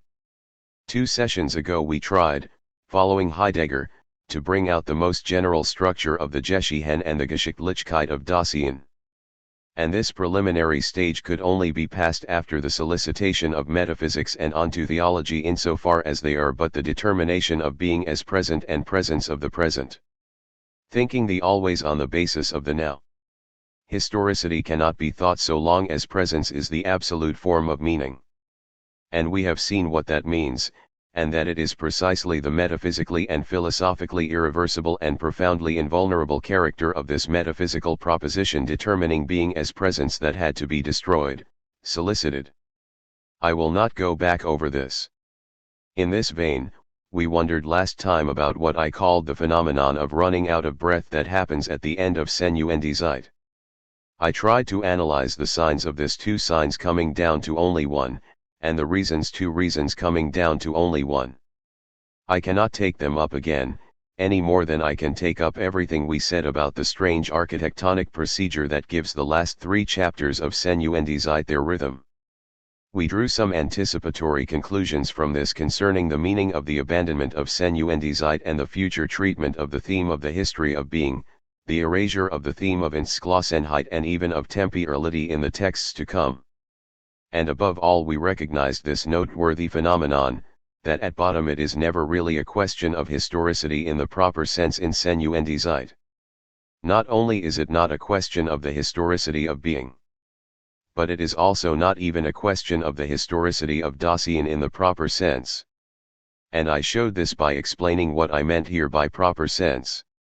Because basically, as we saw, Heidegger almost without exception deals only with inauthentic historicity and only insofar as it is rooted in inauthentic temporality, in intratemporality.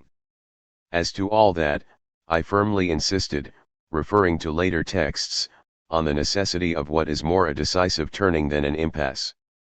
And we commented on this chapter devoted to the common inauthentic conception of historicity, to the enigma of a Vergangenheit or a Joassenheit that no longer had the sense of past present as present past or past present of a subject. And once again, venturing the formula according to which history did not happen to a subject in general but the subject happened to history, we had to take many precautions to understand this formula appropriately and first of all to understand it neither in an empiricist sense nor in a Hegelian sense. Finally, in conclusion, I began to look at this 74 that presents itself as a descriptive sketch of the authentic historicity of Dasein and that I propose to show, precisely, comprises no new concept allowing us to distinguish the root from the rooted, depended on the Entschlossenheit that I had earlier shown runs the risk, in privileging the ecstasis of the future, of death, and a freedom still not fully released from ethico-metaphysics and which will subsequently be abandoned for good reason. By Heidegger, ran the risk, then, of barring our access to historicity. The only apparently new concepts, as we saw, were those that designated the first tissue, the nuclear tissue, the first text, I said for specific reasons, the first phrase of historicity, or at least the first phrase as first historicity.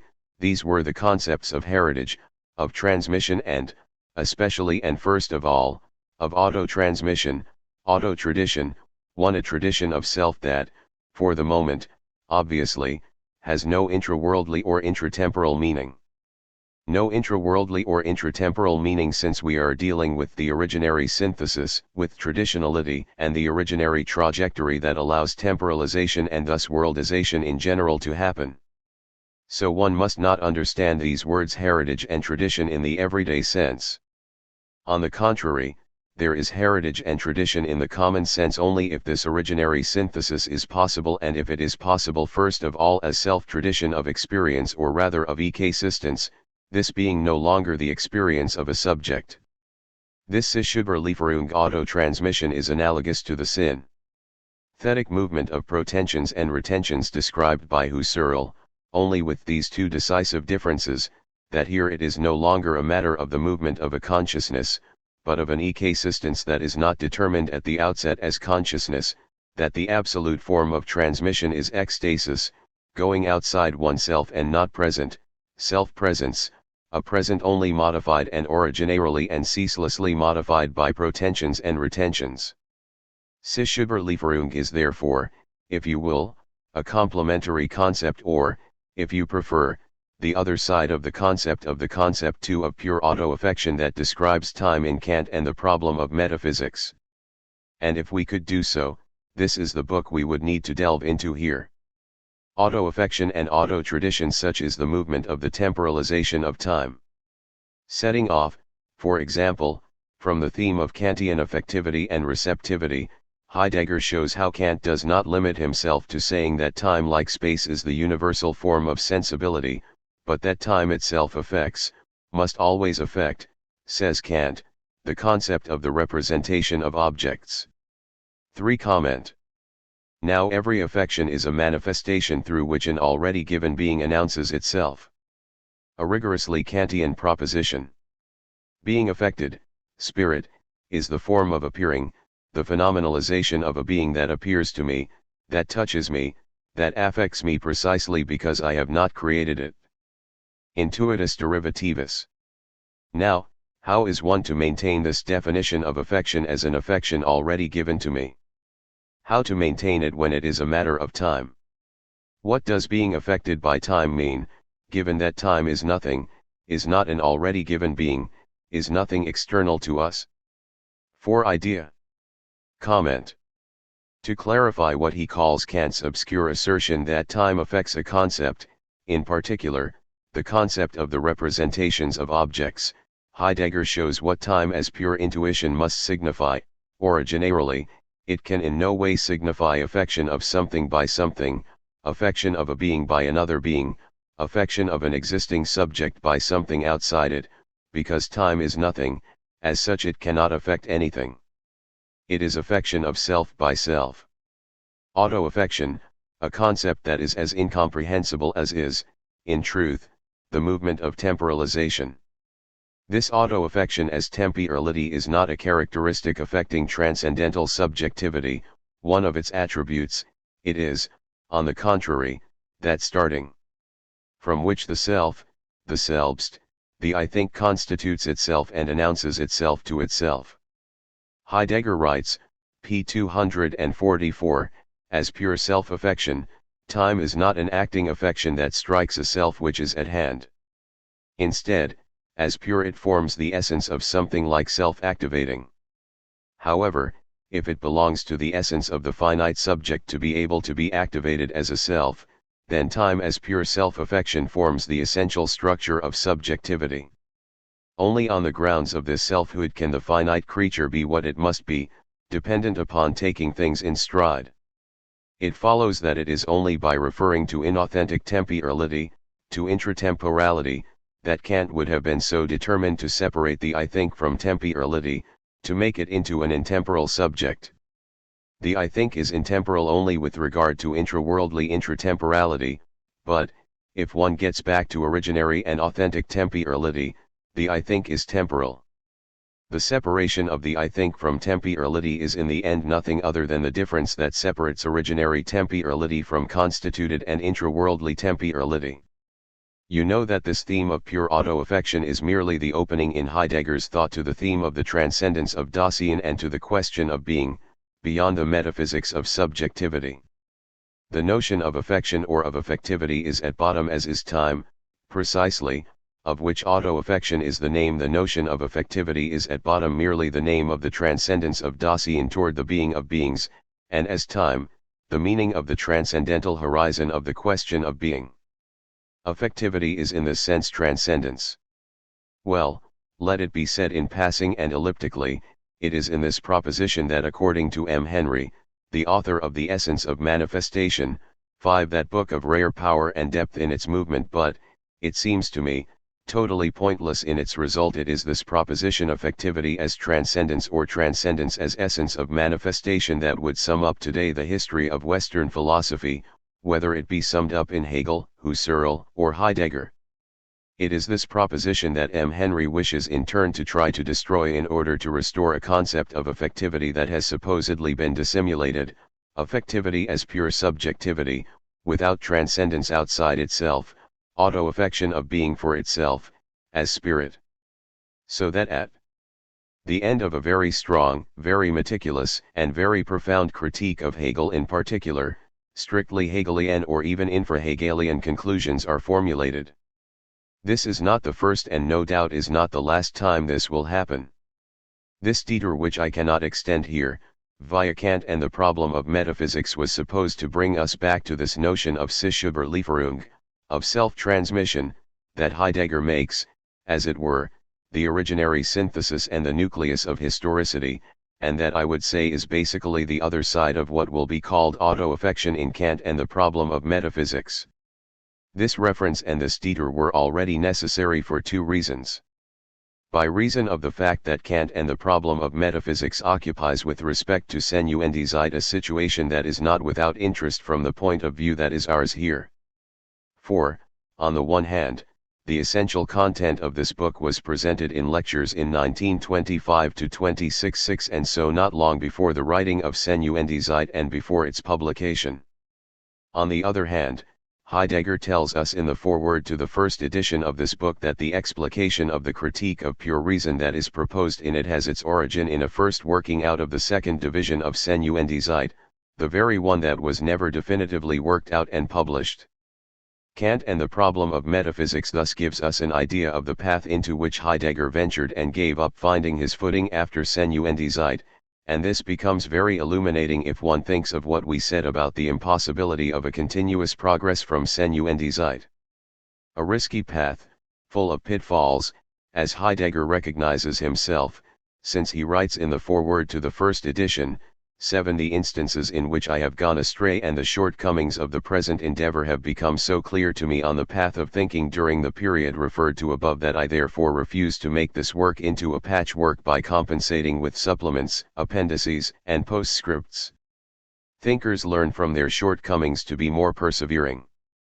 That Kant and the problem of metaphysics was thought of as a stone supposed to be added to the edifice of Senuendizeit, then having to be abandoned on the building site, like a discarded and unusable piece of material, some distance from the unfinished edifice itself, is confirmed when one reads, for example on pages 23 to 24 of Senuendizeit, the plan for this explication of the Kantian design. I'll read rapidly in the translation this passage from Senuendizeit in which an essential clarification of the unpublished second division is, programmatically, announced. Read French translation, pages 39 to 41, in accord with the positive tendency of this destruction, the question must first be asked whether and to what extent in the course of the history of ontology in general the interpretation of being has been thematically connected with the phenomenon of time. We must also ask whether the problematic of temporality, which necessarily belongs here, was fundamentally worked out or could have been. Kant is the first and only one who traversed a stretch of the path toward investigating the dimension of temporality or allowed himself to be driven there by the compelling force of the phenomena themselves. Only when the problem of temporality is pinned down can we succeed in casting light on the obscurity of his doctrine of schematism. Furthermore, in this way we can also show why this area had to remain closed to Kant in its real dimensions and in its central ontological function. Kant himself knew that he was venturing forth into an obscure area.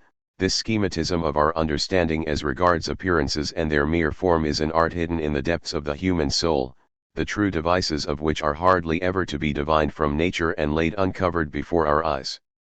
8. What it is that Kant shrinks back from here, as it were, must be brought to light thematically and in principle if the expression being is to have a demonstrable meaning.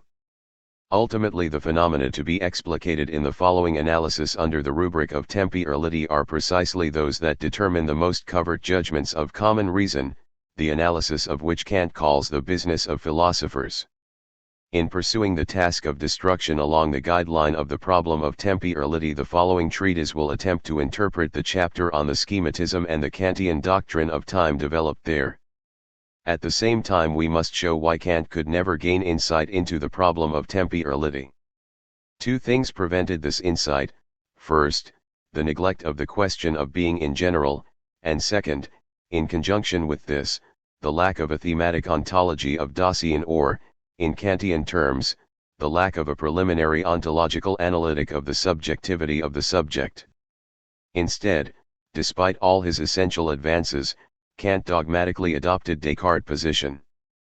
Furthermore, Although Kant takes this phenomenon back into the subject, his analysis of time remains oriented toward the traditional, vulgar understanding of it. It is this that finally prevented Kant from working out the phenomenon of a transcendental determination of time in its own structure and function. As a consequence of this double effect of the tradition, the decisive connection between time and the I think remains shrouded in complete obscurity. It did not even become a problem.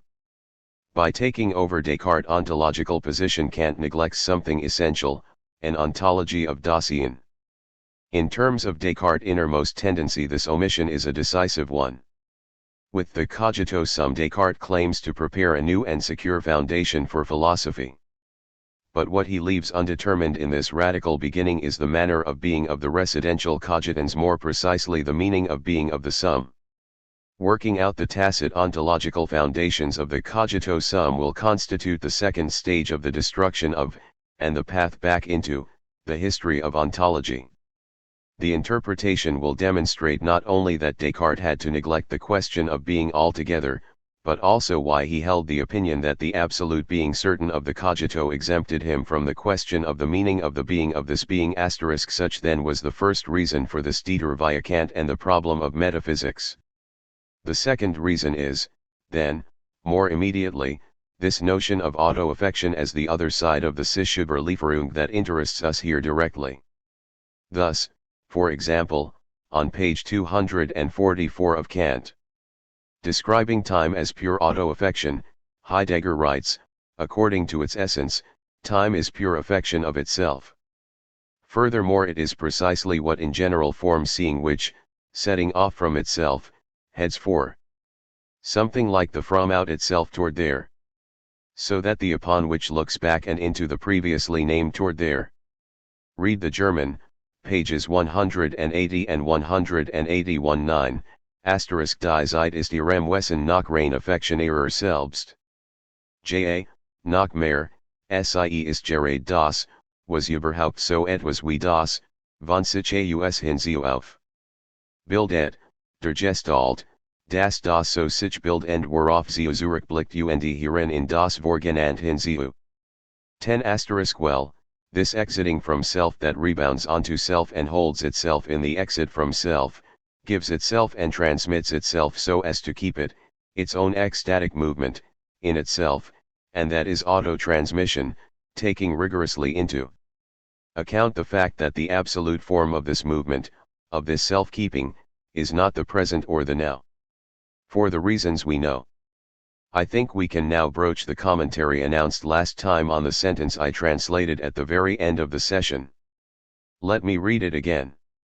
Only a being that is essentially futural in its being, so that it can let itself be thrown back upon its facticle there, free for its death and shattering itself on it, that is, only a being that, as futural, is equiprimordially having been, can hand down to itself its inherited possibility, can take over its own thrownness and be augenblicklich for its time. Only authentic temporality that is at the same time finite makes something like fate, that is, authentic historicity, possible. In recognizing the Psychüberlieferung as another name for the auto-affection of pure time, we clearly recognize that we are dealing here with an auto-tradition that is pure, a priori, non-empirical, non-ontic, and the condition of possibility for any ontic history. We are dealing with an ontological structure of traditionality in general. You see that here authentic historicity is described in the same terms as authentic temporality, and that its authenticity depends on the authenticity of what is translated as decision or resolute anticipation, Entschlossenheit. What does this mean? First, let's recall the premises of this analysis. 1. Dasein has its history not because history befalls it but because it is historical in its very being. 2. The being of Dasein has been recognized as care, in the rigorous sense of this term, which can be thought only on the basis of its grounding in the movement of temporality. 3. Thus, the interpretation of the historicity of Dasein is, says Heidegger, basically just a more concrete elaboration of the interpretation of temporality. Clearly, as I noted, it is only this admittedly vague notion of a more concrete elaboration that distinguishes the theme of temporality from that of historicity, and this is rather disappointing.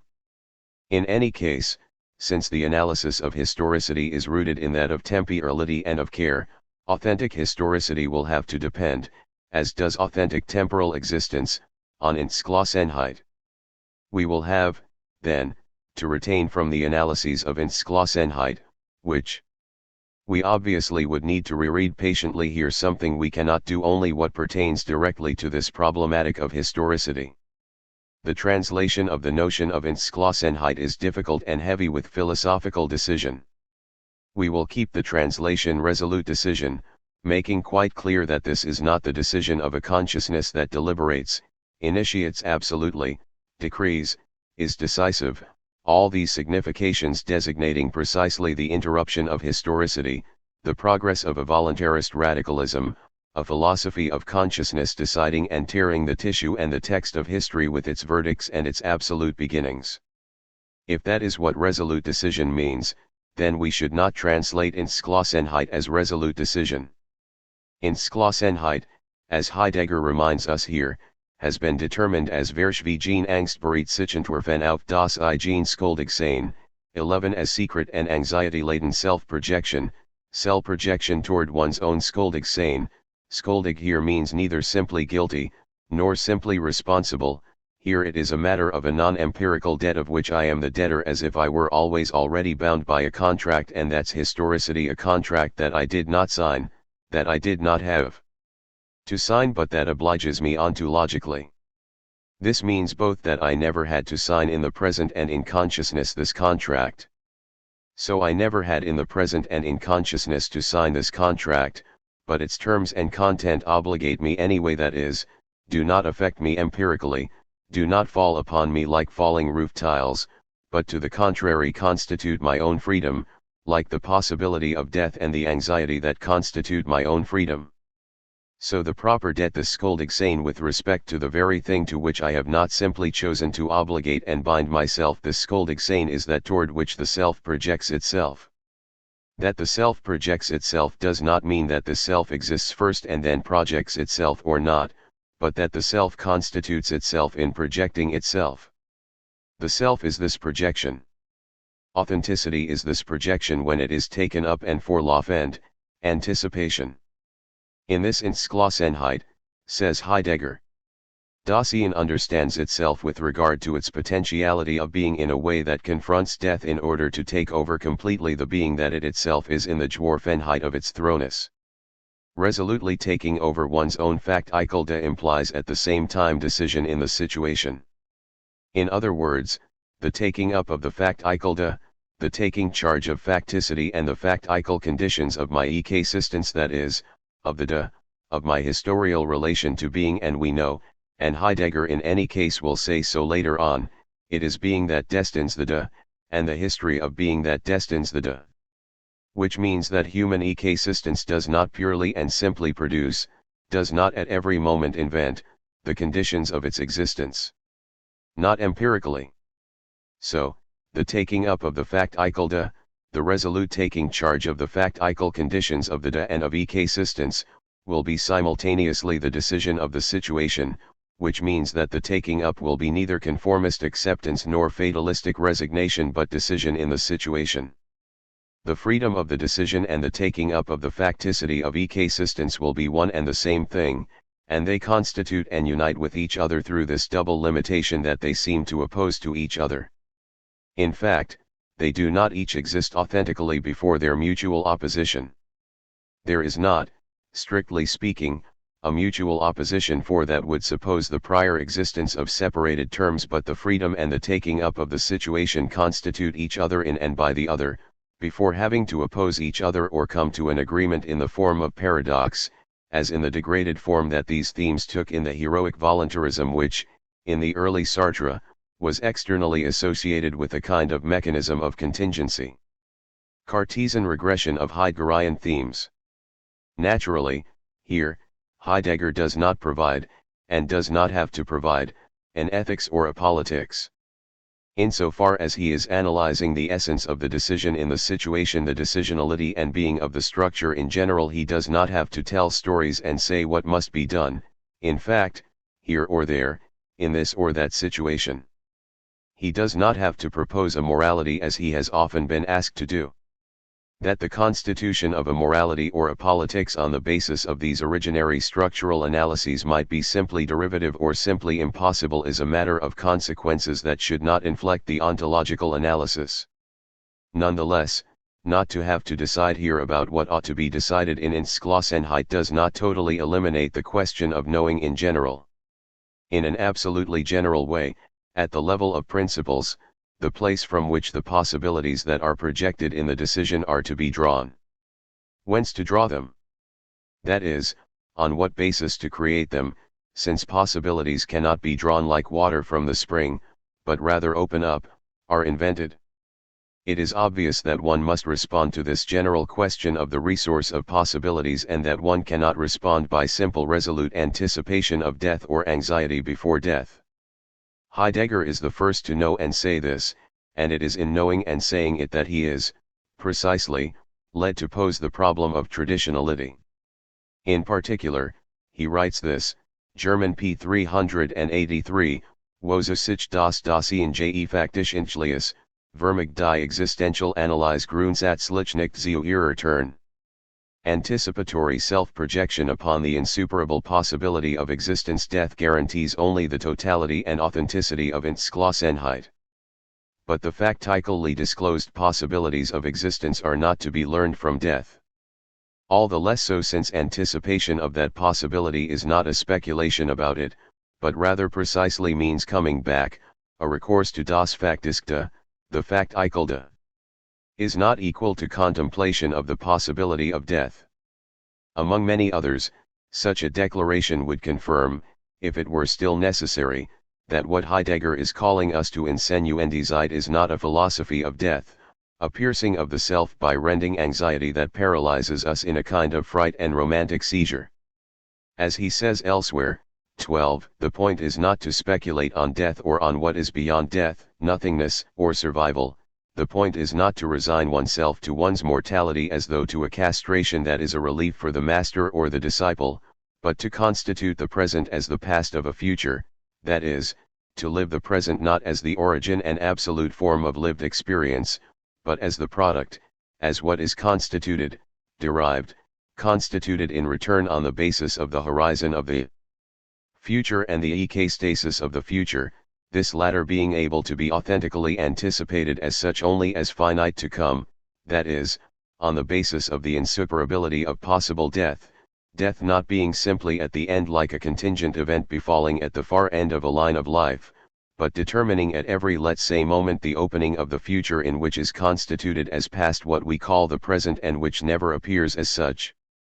The de emerges and is taken up in the horizon of death. Horizon and anticipation of death, which are, then, I recall, neither a consciousness of my mortality nor a vigilance to save me at every moment from what threatens me with death, nor a desire for death or a death instinct, and so on. So many notions that, by making the signification of death enter into the configuration consciousness of instinct or desire of, presuppose as self-evident the meaning of death, and this on the basis of an unelucidated relation to death which is not yet a consciousness or an instinct, and so on. The notions of consciousness and instinct or desire being precisely borrowed from discourses, philosophies, or zoologies that have as principal common feature their neutralization of the relation to death as originarily constituting or constitutive of ecasistence, reducing it in countless ways, even when they were talking about it. Finite temporality. Now here, the expression anticipation of death does not at all predetermine the relation to death by any appeal, any pre-recourse to a determinate signification such as consciousness of, instinct or drive. It is on the basis of an absolutely indeterminate, non-predetermined relation to death, a relation precisely to indeterminacy itself, relation to the indeterminate as opening of the horizon of the future, that what designates the relation itself is, in return, determined. Whence the effaced neutrality of the expression being toward death, the toward here designating only the opening to that indeterminate possibility that, in return, determines, on the basis of the pure future, my present as the past of that future. The toward, to the extent that it still has a determinate meaning, this toward insofar as it is determinate has a metaphorical value that must be crossed out in discourse. Philosophical discourse, or rather the discourse of thought destroying the grammatico-metaphysical metaphorics, has as its function this destruction of metaphor, a destruction carried out with the certainty that one will only ever destroy metaphors with the help of other metaphors. But that does not suffice to strike down as pointless the gesture of destruction, once the meaning of this gesture and of this destruction appears as such. It will be said that in an expression such as consciousness of mortality or certainty of mortality, or in a quite different register, the expression death instinct and all the significations that determine it and that are connotations, it will be said, then, that these expressions are also held to be metaphorical by their authors.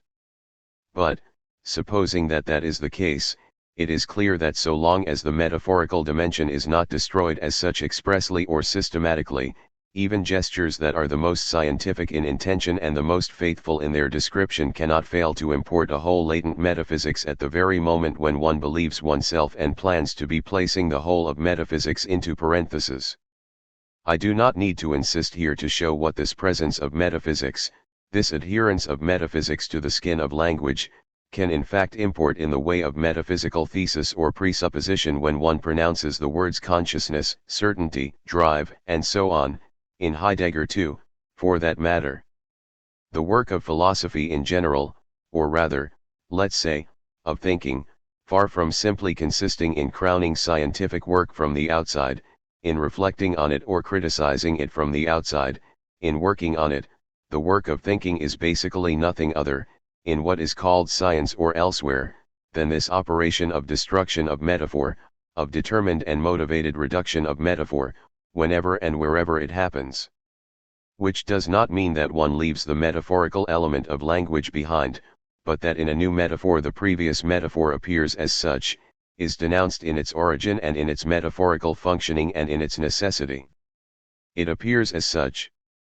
One can perhaps call thinking and the thinking of being what calls for such a gesture of demetaphorization. Given that, it could happen that there is more thinking in the gesture of a scientist or a poet or a non-philosopher in general when he gives himself up to this, than there is in the philosophical type gesture that moves around in metaphorical slumber, in non-vigilance faced with the metaphorical character of language. If, then, using another metaphor, one calls vigilance this thinking destroying metaphor while knowing what it is doing. 13. So it is not a matter of substituting one metaphor for another, which is the very movement of language and history, but of thinking this movement as such, thinking metaphor in metaphorizing it as such, thinking the essence of metaphor. So I return to my proposition, if by another metaphor one calls thinking this vigilance destroying metaphor while knowing what it's doing, there is no need to wonder where there is more thinking, in science, metaphysics, poetry, and so on. There is thinking every time that this gesture occurs, in what is called science, poetry, metaphysics, or elsewhere. I return now to that being toward death and that possibility in general as a general structure of existence of which Heidegger says that one cannot expect from it determinate possibilities in fact. In the movement in which the authentic anticipation of my death sends me back to my and to my thrownness, I discover myself as being already in the world, assigned to a world, and originarily to a being with others. Being in the world with others, I have not constituted this structure, and I can moreover always inauthentically dissimulate the phenomenon of originary finding oneself, and of being assigned to a world with others, but I can also, and can also, returning to itself, take on this thrownness and this being in the world with others, and so forth. And here Heidegger's way of proceeding can be surprising. One might think that this is indeed the moment to broach the problem of heritage and the taking up of the heritage, that is, of our relation to the historical situation and the historical past to which we are appointed, which is assigned to us. And in fact, Heidegger does here pronounce the words taking up, heritage, and so on. And one might think that his question is, how is it with our relation to history as past, as set of traditions, and so on? In fact, via a sort of new regression or reduction, Heidegger is going to fold his question back toward a form that in principle comes before that one, and that would basically be the following: whatever possibilities of existence we find in the world to which we are in fact assigned, whatever our decision with regard to our heritage, because this decision should be authentic, one must first be sure of the conditions of a historicity of Entschlossenheit itself. The transcendental condition of all the determinate projections through which I shall determine myself with regard to history and the situation is, for these projections to be authentic, that they transmit themselves authentically, that the fidelity to the projection be authentic, be itself a history and a destiny. So one must pose the problem of the traditionality of Entschlossenheit before that of the relation of Entschlossenheit to traditionality in the world. The authenticity of historicity requires the historicity of authenticity. It is to this that the notion of Psychüberlieferung responds: auto-tradition, a concept describing, well before what is called the psychological movement of memory or forgetting, the ethical movement of fidelity or infidelity, and so forth. We are dealing with a concept describing this tradition of a projection that is itself defined neither in terms of consciousness nor of moral will, and without which all of these concepts would themselves be meaningless. Even before remembering anything or forgetting anything, before being faithful or unfaithful to anything, my tradition of myself must be secured, and, if I am to secure it authentically, this cannot be decided by fiat once and for all, but my authentic projection must ceaselessly transmit itself to itself. That is the ontological condition of a proper or authentic historicity, and of what Heidegger also calls a destiny. Schicksal. It is on condition that the authenticity of Entschlossenheit be constituted as destiny and inherit from itself that heritage in general, the heritage of goods, of values, of culture, the tradition of meaning in general, will be possible and authentic. Without the authentic auto-tradition of Entschlossenheit, every relation to history will be inauthentic, whether, for that matter, it takes the form of a conservative traditionalism or of a revolutionary demolition. Entschlossenheit is not sufficient, then, to constitute historicity; only the authentic auto-tradition of Entschlossenheit can do that. Concluding an important subparagraph of 74, Heidegger writes thus: the finitude of existence thus seized upon tears one back out of endless multiplicity of closest possibilities offering themselves those of comfort, shirking and taking things easy, and brings Dasein to the simplicity of its destiny. This is how we designate the primordial Geschehen of Dasein that lies in authentic Entschlossenheit, in which it transmits itself to itself, free for death, in a possibility that it inherited and yet has chosen. Inherited and yet has chosen. Inherited and yet has chosen means that one must think, before the alternative between heritage and freedom, that the two terms of a heritage received or undergone and of a decisive or inaugural freedom are abstractly dissociated on the basis of a movement that is freedom as heritage or heritage as freedom. Psychüberlieferung is this profound movement of existence on the basis of which, later, the ethico-metaphysical problematic of freedom in situation, of choice in determinism, and so forth, can come about. Here again we can measure the labor of philosophical translation that Sartre indulged in, not only when he translated Dasein as human reality in being and nothingness, but when Entschlossenheit became free projection, with an absolute freedom in the Cartesian sense, the freedom of a consciousness and a for itself caught in the opacity of a radically heterogeneous in itself, the two forming two regions, the unity of which was hastily qualified as a metaphysical problem in the final pages of Being and Nothingness. And one imagines to what Platonico-Kantian type difficulties must be exposed the existential psychoanalyses that use this language and supposedly get back to the famous original project that made one think of Plato's myth of and of the intelligible character that Kant talks about, rather than what was already known by the name of psychoanalysis. In this sense and these two themes Merleau-Ponty closer both to psychoanalysis and to Heidegger. For Heidegger, Entschlossenheit is neither a projection of consciousness, nor an experience for itself, nor the heroic responsibility of a subject. It can be defined neither in terms of morality nor in terms of psychology. The Sichtüberlieferung that ensures the history of Entschlossenheit is not the transmission to the self of the possibilities of an already constituted subject, it is the very movement on the basis of which something like a subject will be able to emerge, and might be for itself, and so on. The traditionality of Sichtüberlieferung does not befall a subject but constitutes it, and the Sich of Sichtüberlieferung is not primary with regard to the Überlieferung but is constituted by and in the Überlieferung. One might once more be tempted to say that, basically, this is still Hegel. Indeed, to say first that the for itself and consciousness are constituted on the basis of the traditionality of experiences and as the appearing of the movement of transmissibility, the passage from one shape of consciousness to another being the condition of coming to consciousness and becoming for itself what it was in itself, and so forth, to say secondly that consciousness is secondary and depends, for its constitution and its recognition and its being for itself, on the courageous affirmation of its mastery as freedom for death, to say finally that the primary movement, prior to the constitution of a conscious subject, is elevation above life, the risking of one's life, the courage to lose one's life, the preference of freedom over life, and so forth. Is this not, as in Hegel, to place at the origin of subjectivity and consciousness or the taking up of the anxiety of death and freedom for death, that is, mastery his life and has constituted himself as preserved in life, kept, service, the repressed servile consciousness having to turn around into true independence. 14 And indeed one might think that Heidegger also makes of freedom for death, of anxiety, of the resolute taking up of death, and so forth, the condition of that return to the da as such that one might be tempted to call consciousness. And no doubt one could push this analogy very far, showing for example that at bottom it is indeed a mastery, a lordship that is described by Heidegger by the name authentic freedom and resolution for death.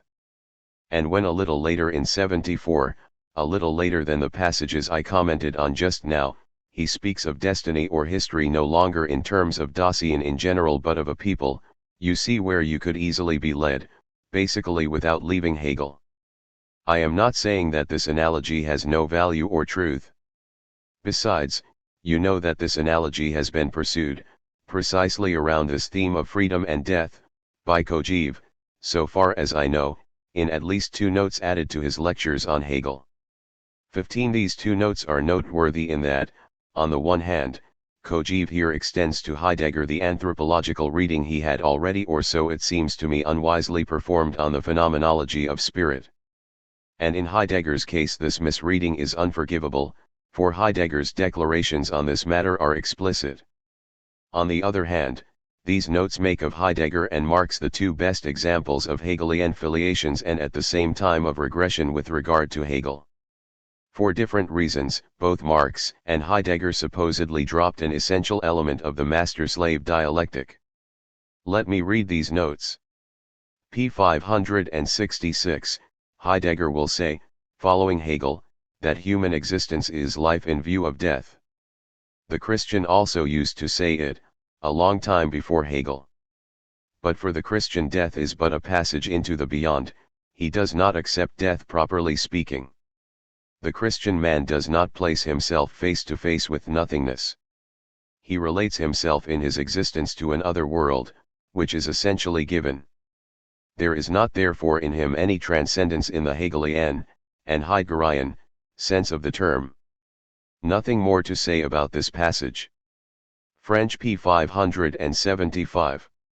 Heidegger has taken up again the Hegelian themes concerning death, but he neglects the complementary themes concerning struggle and labor, thus his philosophy does not succeed in rendering an account of history. Marx retains the themes of struggle and labor, and his philosophy is thus essentially historicist, but he neglects the theme of death. That is why he does not see that the revolution is not only in fact but also essentially and necessarily bloody. Let's not pursue the remark about Marx here. As regards the themes of labor and struggle that Heidegger supposedly neglected, and of death that he supposedly picked up from Hegel, a certain number of remarks are necessary. Common sense and the most immediate appearances indeed make it seem that Kojève is right, and in a way, in these cases, Common sense is never absolutely nor simply wrong. But it is rarely as right as it thinks it is. Labor, struggle, and death. Labor. Of course, Heidegger says little about labor, by this name. And he explains this, with reference to Marxism, in a note from the letter on humanism I read at the beginning of this course 16. But really, and here a remark such as Kojève's is really not serious, the whole of Senuendizeit and many later works can be read as works about labor. Of course, Heidegger does not tell us stories about this, his analysis is ontological and thus is in a certain sense formal, but Hegel's is no less so, and also no doubt, at bottom, Marx's.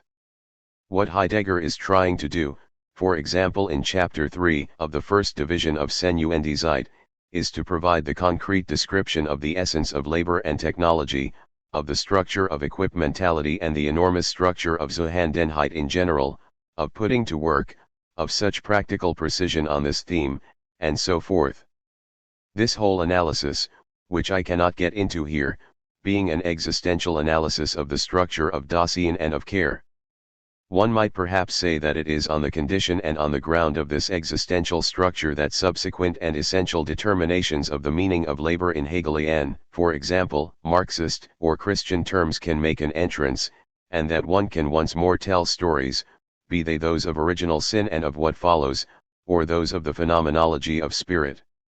Even supposing that Kojève is right when he says that the phenomenology of spirit describes an anthropogenesis and that labor and the negativity of labor are indispensable to it, Heidegger, for his part, is describing an ontological structure that precedes anthropogenesis. That alone can make possible and intelligible the movement of phenomenology, which presupposes at least at a given moment being in the world conditioning the relation of the self to the this, and all that follows, up to the point where it finds itself face to face, consciousnesses at war, and so on. However ontological in their intention these Hegelian analyses may be with respect to other empirical descriptions, they would thus remain ontic and derived with regard to Heidegger's. In particular and above all in what concerns labor, Hegel has its moment appear only after the emergence of self-consciousness in itself and of the self that has had the experience of the independence of its object.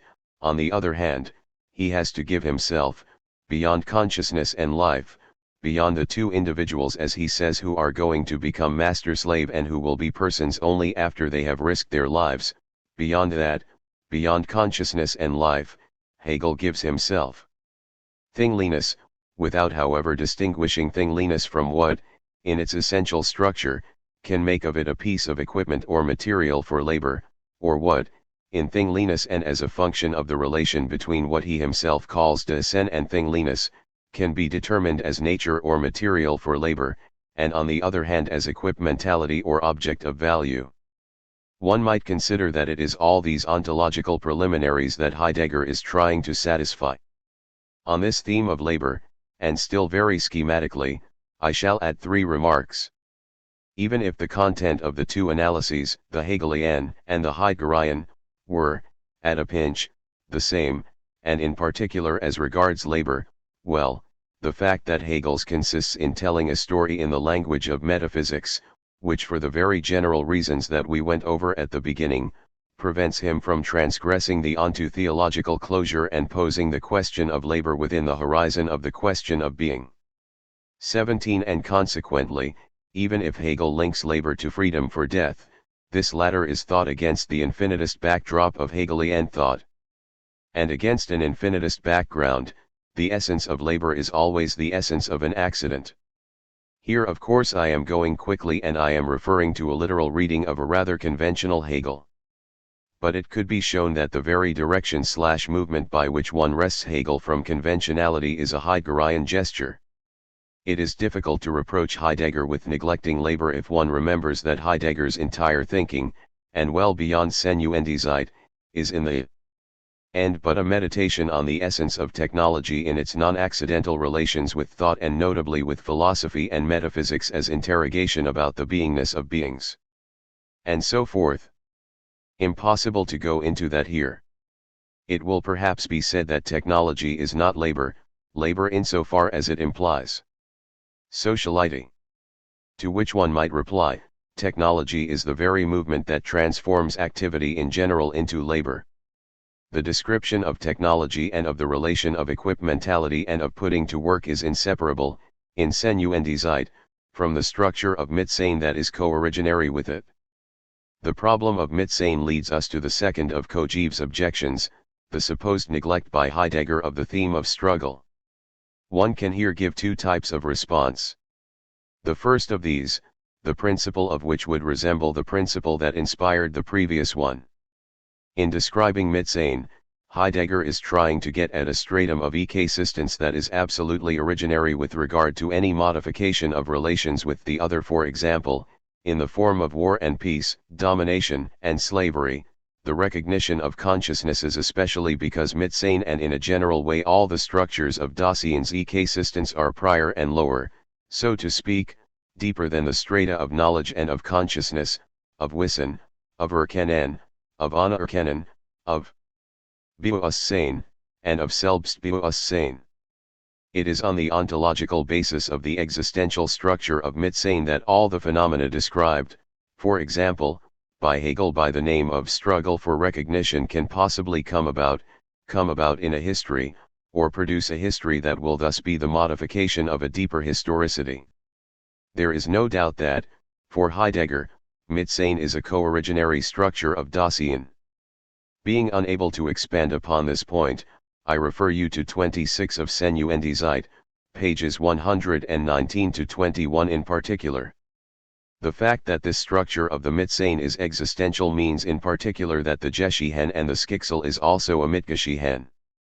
And it is against the hidden background of this Mitgeschichten that the form or figure described by Hegel as that of the master and the slave and their struggle can appear.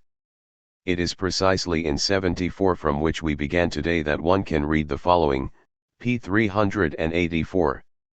But if Schicksalhaft Dasein essentially exists as being in the world in being with others, Sartre, then its Geschichten is a Mitgeschichten and is determined as Geschick. With this term, we designate the Geschichten of the community, of a people. Which means that if Dasein is Schicksalhaft, if Dasein is its history and its destiny, and if it belongs to the being of Dasein to be Mitsane, it belongs to the Schicksal to be Geschick. And so the historial destiny, historicity, is essentially and originally communitarian.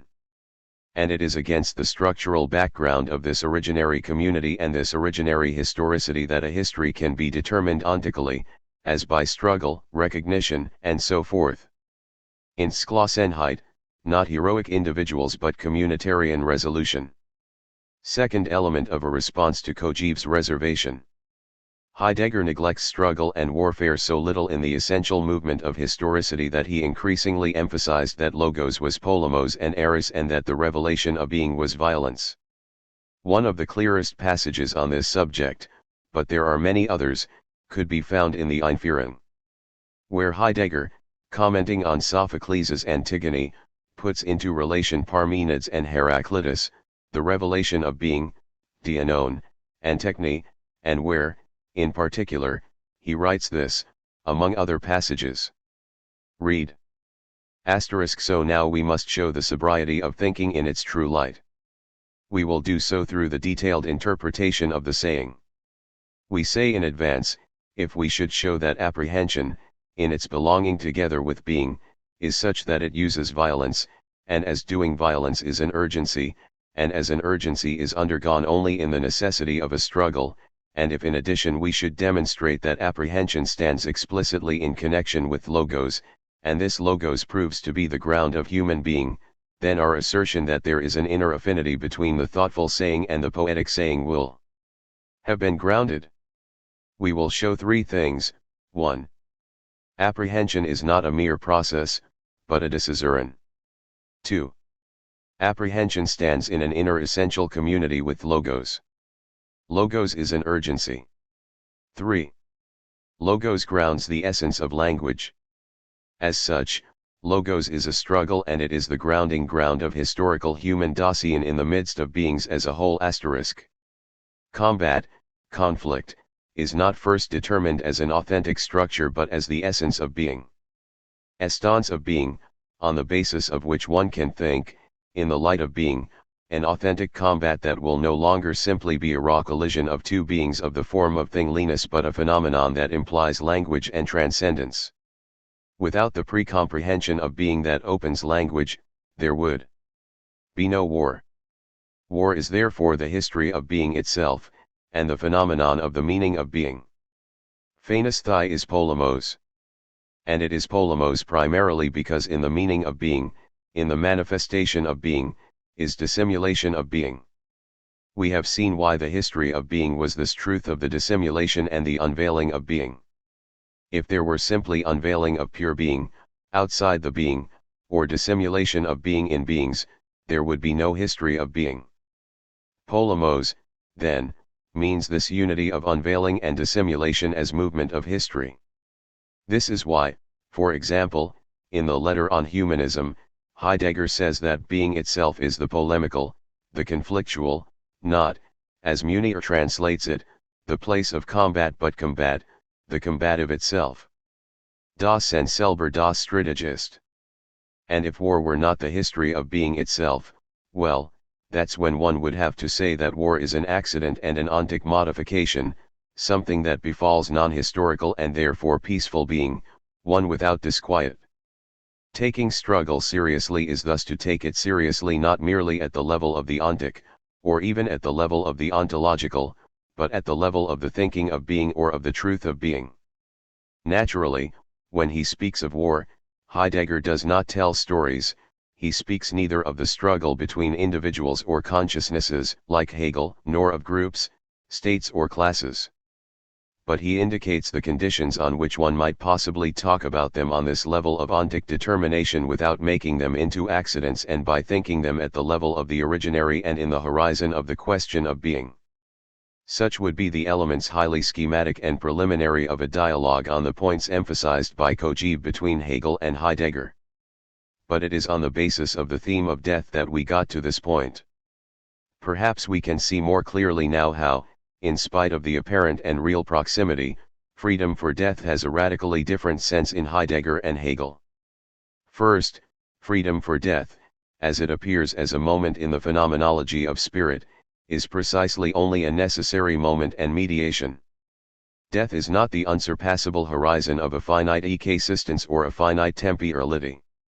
The anxiety of death, which the slave flees or the master takes on, thereby constituting themselves through this gesture the one as slave, the other as master, the anxiety of death with these two possibilities that are, in truth, the very essence of phenomenality and the becoming of consciousness. This anxiety of death has the sense of a passage.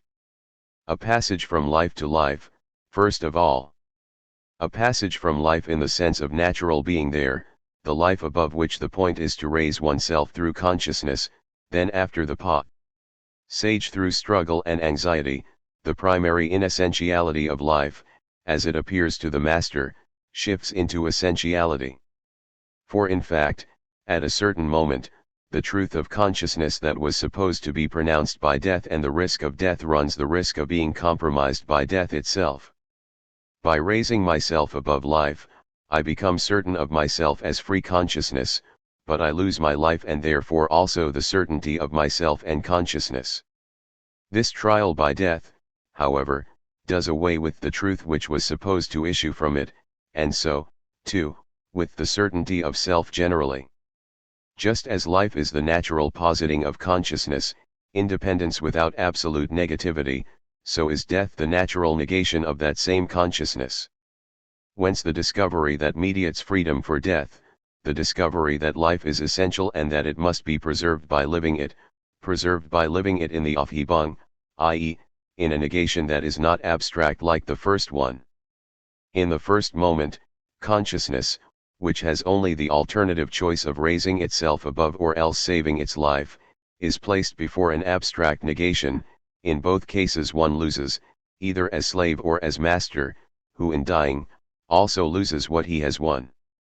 So the master would have to keep what he loses, just as the slave, through labor, will also keep what he loses, freedom. To do so, he must pass from abstract negation to the Aufhebung. Up to this point, says Hegel, their act is an abstract negation, not the negation coming from consciousness, which supersedes in such a way as to preserve and maintain what is aufgehoben, and consequently survives its own aufgehoben werden. In this experience, self-consciousness learns that life is as essential to it as pure self-consciousness. From then on, it's the game with which you are very familiar, mastery as the slavery of the slave, slavery as mastery of mastery, mediation through labor, and so forth. It is the work that in the end sublimates death. Labor itself, mediation of the economy without loss of meaning. This mediation of death comes down, in spite of this great Hegelian revolution, to thinking death within the horizon of the infinite and the parousia of absolute knowledge, which is pure life, life with itself of consciousness, just as, generally, consciousness, the movement of the experience of phenomenology, is only a mediation of spirit and of God reflecting on himself, and so on. There is none of that left in Heidegger. And without even being concerned with theology or teleology as the final horizon of this thinking in which it would suffice to notice right on the level of experience that freedom for death is not for Heidegger a movement of consciousness, no more than it is one of unconditional life, consciousness, and the unconscious being, as we have seen, concepts marked by an epoch of metaphysics. Such concepts would oblige us to think as representation or non-representation, clear or blind representation, a movement that no longer has anything to do with representation or with the idea. Entschlossenheit and freedom for death must be thought outside of the metaphysics that is subjected to the present and to representation, and so can no longer be described in terms of consciousness, self-consciousness, cognition, and recognition, nor above all in terms of teleology, death being the negation, the very impossibility of teleology in the Hegelian sense. At the bottom of all this, of this whole dialogue, there is the problem of temporality and the theme of finite temporality that we have seen to be so fundamental in Heidegger. Now the decisive reproach that Heidegger addresses to Hegel in Senuendizeit would ultimately be the following: he missed the movement of temporality in the finitude of its horizon. And this would depend, on the deepest level, on Hegel's concept of time, which Heidegger shows, in the last published chapter of Senuendizeit, to be the most radical and the most systematic concept of the vulgar interpretation of time as Innerzeitigkeit, that is, the concept inherited from the Aristotelian tradition that thinks time on the basis of an ontology of nature and as essentially linked to place and to movement. So that's where we have been led by this theme, so non-classical in spite of appearances, of Psychüberlieferung. What I would like to suggest here is that once we have thought this concept correctly with all its connotations, Geschichten or Geschick, as a movement that lets itself be determined only secondarily as a movement of consciousness, of theoretical cognition of truth in the classical sense, of human existence, of ethics, and so on, one notices that the prescription of authenticity, the axiology or ethics hidden in the concept of authenticity, which is a theme only in Senuendizeit, this axiology or this ethics no longer at all have the meaning they might have in any tradition whatsoever. And this implicit ethics, this ethics in quotation marks, once it is no longer determined by a classical theology or a theology of value or a philosophy of courage, of coming to consciousness, of the heroic projection of knowing one's truth, and so forth, this implicit ethics occurs at the level of the implicit ethics that governs thinking, like that of Marx, Nietzsche, Freud, that is, an ethics the source of whose prescription either is not defined, or else, when it is defined, ought to be so in a language radically foreign to the whole of classical metaphysics, whether or not it is so in fact. This notion of Psychüberlieferung does indeed, then, refer us to the root of historicity, namely, finite temporality, as was said in the passage that I read out at the beginning, and that we have basically done nothing but comment on. Up until now, at bottom, as I suggested, all the conceptual material we made use of was borrowed from earlier analyses. No original concept marked our access to the problematic of historicity, which is thus not yet original. It is true that there are the terms Geschichten and Geschick, but they are just names for the historical. The concept of Psychüberlieferung could function rigorously, as we have seen, in an analysis of temporality. The only concept that appears to me properly to belong to a problematic of history and that emerges as dependent on that of Sichtüberlieferung, is the concept of repetition. Sichtüberlieferung is the general structure of temporality as auto-affection. It cannot fail to happen, whether it does so explicitly or not. Repetition will be the movement of Entschlossenheit when it resolutely and explicitly, expressly, takes up transmission, the return of the past, going back to the origin, and so on. Repetition will be the phenomenon of the freedom of auto-transmission. Freedom is repetition. Repetition is explicitly tradition, says Heidegger. It is not necessary, Heidegger points out, that resoluteness explicitly know the provenance of the possibilities upon which it projects itself. However, in the temporality of Dasein, and only in it, lies the possibility of explicitly fetching from the traditional understanding of Dasein the existential potentiality of being upon which it projects itself. Resoluteness that returns to itself and hands itself down then becomes the repetition of a possibility of existence that has been handed down. Repetition is explicitly tradition, that is, going back to the possibilities of the Dasein that has been there is grounded existentially in anticipatory resoluteness, for in resoluteness the choice is first chosen that makes one free for the struggle over what is to follow and fidelity to what can be repeated. The concept of repetition, if one remembers what has already been said, implies that repetition is something quite other than a becoming presentagane, than a restoration of the past of what has been left behind. We are dealing with the very opposite of a traditionalism or a philosophy of repetition as immobile recommencement or the return to the origin like a falling back into childhood. This is why repetition has its origin in the future, and as repetition is the possibility of an authentic history, history has its possibility in the future and in death as the possibility of the impossible. History, says Heidegger, as a mode of being of Dasein, has its roots so essentially in the future that death, as the possibility of Dasein we characterized, throws anticipatory existence back upon its factical thrownness and thus first gives to having been its unique priority in what is historical. Authentic being toward death, that is, the finitude of temporality, is the concealed ground of the historicity of Dasein. Dasein does not first become historical in repetition, but rather because as temporal it is historical, it can take itself over in its history, retrieving itself. For this, history is still not needed. Comment. The general and formal, structural concept of repetition that obliges us to stop opposing the past to the future can lead us to think that we are dealing with a highly abstract, empty, and basically rather serene, undramatic description of repetition, when one compares it to Nietzschean or Freudian concepts.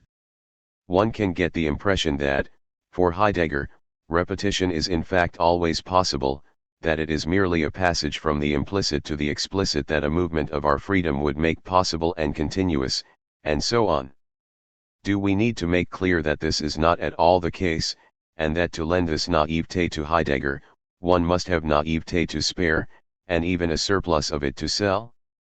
Once we have clearly understood Heidegger's destruction of the classical concepts of freedom, consciousness, and so on, and all their connotations, it goes without saying that repetition could not be this kind of serene awakening, of confident reanimation of the origin that is, of death operating in the diaphanous ether of coming to consciousness.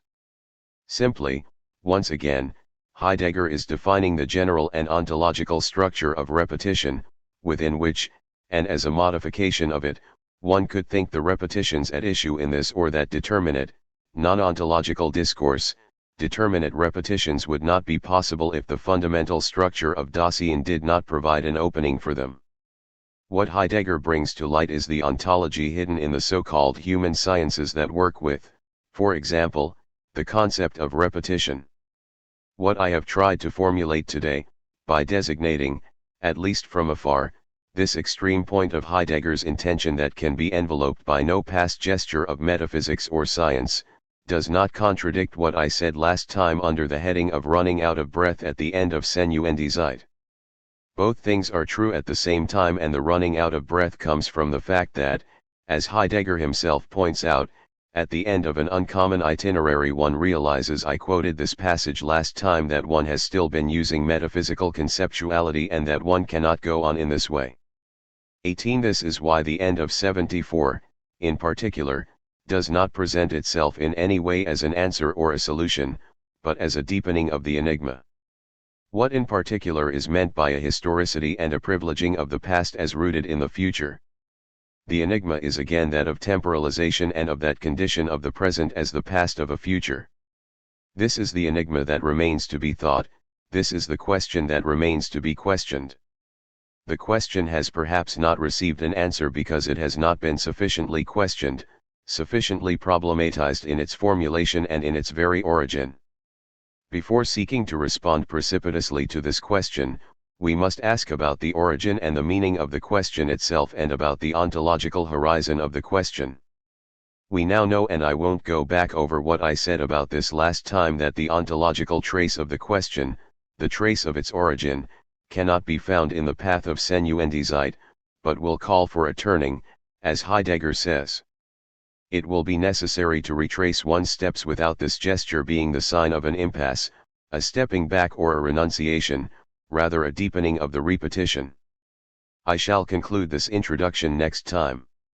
Last, we continued to reflect on what I called the running out of breath at the end of Senuendizeit, on the signs of it, on its architectonic manifestation, on its motifs, which prevented one from thinking of the unfinished character of Senuendizeit simply as an impasse or simply as a turn or simply as a pause.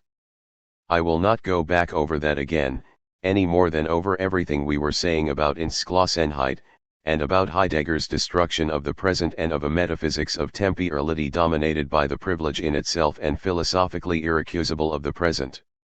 Philosophy or ontotheology being basically nothing but the dominance of the present and the presence of the present. Searching with difficulty for some new and original concept in Senuendizeit allowing us to distinguish historicity from the temporality in which historicity is rooted, we found almost none. The notion of Sichtüberlieferung, which at least in name presented itself as original, referred us to the theme of time as the other, pure affection, which made us take a long detour via Kant and the problem of metaphysics, whose strange relationship with the end of Senuendizeit we pointed out. Then we got into 74, the only section in which Heidegger plans to set out from the authentic historicity of Dasein, whereas, as I had tried to announce the time before, it seemed, paradoxically, that it was not a matter of historicity properly speaking, that is, authentic historicity in Senuendizeit, and perhaps not even that of Dasein.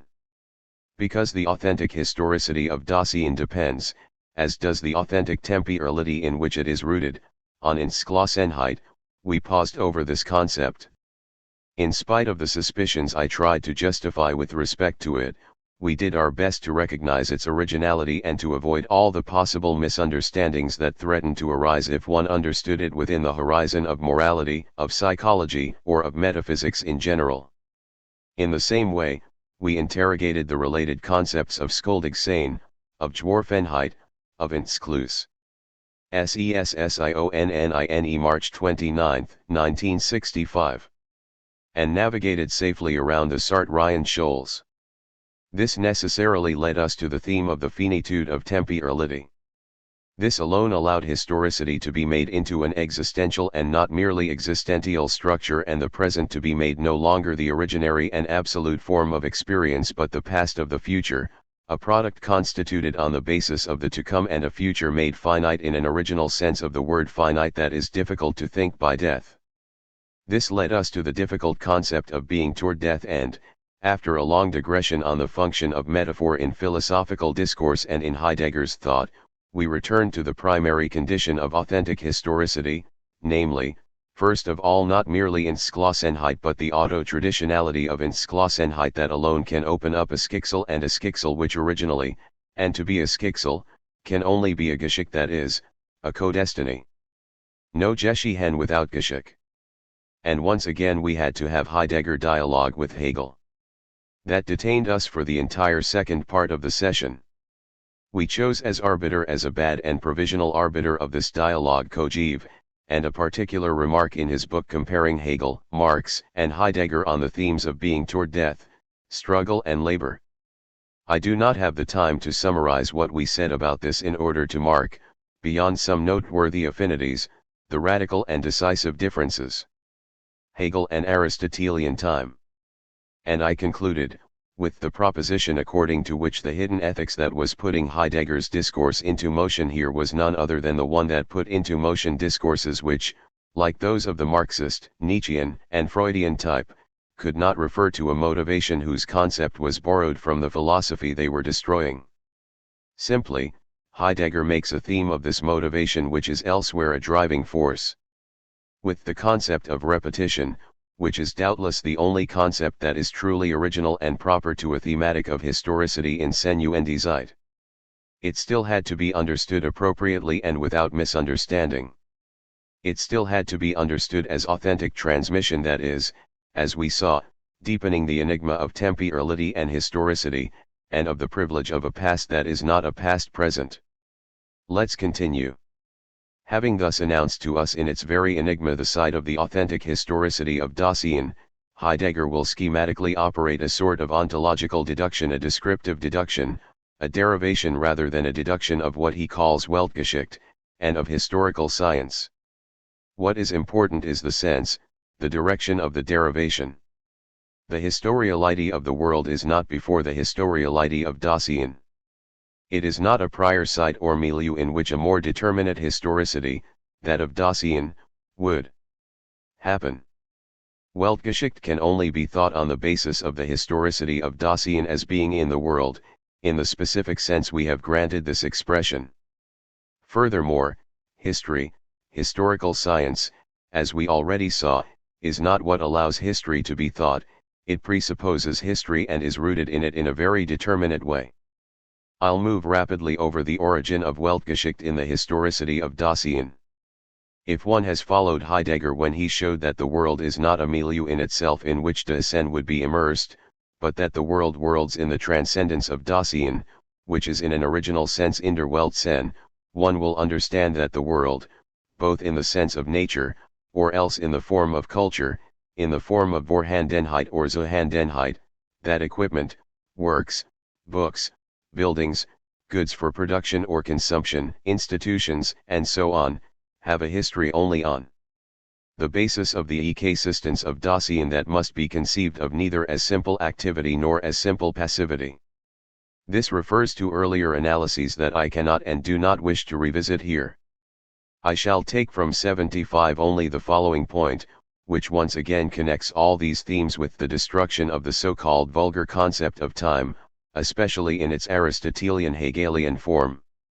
History is not and cannot be historical linkage, Zusammenhang, cannot link modifications of objects or sequences, Folgen, of subjective experiences. History has its place in the linking, Verkettung, of subject and object. But as this linking can be originary only if it does not link in a secondary manner an object and an already constituted and therefore a historical subject, this linking is the very origin of the two terms it links. The thesis of the historicity of Dasein, says Heidegger, does not say that the worldless subject is historical, but that what is historical is the being that exists as being in the world. The occurrence of history is the occurrence of being in the world. The historicity of Dasein is essentially the historicity of the world which, on the basis of its ecstatic and horizontal temporality, belongs to the temporalizing of that temporality. In so far as Dasein factically exists, it already encounters that which has been discovered within the world. With the existence of historical being in the world, the Zuhandines and the Vorhandines have already been drawn into the history of the world. Equipment and works, for example books, have their fates, buildings and institutions have their history. And even nature is historical. What does this mean, that nature is historical? This does not mean taking the opposite position to the Hegelian or Husserlian assertion according to which nature has no history, according to which natural history is a contradictory concept, according to which nature is at bottom the non-historical itself, subject to a model of iterative repetition that excludes that other model of repetition, the historical model. No, Heidegger is not here taking the opposite position to the classical thesis, and also denies that he is doing natural history.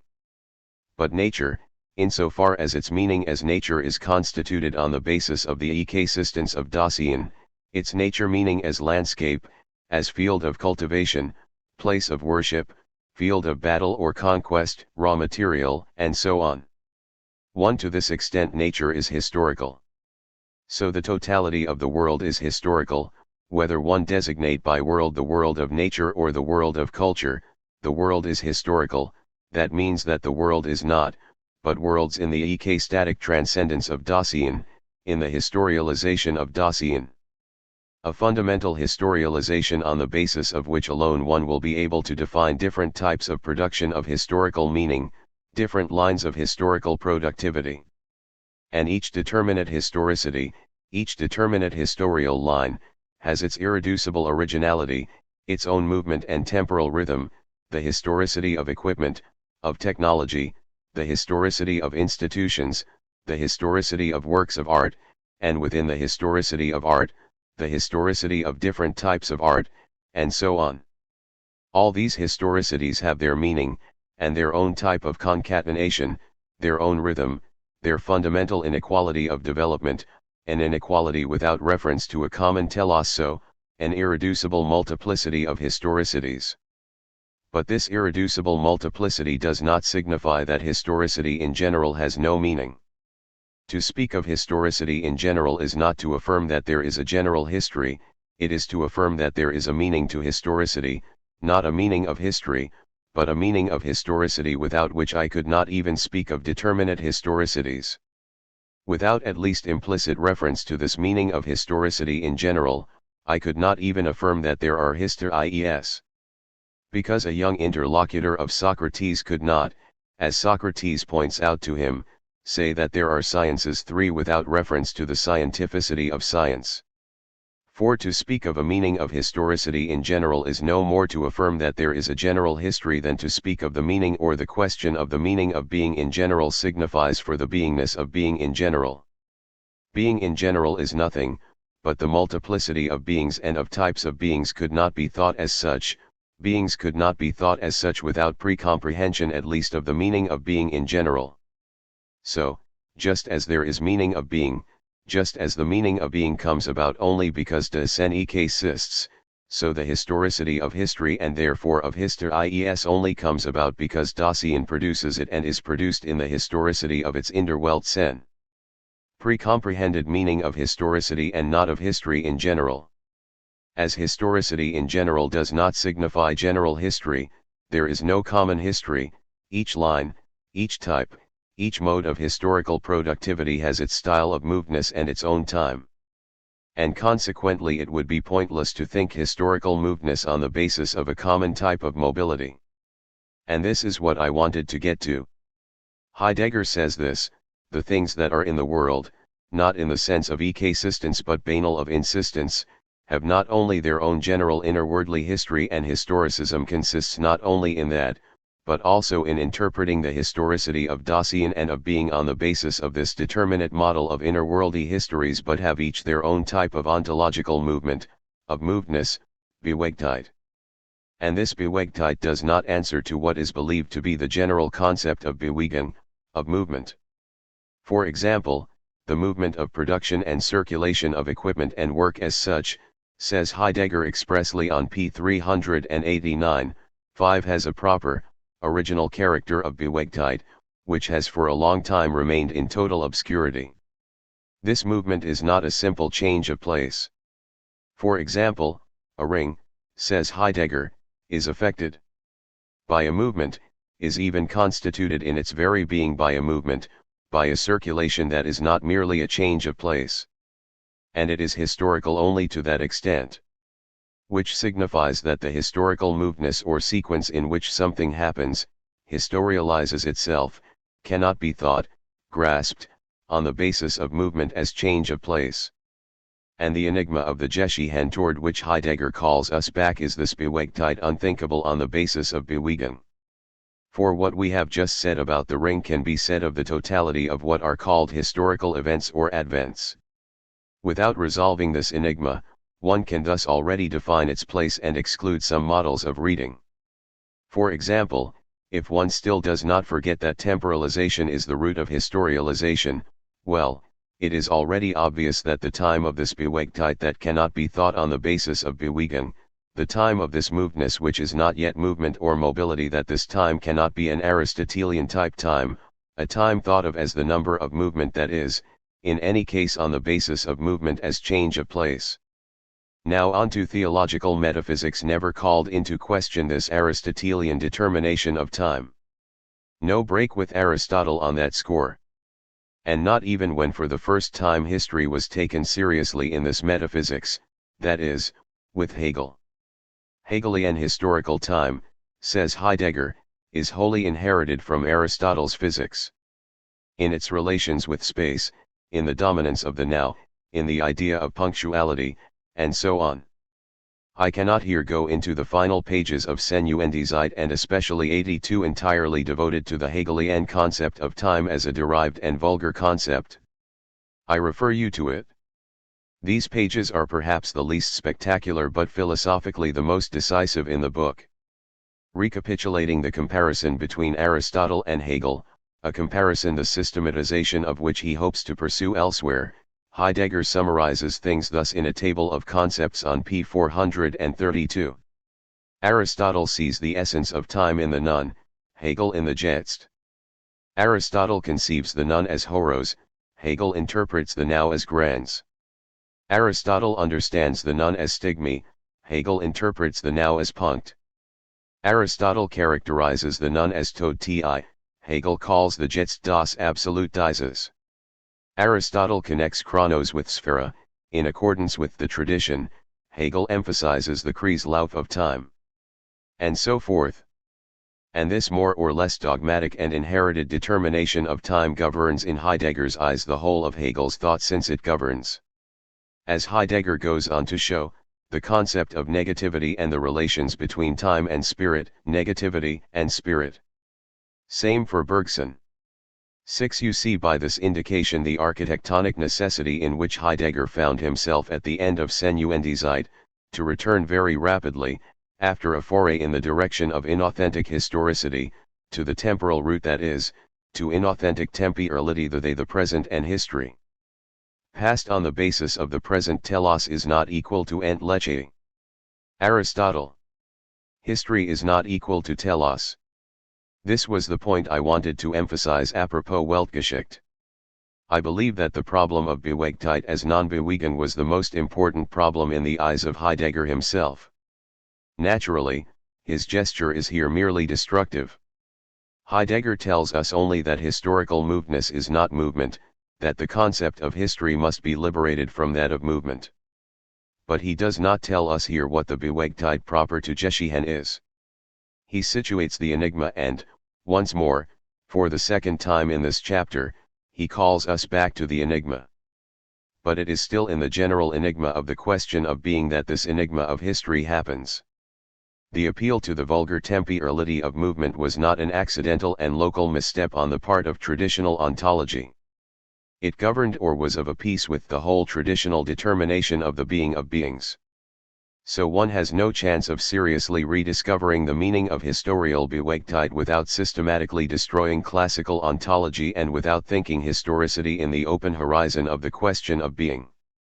It is to that question that we are called back by the end of this 75, which I will now translate.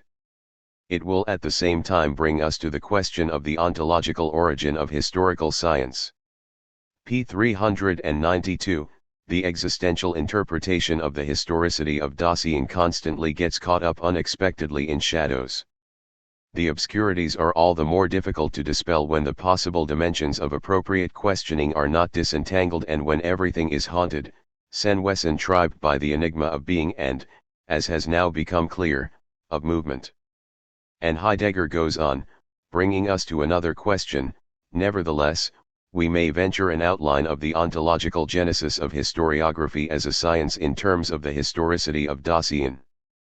And this is what he undertakes in 76 of Senuendizeit, entitled, The Existential Origin of Historiography from the Historicity of Dasein.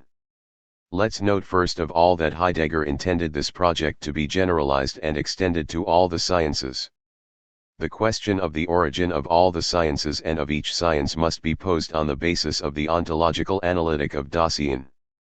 Heidegger says so expressly at the beginning of the section. But naturally, historical science has in this regard a privilege to the extent that it gives itself out to be the element through which, for example, all questions as to the origin and the history of the other sciences must pass. The history of science presupposes the possibility of the science of history, and historical science must be appropriately thought, and primarily in its origin, in order to be able to give rise to a history of science. If the history of science already presupposes that Dasein is historical and that historical opening is possible for it, this is a fortiori presupposed by the science of history. The origin of the sciences, says Heidegger, is still not very transparent.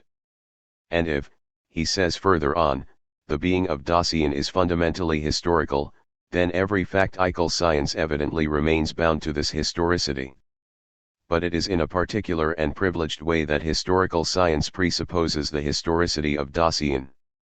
In this project of an ontological genesis of historical science, I shall merely pick out a few reference points.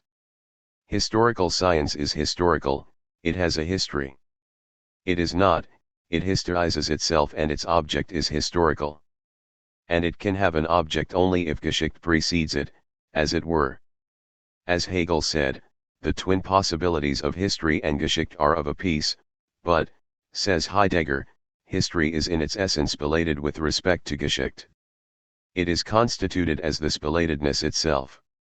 The guiding thread for this ontological genesis of historical science cannot be borrowed from existing history, such as it is practiced in fact by historians. And this for de jure reasons. First, because nothing tells us that the practice of historians corresponds to what an authentic historical science should be.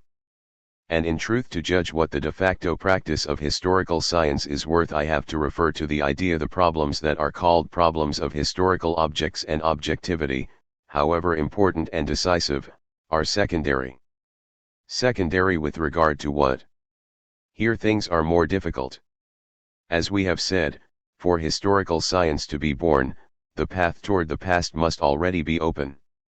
And this is possible only insofar as a relation to the past in general is possible for Dasein in the ek-static movement of temporalization.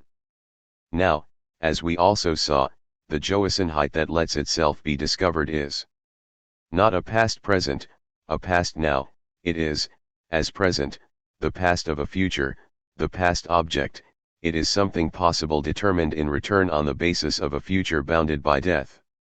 What I grasp as past present is a movement of Dasein that is, a present secondarily constituted as the past of a future. Consequently, because history is rooted in time, what will be grasped under the name historical past is something that will never have been first present, but possible and past of a future, what is called past present being merely the dissimulation of this past of the future, which is what is originary. What by a metaphor and a dangerous false concept one calls the field and object of historical science is thus a certain possible. But as the movement of historical science is itself a projection and a certain resolute deployment of the possible, the relation of the historian to what is called the historical past will be the relation of a certain possible to a certain possible, of a certain projection to a past projection of Dasein. It is on this condition alone that there could later emerge and be derived a problematic of the positive historical fact, of historical objectivity, of the available historical material. Things, monuments, documents, and so forth, can become historical material only on this condition and because they are comprehended within a historical world. It is not the work of the historian that opens the historical field, but the opposite. It follows that the value of a historical science, if such is its origin, depends primarily on the authenticity of the historical repetition that before seeking or finding positive facts, a positive presence resuscitated will place itself in relation with the silent force of the possible without which there would be no Dasein and no Joassenheit. This possible, if one understands it correctly and not as indeterminacy, freedom, individual potential, and so on, is the true theme of history. It is in this direction that one must seek the positive, the authentic Tatsaklikes. It is on the basis of the future that the historian must repeat, and he must repeat toward a past that was also an opening toward the future, which never was a present and positive fact. Only the opening of this repetition, the very possibility of repetition, creates a primordial element of generality or universality. Historical repetition can open only in language, and it is therefore from the outset general in a certain sense. And with respect to this fundamental generality that appears as soon as a repetition is possible, and even when historical repetition is dealing, as always, with something of the origin with respect to this primordial generality, the classical problems of generality and singularity, of law and singular event, of the model or the structure and concatenation of singular facts, and so forth, all these problems, however important and inevitable, are derivative and at bottom superficial. And when one takes them to be the problems of the historicity of history, they are simply false, factitious, and illusory. Consequences of this are, first point, a certain engagement of the historian, a certain decision, a certain choice that is always already pronounced, always already necessary for historical science to open, and this engagement, far from affecting the research with what is called the subjectivity of the historian, is the sole condition of any historical objectivity. It is the audacious and resolute authenticity of the repetition, more than the so-called rules of historical objectivity, that will guarantee the opening of the past. It could easily be shown that the now classical theo-ontological historical science that claims to be so concerned with objectivity, with neutrality, and so forth, is itself guided in advance by an implicit and determinate choice. And this reminds us that history is historical, that the science of history has its tradition, its auto-transmission, that it ceaselessly explicates itself in its work, that it has its epochs, and that it hides or dissimulates itself from itself. For example, without speaking of the historicism that was criticized elsewhere by Heidegger, historism is an epoch of historical science and is not necessarily the most authentic from the historical point of view. It is not in moments of historizing fever that there is the most authentic history. Just as there can be aestheticism and romanticism in the claim to get to the bottom of the Weltanschauung of an epoch, there can be an authentic historical projection in the work of the historian who is content simply to publish sources. Just as the historicity of a time preoccupied with extending its historical science as far as possible in time or in space, with citing so-called primitive cultures, can manifest an inauthentic historicity, so can epochs ignorant of historical science be historical, understand, mark and form history more profoundly. If with respect to this place of origin thus designated the internal problematic of historical objectivity is highly derivative, then all the questions about the use, the good or bad use of historical science, will be still more derivative. Must one be a historian or not? This is a question the meaning of which can be understood only if it is referred to the place of origin thus designated. Here Heidegger performs, on the basis of the movement of the Geschichten of Dasein, a sort of deduction of the three possible types of science and historical interest. He begins by referring to an earlier triplicity or ternary distinction. Not Hegel's.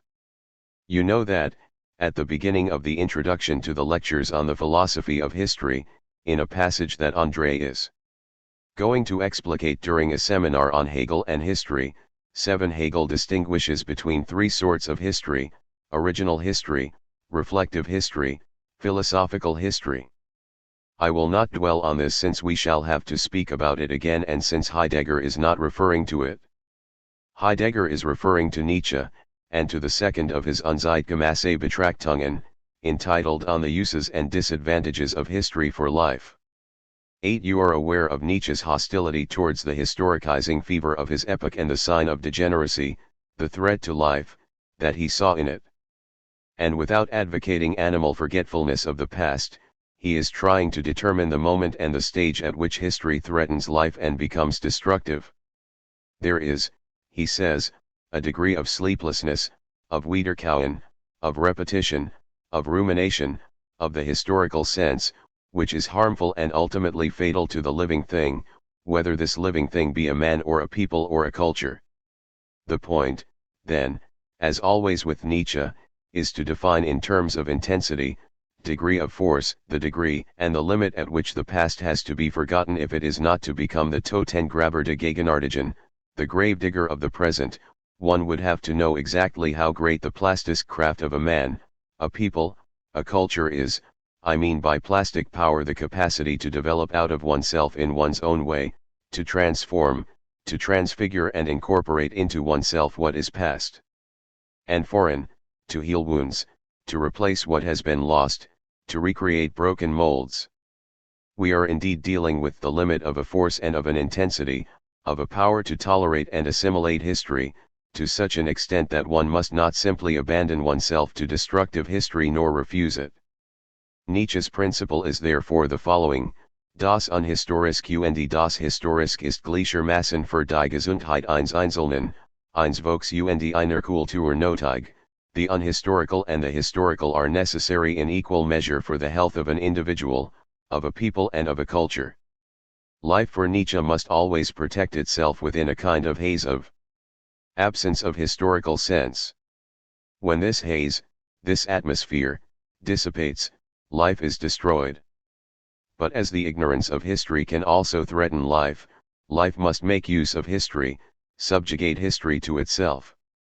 History must belong to the living. History pertains to the living man in three respects, says Nietzsche. It pertains to him as a being who acts and strives, as a being who bewahrenden und verurenden, preserves and reveres, as a being who suffers and seeks deliverance. This threefold relationship corresponds to three species of history insofar as it is permissible to distinguish between a monumental, an antiquarian, and a critical species of history. Monumental history is a history from which one draws teachings, examples, and models, an authority to create great things today.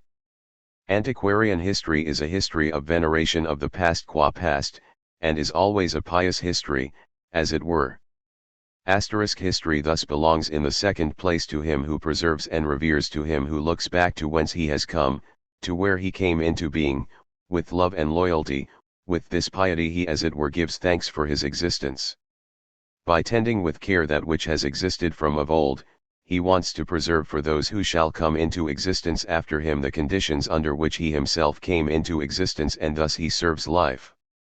The possession of ancestral goods changes its meaning in such a soul, they rather possess it. The trivial, circumscribed, decaying and obsolete acquire their own dignity and inviolability through the fact that the preserving and revering soul of the antiquarian man has emigrated into them and there made its home. The history of his city becomes for him the history of himself.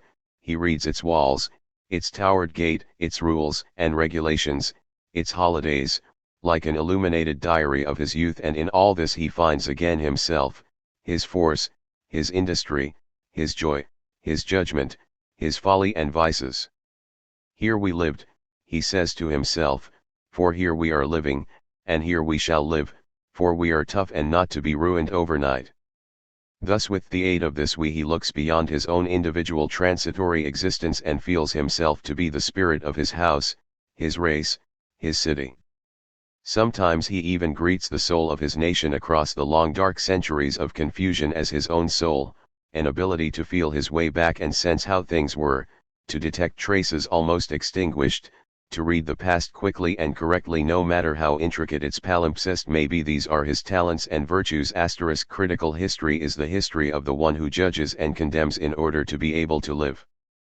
Critical history summons the past to appear before its tribunal, interrogates it without mercy and readily condemns it. Always condemns it. The tribunal of history, here is the tribunal that judges history and always condemns it, for, Nietzsche says, every past deserves to be condemned. To be condemned not by a theoretical or practical verdict, by knowledge or by morality, but by life, by its obscure, driving, power, insatiably avid for itself. The judgment of life on the past is always dangerous both for life and for the epochs and the people who pronounce this judgment. History can be born only by strong personalities.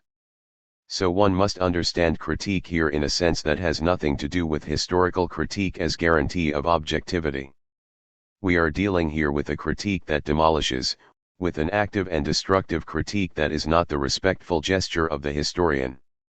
And it is even primarily the critique of historical objectivity. Historical objectivity is the disease, the degeneration of life, its disinterest, and so forth. Just as analogically for Heidegger, historical objectivity is a derivative preoccupation with respect to the original repetition of history, so analogically for Nietzsche, objectivity is a derivation of life, or rather a failure, a setting adrift of life. In the very narrow sense of this word equals something like a castration. The objective attitude is castrating, it castrates both the one who assumes it and what it is aiming at. What's more, we must not say that the objective attitude is castrating, it is castration itself. Castration is access to objectivity. To say that castration is objectivity is to say that it is neither masculine nor feminine, but that it is the privation of sex. And it would be difficult to say whether, in Nietzsche's eyes, critical history is masculine or feminine. One might be tempted to think that it is masculine, since it considers objective historians to be eunuchs, but one might think just as well that critical history is feminine since history is masculine for Nietzsche and can therefore be exhausted and critically destroyed only by a woman. This means that the masculine and the feminine are one and the same thing which, in objectivity, is affected by castration. What I am saying is not over-embroidering. It is Nietzsche who says this, or very nearly so, in the pages I am going to read, 277 to 81. History can be born only by strong personalities, weak ones are utterly extinguished by it. The reason is that history confuses the feelings and sensibility when these are not strong enough to assess the past by themselves. He who no longer dares to trust himself but involuntarily asks of history how ought I to feel about this, finds that his timidity gradually turns him into an actor and that he is playing a role, usually indeed many roles and therefore playing them badly and superficially. Gradually all congruity between the man and his historical domain is lost, we behold pert little fellows associating with the Romans as though they were their equals, and they root and burrow in the remains of the Greek poets as though these two were corpora for their dissection and were as vilia as their own literary corpora may be. Suppose one of them is engaged with Democritus, I always feel like asking, why not Heraclitus? Or Philo? Or Bacon? Or Descartes? Or anyone else? And then, why does it have to be a philosopher? Why not a poet or an orator? And, why a Greek at all, why not an Englishman or a Turk? Is the past not big enough for you to be able to find nothing except things in comparison with which you cut so ludicrous a figure? But, as I have said, this is a race of eunuchs, and to a eunuch one woman is like another, simply a woman, woman in herself, the eternally unapproachable, and it is thus a matter of indifference what they do so long as history itself is kept nice and objective, bearing in mind that those who want to keep it so are forever incapable of making history themselves. And since the eternally womanly will never draw you upward, you draw it down to you and, being neuters, take history too for a neuter. But so that it shall not be thought that I am seriously comparing history with the eternally womanly, I should like to make it clear that, on the contrary, I regard it rather as the eternally manly, though, to be sure, for those who are historically educated through and through it must be a matter of some indifference whether it is the one or the other, for they themselves are neither man nor woman, nor even hermaphrodite, but always and only neuters or, to speak more cultivatedly, the eternally objective. If the personality is emptied in the manner described and has become eternally subjectless or, as it is usually put, objective, nothing can affect it any longer, good and right things may be done, as deeds, poetry, music, the hollowed-out cultivated man at once looks beyond the work and asks about the history of its author *. Naturally, our great castrator, as Nietzsche recognized, is God the Father or his philosophical pseudonym, Hegel. Hegel is ultimately, for Nietzsche, the name or the origin of historicism and objectivism, of the historical devotion of the eunuch who bows down before the positive, objective fact, acknowledges it from a distance as untouchable. So much so that the hour of absolute historical objectivity would be the final hour of history.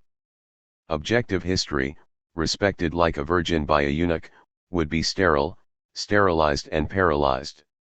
Now this devotion before the objective fact is also a devotion before the fait accompli, a history that is not critical in the Nietzschean sense because it is trying to be too critical in the philosophical sense or in the sense of historical methodology. This philosophical or methodological hypercritique becomes dogmatic because it is content to affirm and to believe without destroying, and it becomes empiricist because it is content to record the fact, what it takes to be the virgin fact. As though one could know virginity without violating it. Nietzsche sees in this historical degeneration which signals or signifies itself as Hegelianism, as end of philosophy or German ideology, a degeneracy of life and a phenomenon of vulgarity. For Nietzsche, Hegel is philosophy as vulgarity. To which Hegel would no doubt retort that that is a vulgar reading of his philosophy, as he often did preemptively, pointing out the schemas that ought not to be followed in order to read him, and that are often the very ones that his detractors, Feuerbach for a start, followed with an infallible and instructive assuredness. One can imagine for example what Hegel would say about the vulgarity of Nietzsche's interpretation of absolute knowledge. And since we were talking about this last Friday night and were wondering how such a flat reading of the end of the phenomenology had managed to become dominant, I shall read you this passage from Nietzsche that shows it in a glaring light. Read p. 331-37, even if we Germans were in fact nothing but successors, we could not be anything greater or prouder than successors if we had appropriated such a culture and were the heirs and successors of that. What I mean by this, and it is all I mean, is that the thought of being epigones, which can often be a painful thought, is also capable of evoking great effects and grand hopes for the future in both an individual and in a nation, provided we regard ourselves as the heirs and successors of the astonishing powers of antiquity and see in this our honor and our spur. What I do not mean, therefore, is that we should live as pale and stunted late descendants of strong races coldly prolonging their life as antiquarians and grave diggers. Late descendants of that sort do indeed live an ironic existence.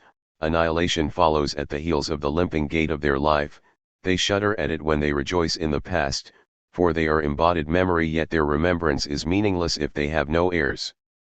Thus they are seized by the troubled presentiment that their life is an injustice, since there will be no future life to justify it.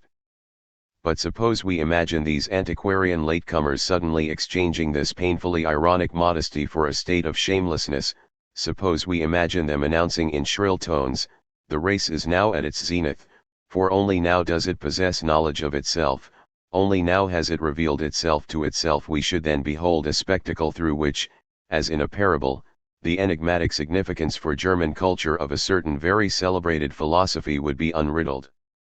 I believe there has been no dangerous vacillation or crisis of German culture this century that has not been rendered more dangerous by the enormous and still continuing influence of this philosophy, the Hegelian. The belief that one is a latecomer of the ages is, in any case, paralyzing and depressing, but it must appear dreadful and devastating when such a belief one day by a bold inversion raises this latecomer to godhood as the true meaning and goal of all previous events, when his miserable condition is equated with the completion of world history. Such a point of view has accustomed the Germans to talk of a world process and to justify their own age as the necessary result of this world process. Such a point of view has set history, insofar as history is the concept that realizes itself, the dialectics of the spirit of the peoples and the world tribunal, in place of the other spiritual powers, art and religion, as the sole sovereign power. History understood in this Hegelian fashion has been mockingly called God's sojourn on earth, though the God referred to has been created only by history. This God, however, became transparent and comprehensible to himself within the Hegelian craniums and has already ascended all the dialectically possible steps of his evolution up to this self-revelation, so that for Hegel the climax and terminus of the world process coincided with his own existence in Berlin. Indeed, he ought to have said that everything that came after him was properly to be considered merely as a musical coda to the world historical rondo, or, even more properly, as superfluous. He did not say it.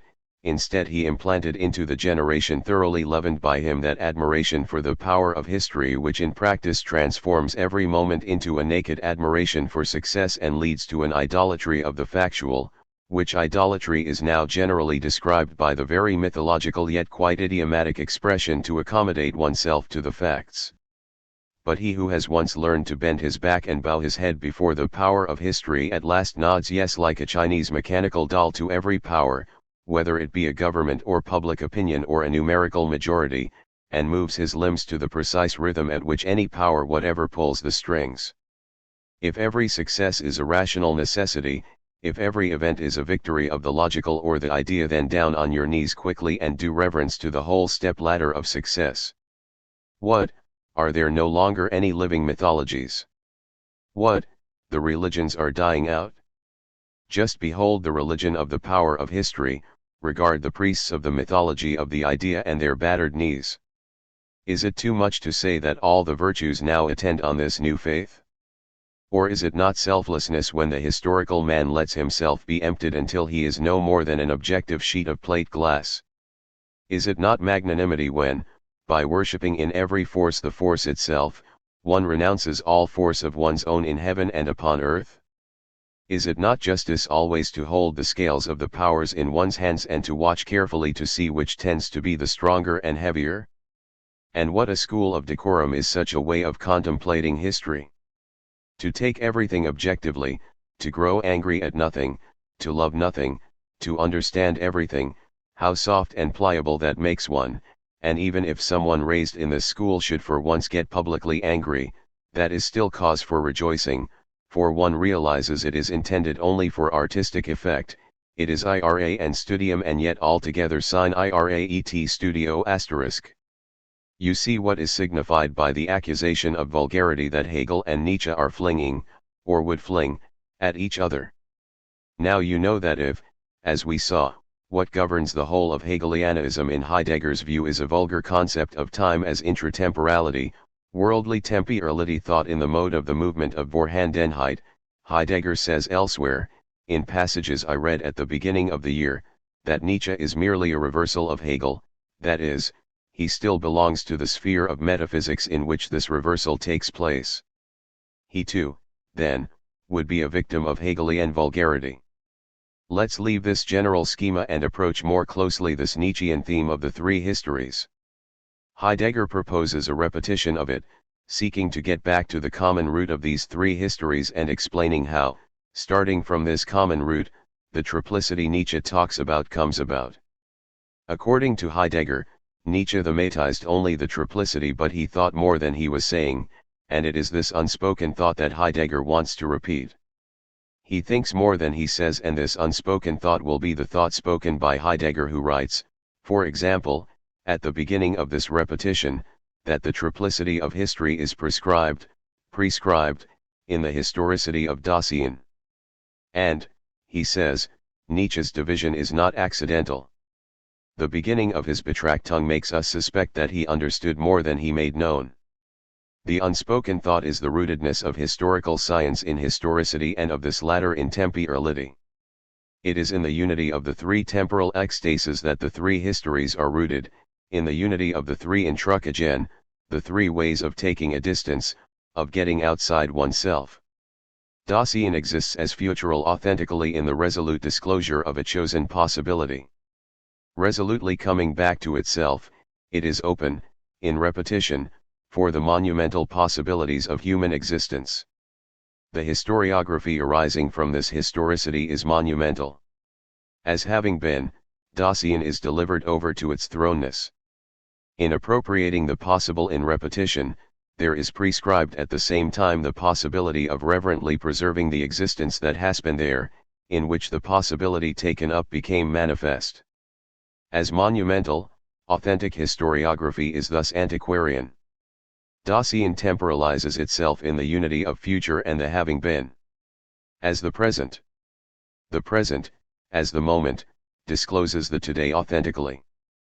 But insofar as the today is interpreted on the basis of the futurally repetitive understanding of a possibility taken up from existence, authentic historiography is the presentification of the today, that is, it becomes the painful way of detaching itself from the entangled publicness of the today. As authentic, monumental antiquarian historiography is necessarily a critique of the present. This is nothing short of saying that this powerful anti-empiricist movement that Hegelianism is, no doubt the most powerful in the whole history of philosophy, is an empiricist movement. And Heidegger concludes the paragraph that I am translating thus. Authentic historicity is the foundation of the possible unity of the three kinds of historiography. But the ground on which authentic historiography is founded is temporality as the existential meaning of being of care.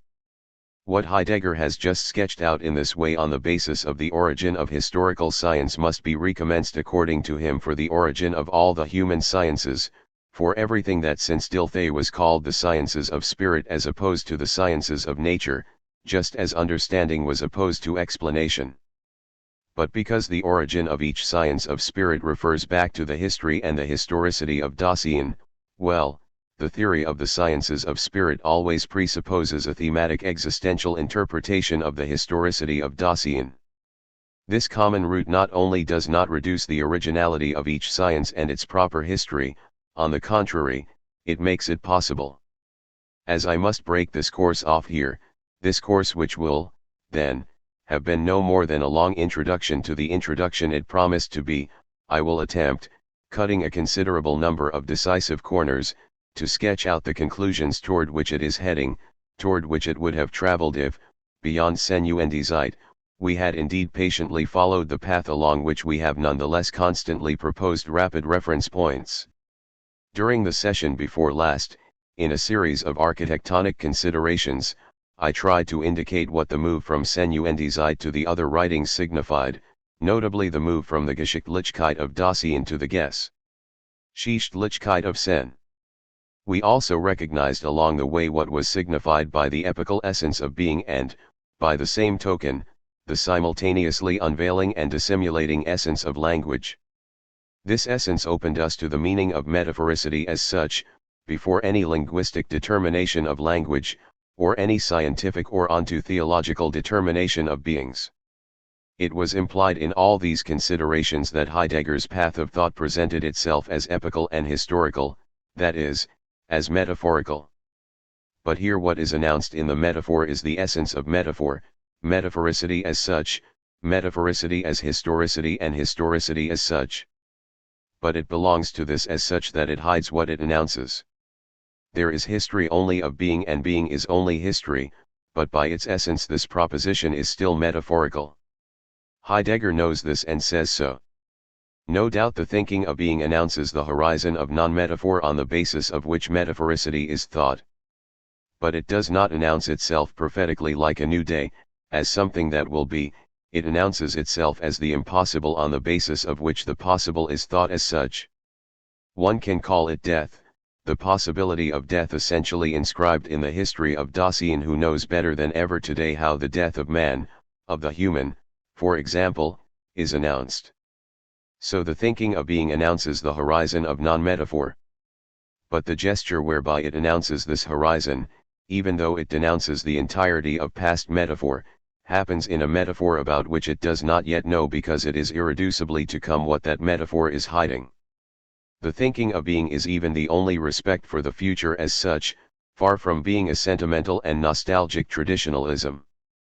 It is that on the basis of which all thoughts that claim to be progressive can arise as what they are.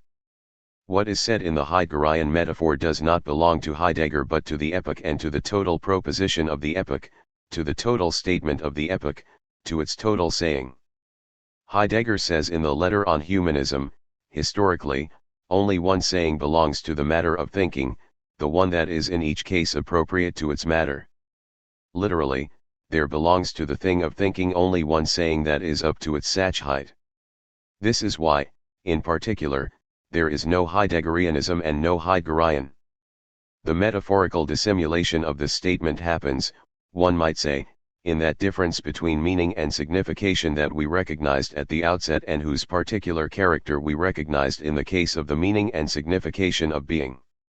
To speak of a question of being is, by the simple elocution of the word being, to determine it, to determine metaphorically the cipher of non-metaphor. Determine it in what way? Well, for example, still by the linguistic determination to which one cannot fail to make appeal. And this linguistic determination still remains a determination by the present, by the presence of the present, at the very moment when, in the name of the question of being, one is destroying the domination of presence. Heidegger knows this and says it, very early, for example, in that passage from the Einführung, of which I spoke, 10, where he lets it be understood that the infinitive form of the word be is thought on the basis of the third person present indicative. This irreducibly grammatical dimension of meaning, this writing, this necessary trace of meaning is the metaphorical process itself, historicity itself. And Heidegger's remark showing that the word be still belongs to a thinking of presence, finds confirmation in the well-known text to which I also alluded, where I was explaining why Heidegger judged it necessary to cross out the word being.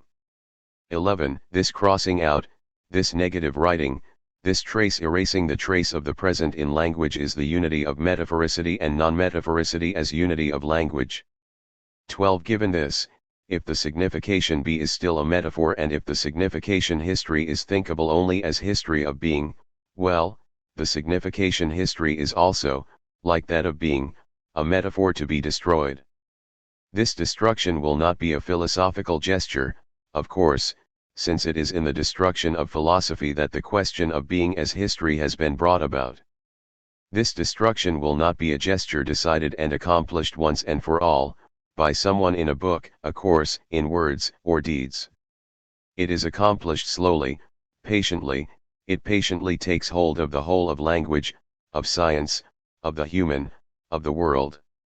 And this patience is not even ours, it is not an ethical virtue. It is the auto-affection of what one can no longer even call being. Being and history would thus still be metaphorical expressions. If being and history are metaphorical expressions that are in the process of destroying themselves as such, well, one can speak of an end of history and a death of being that are, no less, what by another metaphor we call the future itself. What is hidden under this other metaphor is the opening of the question itself, that is, of difference. The title of this course was, I recall, Heidegger, The Question of Being and History. You remember that I tried at the outset to justify each of the words of this title. Each of them, even the name Heidegger, has turned out to be metaphorical. There is one word, perhaps you remember, that I did not try to justify, and that was question.